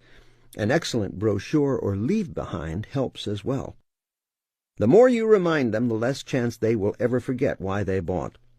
Putting the hot buttons, the pain points that made them want to buy in the first place, in your follow-up letters and phone conversations is one way to reduce the cool-off factor. If you come away from a meeting or phone call without knowing those hot buttons, you are in trouble. As you learned in the previous chapter, successful companies know every aspect of a client's criteria for making a purchase. The deeper your understanding of your clients, the better the opportunity to help them, and the more market share you will acquire. Your goal is to become such a bright spot in your client's day that they actually look forward to your calls, letters, and emails. Keep things exciting and interesting. You must become part of your clients' lives in order to stay in their top-of-mind awareness. This requires massive, diligent, and entertaining follow-up. Make the relationship fun and entertaining by incorporating into your follow-up such things as cards, letters, games, jokes, and gifts. For business-to-consumer companies, you need to have a constant touch system to keep the relationship strong. This may mean a VIP card that your clients can use to get express service or special benefits. It may be personalized invitations to come to a special VIP sales preview event, or to remind your clients of their next scheduled appointment. With the Internet, this can be inexpensive or even free. Again, it should be stressed that education-based marketing is an excellent method of staying in touch. No matter what you sell, you can find valuable information that your client will appreciate receiving. Every company today should have a major initiative to build email databases and relationships with its buyers. Drive as many folks to your website as you can, as often as you can, and for every reason you can think of. Let's look at a practical example. At the time of this writing, I went to the official websites of Disney, Warner Brothers, and Universal Studios. Looking around, I could not easily find anywhere to subscribe to be on an email list to receive promotions. If I owned a studio, the most prominent graphic on the website would be an offer that would capture data to begin a relationship with every fan coming to the site. One of my goals would be to collect millions of fan emails. This would hedge my investment, giving me an opportunity to promote my movies in advance and build an even stronger brand with moviegoers. The home page should give ethical bribes to fans to get their email. Enter your email address and win a chance to have dinner with a star. Surely you could create dozens of juicy opportunities that would make folks want to give you their email addresses. As you learned in Chapter 7, create a community, a great place to visit and get involved. Imagine the power of giving fans the possibility of tracking a movie for months and building excitement to see it on that critical opening weekend. All free over the web, no media costs. No matter what you sell, you can create a better relationship with your buyers using the Internet. But the main point is to have constant follow-up efforts with buyers, especially with those who did not buy. Set yourself up for great follow-up. Rule: your follow-up is only as good as your first 6 steps, and you should be considering your follow-up during every step of the sales process. Here are the goals and questions that should guide you throughout each step of the process. Create rapport. What professional goals did you note during the meeting? How can you help prospects achieve those goals? What personal tidbit, common interest, or funny story can you refer to later to remind them of your bond? Qualify and establish need. Do you understand prospects' needs and objectives? What are their most pressing problems, and how can you help solve them? Build value. What do they consider valuable? What benefits or add-ons would appeal to them and build the value around your product or service? Create desire. What are their hot buttons that can increase their desire? What is the pain point that you can use to remind them of why they bought and why they will want to keep buying from you?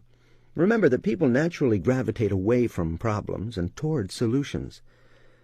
Overcome objections. What are their objections, and how can you put them to rest? Close. What closed them? The more effective you were and the more information you gathered in steps 1 through 6, the more penetrating your follow-up will be. When I owned an advertising agency, one of my clients was a magazine. In order to research for this client, we had the salespeople come in from competing magazines and do a pitch so we could see what our client was up against. Here's what they did for their pitches. Competitor 1 talked about their magazine. Competitor 2 talked about their magazine. Competitor 3 talked about their magazine. Competitor 4 talked about their magazine. This was astonishing to me. I literally could not believe that not one of these magazines asked me any questions. This is weak selling at best. When all you do is talk about the product or service you're selling, what is the only thing you can focus on in your follow-up? There's not much else to say in your letter, but thank you for the meeting, and by the way, did I tell you our product is great? There's no opportunity for quality follow-up because you didn't find out anything about me or my problems or my buying criteria. The follow-up letter becomes no more interesting to the client than a direct mail piece from a total stranger.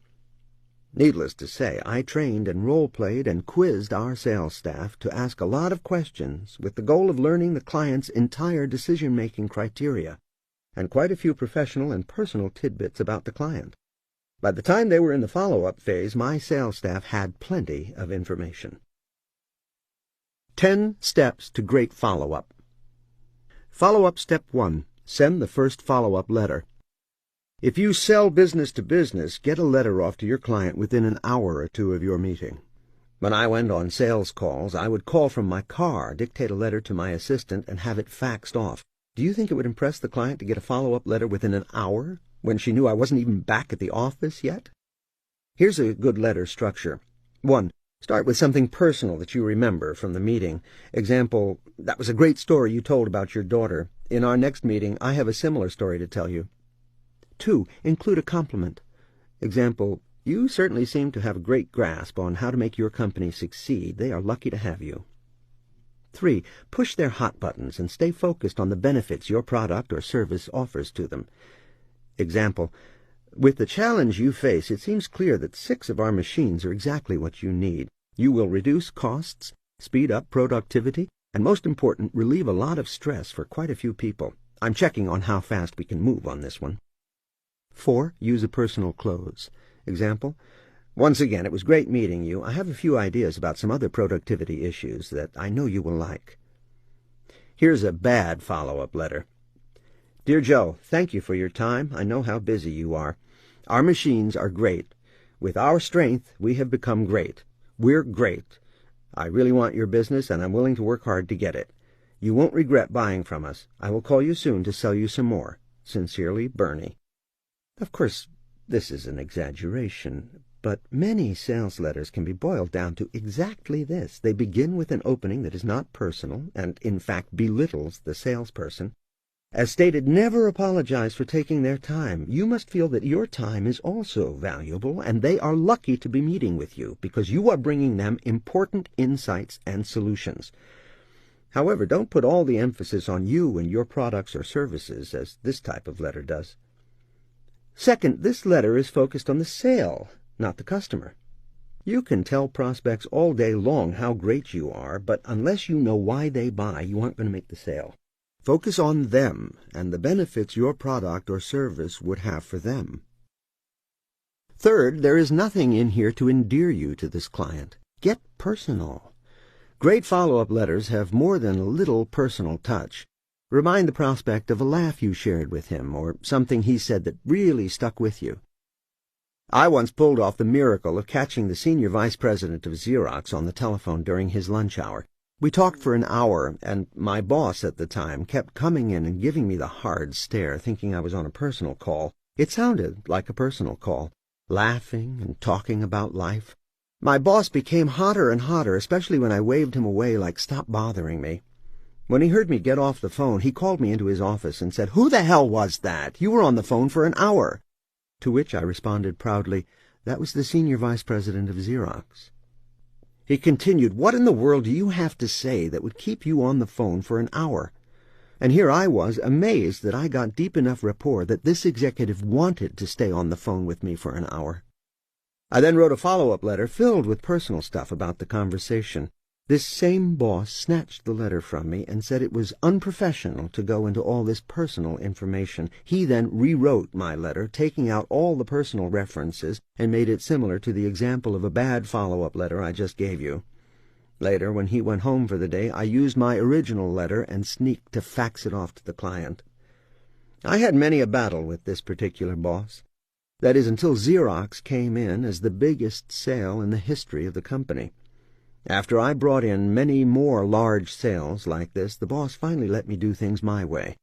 But in the entire time I worked at that company, no one ever asked me how I was bringing in so many large advertisers.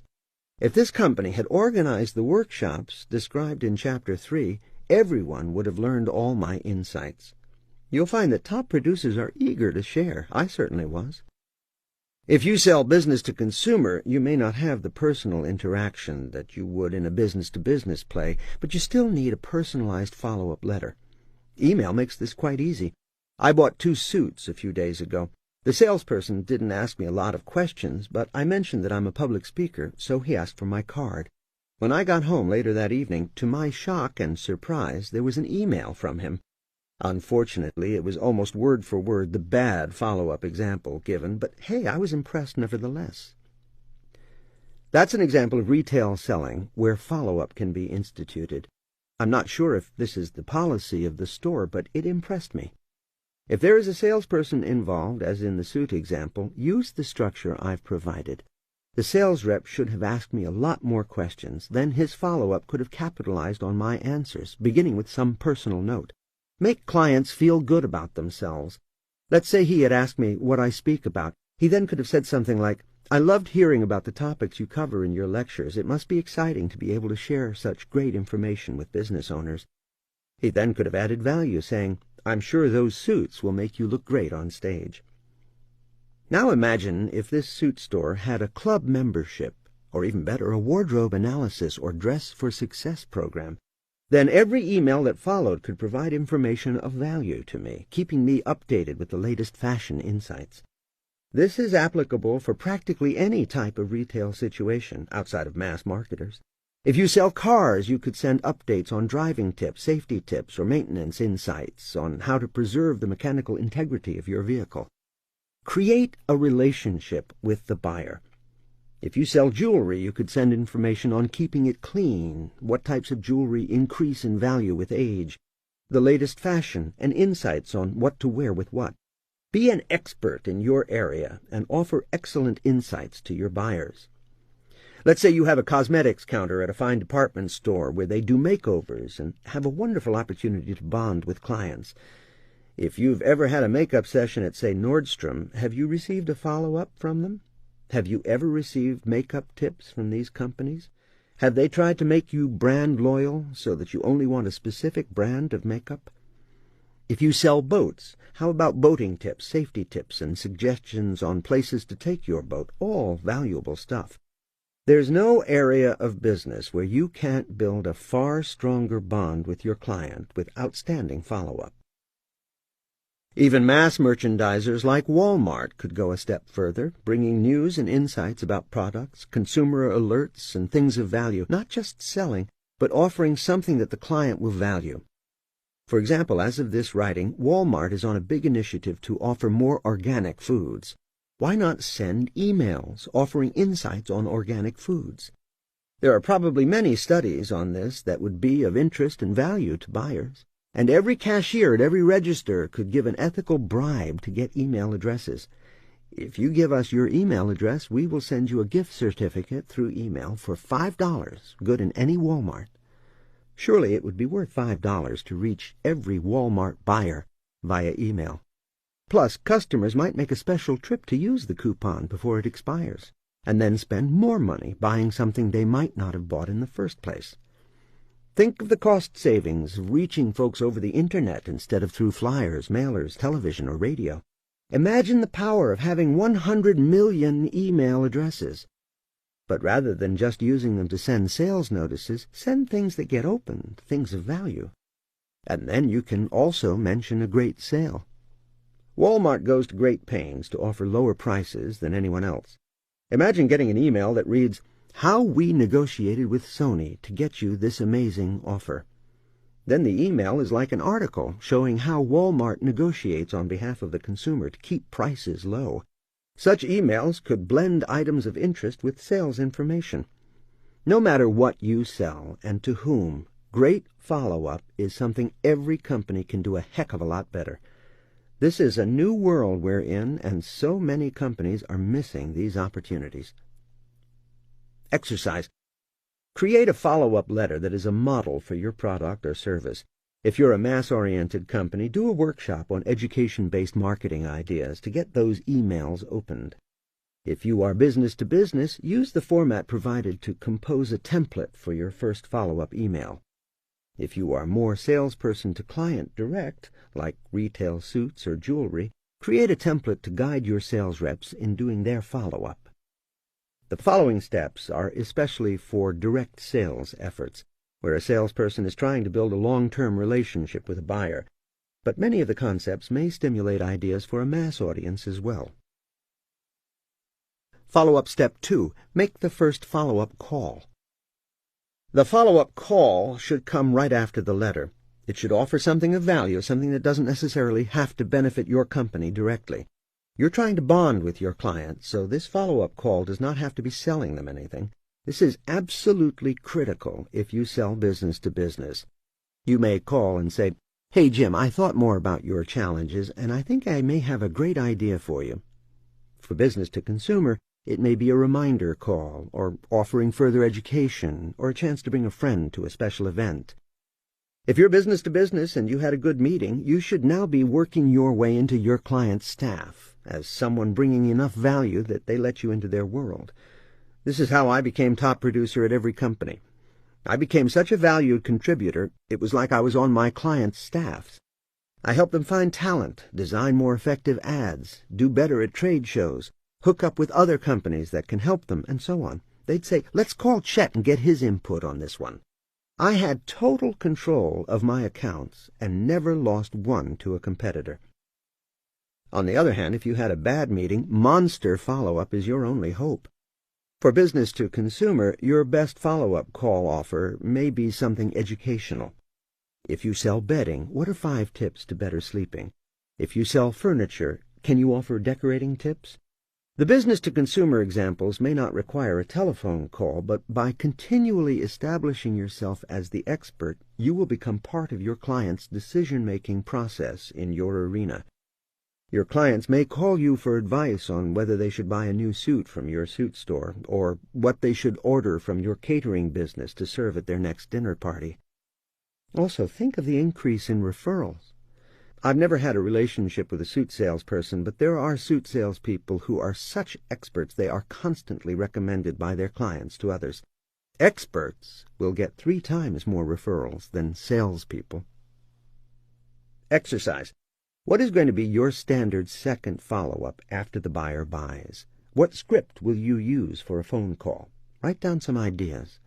What can you offer that's valuable to the client? Follow-up step 3. Share something amusing or of personal interest. As you learned in Chapter 10, you are establishing rapport throughout the sales process, so you can use similar approaches. As mentioned in that section, send an amusing cartoon or article that you know will be of interest to them. Even if it does nothing else but make them smile and laugh, it's building that bond and keeping that top-of-mind status. So send something of interest to them every month. Don't sell, just schmooze. Exercise. What is going to be your standard third follow-up after the buyer buys or after that first meeting? Think of your top clients. What can you send them that would amuse or interest them? Write a note that you could send with it that will keep you in their top of mind. Follow-up step 4. Throw a party, share a meal, and bond like crazy. If you're business to business or business to consumer, throwing parties is one of the best ways to bond. Refer back to Chapter 7 to see exactly how to do this. Sharing a meal with your clients is another great way to bond. Here's the scale of bonding effectiveness. Breakfast, good rapport. Lunch, good rapport. Dinner, great rapport. You must ease into their lives. Don't be too pushy. You must judge what the appropriate invitation is for your situation. One way to do this is to offer a bonus. Here's a script you can use. I did some research about your industry and learned some interesting things. If we can get together for a breakfast or lunch, I'll take you through some of this information. Exercise. What is going to be your standard 4th follow-up after the buyer buys? If it's going to be a meal, how will you invite her? Write your phone script now. If you're business to consumer, what else could you offer your clients? An accountant or financial planner may offer a quarterly breakfast to educate clients on great strategies to keep and grow their wealth. What can you offer that's valuable to your clients? Follow-up step 5. Send another fax, email, letter, card. If you get top-of-mind awareness, you need to never let it go. With unceasing follow-up, you'll never lose a client to a competitor. If you've just had a meal with your client or she's attended a party or event you've sponsored, follow up immediately with another letter. Here's an example. Dear Gail, you make a great lunch guest. I wish all my clients had your sense of humor. I was intrigued by your thoughts on direct mail, so I've asked for some further research. I'll let you know when it comes in. Meanwhile, stay away from those anchovies. Regards, Kevin. These letters are short and interesting. Be personal and complimentary, and tell them what the next step will be in your relationship. Kevin's letter to Gail tells us that he'll take the next step by doing some extra research for her, and let her know when it comes in. At that point, he has set himself up to share another meal with her so he can present that information to her. Exercise. What is going to be your standard 5th follow-up after the buyer buys? Write a letter that would be the perfect follow-up to a meal, party, or gathering. Follow-up step 6. Plan something fun that can include the family. If you're business to business and your clients are big enough to warrant it, you can invite your clients to join you in fun activities, such as boating, tennis, hot air ballooning, or scuba diving. I've done all of these and more. The more memorable the experience, the cooler it can be. The more likely the client will not only go, but will talk about it to others. You're becoming part of their lives. At a convention in Hawaii, we rented a catamaran and took 30 clients out for a cruise with drinks and food. It was an awesome bonding experience. I had 5 salespeople with me, and we bought wild-looking cardboard sunglasses that had palm trees coming out of them. Then we took photos of all our clients wearing them and passed them around at the trade show. At another trade show, where clients are all in one place, we had a gambling night and made paper money with a photo of a different client on each bill. They got such a charge out of those fake dollars that they took them home to show their families. You could take clients to see a play or have a picnic. If you're business to consumer, you could throw mass parties or buy blocks of tickets to a comedy club, sporting event, or concert. The goal is to become part of clients' lives. Look for something exciting that you can do together. It might be your nature to do these things, but if it's not, or if you have salespeople, you need to build them into procedures. Exercise. What is going to be your standard 6th follow-up? List 10 fun events you could do with your clients and their families. Write a letter or phone script you could use to invite your clients to these events. Follow-up step 7. Offer something to help their business. Can you be the king or queen of networking? Great companies are always finding ways to help their clients succeed. Can you hook up 2 clients to form a referral network? When we sold advertising, we would take up-and-coming companies and get them together with much larger companies. This often resulted in relationships that were of value to both players. For that reason, my clients always took my calls, always. Since they never knew what cool new thing I was going to offer, they always welcomed and even looked forward to my calls. Be a resource. Can you provide an idea to help your client succeed? Put helping the client above all else. Perhaps you can sell more product or services in the process. Exercise. What is going to be your standard 7th follow-up? Think of your top clients. What could you do for them to help them improve their businesses? Are there ways that you could connect 2 or more of them that would be beneficial for everyone? Follow-up step 8. Send another fax, email, letter, card. Your client needs to hear from you often so that you become permanently bonded. Keep sending follow-up notes and jokes. If you become best friends with your clients, it will be natural to keep doing these things. Exercise. What is going to be your standard 8th follow-up? Write another letter that you could send after you've helped them improve their business in some way. Follow-up step 9. Offer more help to succeed. What else can you do to help your clients succeed? Perhaps you could take them to a seminar or give a seminar at their location. You could give them a training course on some topic they are having trouble with or that would help their business. You could help them find new personnel or alert them to important trends in their market. We are working with a restaurant chain that is offering business owners lunch and learns as a way to bond better with companies in their area. This gives them an excuse to call business owners and invite them to something cool. If you feel that sales training, marketing training, or management training would be valuable to your client and you can get a good group together or even offer something over the web, you will find many training companies willing to provide you with their content as a way to gain more exposure. Mine certainly can. By this 9th follow-up step, you are becoming a valuable asset and trusted confidant to your clients. This breeds remarkable customer loyalty, so that customers will feel like they are engaging in a personal betrayal if they buy from a competitor. Loyalty gives you unequaled control over market share and the inside track on everything your customer is thinking. Since it's so expensive to gain new clients today, what can you do to establish an unbreakable bond? Exercise. What's your 9th follow-up procedure? Write down the types of seminars or training courses that you could give them. What could you do that would lock you in as a valuable asset and trusted confidant? Follow-up step 10. The ultimate follow-up. Invite them to your home or be invited to theirs. When you have them in your home or they have you in theirs, you know you have done fantastic follow-up. Here are some revealing quotes from top producers on the importance of this step. Every important client I have has dined in my home. Half the people at my wedding were my clients. From their dreams to their hobbies to their children's hobbies, I know everything about my top clients.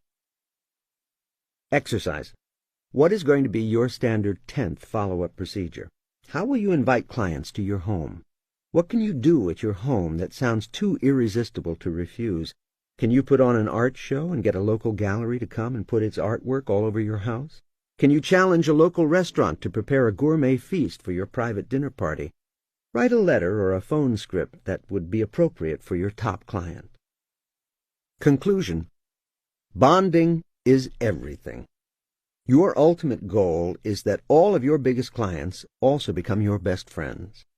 Become involved in their lives and in the success of their businesses. Make it your personal mission to help them succeed. The bottom line is that you need to do follow-up or you will be mediocre. With a fantastic structured follow-up, you will propel yourself so far above your competitors that they won't be able to touch you or your clients. 12. All systems go. Setting goals, measuring effectiveness, and activating your master plan. Goal setting and measuring effectiveness is the 12th core skill area of the ultimate sales machine, and it's designed to soup up all 11 that come before it. According to the ultimate sales machine mindset, setting goals is not simply about writing them down periodically, although that is a part of it, but about mastering your focus so that achieving those goals happens quickly and automatically. This chapter will help you to not only improve your business, but live a healthier and happier life. As you've learned throughout this book, mastering anything is not about doing 4,000 new things, but doing 12 things 4,000 times. To master your business, you will no doubt go through each of the competencies in this book again and again, each time seeing more and more improvement and growth in your business. You can't be a master at all of these skills instantly, but setting periodic goals will speed the process. The latter half of this chapter will give you detailed processes for tracking all your major initiatives, especially your Dream 100 effort. What if, in addition to all the steps, tools, workshops, and insights you have learned in this book, you had one more added advantage? A computer programmed to exclusively focus on seeking out opportunities and generating success for you even while you sleep. This computer does nothing else all day but look at the world around you, searching for anything and everything that will create more success in every aspect of your life. Sound good? In fact, you do have exactly that kind of computer in your brain. It's called the Reticular Activating System, RAS. And the problem is that most of us have unknowingly set it to seek out things we don't want, instead of achieving the amazing results we dream about. In this chapter, you will learn what the RAS is and how to harness its power to create success in every area of your business and your life. You will also understand exactly how to set goals and measure effectiveness to put you on the fast track to growth. Finally, you will get a detailed look at the best example I've ever seen of a company using pig-headed discipline and determination to master and execute the 12 competencies you've learned in this book, so it could become the ultimate sales machine. What we think defines who we are. The reticular activating system is that awesome computer in the brain that most of us never use on purpose. Every day we have thousands of thoughts that seem to leap in and out of our minds. The truth is that those thoughts affect every cell in our body. Our cells are completely reactive to the environment in which they dwell, and thought is one of the most powerful sources for creating that environment. Some now say that if you're angry, fearful, or anxious when you eat or drink, you literally poison the food you're putting into your body. See the 2004 documentary film What the Bleep Do We Know for more on this. But when you keep your thoughts focused on all the positive things in your life and the positive things you want to happen in your life, you awaken and purposely focus your subconscious to create outstanding improvements on every front. Take a minute and think about the kinds of thoughts you've had today. What has been the predominant tone and character of those thoughts? If you're like most people, your thoughts are dominated by problems and self-criticism. People tend to dwell on what's not working in their lives. And as mentioned before, people bond easily over shared unhappiness, sorrow, or complaints. Listen to the people around you. It's amazing how many times you will hear things like, "I hate when that happens," or "I'm so out of shape," or "I can't do that." The reticular activating system is the attitude programmer of the brain, and its power lies in the fact that the subconscious accepts all you feed it as reality. So if you're telling it you can't do something, guess what? You won't be able to do it. The subconscious cannot make judgments about the thought and say, "Oh, she doesn't mean it. Let's do it better this time." It cannot distinguish between a real perception and an imaginary one. So if you perceive you can't do something, you'll probably fail. Worrying has the same impact. If you worry about a problem, your subconscious thinks the problem is what's important to you, and it won't help you find solutions. To find solutions, you have to change your thinking from worrying about the problem to demanding solutions. I've done it 100 times in seemingly impossible situations. I have even applied this information to how I raise my children. When either of them says anything like, "I can't," or "I'm no good at that," I say, "What's that called?" They moan, "Failure reinforcement." One day when my son was learning tennis, he said, "I just can't get the hang of that serve." Then he looked at me and caught himself. "But I'm getting better every day."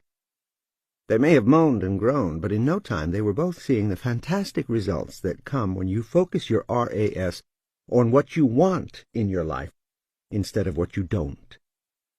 Have you ever heard the saying, "Fake it till you make it"? The reason this works is that by adjusting your attitude, or faking it, as if you had already reached the goal you are trying to achieve, you are tricking your subconscious into creating that success or skill level as a reality. Whatever you tell it over and over again is what it believes, and what it will bring more of into your life. Have the attitude that you already have the success you want, and your subconscious will work to bring about more success in your life. Attitude is the only thing we can control in life, yet it's also the most powerful. You can't control your spouse, your kids, the weather, your co-workers, or the economy. You can try to better understand each of them, but you can't control them. All you can control is your perception and your attitude. The good news is that perception and attitude are all you need to control to achieve your goals and dreams in life and business. How it works. Let's say you're walking through an airport terminal looking for your gate. You've got 2 hours until your flight, so you're not in a hurry. You're not expecting any calls or anything, just walking along looking for the gate. There are 1,000 things going on around you, conversations at various volumes, announcements over the loudspeaker, kids running around and getting yelled at by their parents. You're not paying attention, so you're not hearing any of it. Then, suddenly, "Joe Smith, pick up the white phone," and you go, "Hey, that's me." That's your reticular activating system screening out everything that won't interest you and then waking you up to something that will interest you. In a crowded airport with thousands of commercial messages and announcements and other distractions, your RAS will tune out everything. Imagine what it would be like walking along or sitting in a restaurant if you couldn't tune out those things that didn't matter to you. You wouldn't even be able to have a conversation or focus on anything. Another example is when you buy a new car. You never noticed that car before, and suddenly you start to see it everywhere. Now that this specific car has become of interest to you, your RAS will pick it out of thousands of cars you see every day. Here's another example. My screenplay has caught the interest of quite a few actresses and recording stars. I would never have even heard of some of these women had they not been interested in making this film. When Leanne Rimes was reading my script to play the lead role, suddenly I couldn't open a magazine or turn on the television without seeing her. Had she not been interested in the film, I would have only noted that she had a hit song or two. But once she was on my radar and my RAS was informed that I was interested in her, I noticed her in hundreds of places. A very efficient machine, the RAS zeroes in on any area of interest. This is whatever is occupying your thoughts, your car, your hobbies, your goals, your success, your limitations, your failures, and so on. If you are constantly thinking about failure, problems, and concerns, your RAS will continually hone in on and bring you more of what you're most interested in. Whether it's failure or success, your RAS will direct the full force of your brain to sort through the clutter and carefully select and guide you to the reality that is consistent with your thoughts. You could be walking down the street thinking that business is bad all over. You look around and see a going out of business sign and think, "See, business really is bad." But right next door there is this huge expansion project with lots of new businesses. Yet you don't even see it because that's not what you're thinking about. The RAS is a powerful device that most of us don't consciously use. Harnessing the power of the RAS. When I go in to help a company that's in trouble, the most powerful thing I do is to get them focused on solutions and setting goals for improving the situation. This shift in focus shows up in the results the company is getting. With everyone devoting at least an hour a week to focusing their RAS on finding solutions and improving the business, solutions begin to appear, and the business begins to improve. One way to harness the power of the RAS is to do proactive workshops to get everyone focused on solving the problems, instead of focusing on the problems. Strings into steel. The truth is that RAS is already fully functioning in your life, helping to create a reality that is in line with your thoughts. Any statement you make to yourself begins in the unconscious as a thread of an idea. Each time you make a statement, the thread gets thicker. Say it to yourself a few more times, and the thread turns to string, then rope, then bands of steel that absolutely obey the reality you create. We all have programmed beliefs about our limitations. We tell people things like, "I can't remember names," "I'm a klutz," "I can't cook," "I can't dance," or "I always mess these things up." When we first said them, they were just a tiny thread. But now that we've said them to ourselves and others hundreds or even thousands of times, imagine how ingrained they've become. We've focused our subconscious on fulfilling our programmed reality of forgetting names, tripping up the stairs or over our dance partner, burning dinner, and messing things up. But what if you believed that you were great at names, extremely coordinated, and a great cook and dancer, and that success came easily to you? If that were your belief system, what activity would your subconscious be working on right now, creating your success? A shortcut. Keeping your mind focused on your success may be difficult at first, but here's a shortcut to help you make the transition. Your mind is more receptive when it is less busy. Right before you go to bed and right when you wake up, you are at your most receptive. That's the best time to really focus your RAS on all the positive things you want in your life. If you picture yourself succeeding or overcoming something at those times, your brain will grab hold of that much easier. If you are about to have a big meeting, picture it exactly as you want it to go. This visualization will stick with you as you enter that meeting and help create the results you want. It's important to keep your brain working in the present. Tell yourself, it's a great day today, rather than, I will have a great day today. Or success comes to me easily, rather than, success will come to me easily. This is called autosuggestion. Phrase your goals and desires as if they already exist, because then your brain will work on fulfilling them faster for you. If you say you will be a billionaire, the brain says, oh, okay, I will do it. That means I don't have to do it right now. Instead, say, I am a billionaire. Then your brain says, oh, wow, I have to make that happen. Have you ever gone to sleep saying to yourself, I have to wake up on time tomorrow, and the next morning you wake up right before the alarm goes off? How did your brain know? Think about that.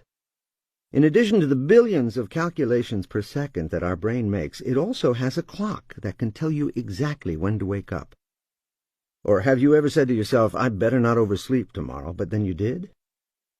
Note the difference in the way you say things. With, I have to wake up on time tomorrow, all your brain hears is wake up on time tomorrow. Say, I'd better not oversleep tomorrow, and all your brain hears is oversleep tomorrow. So phrasing is important to the subconscious mind. You must state things as if they are already in existence. Tell your RAS exactly what you want and focus on the positive. Thomas Edison, who invented the light bulb, the movie camera, and dozens of other ingenious things, said never go to sleep without a request to your subconscious. You can actually pose something to your subconscious as you go to sleep and wake up with the solution in mind. Napoleon Hill wrote that you should demand that your subconscious give you the solutions or answers that you desire. One way to put your subconscious mind to work for you is to create a recording of your own voice that you listen to every night before you go to bed, feeding proactive affirmations into your subconscious. For 12 years, I listened to a tape of my own voice every single night before I went to sleep. I was talking directly to my subconscious, and I played the tape when my mind was most receptive. My income doubled for 3 years in a row. Exercise. Create an RAS recording of your own voice using whatever technology you have, cassette, digital recorder, and so on. First, use your favorite relaxing background music to play as you record. Then talk yourself through some relaxation exercises. Tell yourself to close your eyes and imagine you are in a calm place, like a peaceful lake or in a hammock on a sunny day, whatever is a calm image for you. Tell yourself to relax into that scene and breathe deeply. Count back from 10 to 1, feeling each number relaxing you more and more. This puts your brain into a less active beta mode. This also helps you sleep and close down your mind. Next, state a series of affirmations about yourself and your life. These are all positive beliefs about yourself, who you are, and what you want in your life. Just make sure you state them as if they are already a reality, so your brain starts to work on them subconsciously. Here are a few great affirmations for anyone. I attract success. Success comes to me easily. Abundance and prosperity flow to me from every direction. It's easy to be successful. I only think positive thoughts. I'm in perfect health. Sales affirmations. In each of my weekly sales meetings, I make every salesperson repeat after me as I give them various affirmations. One of my favorites for salespeople is, "I love to cold call in the morning." When I was a sales rep, I wrote those words on a sheet of paper and put it up on the wall in front of me. I would then say them out loud and with great fun in my voice. If you are in sales or run a sales team, there simply is no better affirmation. Cold calling is the toughest activity for most salespeople. Me? I love to cold call in the morning. I suppose it's from years of repeating that affirmation. Record 10 affirmations that are perfect for you. Remember to keep them positive and in the present. Restate them again and again until the tape ends. I have to say that this is the most powerful thing I've done to climb out of my blue-collar upbringing. Once you've created this recording, listen to it just before you go to sleep every night. Yes, my wife made me put on headphones so she wouldn't have to listen too. Using your RAS in goal setting. Goals focus your attention and enforce your brain to attract what you want. Most people spend more time planning a vacation than they do planning a life. But setting goals in every aspect of your life and business puts your RAS to work on purpose at attracting great things. This is because the minute you write your goals, you have focused your subconscious on your success, and it immediately begins creating that reality. That's why just the act of writing down your goals can make you feel like you have direction in your life. This becomes even more effective when you post them somewhere so you see them and even say them every morning and every night. I have 27 lifetime goals that are posted on the inside door of my medicine cabinet, so I see them every time I reach for the toothpaste. One day I realized how to put 5 of them together and accomplish all 5 with just one action. Had I not looked at that list daily, I never would have connected those dots that way. My subconscious was constantly looking for ways to realize those goals as easily as possible. To get the most out of goal setting, make sure you set incremental goals as well as long-term goals. Your incremental goals should be things that are challenging but that you know you can achieve. This way you make it easier on yourself to stay focused on your success. If you make outrageous goals and never achieve them, then you reinforce your own failure. Goal Writing Workshop. Write down the following: 5 lifetime goals, 5 annual goals, desired annual income for the next 5 years, 3 things you will do each month to improve your life, 3 things you will do each month to improve your company or department, 3 things you will do each month to improve your performance. Post each of these lists in an appropriate location so that you will see them every day. State them as if they already exist. I make 5 sales every day.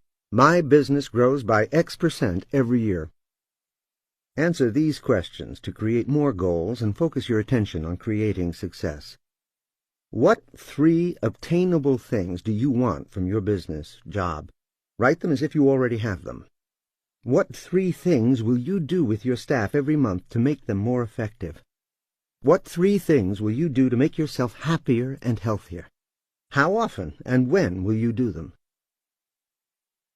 Measuring effectiveness, keys to increasing performance.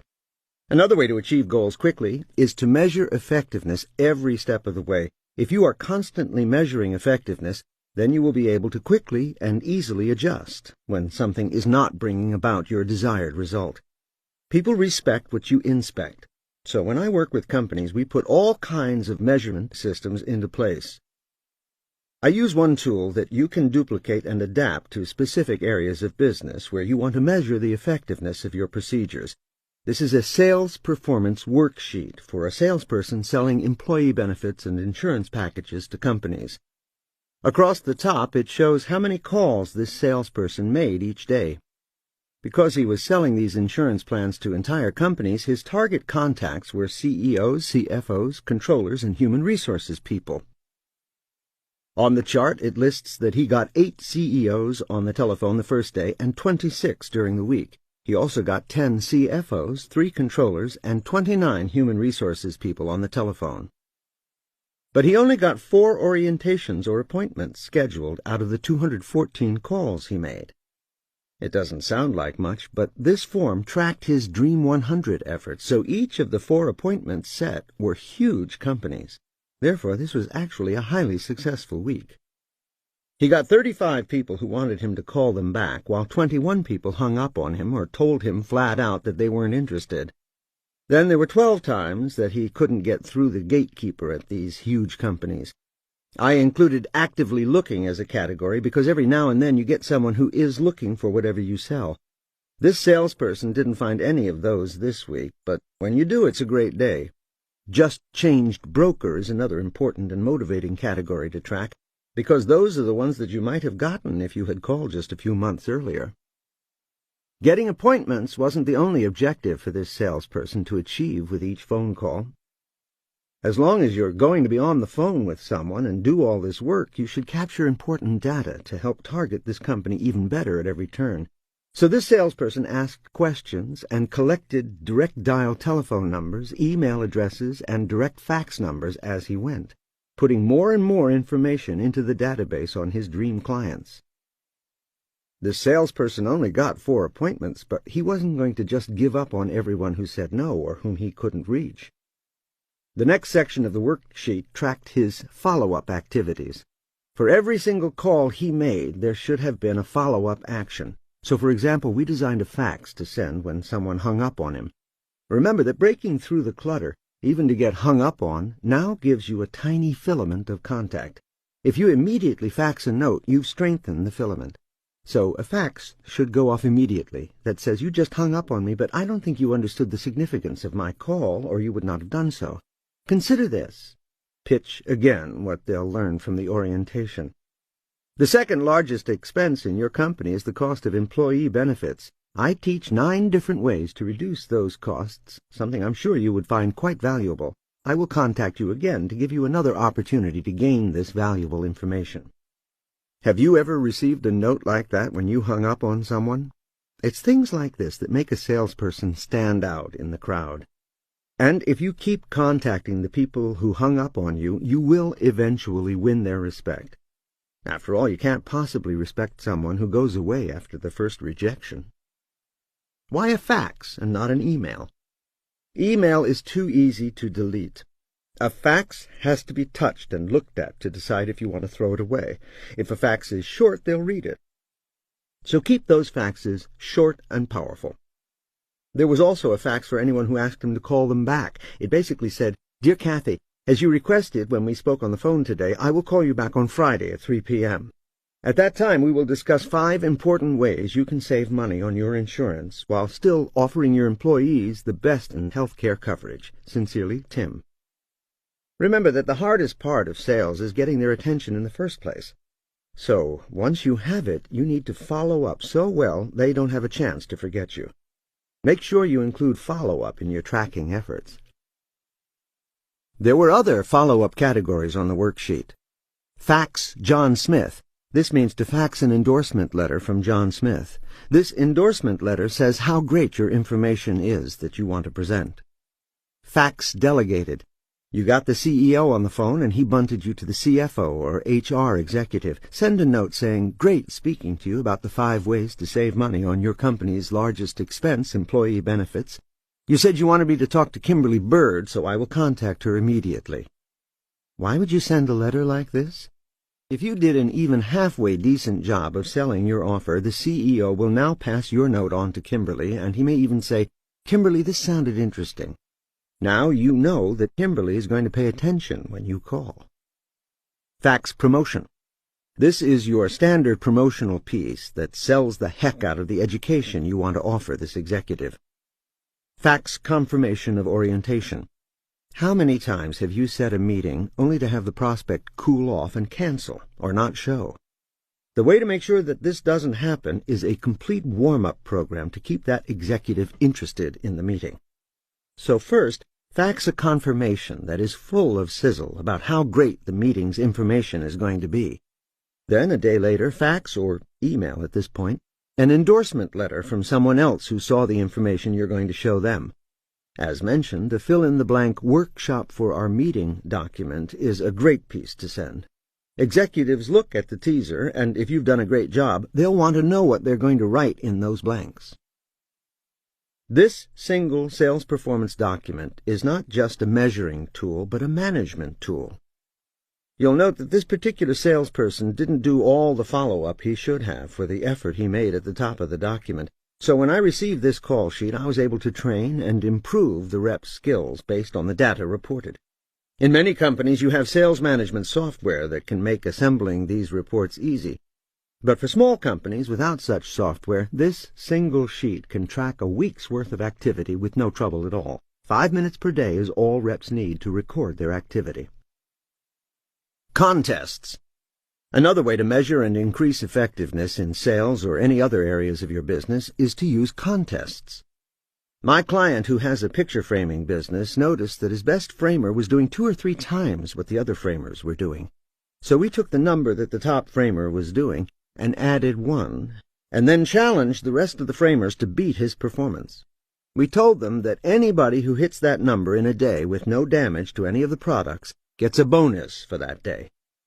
It immediately increased the performance of the framers. This could be applied to anything. Take your top performers and analyze what they are doing, then procedurize it as much as you can, and put a contest in place to give everyone the incentive they need to step up their performance. Henry Ford used a similar tactic, but he didn't even need to create a reward for the increase in productivity. As Napoleon Hill mentioned in Think and Grow Rich, Ford went onto the factory floor with a can of paint and put a large number 6 in the middle of the floor. When the night workers asked what it meant, he told them that it was the number of cars the day crew built. The next morning he came in and learned that the night crew had built 7 cars. He then painted a 7 over the 6 that had been there. When the day crew asked about it, he told them that that was how many cars the night crew had built. Just by playing the day crew off the night crew, he was able to substantially increase productivity for his factory. I am using this same method with a sales team I am working with on cold calling. Every 2 hours we post in the sales room the number of calls each person has made. Every 2 hours everyone looks up and sees where they stand in terms of productivity and who is ahead or behind them. This creates a natural competitiveness that is also fun. In 1 week, this simple act of posting the numbers has tripled the amount of cold calls this team is making. This company even has a software program that gives them this data at the push of a few keystrokes. If you're not measuring effectiveness, your organization's productivity is lower than it could be, and your goals are further away than they need to be. So create performance worksheets, institute contests, and put the numbers up. Then see what happens in your company or department. Firing on all 8 cylinders. As you have learned, the key to success is not about doing 4,000 things, but mastering just 12. This book has taken you through the 12 core skill areas that will put you at the top of the market, as long as you continue to perfect and systematize those skills with pig-headed focus. With these steps and your determination, there isn't any problem that you cannot overcome. To illustrate this point, here's an example of an impossible situation that was turned around just by doing the 12 things you have learned in this book. I've told small parts of this story already, but it is the ultimate example of everything you have learned about working together to create amazing results. Billionaire Charlie Munger first hired me to sell advertising for a magazine called California Lawyer. At the time, it was the highest circulating publication for lawyers in that state, but it had only 2% of national advertising market share out of 45 competitors, which meant it was all the way down in the number 15 slot. The national lawyer magazines holding the first 4 slots had so much of the market that everyone else just got scraps. There were 2 major challenges I faced in getting national advertisers to advertise with us. First, we were a vertical market publication, meaning we reached only one profession, lawyers. Companies like Xerox, which was front and center in my Dream 100, typically followed a strategy of horizontal marketing. They advertised in magazines like Business Week that had a national circulation reaching business people in all fields. They were already reaching doctors, lawyers, dentists, and zookeepers all over the country, so why would they want to spend a lot of money to go into a vertical market publication? The second biggest challenge was that we were a regional publication. Large companies don't buy advertising in regional vertical publications. Some of those big companies might spend a small part of their budget on vertical markets, doctors, lawyers, architects, etc. But they surely weren't going to buy into those vertical markets state by state, when one or two national vertical publications reach lawyers or doctors in all 50 states. From a strategy standpoint, it was a sale that simply couldn't be made. In fact, many of these big companies had already decided that specific vertical markets were not worth the trouble. An advertiser that had already decided it was not interested in the lawyer vertical market was definitely not interested in California Lawyer, no matter what our unique selling proposition was. I could tell them over and over again that we were the highest circulating magazine for lawyers in California, but was I going to get them to advertise? Never. Clearly, our unique selling proposition would get us nowhere. So I focused all of my efforts on establishing our other ultimate strategic position, USP. Using each of the 12 core skills you've learned in this book, this is how we outthought the pants off the competition.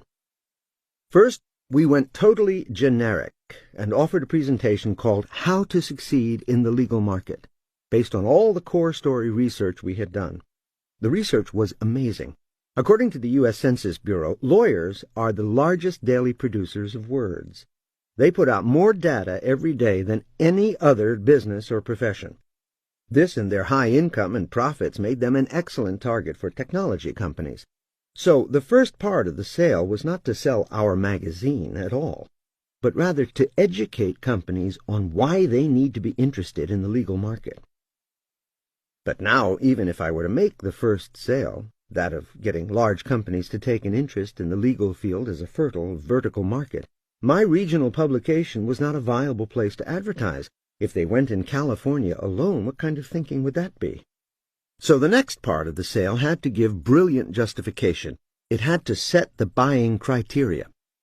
We had all this data on California as the state that leads the nation. At the time, the average state had 18,000 lawyers, while California had 143,000 lawyers. Today, California has more than 200,000 lawyers. Huge difference. California led the nation in cutting-edge legal initiatives and thinking. In fact, more precedent-setting law comes out of California than any other state. 1/3 of all the nation's largest corporations house their corporate counsel in California. The data went on and on, effectively showing that if you really want to make it in the legal market, first you must have a stronger position in California than anywhere else. And next, you could test the legal market in one state before spending larger dollars to go national. So let's break this down into steps. Step 1. What is your best possible strategic position? In our case, we established our position as part of a market that was super worthy for them to go after. Step 2. Next, we established our position at the top of that market. So they knew that of all the choices they could make to penetrate this market, advertising in our magazine was the most potent. Step 3. We put all this into an educational orientation and made that our first offer to every advertiser. Step 4. We mounted a Dream 100 effort, where we started hitting the biggest possible advertisers so hard, so frequently, and with so many approaches and offers that they got to know exactly who we were in a very short period of time. Step 5. I rehearsed the sales staff on that presentation again and again and again. Still, there were those who didn't get the strategy. Wait, why would I do all this when all I really want to do is sell advertising? I took these more tactical executives by the hand, brought them to client meetings, and showed them the awesome power of using market data as a motivator. They caught on pretty quickly at that point. Step 6. I worked through the time management procedures daily, constantly demanding to-do lists from the staff. Step 7. I trained the staff on the 7 steps to every sale in great detail. I gave spot quizzes, did workshops on every step, and hot-seated the reps on specific accounts and their activities related to the 7 steps. Step 8. I worked the heck out of the follow-up procedures, putting into place more and more opportunities for bonding and building valuable relationships. Step 9. We worked the trade shows like champions, always being the life of every party and throwing the best parties.